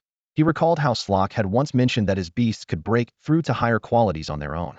It turned out to be true. The world's level restrictions had no effect on Away and the others they could break through at any time. However, this posed a critical problem. The current world level couldn't accommodate beings above the mythic level, and forcing a breakthrough could lead to the collapse of this world. A system prompt appeared before him. Current world level, 1. Upgrade condition. Current world must have 10 mythic level beast tamers. Current progress, 110. Note: once the world level reaches 2, it will merge with other worlds of the same level. Seeing this prompt, Qin Chuan began to calculate silently. This wasn't a big problem. With the ample resources at his disposal, creating 9 more mythic-level beings wasn't difficult. As for the so-called worlds of the same level, they were likely other planets. Once upgraded, they would merge. A flicker of anticipation crossed Qin Chuan's eyes, wondering how long those worlds could withstand his beasts. This discovery truly broadened his horizons. Qin Chuan looked around and nodded with satisfaction. His current level was enough for him to dominate Blue Star, and with the protection mechanism shielding lower-level worlds, he didn't have to worry about invasions from higher-level civilizations. With this in mind, he decided to explore the entire map first, and then uniformly increase his level, allowing all his beasts to break through in one go. This way, he would be more confident when facing world civilizations that had already advanced to level 2. Having made up his mind, Qin Chuan didn't linger in Fengling and immediately set off for the next area Darklands. This death-filled region, adjacent to Fengling, was a gathering place for dark and undead beasts. Although both undead and life attributes were rare, undead beasts were much easier to acquire. This was because life beasts were scattered throughout the map, requiring luck to encounter, whereas undead beasts were concentrated in Darklands, making encounters more likely. In Darklands, undead beasts were mainly divided into skeletons, zombies, and ghosts. Among them, skeletons were the most diverse, capable of being developed into explosive warriors or defensive tanks. However, the most powerful were the skeleton mages, capable of summoning thousands of skeleton soldiers with a wave of their hand. While these skeleton soldiers were not strong individually, their sheer numbers made their collective power formidable. Qin Chuan decided to contract a skeleton. Along the way, he saw many beasts with epic and legendary potential, and initially considered contracting them all to build a massive army, given his unlimited contract slots. However, he realized that if he encountered a super beast in the future, these epic and legendary beasts would be overshadowed, which would be awkward. Moreover, nurturing so many beasts would be a significant undertaking. Even without striving for perfection, they needed to have at least some ability to protect themselves. After considering it, he decided it was more practical to contract a beast specialized in summoning, as the summoned creatures were essentially his own. While Qin Chuan was deep in thought, he remembered the black dragon egg he had obtained in a Darklands instance. Finally, we'll meet again, he said with a meaningful smile. Let's see how I take care of you this time. At that moment, a portal suddenly opened in the sky above Darklands. 3 men and 2 women fell out of it, with blue skin and a single horn on their foreheads, clearly not human. All 5 were injured and looked rather disheveled. Damn the 3-eyed god clan. How dare they ambush us? They cursed angrily. If it weren't for the ancestor giving us the crossworld stone, we'd be dead. Do they think the rhinoceros horn god clan is easy to bully? Once we return, we must tell the ancestor to avenge us. But one of the women hesitated. We only have 1 crossworld stone. How will we get back? Everyone's gaze turned to the man in the center who had used the crossworld stone to bring them here. As the backbone of the group, he confidently said, "That's simple. The condition for the world level to increase is to have 10 myth-level native beast masters. We just need to assist the natives here to achieve that condition. But even we are only at king level." Someone expressed concern, was confidently interrupted. "Don't forget, we are a god clan with supreme level powerhouses. We have ways to nurture myth-level beasts. Let's give it a try," the group agreed. "We'll heal our injuries first, and, once we've recovered, we'll find some natives." 5 days later, Qin Chuan rode the ice dragon towards the Shadowlands. Along the way, he effortlessly dispatched several reckless challengers without even pausing. In the distance, heavy black clouds loomed over the horizon, and the land was gradually being tainted with an ominous darkness.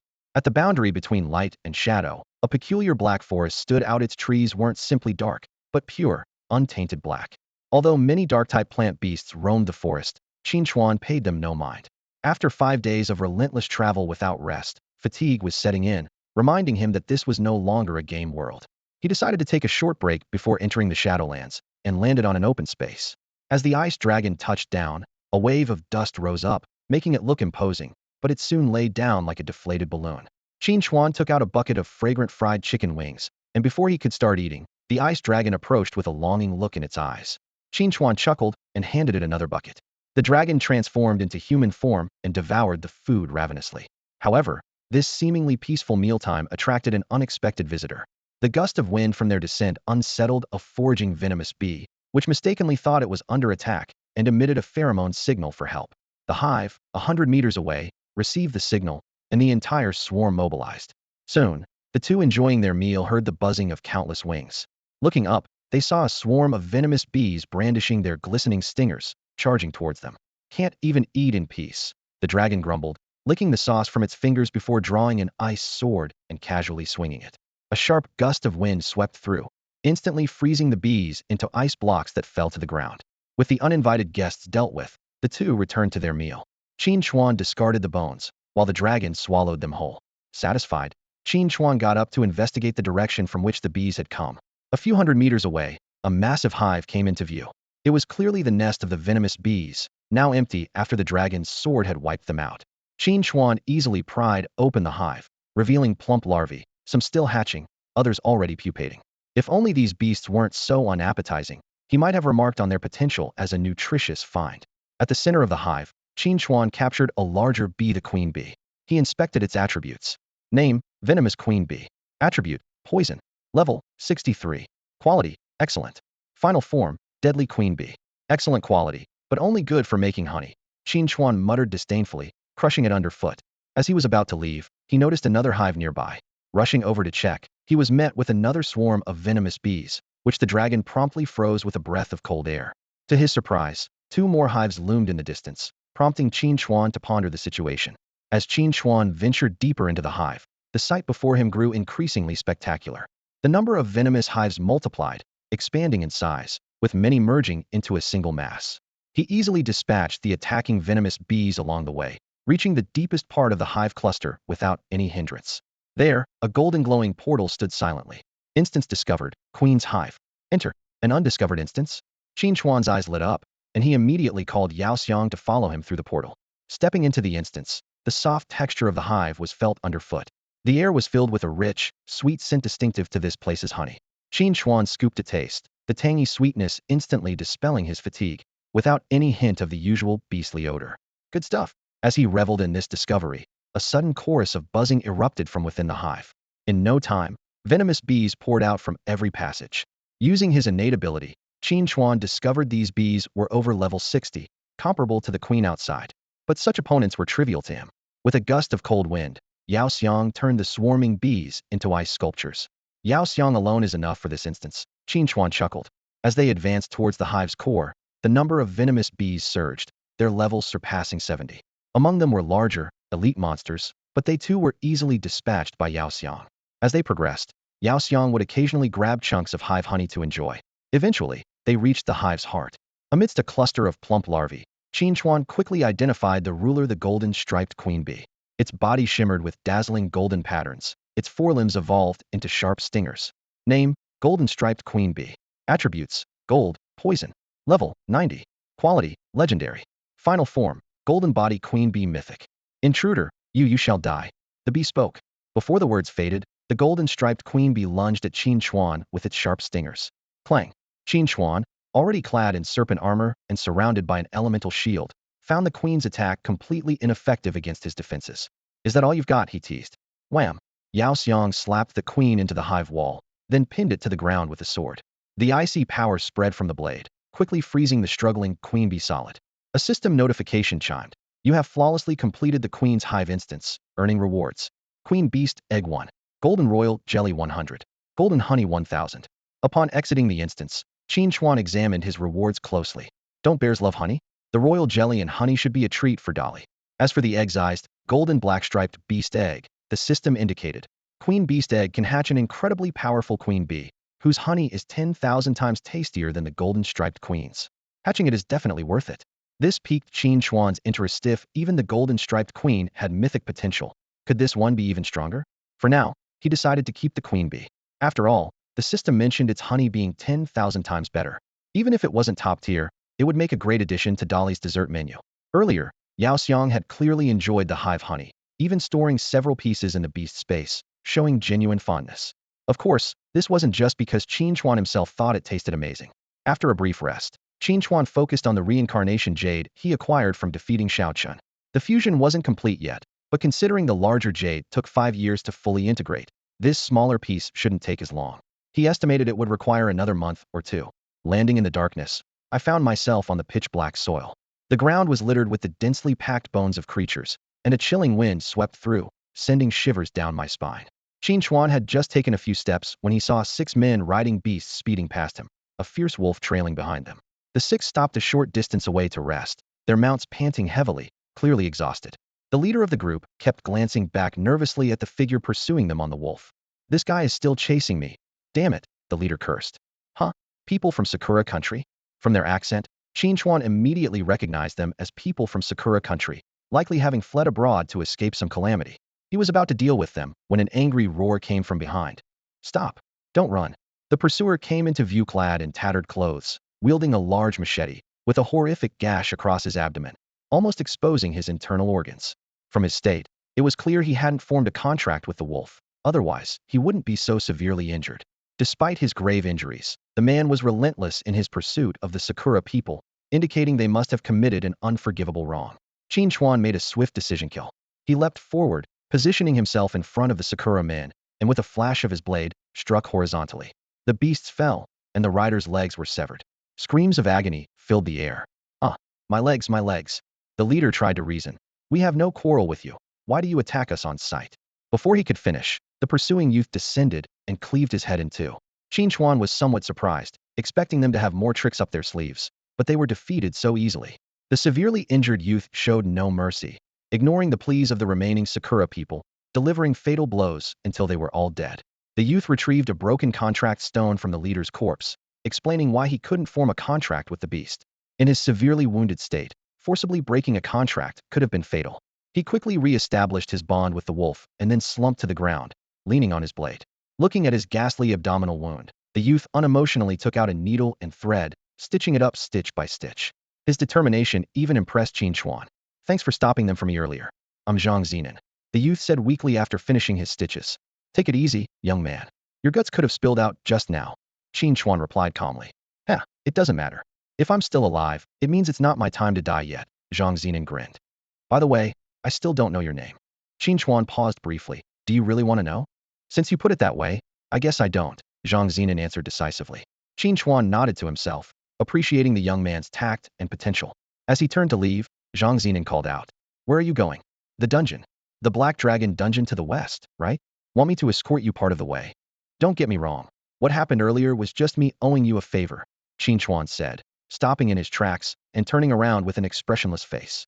I know you're strong, and this is probably nothing to you, but I still want to repay it as much as I can. Will you give me that chance? Aren't you afraid I might kill you halfway? Qin Chuan asked coldly. Zhang Zinan gave a bitter smile, tugging at the corner of his mouth. Oomph. In this world, isn't death quite normal?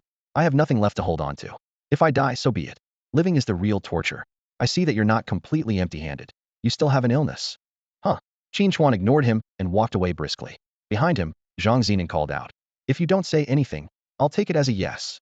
Throughout their journey, Zhang Zinan maintained a safe distance from Qin Chuan. Whenever wild beasts attacked, he would rush forward without hesitation and swiftly handle the threat. Qin Chuan didn't mind, enjoying the peace. His only request was that Zhang Zinan not follow him into any dungeons. Qin Chuan secretly observed the white wolf beside Zhang Zinan, a legendary potential beast companion. Watching the young man's decisive and ruthless combat style, Qin Chuan nodded to himself. This kid had the potential for greatness and could be a worthwhile investment. After all, Qin Chuan needed to amass 9 mythical level figures to advance. With that thought, Zhang Zinan became much more agreeable in his eyes. During their travels, Qin Chuan learned Zhang Zinan's story. He was a newly minted beast master, not yet officially registered, which explained his absence from official records. He came from a remote village that was nearly wiped out when the apocalypse struck, as official rescue arrived too late. As a child, Zhang Zinan was frail and often bullied. To stop the bullying, he began fighting back against his tormentors, gradually becoming strong enough to take on multiple opponents. Recently, a wolf broke into his home. In a life-or-death moment, he unleashed incredible strength and beat the not-so-powerful wolf into submission. Despite his injuries, this desperate battle led the white wolf to submit to him, forming a contract. Fortuitously, he found healing herbs on his first map expedition, which saved his life. Hearing about these coincidences, Qin Chuan discreetly sought confirmation from Ling and was relieved to learn it wasn't the fate of a chosen one. Zhang Zinan also mentioned his childhood friend, Lin Xiaoyu. At the start of the apocalypse, they hid together in the village chief's cellar. With his help, Lin Xiaoyu successfully contracted a wood-type beast. Thanks to the white wolf's formidable power, their expeditions on the map went relatively smoothly. However, everything changed yesterday. While Zhang Zinan was out foraging, a group of Sakura people invaded their camp, drawn by Lin Xiaoyu's beauty. When he returned, the sight before him shattered him. Lin Xiaoyu's naked body lay lifeless on the ground, and the Sakura people were laughing around a campfire. Fueled by rage, Zhang Zinan and the white wolf launched into an all-night battle. His reckless, life-risking tactics terrified the 5 Sakura people.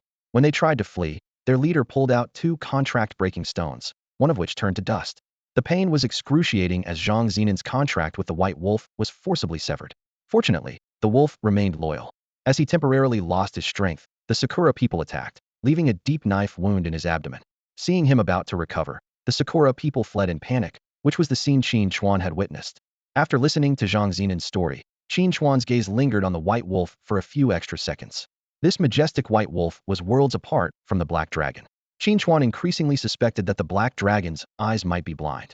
After an afternoon of escorting, they finally arrived at the Black Dragon dungeon that Qin Chuan had longed for.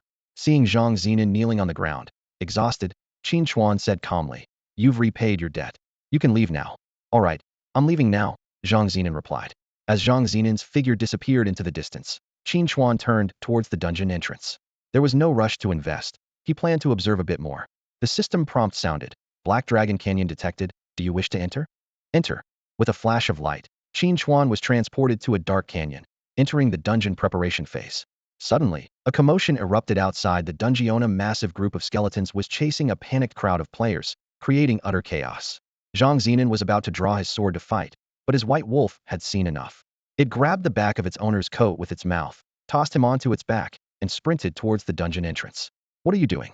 You can't go in there," Zhang Xinan shouted, but the situation left him no choice. The canyon walls were steep, and the exit was surrounded by the skeleton army. Entering the dungeon was the only chance for survival. The pursued players realized this as well. The White Wolf, carrying Zhang Xinan, dashed inside just as the dungeon entrance was about to close.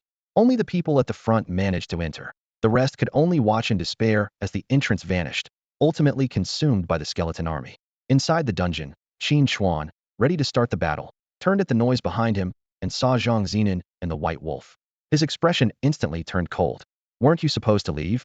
Zhang Xinan quickly explained. "Outside, suddenly, there was a huge group of skeletons, and I had no choice but to."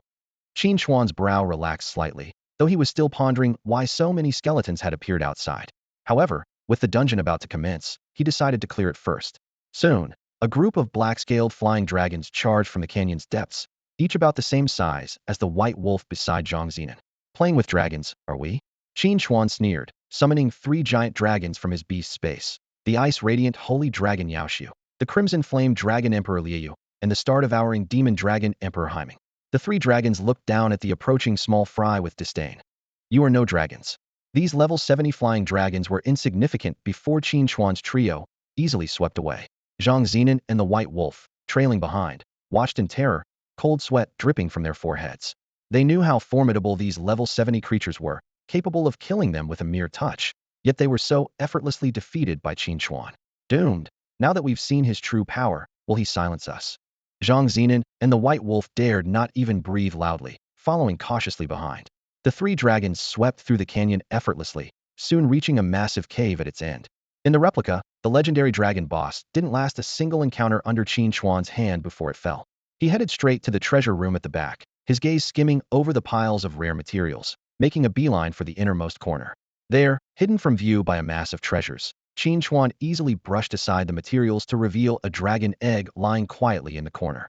He noticed that the Reincarnation Jade, which should have been next to the egg, was missing, but this didn't affect his plan after all. The jade was already in his possession. Without hesitation, Qin Chuan picked up the dragon egg that had caused him so much trouble in his previous life. To him, this was the sole purpose of his visit. All other treasures could be forsaken. As Qin Chuan turned to leave, Zhang Xinan couldn't help but call out to him. "Wait, aren't you taking all these treasures? These things are useless to me." "They're yours," Qin Chuan replied with a wave of his hand, then exited the replica. Zhang Xinan stood frozen, initially thinking this was some sort of test from Qin Chuan. He cautiously waited for a full 2 hours, and seeing that Qin Chuan never reappeared, he gingerly touched the materials. When nothing unusual happened, he tentatively picked up a colorful herb, carefully scanning his surroundings. Once convinced that Qin Chuan had truly left, he exchanged a resolute glance with the White Wolf beside him. As Qin Chuan exited the replica, he was greeted by a large group of skeletons guarding the entrance. When they saw him, they erupted into a frenzy, but he easily dispatched them. As he left the canyon, the dense footprints on the ground piqued his curiosity, making him wonder what had caused these people to flee in such disarray. Donning the breeze boots he acquired from the Wind Crane Link, Qin Chuan moved swiftly through the air.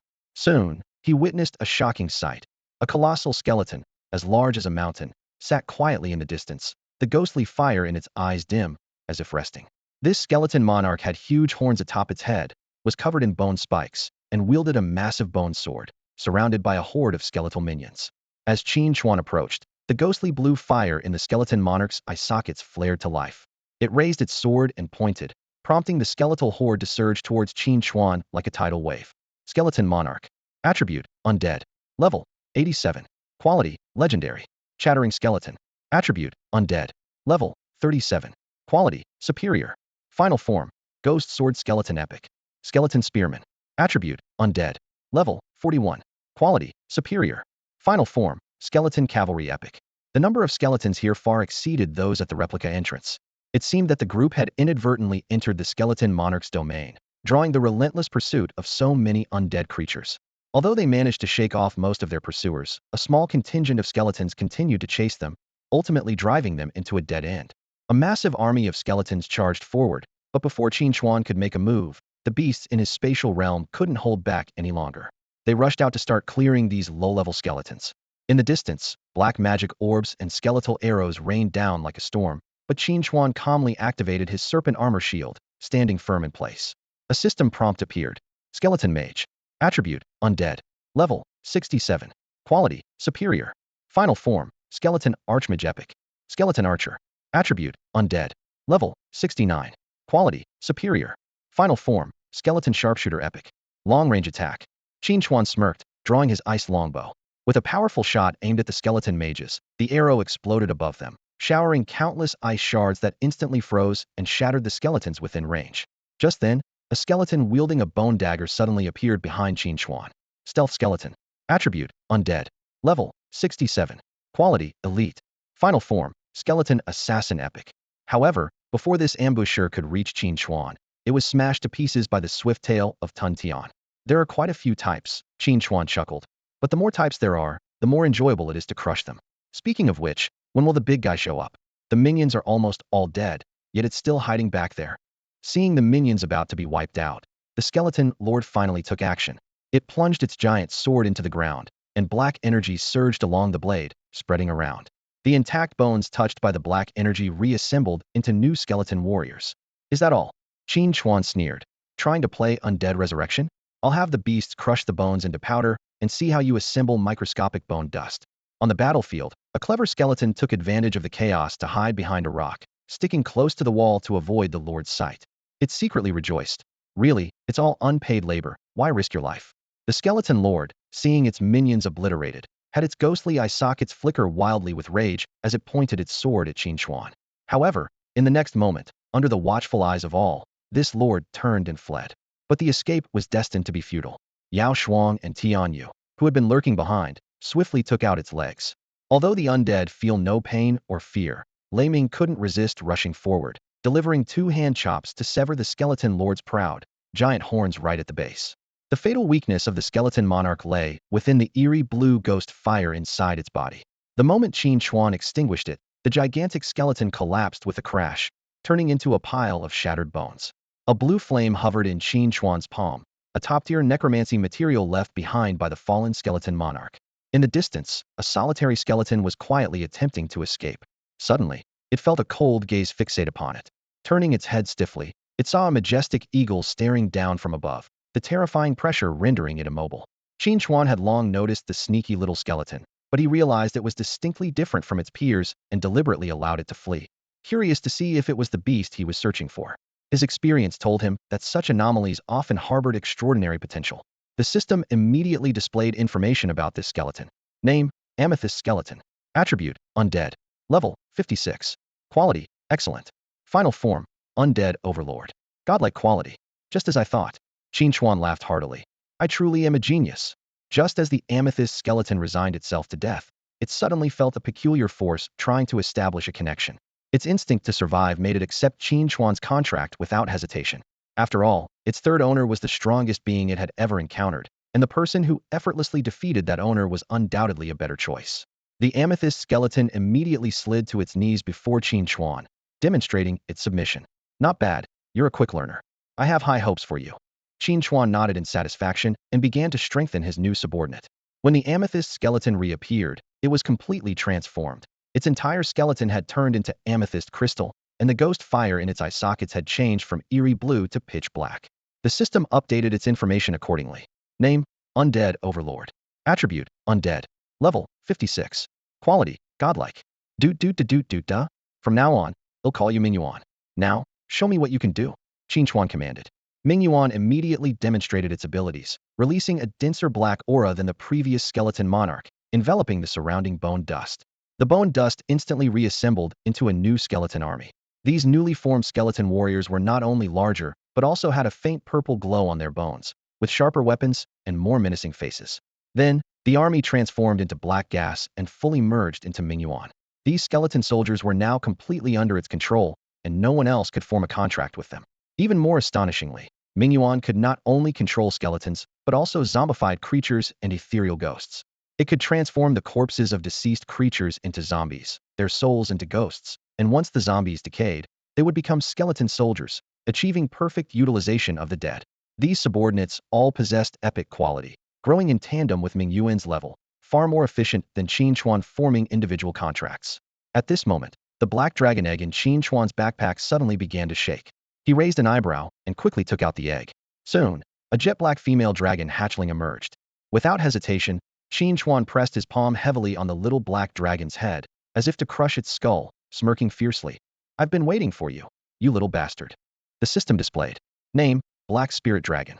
Attribute: Dark. Level 1. Quality: Mythical. Final form: Shadow Demon Black Dragon Myth.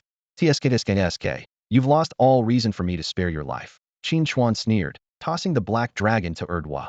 Pluck its scales one by one, then have away roasted alive. Remember, don't let it die until all the scales are removed. As you command, Namaste Aminus. Erdwa responded respectfully. At this moment, Mingyuan approached, indicating it wanted the black dragon's bones. Qin Chuan contemplated briefly, deciding that obtaining a mythical quality skeleton soldier was worthwhile, serving as the black dragon's final contribution. As the agonizing cries of the little black dragon echoed through the air, Qin Chuan's bag quickly filled with black dragon scales, still attached with bits of flesh. He looked at his spoils with satisfaction, already planning to grind them into powder upon his return. In front of him, the black spirit dragon writhed in agony amidst the flames, its body glowing with fire. Each twist seemed like a performance of revenge for Qin Chuan. Although the control over the fire wasn't perfect and the dragon meat was charred, it wasn't enough to divide among his beasts anyway, so it didn't matter. At that moment, the Necromancer Lord stepped forward, releasing a thick black mist that enveloped the dragon's skeletal remains. When the mist dissipated, a massive dragon made of purple bones stood before Qin Chuan. The original juvenile dragon skeleton had been magnified dozens of times. The addition of this mythical-grade bone dragon significantly enhanced the strength of Mingyuan. As an undead lord creature, Mingyuan possessed unique advantages. As long as its minions survived, it would never fall. All damage could be distributed among the minions, and any harm Qin Chuan suffered could be shared with his beasts, rendering him nearly invincible. More impressively, Mingyuan's linked weapon purple scythe was equally formidable. With his revenge complete, Qin Chuan turned to leave. Having achieved his goal for this journey, he planned to level up a bit more before departing the Darkland for Thunder Island.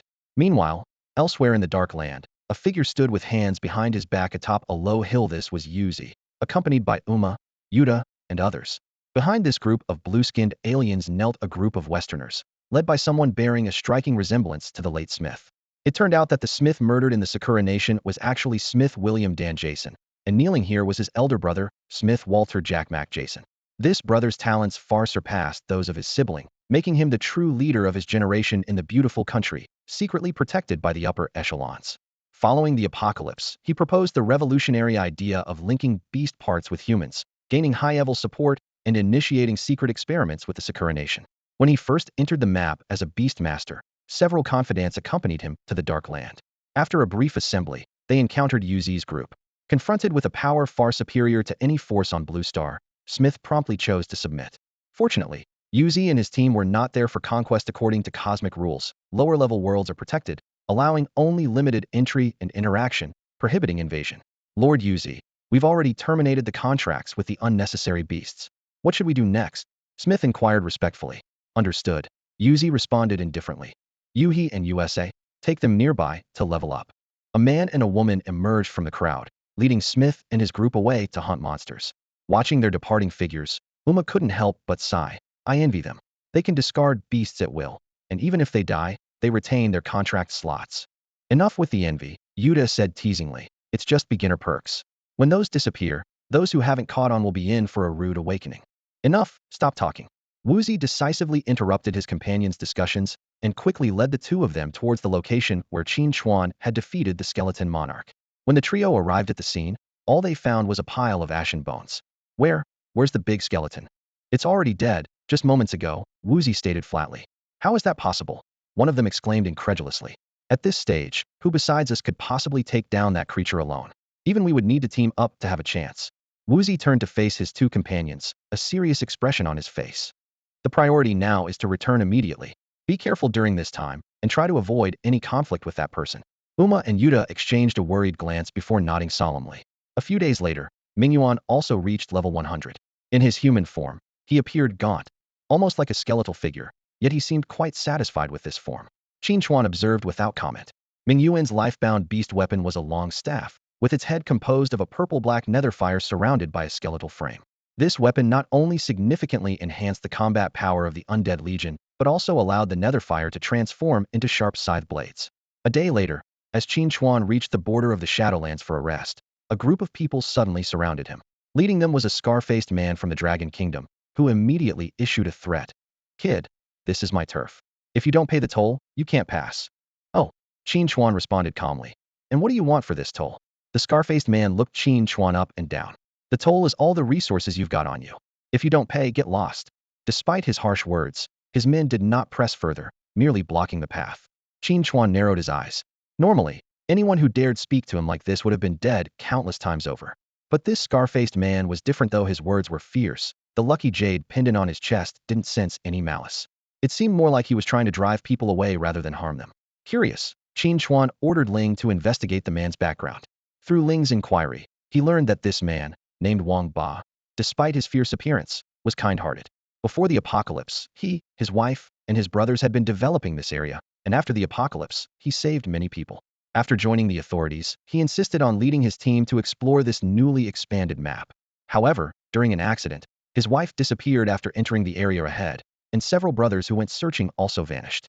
Deeply attached to his loved ones, Wang Ba couldn't accept this and repeatedly ventured into the area alone, but to no avail. Since then, he had been guarding this region, determined to find the cause of his wife and brother's disappearance and prevent others from meeting the same fate. He used his fierce demeanor to scare away anyone trying to pass, in reality, protecting them. Understanding Qin Chuan's intentions, Wang Ba no longer saw him as a threat that needed eliminating. Qin Chuan approached slowly, giving his shoulder a reassuring pat, his voice brimming with confidence. What's inside won't stop me. Before the words had even fully left his mouth, he utilized his wind-based abilities, moving as swiftly as lightning, disappearing into the area ahead. This region was starkly different from the dark forest at the entrance. The soil was a deeper black, with scattered dead trees, far less dense than before. Qin Chuan cautiously surveyed the area but encountered no attacks, indicating that the hidden entity had recognized his formidable strength. However, Qin Chuan wasn't there for leisure. He took out the life pearl, a linking equipment from her duo, a magical tool capable of interacting with plants, which was crucial for his mission. He paused beside a pitch-black shrub, quickly identifying a bare tree trunk not far away. On the surface, it seemed like a dead tree, but through the perspective of the shrub, Qin Chuan noticed eerie vines occasionally emerging from the top. With a swift slash, he cut through the tree trunk, revealing a hollow large enough to fit an adult. Without hesitation, Qin Chuan leapt inside, traversing the winding passage until he reached a vast underground space. The ceiling was dotted with holes similar to the entrance, with vines writhing within, occasionally dragging prey back to their lair. All the vines led to a giant tree at the center of the cavern. Its crown was a massive blood-red flower, its petals lined with sharp spikes. Each time the vines deposited prey into the flower, the petals would snap shut, undulating as they devoured the victim. Moments later, the petals would reopen, leaving only the prey's skeleton. Hanging from the branches below were several bright red fruits. Name: Twisted Tree Demon. Attribute: Wood. Level: 61. Quality: Excellent. Final form: Millennium Tree Demon Epic. Sensing Qin Chuan's presence, the Twisted Tree Demon first trembled, then, like an enraged beast, directed its vines to attack. Meanwhile, Wang Ba and his team arrived. A team member cautioned, "Boss, if he says what's inside can't stop him, he must be quite powerful. We don't need to take unnecessary risks." "No way," Wang Ba replied firmly. "If he were a foreigner, maybe. But he's our fellow countryman from Longhua.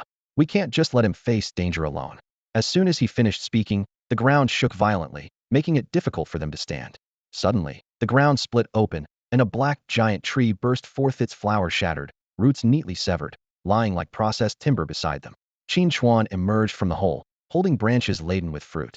To him, a mere level 60 wild monster was hardly a challenge. Although these fruits weren't particularly useful to him, he saw potential in Wang Ba and considered them a worthwhile investment. Emerging from the ground, Qin Chuan was met with the stunned gazes of Wang Ba and his companions. After learning why they had come, Qin Chuan's eyes lingered on Wang Ba for a few more seconds before he thrust a branch laden with fruit into his arms. "There was no one there when I went in," Qin Chuan said, cutting off Wang Ba before he could speak. Wang Ba hesitated, swallowing his words. Though prepared for this, the reality still caused his breath to hitch and his heart to ache. Seeing Wang Ba's head bowed, Qin Chuan patted his shoulder and turned to leave.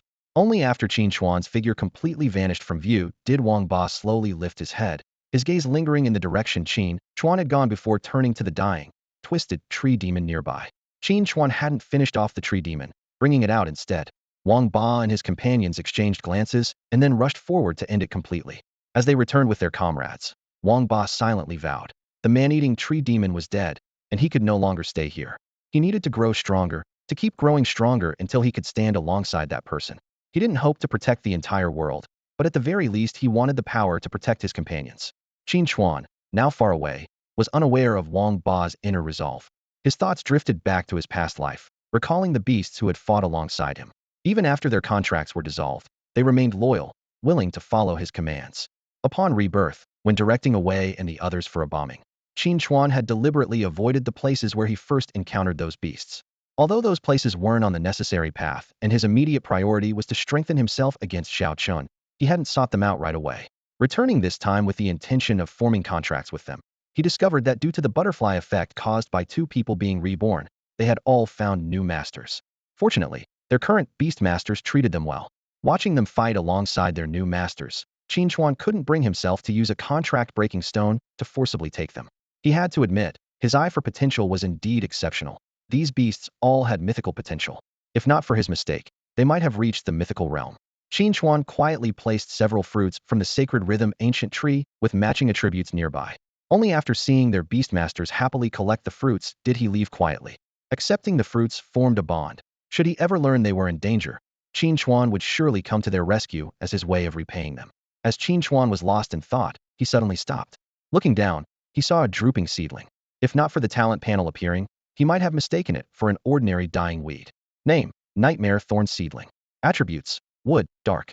Level 2. Quality: Common. Final form: Reaper Thorn Super Deity. At this moment, the Nightmare Thorn Seedling's roots were exposed, covered in fresh soil, with a few short vines struggling towards Qin Chuan like an octopus. Qin Chuan took a few steps back, a peculiar expression on his face. Could this little guy be here just to find him? This scene reminded him of Kair, who had quietly followed him in the past, leading Qin Chuan to discover its super deity potential. According to Kair, its perception was exceptionally keen, and it sensed Qin Chuan's uniqueness, knowing that missing the opportunity would be a lifelong regret, prompting it to take the risk of approaching him. Perhaps some beasts indeed have sharper senses than others, actively seeking out opportunities to find a master in hopes of better growth. This little plant seemed to be the same. However, a beast voluntarily seeking a master is one thing. Whether the beast master is willing to take it in is another. Fortunately, it encountered Qin Chuan. Any other beast master might have stomped on such a strangely behaving plant. At this moment, it looked incredibly weak, likely due to forcibly uprooting itself to crawl towards him. Let's try a drop of the life spring water first. Qin Chuan murmured to himself. A drop of life-giving water fell onto a blade of grass, instantly injecting it with new vitality. The once withered vine regained its energy, bursting with life. Qin Chuan cautiously extended his hand toward the sapling of the nightmare thorn. Remarkably, the sapling seemed almost sentient, manipulating its delicate tendrils to climb onto his palm. He lifted his hand, examining the young plant closely. After a gentle interaction, he established a bond with it and guided its evolution. In an instant, the sapling's attributes appeared before him. Name: Reaper Thorn. Attributes: Wood, Dark. Level 2. Quality: Super God. With the evolution complete, the small grass transformed into a menacing bush. Dense, thorny vines twisted intricately, stretching upwards from the roots.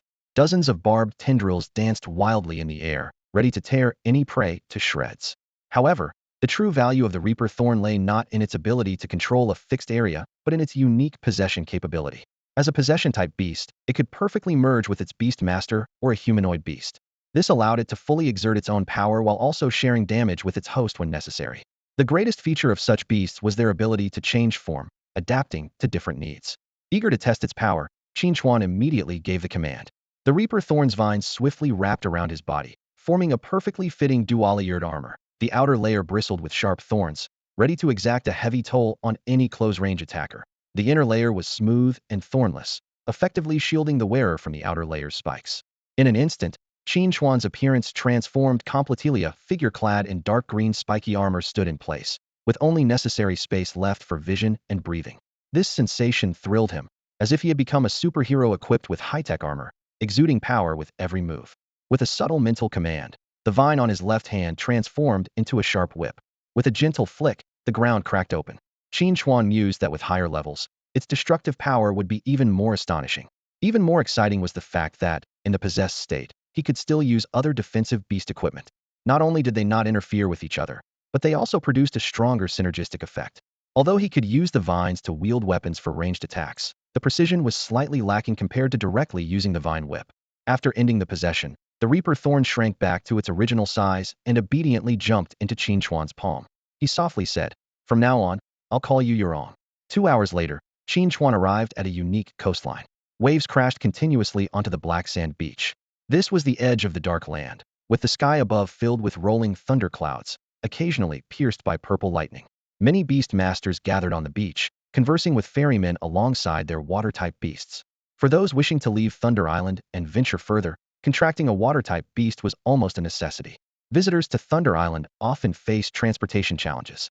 Not everyone possesses a water-type beast, and some dismiss ordinary water beasts due to their average qualities. As a result, some enterprising individuals saw a business opportunity and started a ferryman service. They each contracted with large ocean beasts and, using their extensive experience in sea navigation and lightning protection, offered to escort beast handlers without water beasts across the sea. The fees were modest, only requiring a small tip. For those who feared the sea route, the ferrymen also offered flying beast services. Although this option was slightly more expensive than traveling by sea, there were still clients willing to pay. It was indeed a lucrative business. Thunder Island was rich with precious resources, constantly attracting explorers. The ferrymen only needed to transport people to the outskirts of the island, facing little danger themselves. However, these transportation options were clearly beneath Qin Chuan's standards. To him, a mere thundercloud was insignificant. Just as he was about to casually choose a flying beast, his companion Yaoxiang eagerly emerged from the space. The other beasts in the space Hongyan, Lingyue, Liu, Haiming, Xiao, and Qinjian exchanged glances. Since Yaoxiang was so enthusiastic, they decided to let it take the lead. They knew that, apart from its good friend Tianyu, Yaoxiang never liked staying in the space. Meanwhile, they could gather and chat within the space, waiting for the next battle. A silhouette of a blue dragon soared over the beach, drawing envious gazes from Western tourists who fantasized about the majesty of riding a dragon. However, officials who knew the dragon's origins couldn't help but feel a sense of dread. On the dragon's back, Qin Chuan was already planning his next move. Since Morong hadn't reached the mythical level yet, and he had a queen bee beast egg in his bag, he decided to level them up to 100 first. Only after ensuring there were no other pressing matters would he attempt the talent dungeon on Thunder Island. That dungeon was notoriously tedious, with heirs from prominent families in his past life often taking 1 or 2 months to clear it. If this was another super beast design selection dungeon, it might take even longer, possibly up to a year or 2. Finding a secluded island, Qin Chuan summoned Morong and leaped down. The dense population of wild beasts here made it ideal for leveling up. He brandished a dark green circular saw, Morong's linked equipment, embedded with 8 sharp blades. This weapon, controlled by thought, was a perfect tool for ambushes. The circular saw weaved through the beast pack, felling them instantly. Before long, Morong's level rose to 16. Feeling that the monsters on the island were refreshing too slowly, Qin Chuan let Morong possess him and dove into the surrounding sea. With Tunshin, a semi-water-type super beast, there was no concern about drowning. As for future water battles, Qin Chuan had a strategy. Using his 2 infinitely large spaces, he could drain the water, turning a water battle into a land battle. At this moment, 8 slender vine whips extended from Qin Chuan's back, and his arms transformed into whips, lashing out at the surrounding beasts in the water. Creatures struck by the whips were instantly torn apart, and the scent of blood quickly attracted more deep-sea giants. In just a few minutes, Morong's level soared to 30. With more and more high-level predators being drawn in, the leveling speed only increased. Qin Chuan wasn't in a hurry, planning to personally engage with these sea beasts. In the ocean, Qin Chuan unleashed a remarkable slaughter. The vine whip, wielded like lightning in his hand, sliced through every approaching predator, leaving them in pieces as blood spread throughout the deep sea.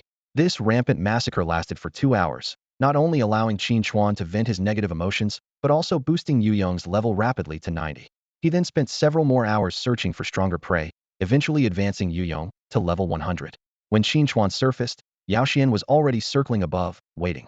Like Spider-Man, he shot out vines, wrapping them around Yao Xuan's dragon horns, and effortlessly swung onto the dragon's back. After finding a suitable island for landing, Yu Yong transformed into her human form. She was a seductive beauty, dressed in a dark green dress with a long ponytail, holding a thorny vine whip, her bonded beast weapon.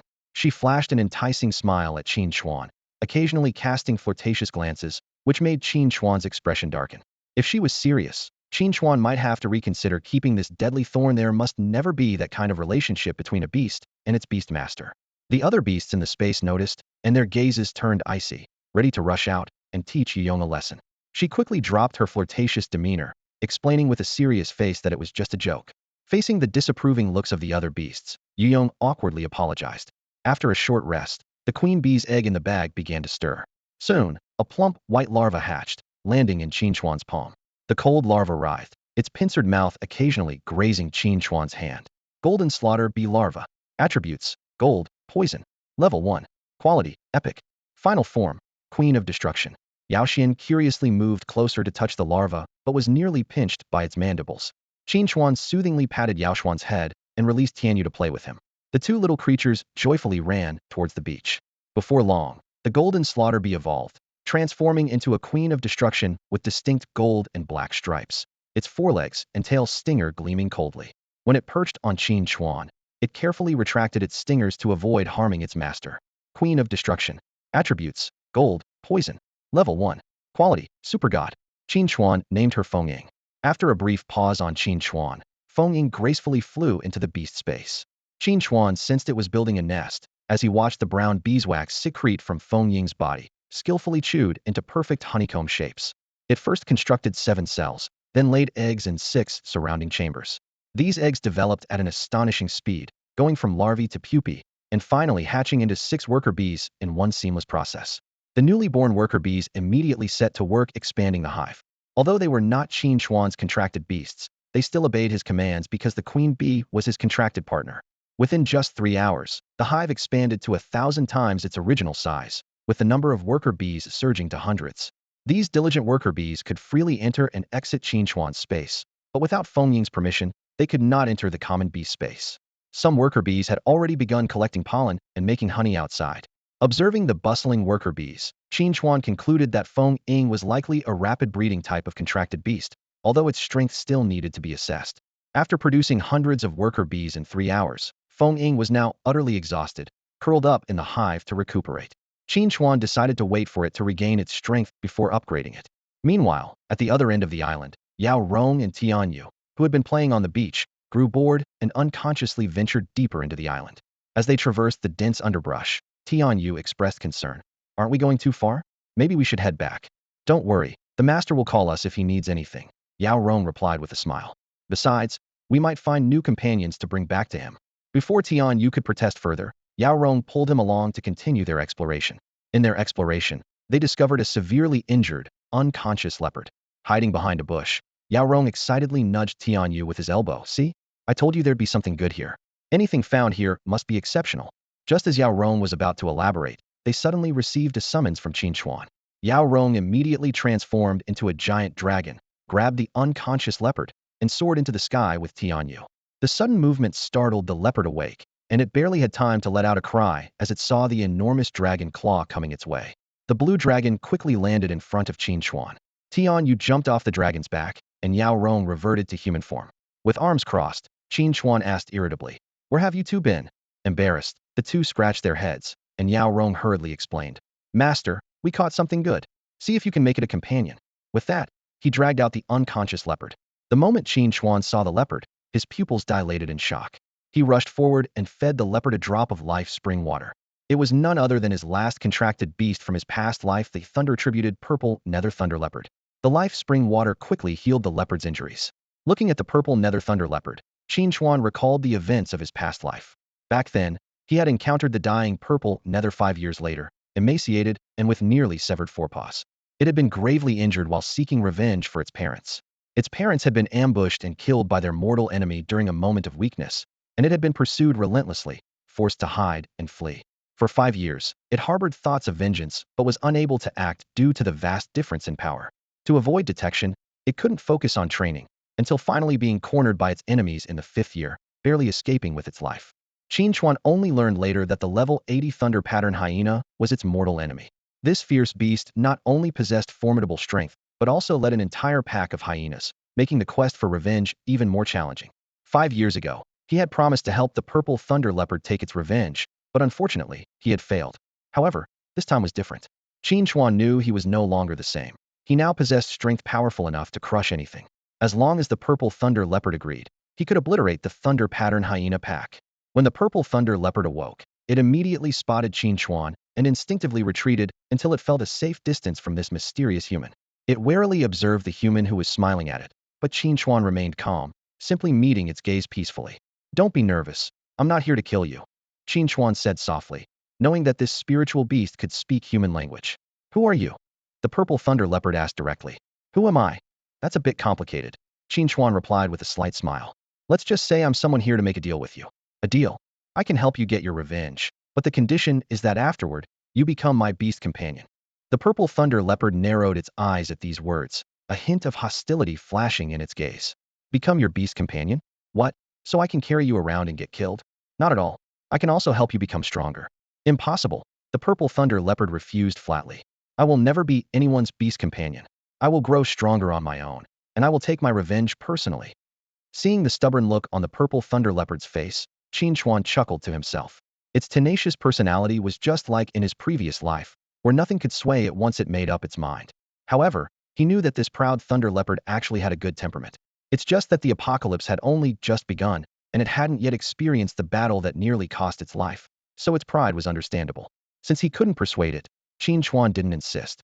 Instead, he took out a pile of precious materials and a dozen Thunder Tribute Life Tree fruits, arranging them neatly in front of the purple thunder leopard. Meeting his fate. Consider these a gift. Why not absorb them before you leave? The purple thunder leopard stared at the treasures before it, filled with confusion. This stranger looked at it with such familiarity, as if reuniting with an old friend. What puzzled it even more was that these materials were exactly what it needed for evolution, as if the human knew it inside out. Especially those fruits emitting an enticing fragrance.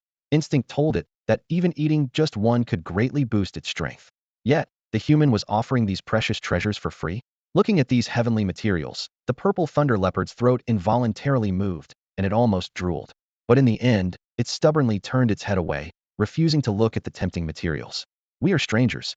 I can't accept these things, especially since I have nothing to offer in return," it insisted, even though its desire for revenge was strong, holding firm to its principles. The purple thunder panther turned to leave, but Qin Chuan quickly stopped it. "Consider this my investment in you," Qin Chuan said sincerely, locking eyes with the purple thunder panther. "You have great potential. With enough resources, revenge is certain. If you feel indebted to me, just spare creatures like me when you encounter them in the future." Qin Chuan knew that this purple thunder panther had the potential to become a mythological beast. If it became his companion, it could soon achieve its vengeance.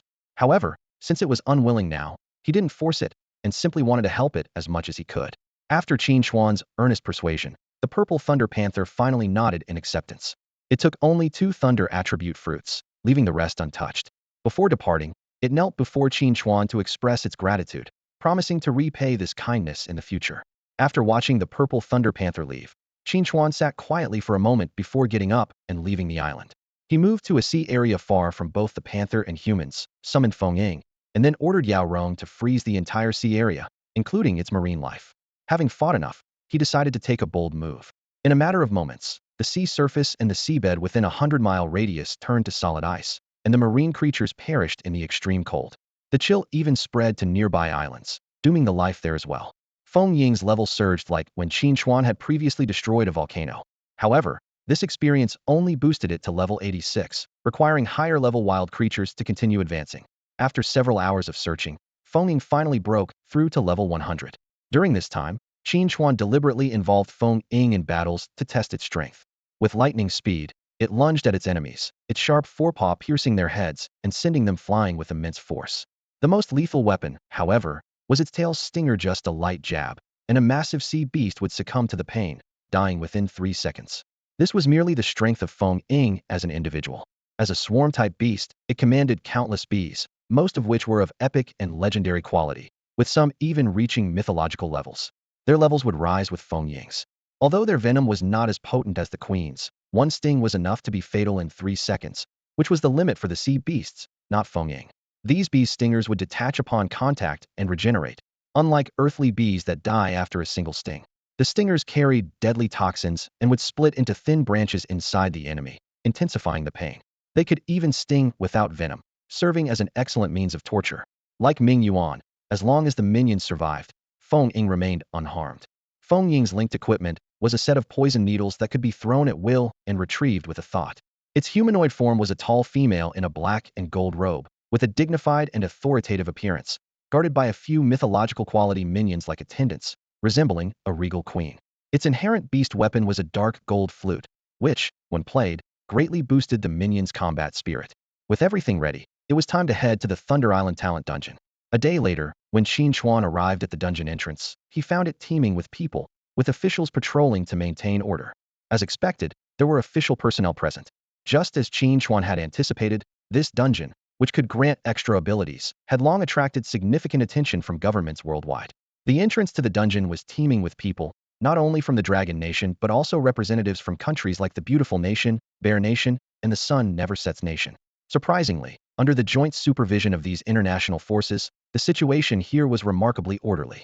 No one dared to act rashly, and everyone strictly adhered to the established rules. Qin Chuan was quite pleased with this, as it saved him a lot of trouble. The entrance was divided into 2 sections, one for entry and the other as an exit passage. To enter the dungeon, one had to queue and pay a fee, which had become a considerable source of revenue for the governments involved. The fee wasn't high. Qin Chuan only needed to produce a few tons of inexpensive materials from his space. As for how the countries divided the profits, he couldn't care less. Soon it was Qin Chuan's turn. After paying the fee, he was guided by a soldier into a dark room. A system prompt appeared. You have entered the dungeon. Rewards will be based on your performance. Dungeon rules. You will randomly play as a creature excluding microorganisms, and you must strive for everything yourself. Rewards will be settled after clearing the dungeon or upon character death. Note, this dungeon has a long completion time. Please prepare adequately. Qin Chuan ignored the final reminder and chose to start immediately.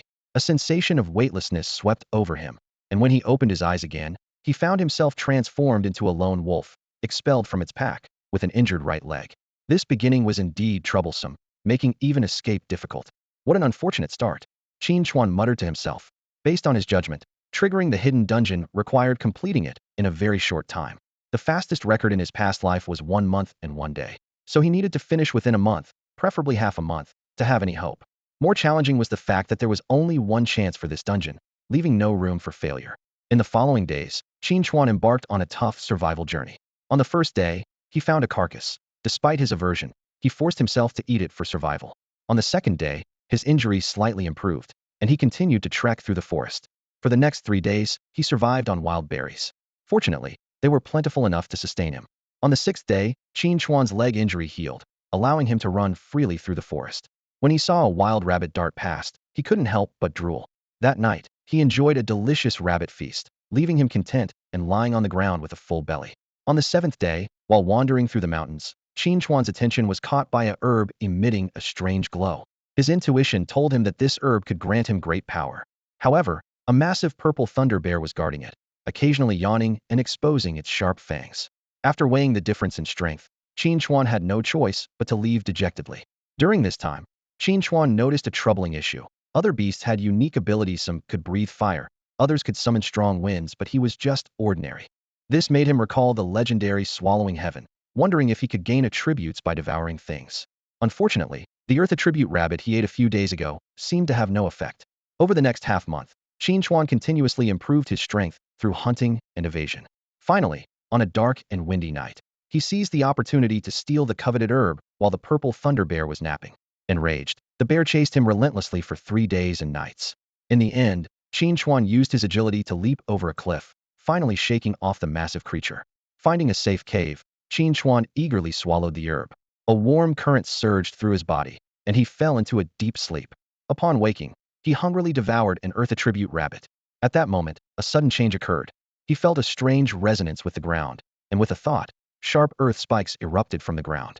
This discovery thrilled Qin Chuan. The herb had changed his constitution, enabling him to gain attributes like swallowing heaven. Qin Chuan then embarked on a frenzied quest for food. Fish in the water granted him water attributes, forest plants bestowed him with wood power, and although poisonous mushrooms left him incapacitated for half a day, they gave him poison attributes. Fire-type flame sparrows, metal-type blade mantises, ice-type snowball. She devoured anything he could. 35 days later, Qin Chuan had collected 12 attributes: metal, wood, water, fire, earth, light, darkness, wind, thunder, ice, poison, and illusion. Each devouring made him stronger, and now he could easily defeat the purple thunder bear from before. Returning to the wolf pack, Qin Chuan unhesitatingly devoured the entire group, absorbing their strength. To reach the pinnacle of this world, he began hunting powerful beasts. What doesn't kill me only makes me stronger. Qin Chuan howled with ambition, embarking on his path to dominance.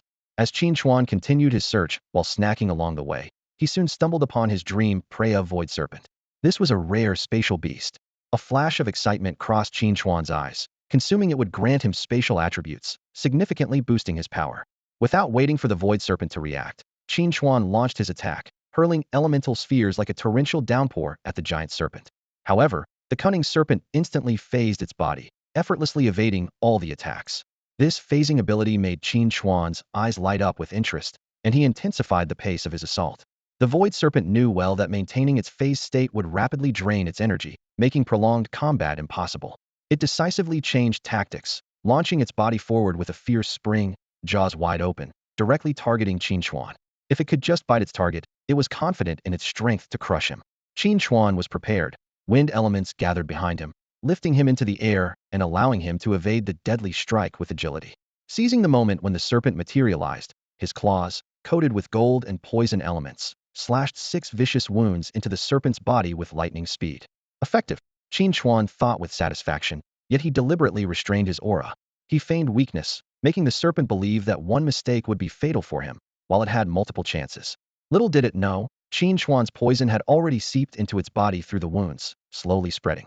In the fierce skirmish, Qin Chuan deftly dodged and exploited every opening to inflict over a dozen more wounds on the serpent. Soon, the blood oozing from the serpent began to darken.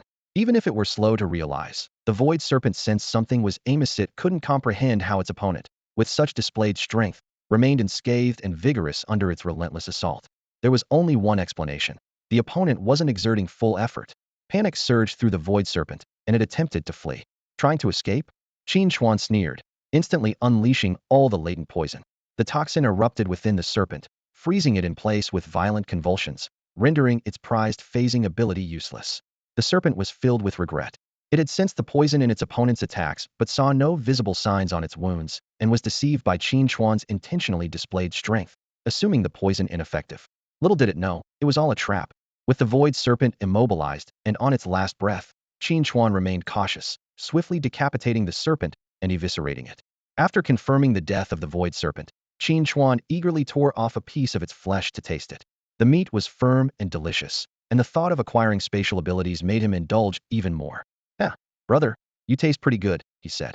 Soon, the massive serpent was reduced to bare bones. Once he fully digested the meal, Qin Chuan focused on the new power surging within him. His gaze fell on an old tree nearby, and with a mere thought, the power of space burst forth, causing the thick trunk to snap. Yes, Qin Chuan was ecstatic. Not only had he acquired the spatial attribute he desired, but his internal strength had also surged dramatically. Over the next 2 months, Qin Chuan continued to hunt down formidable foes. Using his spatial abilities to his advantage, any lapse from his opponents resulted in severe consequences. He collected attributes like treasures, obtaining all but fate and time. In the 3rd month, Qin Chuan finally found his last and strongest opponent, a 9-headed demon dragon. Each of its heads controlled different elements: gold, wood, water, fire, earth, lightning, poison, space, and time. Qin Chuan initiated the attack, unleashing a barrage of elemental orbs. The demon dragon, however, was dismissive, effortlessly dodging all attacks with a swift movement. It looked down on Qin Chuan with disdain. Damn, you're putting on airs, Qin Chuan thought, irritated by the dragon's arrogance, eager to teach it a lesson. As he prepared to attack, 7 of the dragon's heads simultaneously unleashed their breath. Qin Chuan used spatial phasing to evade perfectly, returning a taunting glance. This act infuriated the demon dragon. It spread its wings, and all 9 heads roared thunderously. Instantly, the surrounding space collapsed. Qin Chuan seized the moment, flashing to the dragon's side, targeting the head that controlled time. However, in the next instant, Qin Chuan's chest was pierced, sending him flying backwards, skidding meters across the ground. Green venom corroded the flesh around his wound, but thanks to his wood and life attributes, he quickly healed. Qin Chuan soon realized the dragon's strategy relied heavily on its time-controlling advantage. He adjusted his tactics, maneuvering around the dragon, launching seemingly weak attacks. He cleverly used his attributes to create a dusty, misty environment, setting up ice spikes to lower the temperature, enveloping the dragon in a misty world. The dragon, now without sight, grew anxious. It couldn't maintain a time pause indefinitely nor reverse or speed up time, and a critical hit would be fatal. It frantically flapped its wings to dispel the mist, unaware that Qin Chuan's wind abilities controlled the fog. Using his light attribute to enhance his vision, Qin Chuan could see clearly through the mist. He chuckled to himself, noting the dragon's ignorance of basic science. Fire could easily evaporate the mist. Seizing the moment, Qin Chuan delivered a fatal blow, simultaneously piercing the dragon's heart and smashing the head controlling time, denying it the chance to use time-stopping self-destruction. Quickly retreating, Qin Chuan watched the dragon's final struggle. The remaining 8 heads let out a last, desperate shriek, unleashing a torrent of dragon breath in all directions. After this dying counterattack, the proud 9-headed demon dragon finally collapsed, lifeless. Looking at the corpse of the 9-headed demon dragon, Qin Chuan stepped forward and placed a foot on its body. He gazed down at the massive creature with an expression even more disdainful than when it was alive. Huh, what's the point of having 9 brains if you still lose, even with mastery over time? Qin Chuan smirked coldly. Might as well give me your powers. Just as he was about to devour the dragon's corpse, a sudden weightlessness swept him into the void. By the time he realized what was happening, he was back in the preparation space of the dungeon. Damn it! Qin Chuan clicked his tongue in frustration. I should have taken a bite, at least to taste the power of time. A system prompt appeared. You have cleared the dungeon. Time taken, 3 days 15 hours. Conditions met, unlocking hidden level. Do you wish to proceed? Note, the hidden dungeon allows unlimited retries, but you can only leave after clearing it. Participants will not age or die during this time. Enter with caution. 3 days. Qin Chuan mused, just like last time. They say a month in the dungeon is only a day in reality. Yet some people stayed for 2 or 3 months before coming out. His gaze lingered on the system prompt. Unlimited retries? Interesting. Activate. Upon his confirmation, the dark preparation space rippled and transformed into a pure white world. A new system prompt informed him that the rewards for the regular dungeon would be delivered after he cleared this one, wishing him success. In this white space, Qin Chuan was surprised to sense the presence of his beasts. Cautiously, he summoned all of them. The new companions like Yao Rong curiously observed their surroundings, while old partners like Ah Wei and Tun Tian seemed quite familiar with the place. They had been here before while defeating the Ice Yao Holy Dragon, or rather, its illusion. Master, who are we fighting? Yao Rong asked, moving closer. I'm not sure. Qin Chuan looked around, but saw no sign of any enemies. Just as he was pondering the simulation-like nature of the dungeon, he suddenly vanished from sight, startling all his beasts. What just happened? Yao Rong panicked, circling the spot. Where did my master go? When Qin Chuan opened his eyes again, he found himself trapped in a cramped cave. The ground outside trembled continuously, and the deep growls of beasts were chilling. Curled up in the small space, he noticed his skin had turned a strange white color. As he shifted his position, he inadvertently made a sound. Chirp. In the next instant, the stones above him were lifted away, and a gigantic claw grabbed him out. Qin Chuan opened his eyes to find himself transformed into a young dragon. Before he could process this, a gigantic vertical pupil suddenly appeared in front of him, its gaze oppressive and suffocating as it contracted. In the next instant, he was swallowed whole by the enormous creature, helplessly falling into darkness. When his consciousness returned, he found himself back in the pure white space. Yao Xiang's startled voice reached him, and the other beasts looked at him with bewildered eyes. To them, their master had disappeared for just a second before reappearing. Master, where did you go just now?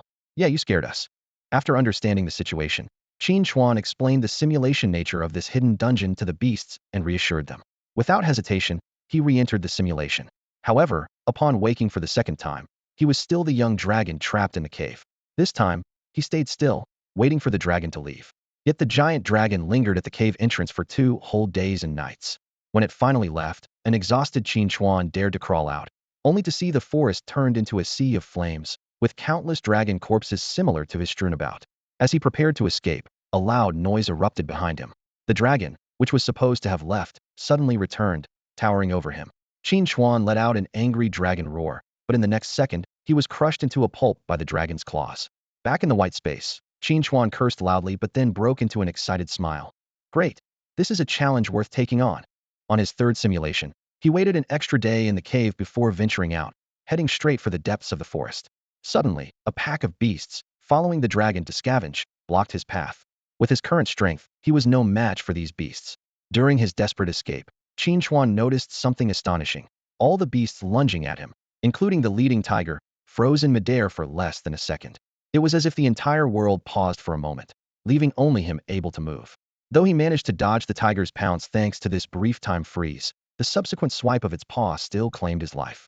Back in the white space, Qin Chuan was shocked time manipulation. This discovery thrilled him, and ignoring the beast's puzzled looks, he immediately started the fourth simulation. To the beasts, the three simulations took less than half a minute. They looked at each other in confusion. What's going on? Why does the master keep getting taken out so quickly? They were unaware that while only a few seconds had passed for them, several days had actually gone by for Qin Chuan. In this hidden instance of time dislocation, Qin Chuan experienced death over and over again. He tried hiding for 2 days, only to be instantly sensed by the dragon, which swooped down and swallowed him whole. 3 days was too long. During the wait, the hungry beasts would tear him apart, like vultures to a carcass. Even using his time-manipulating abilities, Qin Chuan found them to be mere child's play against the dragon. His time-stop technique seemed completely ineffective, as if the dragon could see right through it. This seemingly simple survival puzzle was, in reality, a carefully designed death trap. In just 3 days, he had died dozens of times, each ending more gruesome than the last. After trying various strategies, Qin Chuan finally calmed down to think. The dragon could always detect him instantly and teleport to his location, clearly possessing some sort of spatial ability.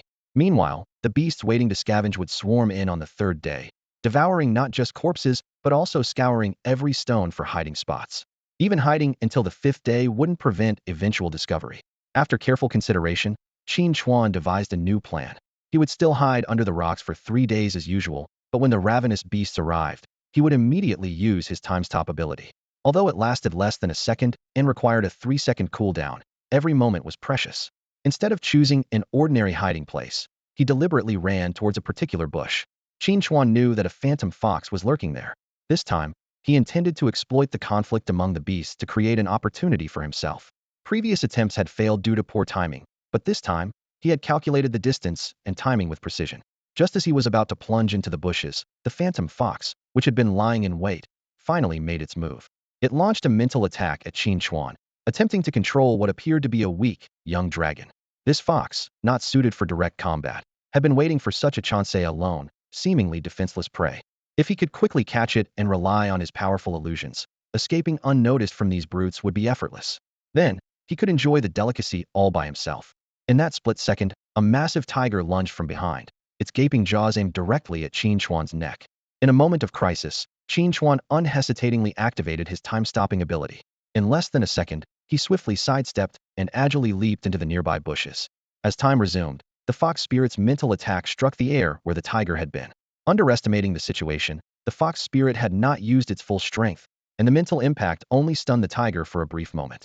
Once it regained consciousness, its blood-red eyes fixed on the fox spirit in the bushes, and it charged with ferocity. Qin Chuan seized the opportunity to swiftly maneuver through the underbrush, the fox spirit's piercing screams echoing behind him. The tiger had torn open its belly, blood splattering everywhere. Seeing this, the other beasts rushed forward, tearing the fox spirit to shreds. Only when they tasted the meat did they realize they had been deceived. This was no dragon, but merely a fox. Hiding in the bushes, Qin Chuan knew that the distance he had gained was not enough for a safe escape. He would soon be caught. Glancing at the fragile wings on his back, he gritted his teeth and made a daring decision, suddenly changed direction and charged back towards the beasts. The tiger in front was clearly surprised that its prey would come rushing back. Though momentarily stunned, it quickly swiped its claws down.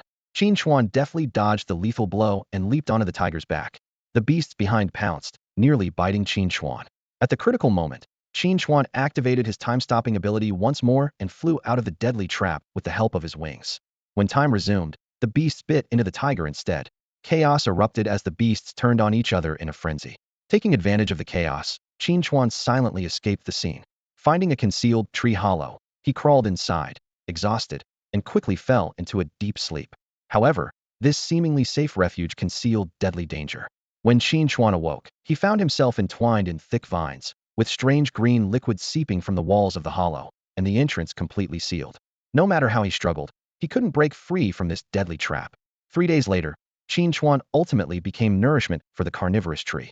Back in the pure white space, Qin Chuan shook his head with a wry smile. He had indeed been too careless this time, but at least he had found a way to deal with the beasts. Next time, he would be more cautious and never make the same mistake again. Taking a deep breath, Qin Chuan embarked on a new challenge once more. Once again, Qin Chuan managed to escape from the clutches of these fierce beasts. Unlike last time, he didn't seek refuge in a tree hollow. Instead, he quickly dug a small hole in the ground with his claws, just big enough to fit himself. After resting for a night, even in his young dragon form, Qin Chuan displayed physical capabilities far beyond ordinary wild animals. Utilizing his time-stopping ability, he moved effortlessly through the forest, capturing a large number of low-level creatures. It wasn't until he devoured over a dozen rabbits larger than himself that he felt somewhat satiated. During this period, Qin Chuan was particularly cautious, never staying in one place for too long, constantly living a life of hiding and evading. A month of secretive growth led to a noticeable increase in his size, shedding the short limbs characteristic of a young dragon and gradually taking on the majestic form of a great dragon. Simultaneously, his abilities improved significantly. His time-stopping duration extended from less than a second to 2 seconds, and he gained the ability to foresee a few seconds into the future. During one hunt, Qin Chuan discovered an injured black dragonling in the dense forest. This dragon looked similar to him, both having limbs and wings, but the black dragon had 2 horns while he had 1. The black dragon's wings were covered in gruesome wounds, and its green eyes showed a pleading expression as it let out weak cries for help. However, in this world where the strong prey on the weak, Qin Chuan chose to follow the law of the jungle. He suddenly leaped at the black dragon, sinking his sharp fangs into its waist and swallowing half of its body in one bite. The black dragon struggled violently, blood dripping down the corner of Qin Chuan's mouth. In that critical moment, the black dragon suddenly unleashed a powerful spatial force, disappearing from Qin Chuan's mouth without a trace. Even using his foresight ability, Qin Chuan couldn't locate it. In the years that followed, Qin Chuan's power grew rapidly. A year later, he could easily hunt beasts of the same level. His control over time became more refined. His time-stopping ability extended to 8 seconds, and his foresight expanded to 3 days into the future. By the 3rd year, he had not only learned to accelerate time, but also mastered the technique of slowing down time's flow. Although the high energy consumption of time acceleration led him to gradually abandon this skill. That year, Qin Chuan encountered a formidable opponent, a necromantic beast commander. The two engaged in an intense battle that lasted 3 days and nights. Even Qin Chuan, who wielded the power of time, felt a hint of danger in the face of the relentless onslaught of resurrected undead soldiers. His time-based abilities were strong, but his offensive tactics were somewhat limited, relying mostly on his formidable physical strength in combat. In this moment of crisis, inspiration struck, and Qin Chuan discovered a new way to utilize time acceleration. If I can't easily speed up the entire world's time, why not just speed up myself? Qin Chuan immediately put this idea into practice. In an instant, the undead soldiers lunging at him seemed frozen in midair, like stationary sandbags, at his mercy. From the perspective of the undead beast commander, Qin Chuan's movements were as fast as lightning, his speed continuously increasing. After the battle, Qin Chuan spared his opponent's life. The two engaged in a pleasant conversation and became close friends, agreeing to spar regularly in the future. This epiphany greatly benefited Qin Chuan. He began applying this approach to other skills. Time pause was no longer limited to himself, but could selectively allow others to move freely in a paused world. For time acceleration, he developed a new method slowing down the enemy's time flow, thus avoiding the drawback of accelerating his allies' aging while achieving similar combat effects. In the 7th year, time reversal remained Qin Chuan's persistent challenge. Each time he was on the verge of a breakthrough, he fell short.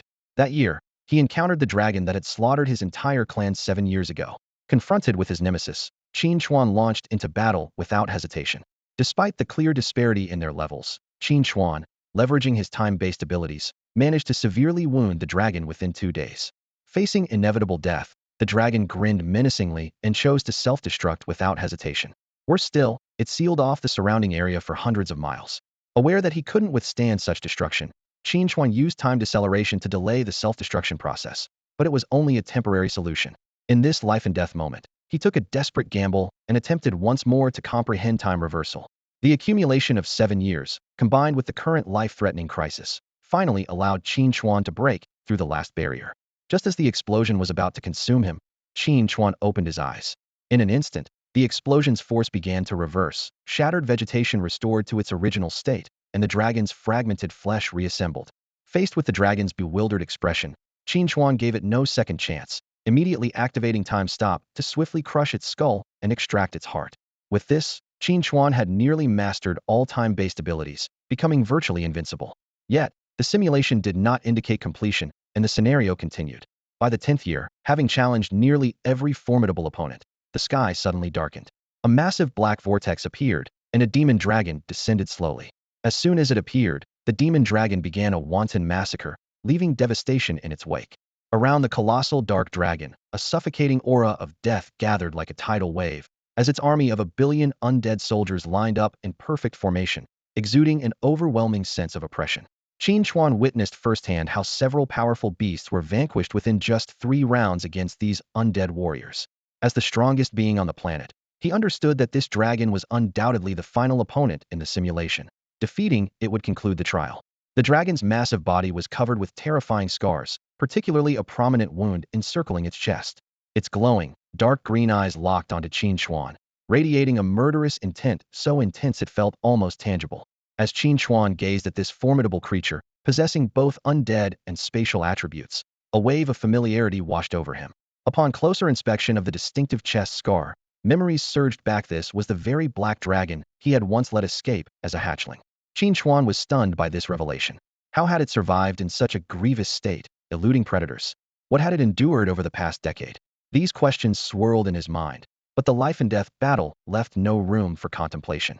A black and a white dragon faced off across the void, with lethal intent crackling in the air. Qin Chuan seized the initiative, first accelerating his own time flow, then activating Time Stop. As the dragon froze, Qin Chuan seized the opportunity, launching a claw strike at its vital point. Yet, an eerie scene unfolded. The dragon's dark green eyes subtly moved, fixing on Qin Chuan despite the time freeze.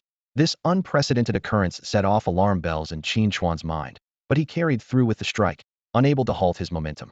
Boom! After landing the blow, Qin Chuan swiftly retreated. As time resumed, one of the billion undead soldiers suddenly exploded, only to be resurrected under the dragon's shroud of black energy. The seemingly injured dragon remained unscathed, while Qin Chuan's claw was ravaged by the sinister black energy, leaving him in excruciating pain and reduced to bare bone. Though Qin Chuan quickly used time reversal to restore his damaged claw, the encounter made him acutely aware of his opponent's terrifying power even in a time-stopped state. The black energy's potency was undiminished, posing lethal danger with a mere touch. He foresaw the battle's outcome. Each lethal strike would be transferred to the undead army, and annihilating 1 billion soldiers swiftly was an impossible task. In his vision, he eventually succumbed to exhaustion, leaving an opening for the dragon to kill him, leading to the planet's destruction and all beasts becoming part of the undead legion. There was only one path to survival. Qin Chuan made a decisive move, fully activating time reversal to retreat to the day before the dragon's arrival. With foresight of the planet's fate, he unhesitatingly broke through the atmosphere, escaping into the vast cosmos. He knew he stood no chance against the dragon in his current state, and had to grow stronger while seeking a way to break the stalemate. Yet, as he ventured into space, he realized the immense scale of this hidden scenario. His pursuits over the past decade were but a mere drop in the ocean. In the 50th year, Qin Chuan finally broke through the shackles of the mythical realm, stepping into the higher level of the God King realm. However, in this vast universe, beings at the God King level were still as numerous as the stars. Fortunately, Qin Chuan stood out among the many God King realm beasts with his unique understanding of the laws of time. Through battles and observations with other God King realm beasts, Qin Chuan gradually grasped the characteristics of this realm. Unlike previous divisions, the God King realm is divided into 4 sublevels. Without the panel system, the specific differences between these levels remained a mystery. To find a way to subdue the demon dragon, Qin Chuan continuously traveled through the stars. By the 100th year, by chance, he successfully broke through to the 2nd stage of the God King realm. During this time, he frequently encountered desolate planets ravaged by the demon dragon, and the terrifying energy remnants left him acutely aware that the gap between him and the demon dragon was widening. After a long 300 years, Qin Chuan finally encountered the demon dragon again. By this time, the demon dragon had already reached the supreme realm, followed by an army of countless undead, leaving devastation in its wake. With only the 2nd stage of the God King realm, Qin Chuan was unable to use his best skill, time freeze, under the immense pressure, and was swiftly obliterated, becoming part of the undead army. Back in the pure white space, Qin Chuan rubbed his temples, pondering the passage of time in the real world according to the internal and external time ratio. This 400-year simulation equated to 13 years in the outside world. After a brief rest, he re-entered the simulation. To Qin Chuan's delight, the insights from the previous attempt persisted. In less than a month, he mastered the ability to accelerate time. When he encountered the young demon dragon again, he did not hesitate. Facing the dragon's pleading eyes, he immediately activated Time Freeze, tearing the young dragon to pieces. As time resumed, blood and flesh flew, staining the ground red. This time, Qin Chuan devoured the black dragon's remains entirely, leaving not even the bones. However, this seemingly perfect plan did not end everything. In the 20th year, the world changed suddenly, with boundless black mist enveloping the entire planet. A void-like black dragon emerged from the planet's center, slaughtering all living beings.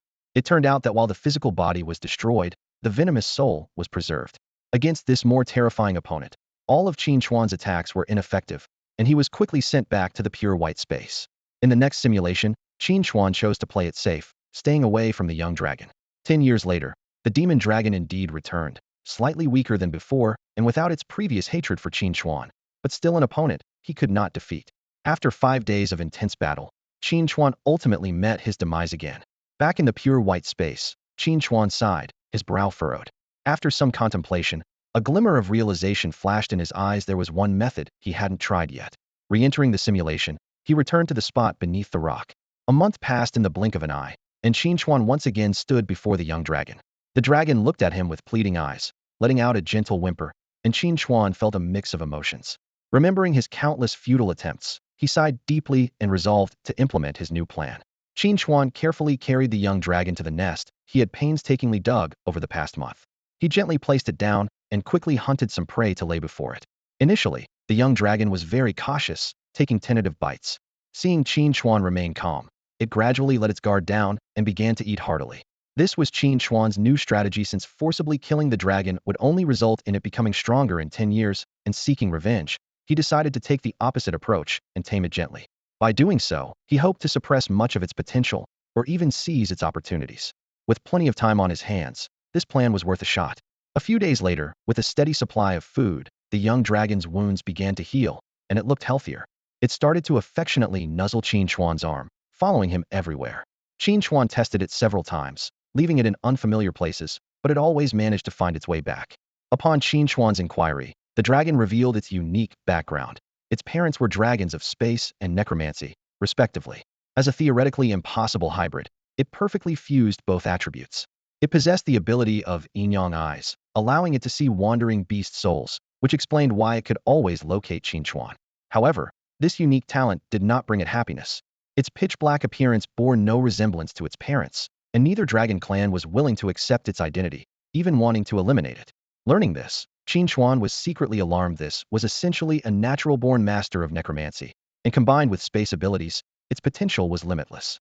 To prevent it from developing a massive undead army, it had to be guided now. Qin Chuan allowed the dragon to follow him, but made it clear that it must not use undead in battle, focusing instead on enhancing its own strength. Ostensibly for the dragon's growth, this was actually to prevent it from amassing a large undead legion. This way, when Qin Chuan was strong enough, he might truly be able to defeat it. Despite feeling sympathy for the dragon's plight, Qin Chuan constantly reminded himself that this was merely a simulation. Looking at the dragon's dark exterior, Qin Chuan decided to give it a name, Xiao, meaning Little Black. As night fell, Xiao drifted into a deep sleep beside Qin Chuan. Qin Chuan quietly opened his eyes, his gaze landing on the unsuspecting Xiao. A fleeting thought of malice crossed his mind. If he struck now, he might kill with a single blow. But then a troubling thought surfaced. If he failed to finish the job, Xiao would surely return for revenge in a few decades. He knew this all too well. While Qin Chuan hesitated, his claws silently extended. Yet, in the next moment, his actions suddenly halted, and his claws, initially aimed at Xiao, swiftly turned toward his back. A dark panther leapt from the shadows, clearly having waited for the right moment. Qin Chuan reacted quickly, smashing the panther's skull to pieces with a single strike. The bloody commotion woke Xiao. Opening his eyes, he saw Qin Chuan standing, bloodstained, with a headless corpse at his feet. This sight led Xiao to mistakenly believe that Qin Chuan was protecting him, and his eyes filled with admiration. Faced with such a pure gaze, Qin Chuan felt a turmoil within. I was planning to kill you. Don't look at me like that. The assassination plan was thus abandoned. From then on, Xiao's loyalty to Qin Chuan reached its peak, following his every command without question. 10 years passed swiftly, and the black and white dragons had become the strongest beings on the planet. The white dragon was Qin Chuan, and the black dragon was Xiao. During these years, Xiao adhered to Qin Chuan's instructions, never harnessing ghost spirits for power, relying solely on his own strength in battle. Qin Chuan intended to curb Xiao's growth this way, but it backfired. Xiao honed his skills to the extreme, surrounded by a terrifying aura of death, making any beast that encountered him, except Qin Chuan, meet a certain demise. It was as if Xiao had discovered the essence of power, becoming stronger than in previous simulations. This unexpected development left Qin Chuan both amused and exasperated, as if the heavens were deliberately favoring Xiao. Fortunately, in these 10 years, Qin Chuan had also made significant breakthroughs in mastering the power of time, advancing his strength to rival Xiao's. Despite Xiao's ruthless methods, leaving none of his enemies with their souls intact, he remained respectful towards Qin Chuan, who was the only one capable of keeping him in check on the entire planet. One day, Qin Chuan stood atop a mountain, gazing at the sky. He thought it was time to embark on a journey through the universe. Even at the mythic realm, his power already surpassed the second realm of the Divine King from previous attempts. Once he broke through to the Divine King realm, his strength would undoubtedly soar even higher. Just as he turned to leave, a dark dragon face suddenly appeared right in front of him. Without thinking, Qin Chuan delivered a swift headbutt. Smack! Youch! Xiao was sent flying, landing heavily on the ground. Just kidding, lighten up a bit, will you? Xiao said, standing up and rubbing his swollen cheek, sounding a bit aggrieved. If you dare shove your face that close again, I'll hit even harder, Qin Chuan warned, expressionless. Come on, big brother, Xiao tried to inch closer again. You shouldn't just think about getting stronger all the time. We're already unbeatable. Sometimes we should just go out and have some fun. Get lost. Got it. This wasn't the first time. Whenever Qin Chuan trained alone, Xiao would always come to interrupt. Although Qin Chuan understood that it was Xiao's way of showing concern, this was still a simulated world. If he didn't clear it quickly, wouldn't he just be stuck here forever? Well, he couldn't even rot now. At this point, Qin Chuan had abandoned the idea of eliminating Xiao. In hindsight, he had, in a way, neutralized the threat of the demon dragon, allowing him to focus entirely on improving his strength. With this in mind, Qin Chuan spread his wings and soared into the vast universe, leaving the planet behind. As soon as he left the planet, Qin Chuan heard a rapid whooshing sound behind him. Turning back, he saw a black figure speeding towards him like an arrow. It was Xiao. Big brother, where are you headed? Xiao's voice carried a hint of urgency. I'm leaving here to find a way to become stronger, Qin Chuan replied calmly. Upon hearing this, Xiao nodded, determination flashing in his eyes. In that case, I'll go with you. No, you're already strong enough. Stay here, Qin Chuan said with undeniable firmness. That's not an option, Xiao insisted, unwavering. You saved my life, so wherever you go, I go. Faced with Xiao's persistence, Qin Chuan finally relented. Time flew by, and 50 years passed in the blink of an eye. When both of them reached the Divine King realm, Xiao was exuberantly celebrating, while Qin Chuan remained silent, contemplating the anomalies of this simulation. Although he appeared to have free choices, there was only one path that smoothly led to the next stage. He had tried several times to kill Xiao, only to find Xiao transforming into an apocalyptic dragon, overpowering him. However, this time, by choosing to save Xiao, he gained a loyal companion, despite its destructive power.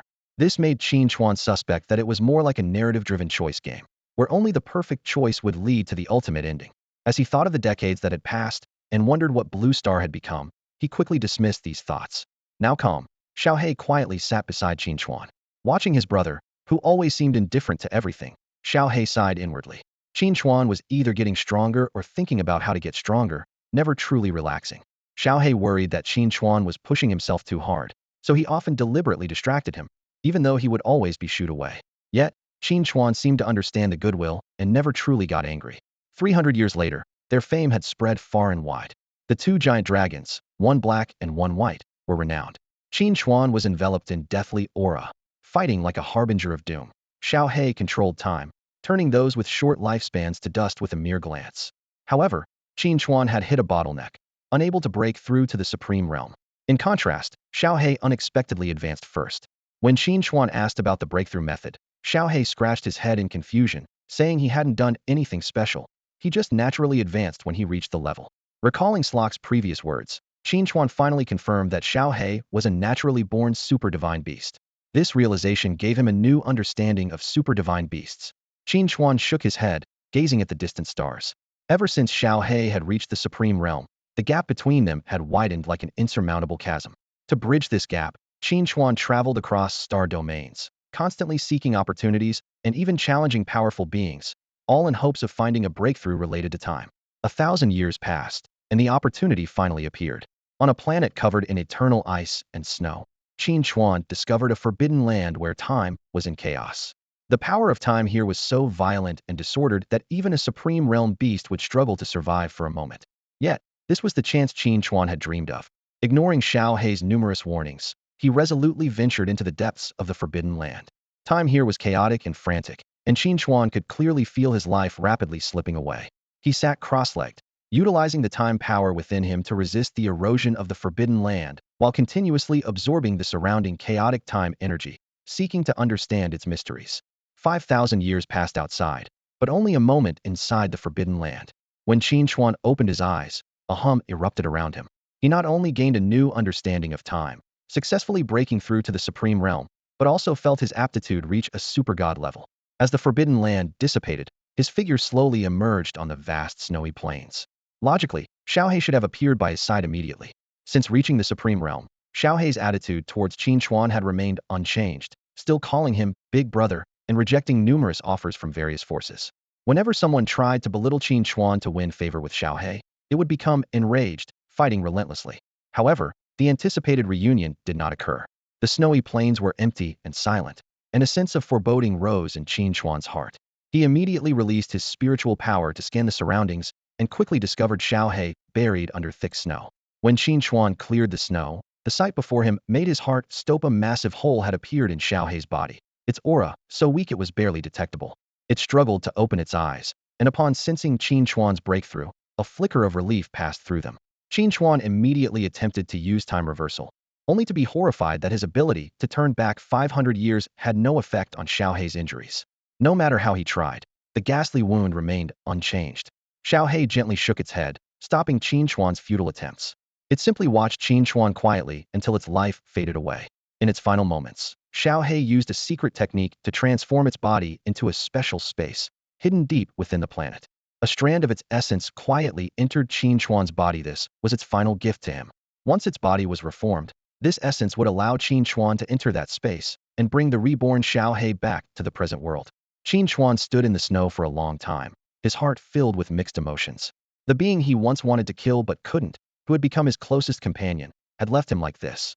Upon returning to the universe, Qin Chuan spent an entire year uncovering the truth. 700 years ago, Xiao Hei had reached the pinnacle of the supreme realm but continued to guard the forbidden land. Its talent aroused the jealousy of various races in the universe, and after failing to win it over, they secretly conspired, drawing the attention of a terrible entity. To prevent disaster from reaching Qin Chuan, Xiao Hei had no choice but to face it, and the outcome was what lay before him. As for Qin Chuan, he has been missing for over 4,000 years in the Forbidden Land, with no news whatsoever. Even if he were to return alive, those races have supreme powerhouses at their peaks, leaving them with no reason to worry. At this moment, Qin Chuan's eyes glimmered with a chilling intensity. Standing in the void, he recalled those races that bullied others relying on their power, and an overwhelming anger surged within him. He despised the acts of those who, backed by powerful forces, would go to any lengths to eliminate those who didn't comply.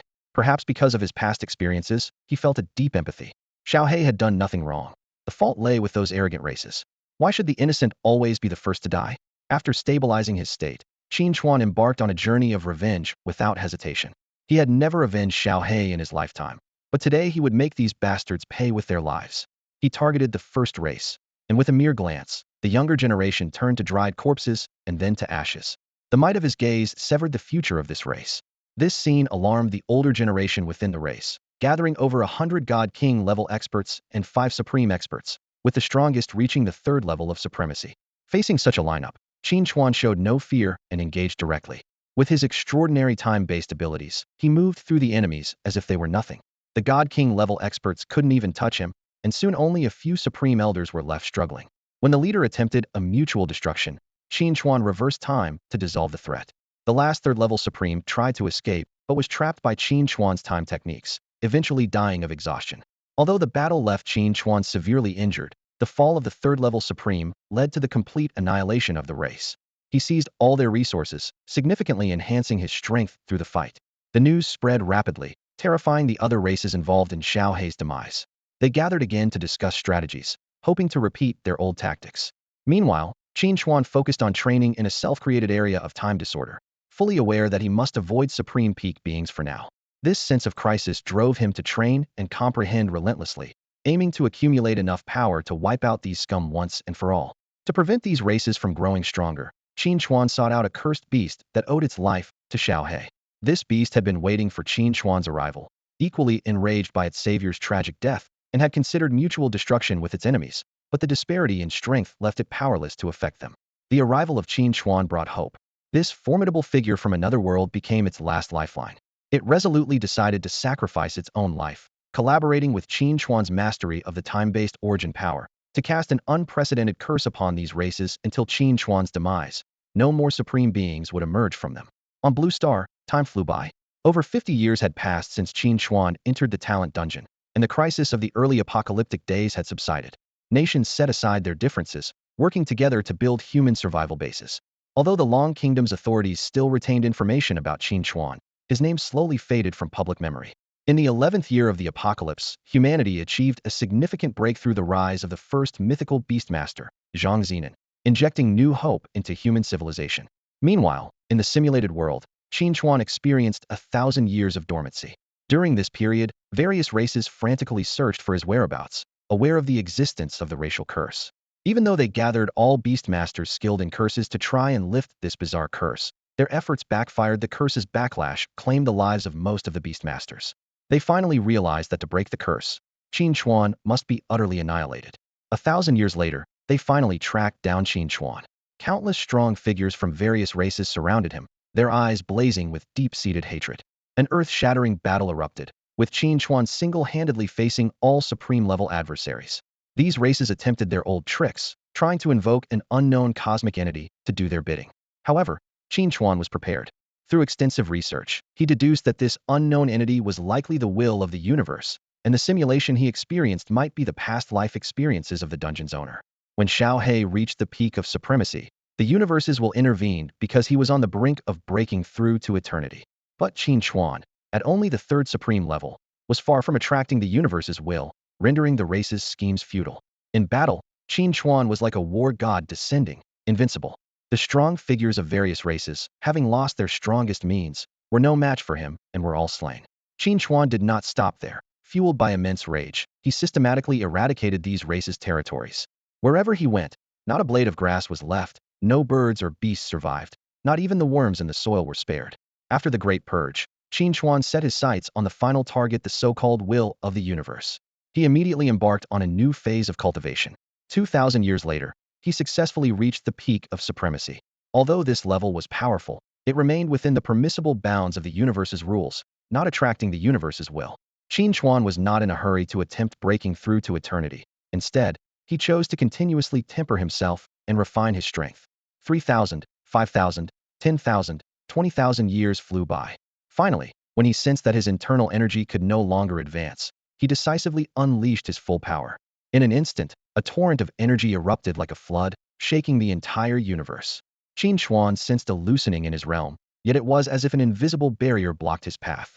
At that moment, a surge of golden light swirled in the void before him, rapidly coalescing into a brilliant sphere of light, a legendary manifestation of the cosmic will.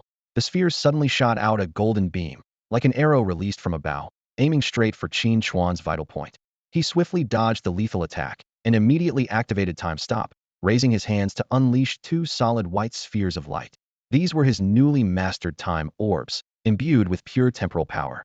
However, when these orbs merged with the golden sphere, they vanished instantly, like snowflakes in boiling water. This is the power of the cosmic will, Qin Chuan thought, feeling a chill at the sheer terror of this force. The golden beam he had evaded now returned, relentlessly pursuing him.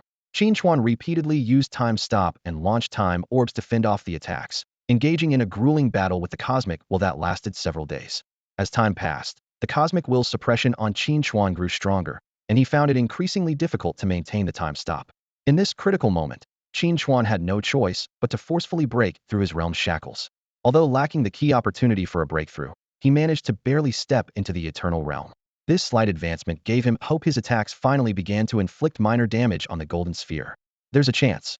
Qin Chuan rejoiced, taking the offensive and gradually suppressing the sphere. But just as he was on the brink of victory, More golden light descended from the heavens, continuously pouring into the sphere. The sphere's size swelled, and its attacks became more frequent and violent. Qin Chuan's expression changed drastically, and before he could respond, multiple beams pierced through his body simultaneously. As his consciousness began to fade, he looked at the sphere, filled with unwillingness had been so close. When his awareness returned to the pure white space, he expected to start over. To his surprise, a system notification suddenly sounded. You have cleared the instance and received rewards, grade talent, beast perception, and a time ancestral dragon beast egg. The beast perception, level ability underwent an instant transformation with the system's notification, as if a new door had opened before Qin Chuan. Originally limited to tripling his perception range and consuming mental energy to teleport his beasts, it now leaped to an SS level ability, hypersensory perception, thanks to the power of the reincarnation orb. The system's voice echoed clearly in Qin Chuan's mind. The SS level hypersensory perception would break through all boundaries. Whether it be dimensions, space, seals, or the barriers of time and parallel universes, nothing could hinder his perception of his beasts. More importantly, he could now perform two-way teleportation with them at any time. Looking at the time ancestral dragon beast egg in his hand, Qin Chuan couldn't help but smile. This seemingly ordinary time-type super god beast egg, combined with his new ability, completely dispelled his last doubts. Now, who can threaten my beasts? Qin Chuan mused, a sly glint in his eyes. Even if someone tries to use sealing or banishment tricks, once they've exhausted their means, I only need a single thought. He involuntarily made a dismissive gesture, as if he could already see his beasts instantly returning to his side. Imagining the possible future scenarios, Qin Chuan couldn't help but laugh out loud. Ha ha ha. Suddenly aware of his lapse, he quickly cleared his throat, suppressing his unrestrained smile. As he approached the beast egg, a familiar black aura slipped out like a serpent from within, merging into his body. It was the essence left behind by Xiao He after its death, granting Qin Chuan instant understanding of many things. White flames flickered across the egg's surface, as if conveying a message. Don't worry, I'll bring your friend back too, Qin Chuan promised softly. The flames seemed to understand, flickering gently before dissipating in relief. Only then could Qin Chuan touch the egg's surface, carefully cradling it and gently stroking its smooth exterior with his fingers. Uh-huh, Master, are you done? Yao Rong groggily opened its eyes, followed by the awakening of the other beasts. They had chosen to sleep peacefully in this beast-like space until Qin Chuan completed his challenge. It's time to go, Qin Chuan said. How long have we been asleep? Yao Rong asked, confused. I don't know. Qin Chuan replied nonchalantly. Although the simulated time spanned tens of thousands of years, for him, it was merely a fleeting year. His appearance remained unchanged, showing no signs of aging. Outside the instance, a crowd had already gathered. Many young practitioners were present, as the main feature of this Thunder Island instance was that it equalized everyone's strength regardless of their power. As long as they were well prepared, clearing it was not difficult. Of course, this is an absolute. If you end up with a small creature like an insect or a mouse, the difficulty can be a bit higher. But for young people, passing the challenge means an extra talent, with the best being its level talent. The temptation is indeed huge. Although there's a fee of 10,000 alliance coins, among many challenges, this is quite a reasonable price. Outside the crowd, an elderly man with a kind face quickly approached the young girl, slightly bowing. Miss, are you really confident? You only have one chance at this. Yes, don't worry, Uncle Fu. The girl replied with a confident smile. I'm sure I can get its level talent. Just as she was about to step forward and join the line, the crowd ahead suddenly became restless. The entrance to the challenge had vanished into thin air, and everyone inside was forcibly transported out. What happened? I wasn't even dead. I was almost through. What's going on? Quick, check if you got any talent. Everyone hurriedly checked their panels, only to find nothing new except for their original talents. After a brief silence, angry curses erupted all around. Taking advantage of the chaos, Qin Chuan squeezed out of the crowd and was immediately surrounded by beast tamers who hadn't yet entered the challenge. Brother, what happened inside? No idea. I was kicked out not long after I went in, Qin Chuan replied, putting on a look of frustration. What rotten luck. I'm out of here. Of course, he couldn't reveal that it was his completion of a hidden challenge that caused the disappearance. As he quickly left, he noticed someone watching him and turned to meet Li Yushue's thoughtful gaze. Uncle Fu, Li Yushue quietly said to the elderly man beside her. Have someone investigate his background. I have a feeling he's not ordinary. Did you notice something, miss? Just a hunch. He might have secrets worth our family's interest. After leaving the commotion, Qin Chuan found a secluded spot to return to Blue Star. However, the moment he left the map, everything went black, and he felt a strong pressure around him. It was then he realized he was buried underground. In a secluded grove in Lin Xiaoyu City, a young couple secretly meeting suddenly felt the ground rise beneath them. A hand covered in dirt shot up from the ground, terrifying the girl to the point of going pale, and the boy was trembling with fear. With a low growl, they screamed and fled the scene, clothes half on, vowing never to meet in the grove again. Emerging from the ground, Qin Chuan looked puzzled as he took out a mirror to check his handsome face. Nothing's changed, so why did they run? After changing into a brand new outfit, Qin Chuan emerged from the small grove. What greeted him was a scene completely different from the post-apocalyptic world he was used to. Towering modern buildings stretched into the sky, bustling traffic filled the wide roads, and groups of children in neat school uniforms were coming and going, creating a picture of a thriving and prosperous urban life. As he was trying to adjust to this familiar yet strange environment, an astonishing scene suddenly caught his eye. A young man clad only in shorts was running wildly, shouting nonsensical phrases like yearning for freedom and wanting to fall in love, while a squad of uniformed police officers wielding batons pursued him. Instinctively, Qin Chuan averted his gaze, only to witness another spectacle. By a roadside fruit stall, an elderly man in a bright magenta outfit was angrily stomping his feet at a middle-aged man, repeatedly pointing and shouting the word return over and over. This commotion quickly drew the attention of onlookers. Is this still my country? Qin Chuan muttered to himself, filled with confusion as he walked into a nearby library. In the light novel section, he casually flipped through some books. Reincarnated as a slime, getting stronger by drinking water, reborn 100 years ago. I alone claim all opportunities. I'm blonde but not a camera. The strange titles made Qin Chuan's eye twitch involuntarily.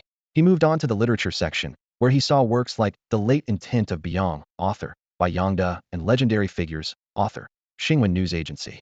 Eventually, he found the book he really needed in the study area, The History of Blue Planet Development. Finding a quiet seat, Qin Chuan began to read carefully. The book detailed that hundreds of years ago, a game called Beast King became a global sensation, but mysteriously manifested in reality 2.5 months later. Over the next 2 years, countries united to form the Human Alliance, adopting a common currency. Thanks to its foresight, Dragon Country emerged as the leading power of Blue Planet.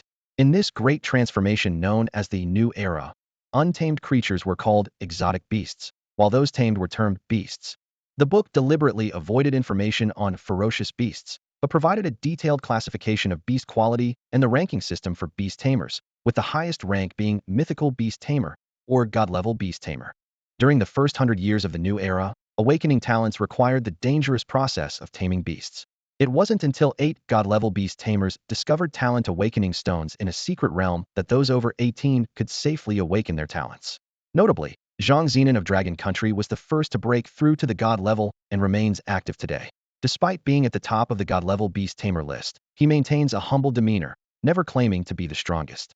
The second Divine-level Beast Master is Lin Wudao from the Dragon Kingdom, who achieved this status 15 years after the apocalypse.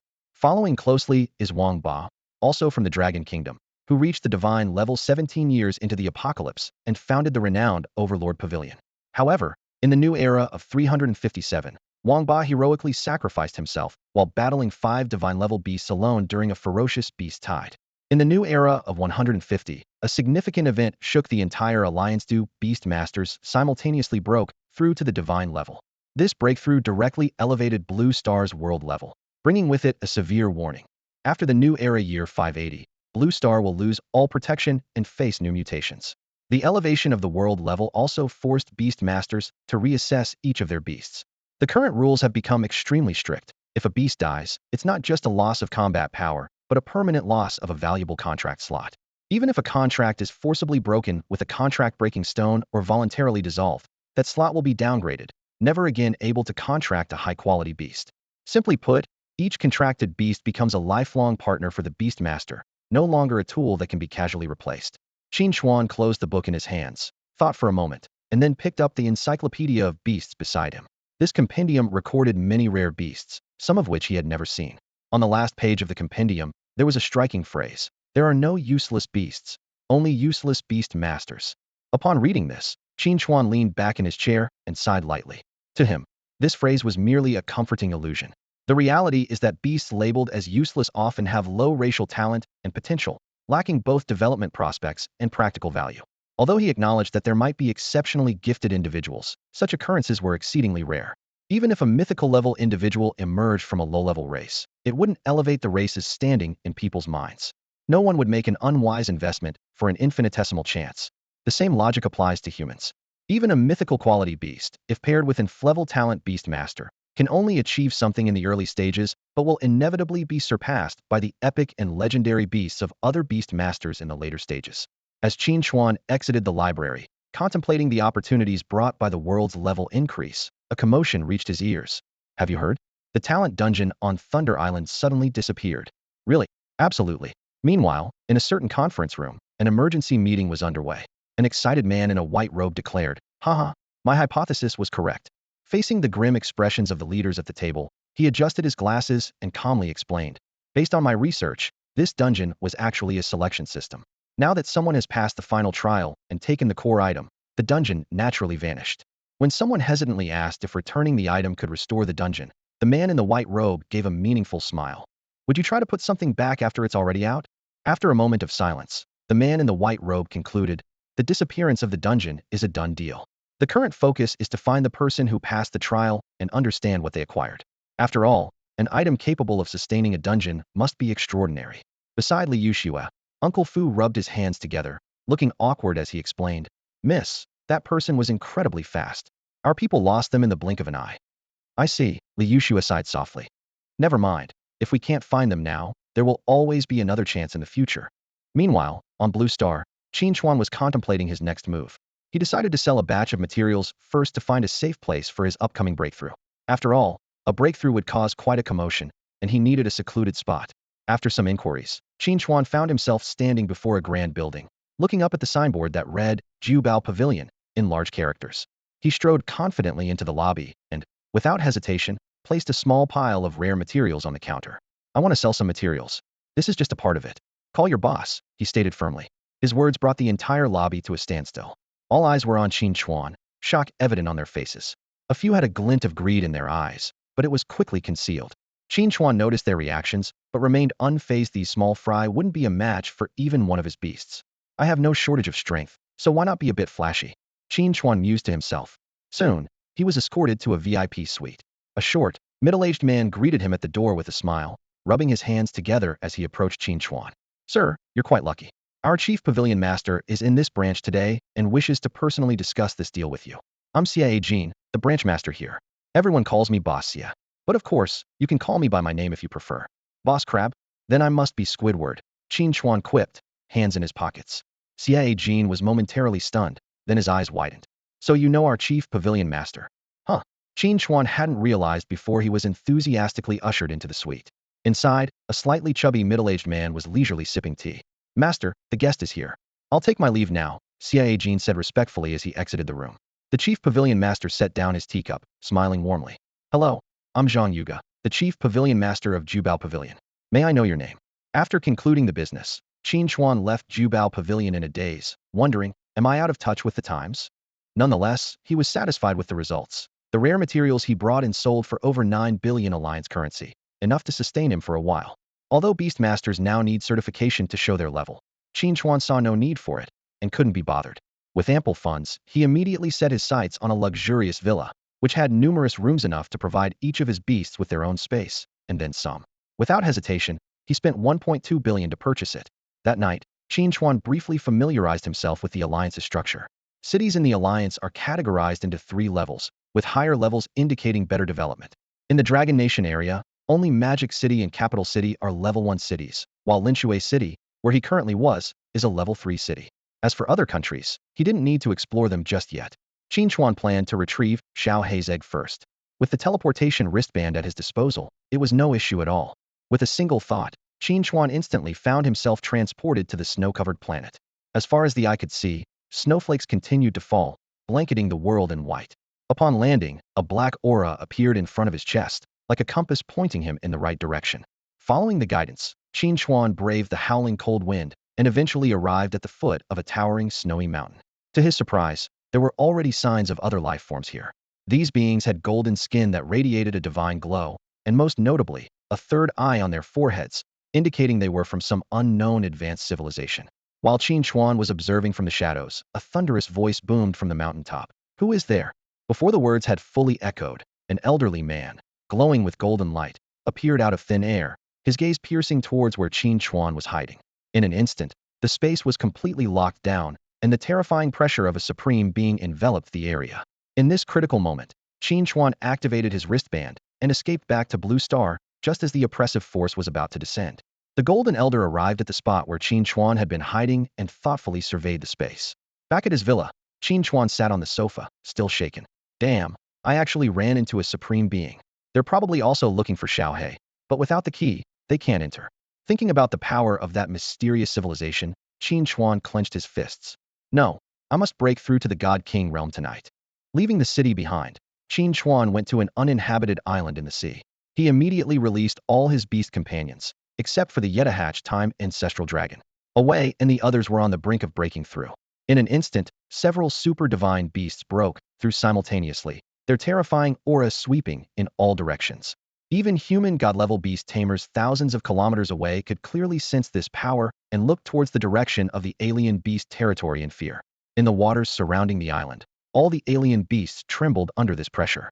Soon, the beast companions successively broke through to the God King realm, and Qin Chuan quickly took them back. Subsequently, a dozen human god-level beast tamers arrived on the island, sensing the residual aura that far exceeded the mythic realm. Finally, Zhang Zinan, the strongest of the alliance, also appeared on the scene. He stood there, gazing at the horizon, deep in thought. Is it you? Back at home, after a simple dinner, Yao Xiao and Tianyu settled into a room, while Wei and the other beast companions chose to rest in the space. The next morning, the Alliance issued an announcement explaining the disappearance of the Thunder Island Talent Dungeon. Though the truth was concealed, it still sparked dissatisfaction among those who hadn't entered the dungeon. At this time, Qin Chuan was taking a walk outside the villa with Yao Xiao and Tianyu when he overheard discussions about the Beast Tamer's entrance exam. After some investigation, Qin Chuan finally understood the ins and outs of this assessment. It was a selection system similar to the college entrance exams before the apocalypse, used by major beast-taming colleges to select talented students. The core of the assessment was a special instance, originating from a peculiar space discovered by Zhang Zinan hundreds of years ago. After modifications, this instance, which could be brought into reality, became a mandatory challenge for examinees. Outside the examination hall, there was a real-time score display system, allowing all non-examinees to watch the exam progress. This reminded Qin Chuan of a cliché storyline, a talented but underestimated young man from humble beginnings, who eventually gains immense power, attracts the admiration of beautiful women, tames various rare beasts, and crushes his opponents to become the national champion. This plot is all too familiar, Qin Chuan thought, stroking his chin. If such a situation really occurs, I can't just stand by and watch. With the exam scheduled for the next day, Qin Chuan decided to check out the scene. However, entering the observation area required identity verification, and as a primitive man from hundreds of years ago, he had no records in the Alliance's database. Just as he was troubled by this, he suddenly thought of Zhang Zinan. Right? I'll ask him to help me get an identity. Acting on his decision, Qin Chuan vanished from sight in an instant. Meanwhile, in a high-rise building in Kyoto, the elderly Zhang Zinan stood gazing out a floor-to-ceiling window. Behind him were a girl and a shape-shifted beast. Suddenly, Qin Chuan appeared silently, startling the two. The humanoid beast was secretly alarmed. To infiltrate without alerting any guards, this person's strength might rival that of its master. No need to be tense. This is an old friend of mine. Xiaoxin, you may leave, Zhang Zinan said, turning around. Once Zhang Xian had left, Zhang Zinan exclaimed excitedly. It really is you. I knew you were still alive. Was that terrifying aura on the island last night you? Qin Chuan nodded in confirmation. Zhang Zinan breathed a sigh of relief, as long as it wasn't a beast. What brings you here this time? I need you to arrange an identity for me, to avoid any hassle. Zhang Zinan immediately made a phone call, and soon someone delivered a bracelet. Your identity has been entered into the Alliance's system. I've arranged for you to have a level talent. This bracelet will verify your identity. Qin Chuan put on the bracelet and checked the information. Name, Qin Chuan. Gender, male. Age, 20. Talent, fire element blessing level. A level talent is just right, Qin Chuan thought. Neither too conspicuous nor likely to cause unnecessary trouble. Thank you, Qin Chuan said, taking out a bottle of life spring water. It looks like you're facing a bottleneck. Consider this as compensation. Sensing the intense vitality, the oldest of them, Zhang Zinan, had a flicker of surprise in his eyes. He immediately recognized it as the precious fountain of life. He quickly waved his hand in refusal. No, you've already helped me so much. How can I accept more from you? Without the materials you gave me earlier, I wouldn't have reached the mythical level so quickly. Just take it, Qin Chuan insisted firmly. These things are useless to me. Besides, aren't you nearing the end of your lifespan? Caught off guard, Zhang Zinan fell silent for a moment, then admitted with a bitter smile. As expected, nothing gets past you. Yes, this old man doesn't have much time left, at most another year or two. So take these things, Qin Chuan said bluntly. I won't be helping you fulfill any last wishes.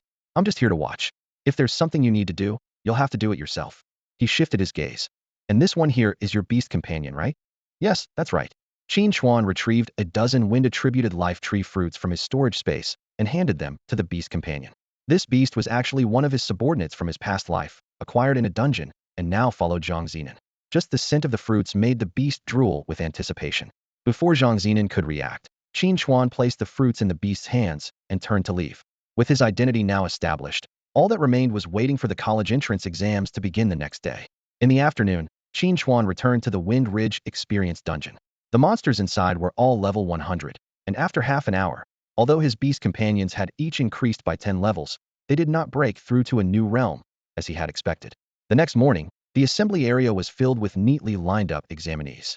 On the podium sat the admissions officers from various universities. Qin Chuan cast a glance over them before turning his attention to the students. As an expert in identifying protagonists, he adhered to 3 main rules.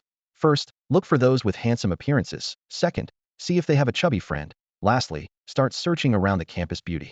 He quickly identified his target, a haughty young noble, flanked by a group of followers, confronting 2 students, one plump and one slim. The campus beauty was trying to mediate, but the young noble's hostility towards the slim student was clear. If not for the crowd, a fight might have already broken out.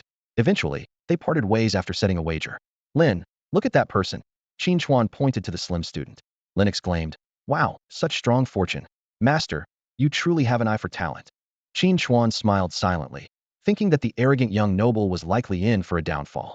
The exams officially began, and the students started entering the examination hall. The large screen on the stage displayed real-time rankings and images of the top contestants, with the slim student prominently featured. Senior Lin's beast companion is just a common quality Gale dog? Haha, he's destined to remain a nobody. The surrounding discussions were mixed with praise and criticism. But Qin Chuan immediately recognized that this Gale dog was a variant, with its ultimate form being the mythic quality Storm Dog Emperor. On the podium, most of the admissions officers expressed admiration for this commoner who made it to the top ranks with an ordinary beast companion. Only the teachers from the capital and the Magic City maintained a condescending attitude. At that moment, Qin Chuan noticed a few suspicious figures quietly approaching the dungeon entrance. He furrowed his brow. Why do I have a feeling that something's going to go wrong with this exam? The college entrance exams were in full swing. In this brutal selection process, many underprepared candidates had already been eliminated, leaving only the most outstanding contenders.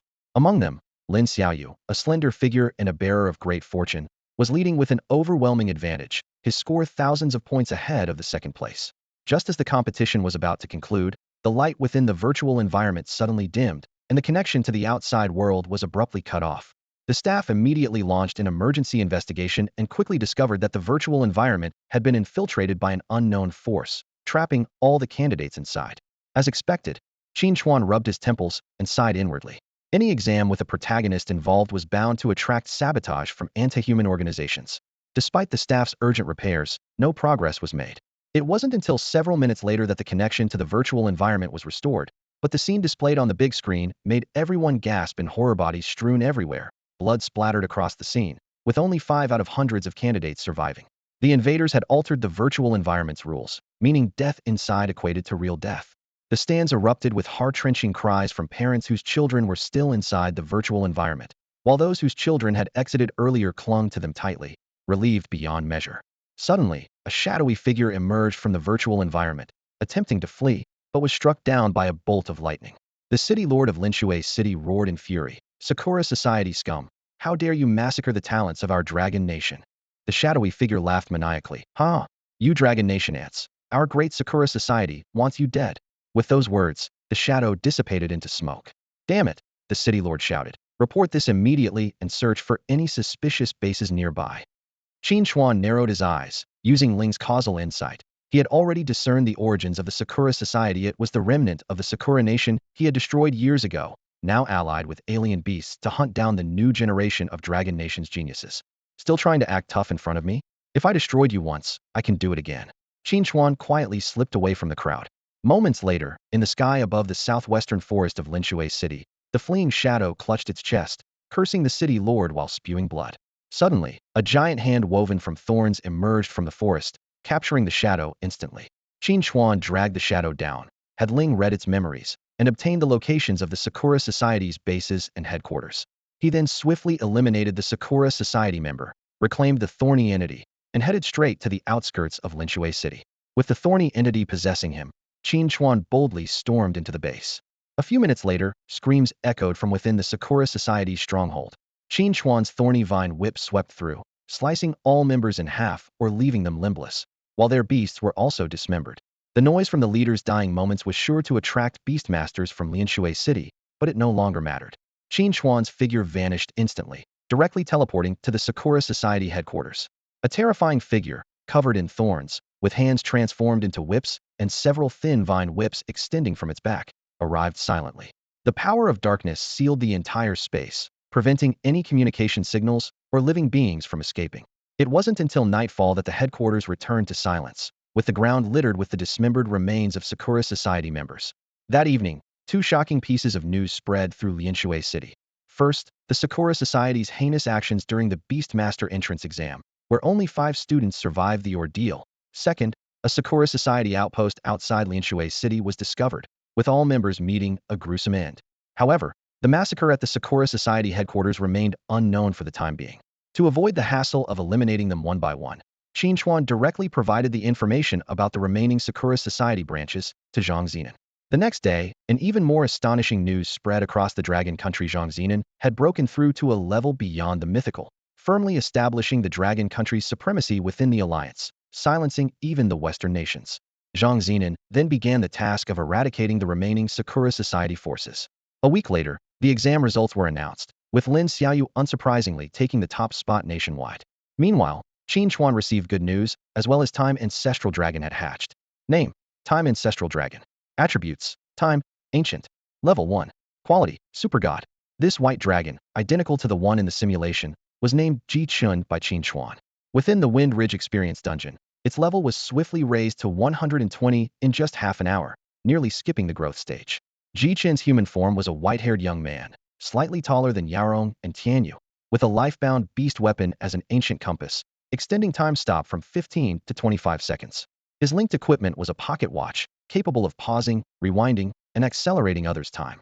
Browsing online discussions, Qin Chuan found people comparing Lin Xiaoyu's results with last year's top scorer, Lu Yong. Upon investigation, Lu Yong's story was quite dramatic. He originally had only inflevel talent, but managed to rise through adversity after being hospitalized from an injury by a rich second generation, aided by powerful and beautiful benefactors. In contrast, Lin Xiaoyu was an orphan from a young age, gifted with extraordinary talent, and his personal information had been classified as top secret. Through Ling's ability, Qin Chuan learned that Lin Xiaoyu possessed SS-level talent.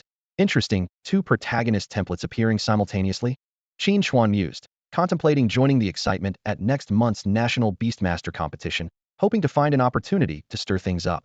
Magic City, Sacred Beast Academy. Lu Yong stood in front of the school building, looking at the report card in his hand with a slight frown.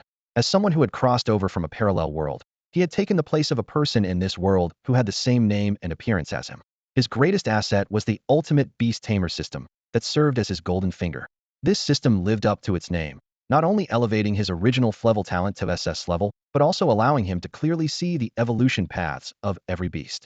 It was thanks to this ability that he not only became the top scorer in the National College entrance exam, but was also accepted as a disciple by a god-level powerhouse in the Dragon Kingdom, becoming the strongest newcomer of the year. My grades may not be unmatched throughout history, but they're not something just anyone can surpass, Lu Yong thought to himself, then asked the system. System, didn't you say you're the only system on this planet? Dingy's, host, I am indeed the only system. That person relies solely on talent. The system's voice echoed in his mind. What? Lu Yong's eyes widened. I'm using cheats and I still can't beat an ordinary person? Ding, the opponent is not an ordinary person but the Destiny's Chosen One of this planet. Destiny's Chosen One? Lu Yong was taken aback. Shouldn't that be me? Ding, the host is not the Destiny's Chosen One. However, the system's tone shifted. If you can eliminate the current Destiny's Chosen One, perhaps you could inherit his destiny. Really? Lu Yong's eyes lit up. A product of the system is always top-notch. Then, a task panel appeared before Lu Yong's eyes. Side quest. Eliminate the Destiny's Chosen One of this planet 01. Quest reward. The destiny of the Chosen One. Time limit. None. Looking at the task panel that only he could see, a sinister smile appeared on Lu Yong's face. Ha ha ha. Destiny's Chosen One. Everything you have will eventually be mine. 2 days later, aside from Ji Chun, Qin Chuan's beast-taming realm broke through again, reaching the second stage of the God King realm. He checked the levels of his beasts and found them hovering between levels 205-209. Yesterday, Away and the others were only at level 200 at most. Qin Chuan calculated silently. This means each minor stage of the God King realm differs by 100 levels, and 4 minor stages add up to 500 levels. Thinking this, he couldn't help but gasp. Just the God King realm has 500 levels, so how outrageous must the Supreme Realm be? No wonder the pressure from the Supreme Realm on the Snow Planet was so terrifying. If it weren't for Away and the others sharing the burden, any other God-level beast tamer would have perished on the spot. He clenched his fist, but a mere 500 levels won't stop Qin Yi. Glancing at the calendar, he noted that at noon today, tickets for the national competition would go on sale. Qin Chuan briefly instructed Yaoshang and Tianyu to watch the house, then set off for the ticket sales point. However, he was unaware that 2 sneaky figures were following him. They were investigators sent by the Alliance. When the dungeon disappeared, witnesses saw Qin Chuan present, and he was the first to leave, making him particularly suspicious. Quick, scan him secretly, one urged. The technician quickly completed the scan, and Qin Chuan's information appeared before them. Level talent? That can't be right. This is clearly hiding talent information, one whispered in disbelief. In the Dragon Kingdom, deliberately concealing talent information was a serious crime, with severe cases facing jail time. Wait, let me check the time his information was recorded. You can do that? The other asked in surprise. Of course, checking the data entry time of others is a privilege of our technical department, the technician said, straightening up with a hint of pride in his voice. He quickly operated on the terminal. Let me see. The entry time was half a month ago. His voice suddenly stopped, and he frowned deeply. A 20-year-old person, and the data entry time is only half a month ago? He refreshed the data several times, but nothing changed. A colleague beside him couldn't hold back any longer and slammed the table. This is a major failure. Which idiot dared to enter such obviously fake data? We must report this immediately, and this person definitely needs to be fired. At that moment, a sudden ringing interrupted his rant. The technician quickly walked over to answer it, and when he returned, his expression was unusually complex. What happened? The colleague asked. Old Zhang personally ordered us to stop all investigations into that person. Old Zhang. Is it the old Zhang I'm thinking of? The technician nodded silently, and the two of them exchanged glances, simultaneously deciding to drop the inquiry. Qin Chuan noticed the departure of the stalkers, glanced back in confusion, and then continued to purchase his ticket. Soon, he had the entry pass in hand. Just as he was about to leave, his attention was caught by the beast trading market across the way, so he decided to take a look. Unfortunately, he didn't find any beasts with extraordinary potential. Back home, Qin Chuan learned that Lin Xiaoyu had decided to attend the Sacred Beast Academy in the Magic City Top Institution alongside Shengjing University, Magic City University, and Starry Sky University. Since the national competition would also be held in the Magic City, Qin Chuan thought he might as well move there.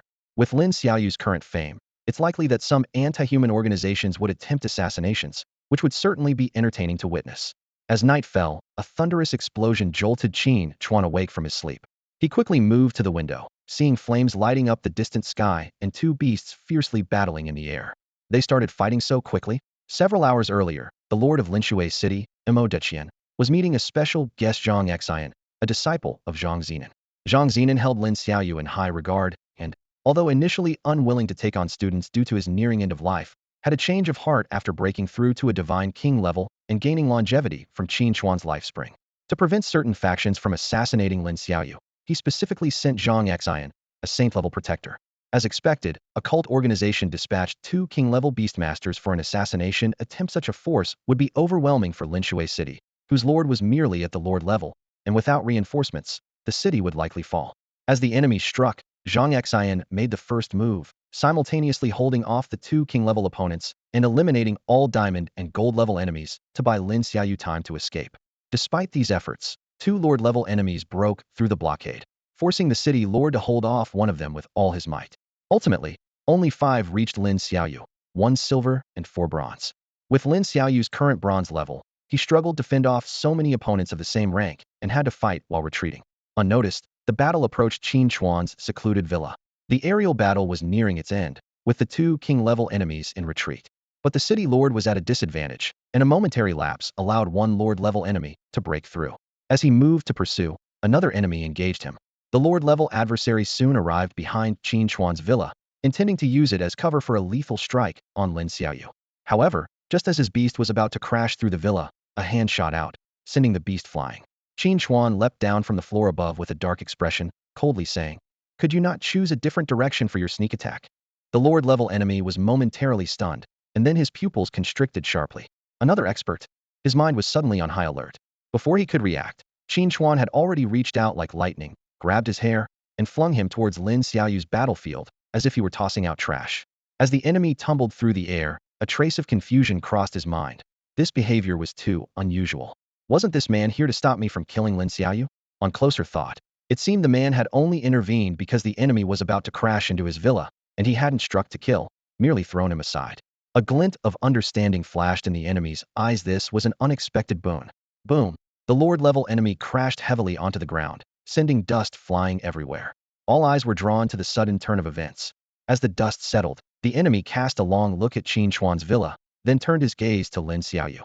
His beast, which had been knocked away by Qin Chuan, limped over to stand by his side. A bunch of useless fools, the Lord-level enemy scolded. 5 against 1, and you still can't take him down. What good are you? Even before he finished speaking, a powerful Lord-level pressure swept across the area. Already exhausted, Lin Xiaoyu was forced to his knees, and the others fared little better. The enemy advanced step by step towards the immobilized Lin Xiaoyu. At this moment, Qin Chuan sensed that the 2 king-level auras in the distance had vanished, and that woman was rushing over swiftly. Standing by the window, he clicked his tongue and muttered, "Idiot." Sure enough, just as the enemy was about to capture Lin Xiaoyu, a loud explosion once again filled the air with dust. Zhang Xian appeared, holding the heads of 2 king-level enemies, looking down at the overconfident Lord-level enemy. In the next moment, the Lord-level enemy and his 5 companions were instantly killed. Lin Xiaoyu struggled to his feet and bowed deeply to Zhang Xian. "Thank you for your help, senior. I am Lin Xiaoyu, and I am deeply grateful. I will repay this kindness in the future. Well then, I will accept you as a disciple on behalf of my master. Are you willing to join my master's school?" Zhang Xian asked straightforwardly. "May I ask who your master is?" "Zhang Zenin, the great sage." Upon hearing this, Lin Xiaoyu immediately knelt down. "Senior sister, please convey my regards to master when you return." "Here, this is a gift from my master for accepting you as a disciple," Zhang Xian said, handing over a storage ring. "Grow quickly, and when the time comes, my master and I will be waiting for you in the magic capital."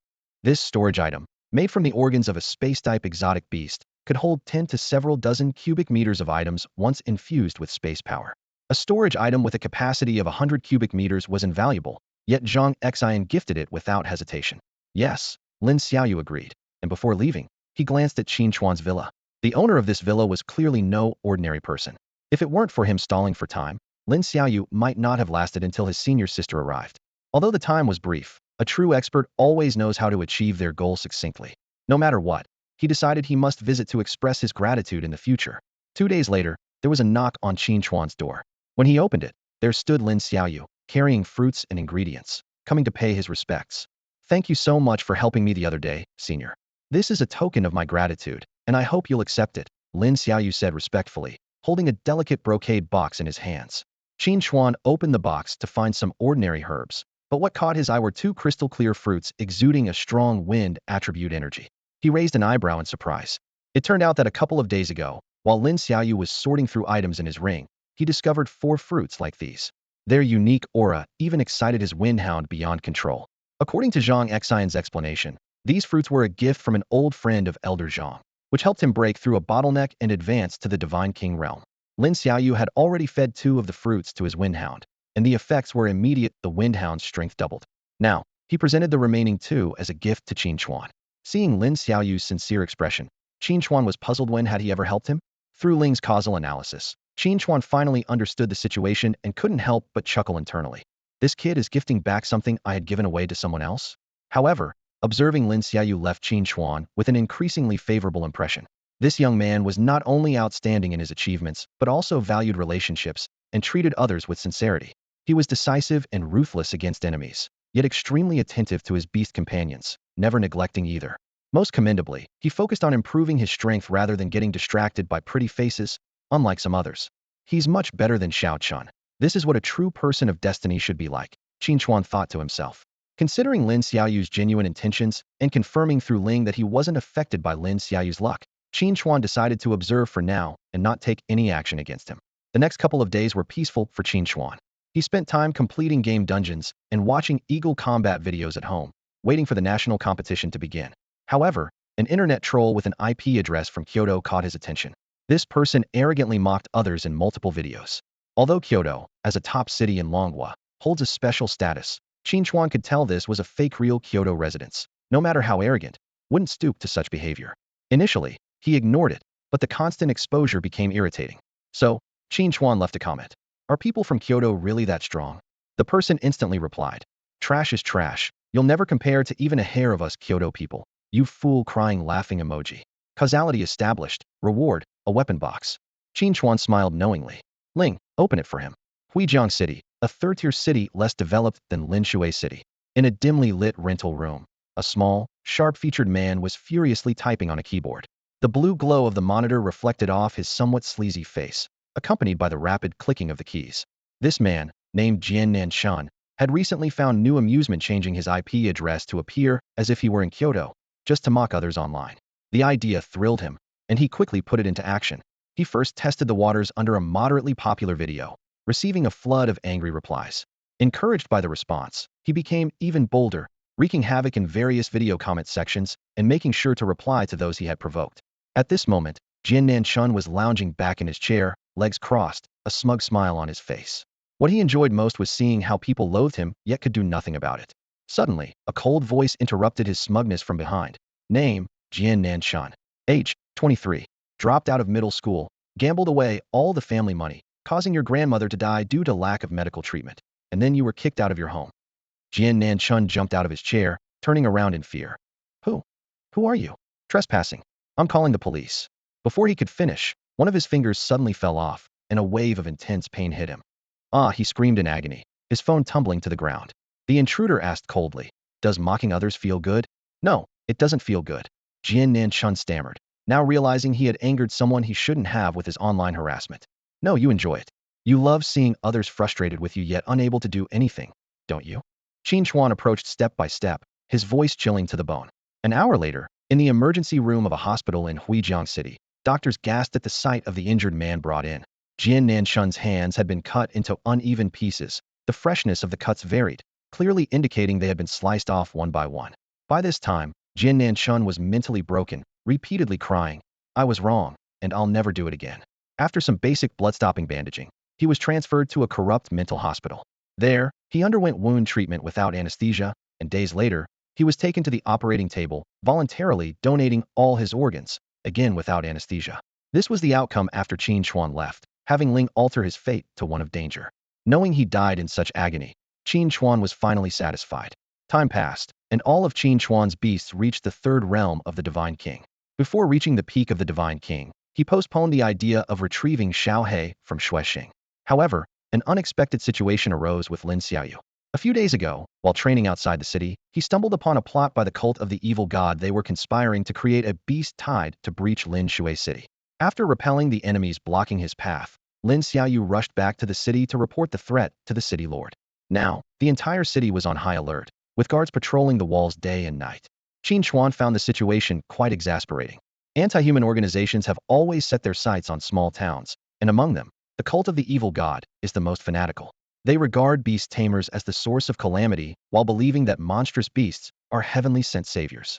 This contradictory doctrine merely serves as an excuse for their cruelty and bloodlust. In the hierarchy of the cult of the evil god, only the upper echelons are qualified to contract with monstrous beasts. Ordinary cult followers gain power through a brutal method using the flesh and blood of these beasts as a medium to graft beast parts onto their own bodies. While this transformation grants them some beast abilities, it also turns them extremely bloodthirsty, even to the point of consuming human flesh, making them targets of all beast tamers. With the downfall of the Sakura society, one of the three major scourges in the Dragon Nation has been eliminated. Recent attacks, however, are linked to another nefarious group, the Night God Pavilion. Interestingly, the Night God Pavilion's origin is intricately connected to Qin Chuan. 500 years ago, Qin Chuan's legendary deeds faded into a hazy legend. Yet, a century later, a group from the Batu Guild firmly believed in Qin Chuan's existence and founded the Night God Pavilion, inspired by his in-game ID Dark Knight. Qin Chuan discovered that the initial members of the Night God Pavilion were indeed from the Batu Guild. Originally established to celebrate Qin Chuan's feats, the organization turned malevolent after the founders passed away. People began committing crimes under Qin Chuan's name, turning the Night God Pavilion into a group as reviled as the cult of the evil god. Qin Chuan pondered what expressions these so-called devotees would have upon meeting their idol in person. The next day, the ominous sky foreshadowed misfortune. Sure enough, a fierce beast tide struck in the afternoon. Long-range beast tamers on the city walls began the battle of attrition, followed by melee beast tamers leaping down to engage the enemy. Lin Xiaoyu led his 3 beasts into battle. The evolved wind sound dog attacked, the wood element flower sprite provided support, and the earth element mountain shaker turtle handled defense. The trio coordinated flawlessly, achieving remarkable results. However, lurking cultists from the evil god spotted Lin Xiaoyu and quickly gathered forces to attack. Fortunately, his companions arrived in time to stabilize the situation. Living alone in a villa, Qin Chuan was indifferent to the battle outside the city until Ming Yuan emerged, showing keen interest in the beast corpses. After a moment's thought, Qin Chuan concluded that with Lin Xiaoyu's luck, the beast tide was merely free experience and couldn't breach the city defenses. With the chance to recruit hundreds of minions, why not take advantage? Upon Qin Chuan's approval, Ming Yuan headed outside the city, joined by a Feng and Changsheng to boost efficiency. Guards on the west wall suddenly saw 3 figures, one white, one brown, one black appear behind the beast tide.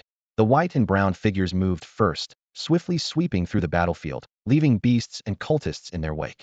The black figure then acted, emitting a sinister aura that turned all foes into undead soldiers. This astonishing scene unfolded in seconds, and before the west wall defenders could react, the trio had moved to the next battlefield.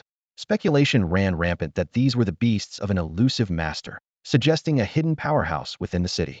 After clearing the battlefield to the west, 3 figures swiftly moved south like lightning, then turned to the east, and finally arrived at Lin Xiaoyu's position to the north. Wherever they passed, enemy soldiers fell one after another, unable to withstand even a single blow. Lin Xiaoyu and the others watched in shock at this incredible scene. Even more astonishing was the black-robed figure who merely waved his withered hand, and the fallen enemy corpses transformed into spirits, which he collected effortlessly. In less than 5 minutes, a massive beast tide was subdued in front of Qin Chuan's 3 beasts. Lin Xiaoyu stood there, his mind racing with thoughts. His senior sister had already left, so could it be that the mysterious elder had come to help? The more he thought about it, the more it made sense. That elder was indeed unfathomable. He wondered if the gift he had prepared would be enough to express his gratitude.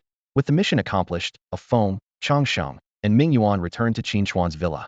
All sorted? Qin Chuan asked. The 3 nodded in confirmation. How many troops do we have now? Qin Chuan inquired. After carefully sensing, Ming Yuan replied. Including this time's harvest, we have a total of 837,974,743. Not even a billion? That's risky. We'll need to find a bigger beast tide next time, Qin Chuan said, frowning. By the way, how many does Feng Ying have? About several million. Feng Ying's voice came from the space. All right, keep up the good work, Qin Chuan nodded, calculating in his mind. Feng Ying's beast soldiers excelled in one-hit kills, but they were physically weaker, so they would rely on Ming Yuan's troops for the main assault. On the street, a song played from a nearby speaker. If it hadn't been for Katoni Zhou, I'd been married long time ago. Where did you come from? Where did you go? Where did you come from, Katoni Zhou?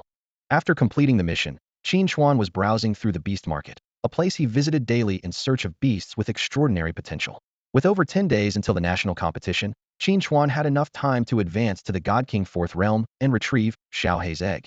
During the summer break, after a few days of rest, Lin Xiaoyu went to the Tianjiao camp, a program launched in recent years in Longhua to train the top-ranked talented beast masters. Although it offered top-notch resources, one had to earn them. Before leaving, Lin Xiaoyu came to say goodbye, mentioning that he would head straight to the Magic City after the training camp, making future meetings rare. Qin Chuan, however, was unfazed, having already planned to move to the Magic City, so the real farewell was still far off. With this calamity bringer gone, the often troubled Linshu, a city finally found some peace, allowing Qin Chuan a few days of tranquility. Deep within a dense forest stood the imposing Tianjiao camp. Treatment within the camp was ranked according to strength, with stronger individuals holding higher status. Although it gathered geniuses from all over Longhua, Lin Xiaoyu overshadowed everyone. During this period, many challenged Lin Xiaoyu's top position, but he defeated them all. In this camp established by god-level beast masters, the actions of these geniuses were closely watched by these powerful figures. While sipping tea, a white-browed elder sighed softly. I heard that Lin Xiaoyu was snatched by old Zhang first. What a pity. Huh? With your shabby appearance, it would be a pity if he followed you, retorted an elder with an immortal demeanor beside him. Hey, you old yam, did I offend you? Why do you always oppose me? In the conference hall, 2 elderly men with white hair were arguing without concern for their image, neither willing to back down. The quarrel between Zhao Xian and Yu Feng was a regular occurrence, prompting other god-level powerhouses to shake their heads in resignation. If there weren't any outsiders present, These two might have ended up fighting like last time at the Beast Mastery competition, even before the event started. Consequently, their seats were always placed at the far ends of the venue. You two should calm down. Save your energy for dealing with the beasts, another white-haired elder interjected, breaking up the argument. As one of the four Grand Elders, alongside Zhang Zinan, his words finally brought peace between the two. The freshmen this year are indeed stronger than in previous years, a god-level powerhouse remarked. Even without mentioning Lin Xiaoyu, the others have performed remarkably well. Oh, Cold Moon. Does this mean you found another apprentice you fancy? Someone teased. Humph. The woman referred to as Cold Moon snorted softly. As a beast master specializing in ice, she was known for her aloof demeanor but was fiercely protective of her students. Last year, after accepting Lu Yong as a disciple, she earned the title Goddess of Frost by decisively slaying a god-level beast as a newly minted god-level beastmaster. The conversation soon shifted to the mysterious figure of Lingshui City. The powerhouse suspected to be at god level hasn't revealed themselves yet, a god-level beastmaster noted. But since they haven't shown any hostile intentions towards Lingshui City, there's no need for us to pursue it excessively. The others nodded in agreement. Meanwhile, in the dormitory of the Sacred Beast Academy in the Magic City, Lu Yong was excitedly examining the green-haired turtle in the cage.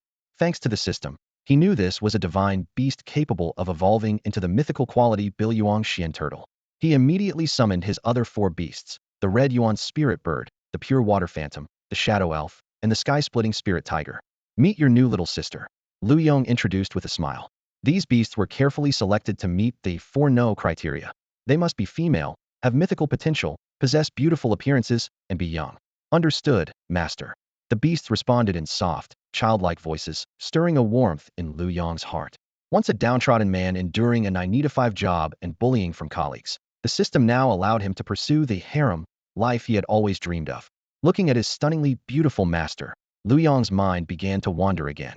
System, can I get a skill to transform beasts into human form? It's in other novels. Ding. Host. Once the beast reaches level 80, humanoid form will be unlocked. Level 80? That'll take forever. How about some transformation pills?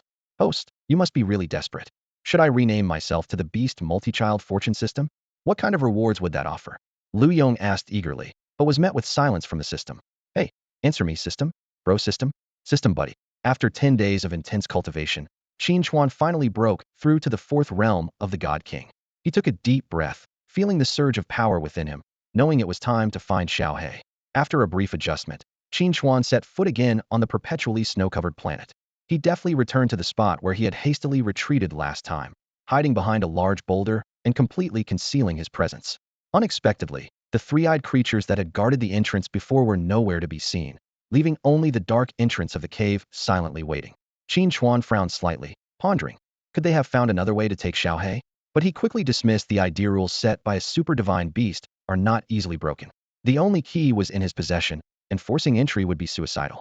Surveying the surroundings, Qin Chuan's lips curled into a cold smile. Anyone who could cultivate to the supreme realm was no fool. They likely suspected he had a way in and planned to ambush him afterward, reaping the benefits without effort. Qin Chuan secretly instructed Kair to expand her sensing range. Sure enough, she discovered 2 golden figures on a distant mountaintop, watching stealthily. This confirmed his suspicion.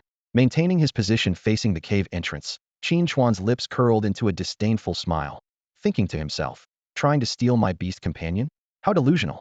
I haven't even settled the score from last time when they relied on their higher realm to suppress me. Without hesitation, Qin Chuan strode towards the cave.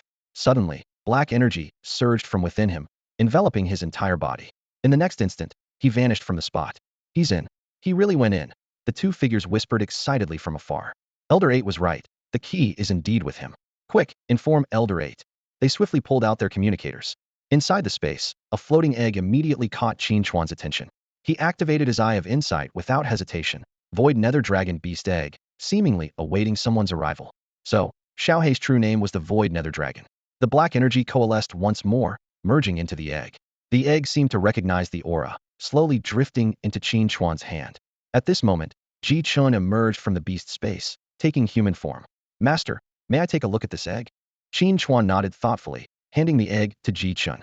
Holding the egg, a strange light flickered in Chun's eyes as he felt an inexplicable sense of kinship, as if connected to the life inside the egg. The exit quickly appeared, and Chun gently stroked the eggshell, following Qin Chuan out of the space. As soon as they returned to the outside world, Qin Chuan immediately sensed something amiss. swiftly pulling Ji Chun and the dragon egg back into the space. In the next instant, a red beam of light whistled past, striking the spot where Ji Chun had just stood. A moment's delay and the dragon egg would have been in danger. Looking up, Qin Chuan saw a golden elder hovering in the sky, exuding the overwhelming aura of a supreme realm, looking down at him.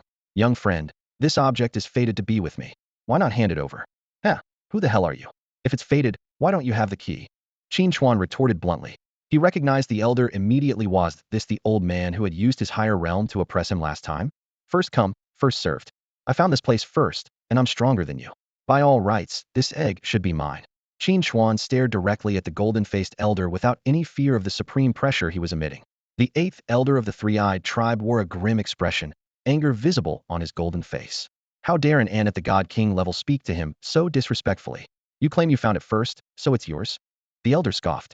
I've been guarding this place for hundreds of years. What do you have to say about that? You've been here for centuries and still couldn't break it open? You really are useless, even at the supreme level. Qin Chuan smirked mockingly. Insolent. The elder was furious, unleashing a wave of supreme pressure.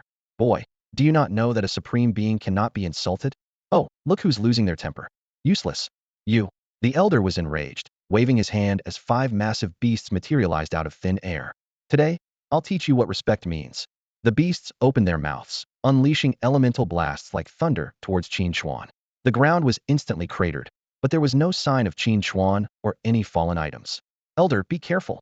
A warning from the same tribe suddenly rang out. Clang. A flash of black light, and Qin Chuan's long blade had sliced across the elder's neck, blood seeping from the wound. Having succeeded, Qin Chuan vanished again. Clutching the slowly healing wound, the elder's anger was burning away his reason.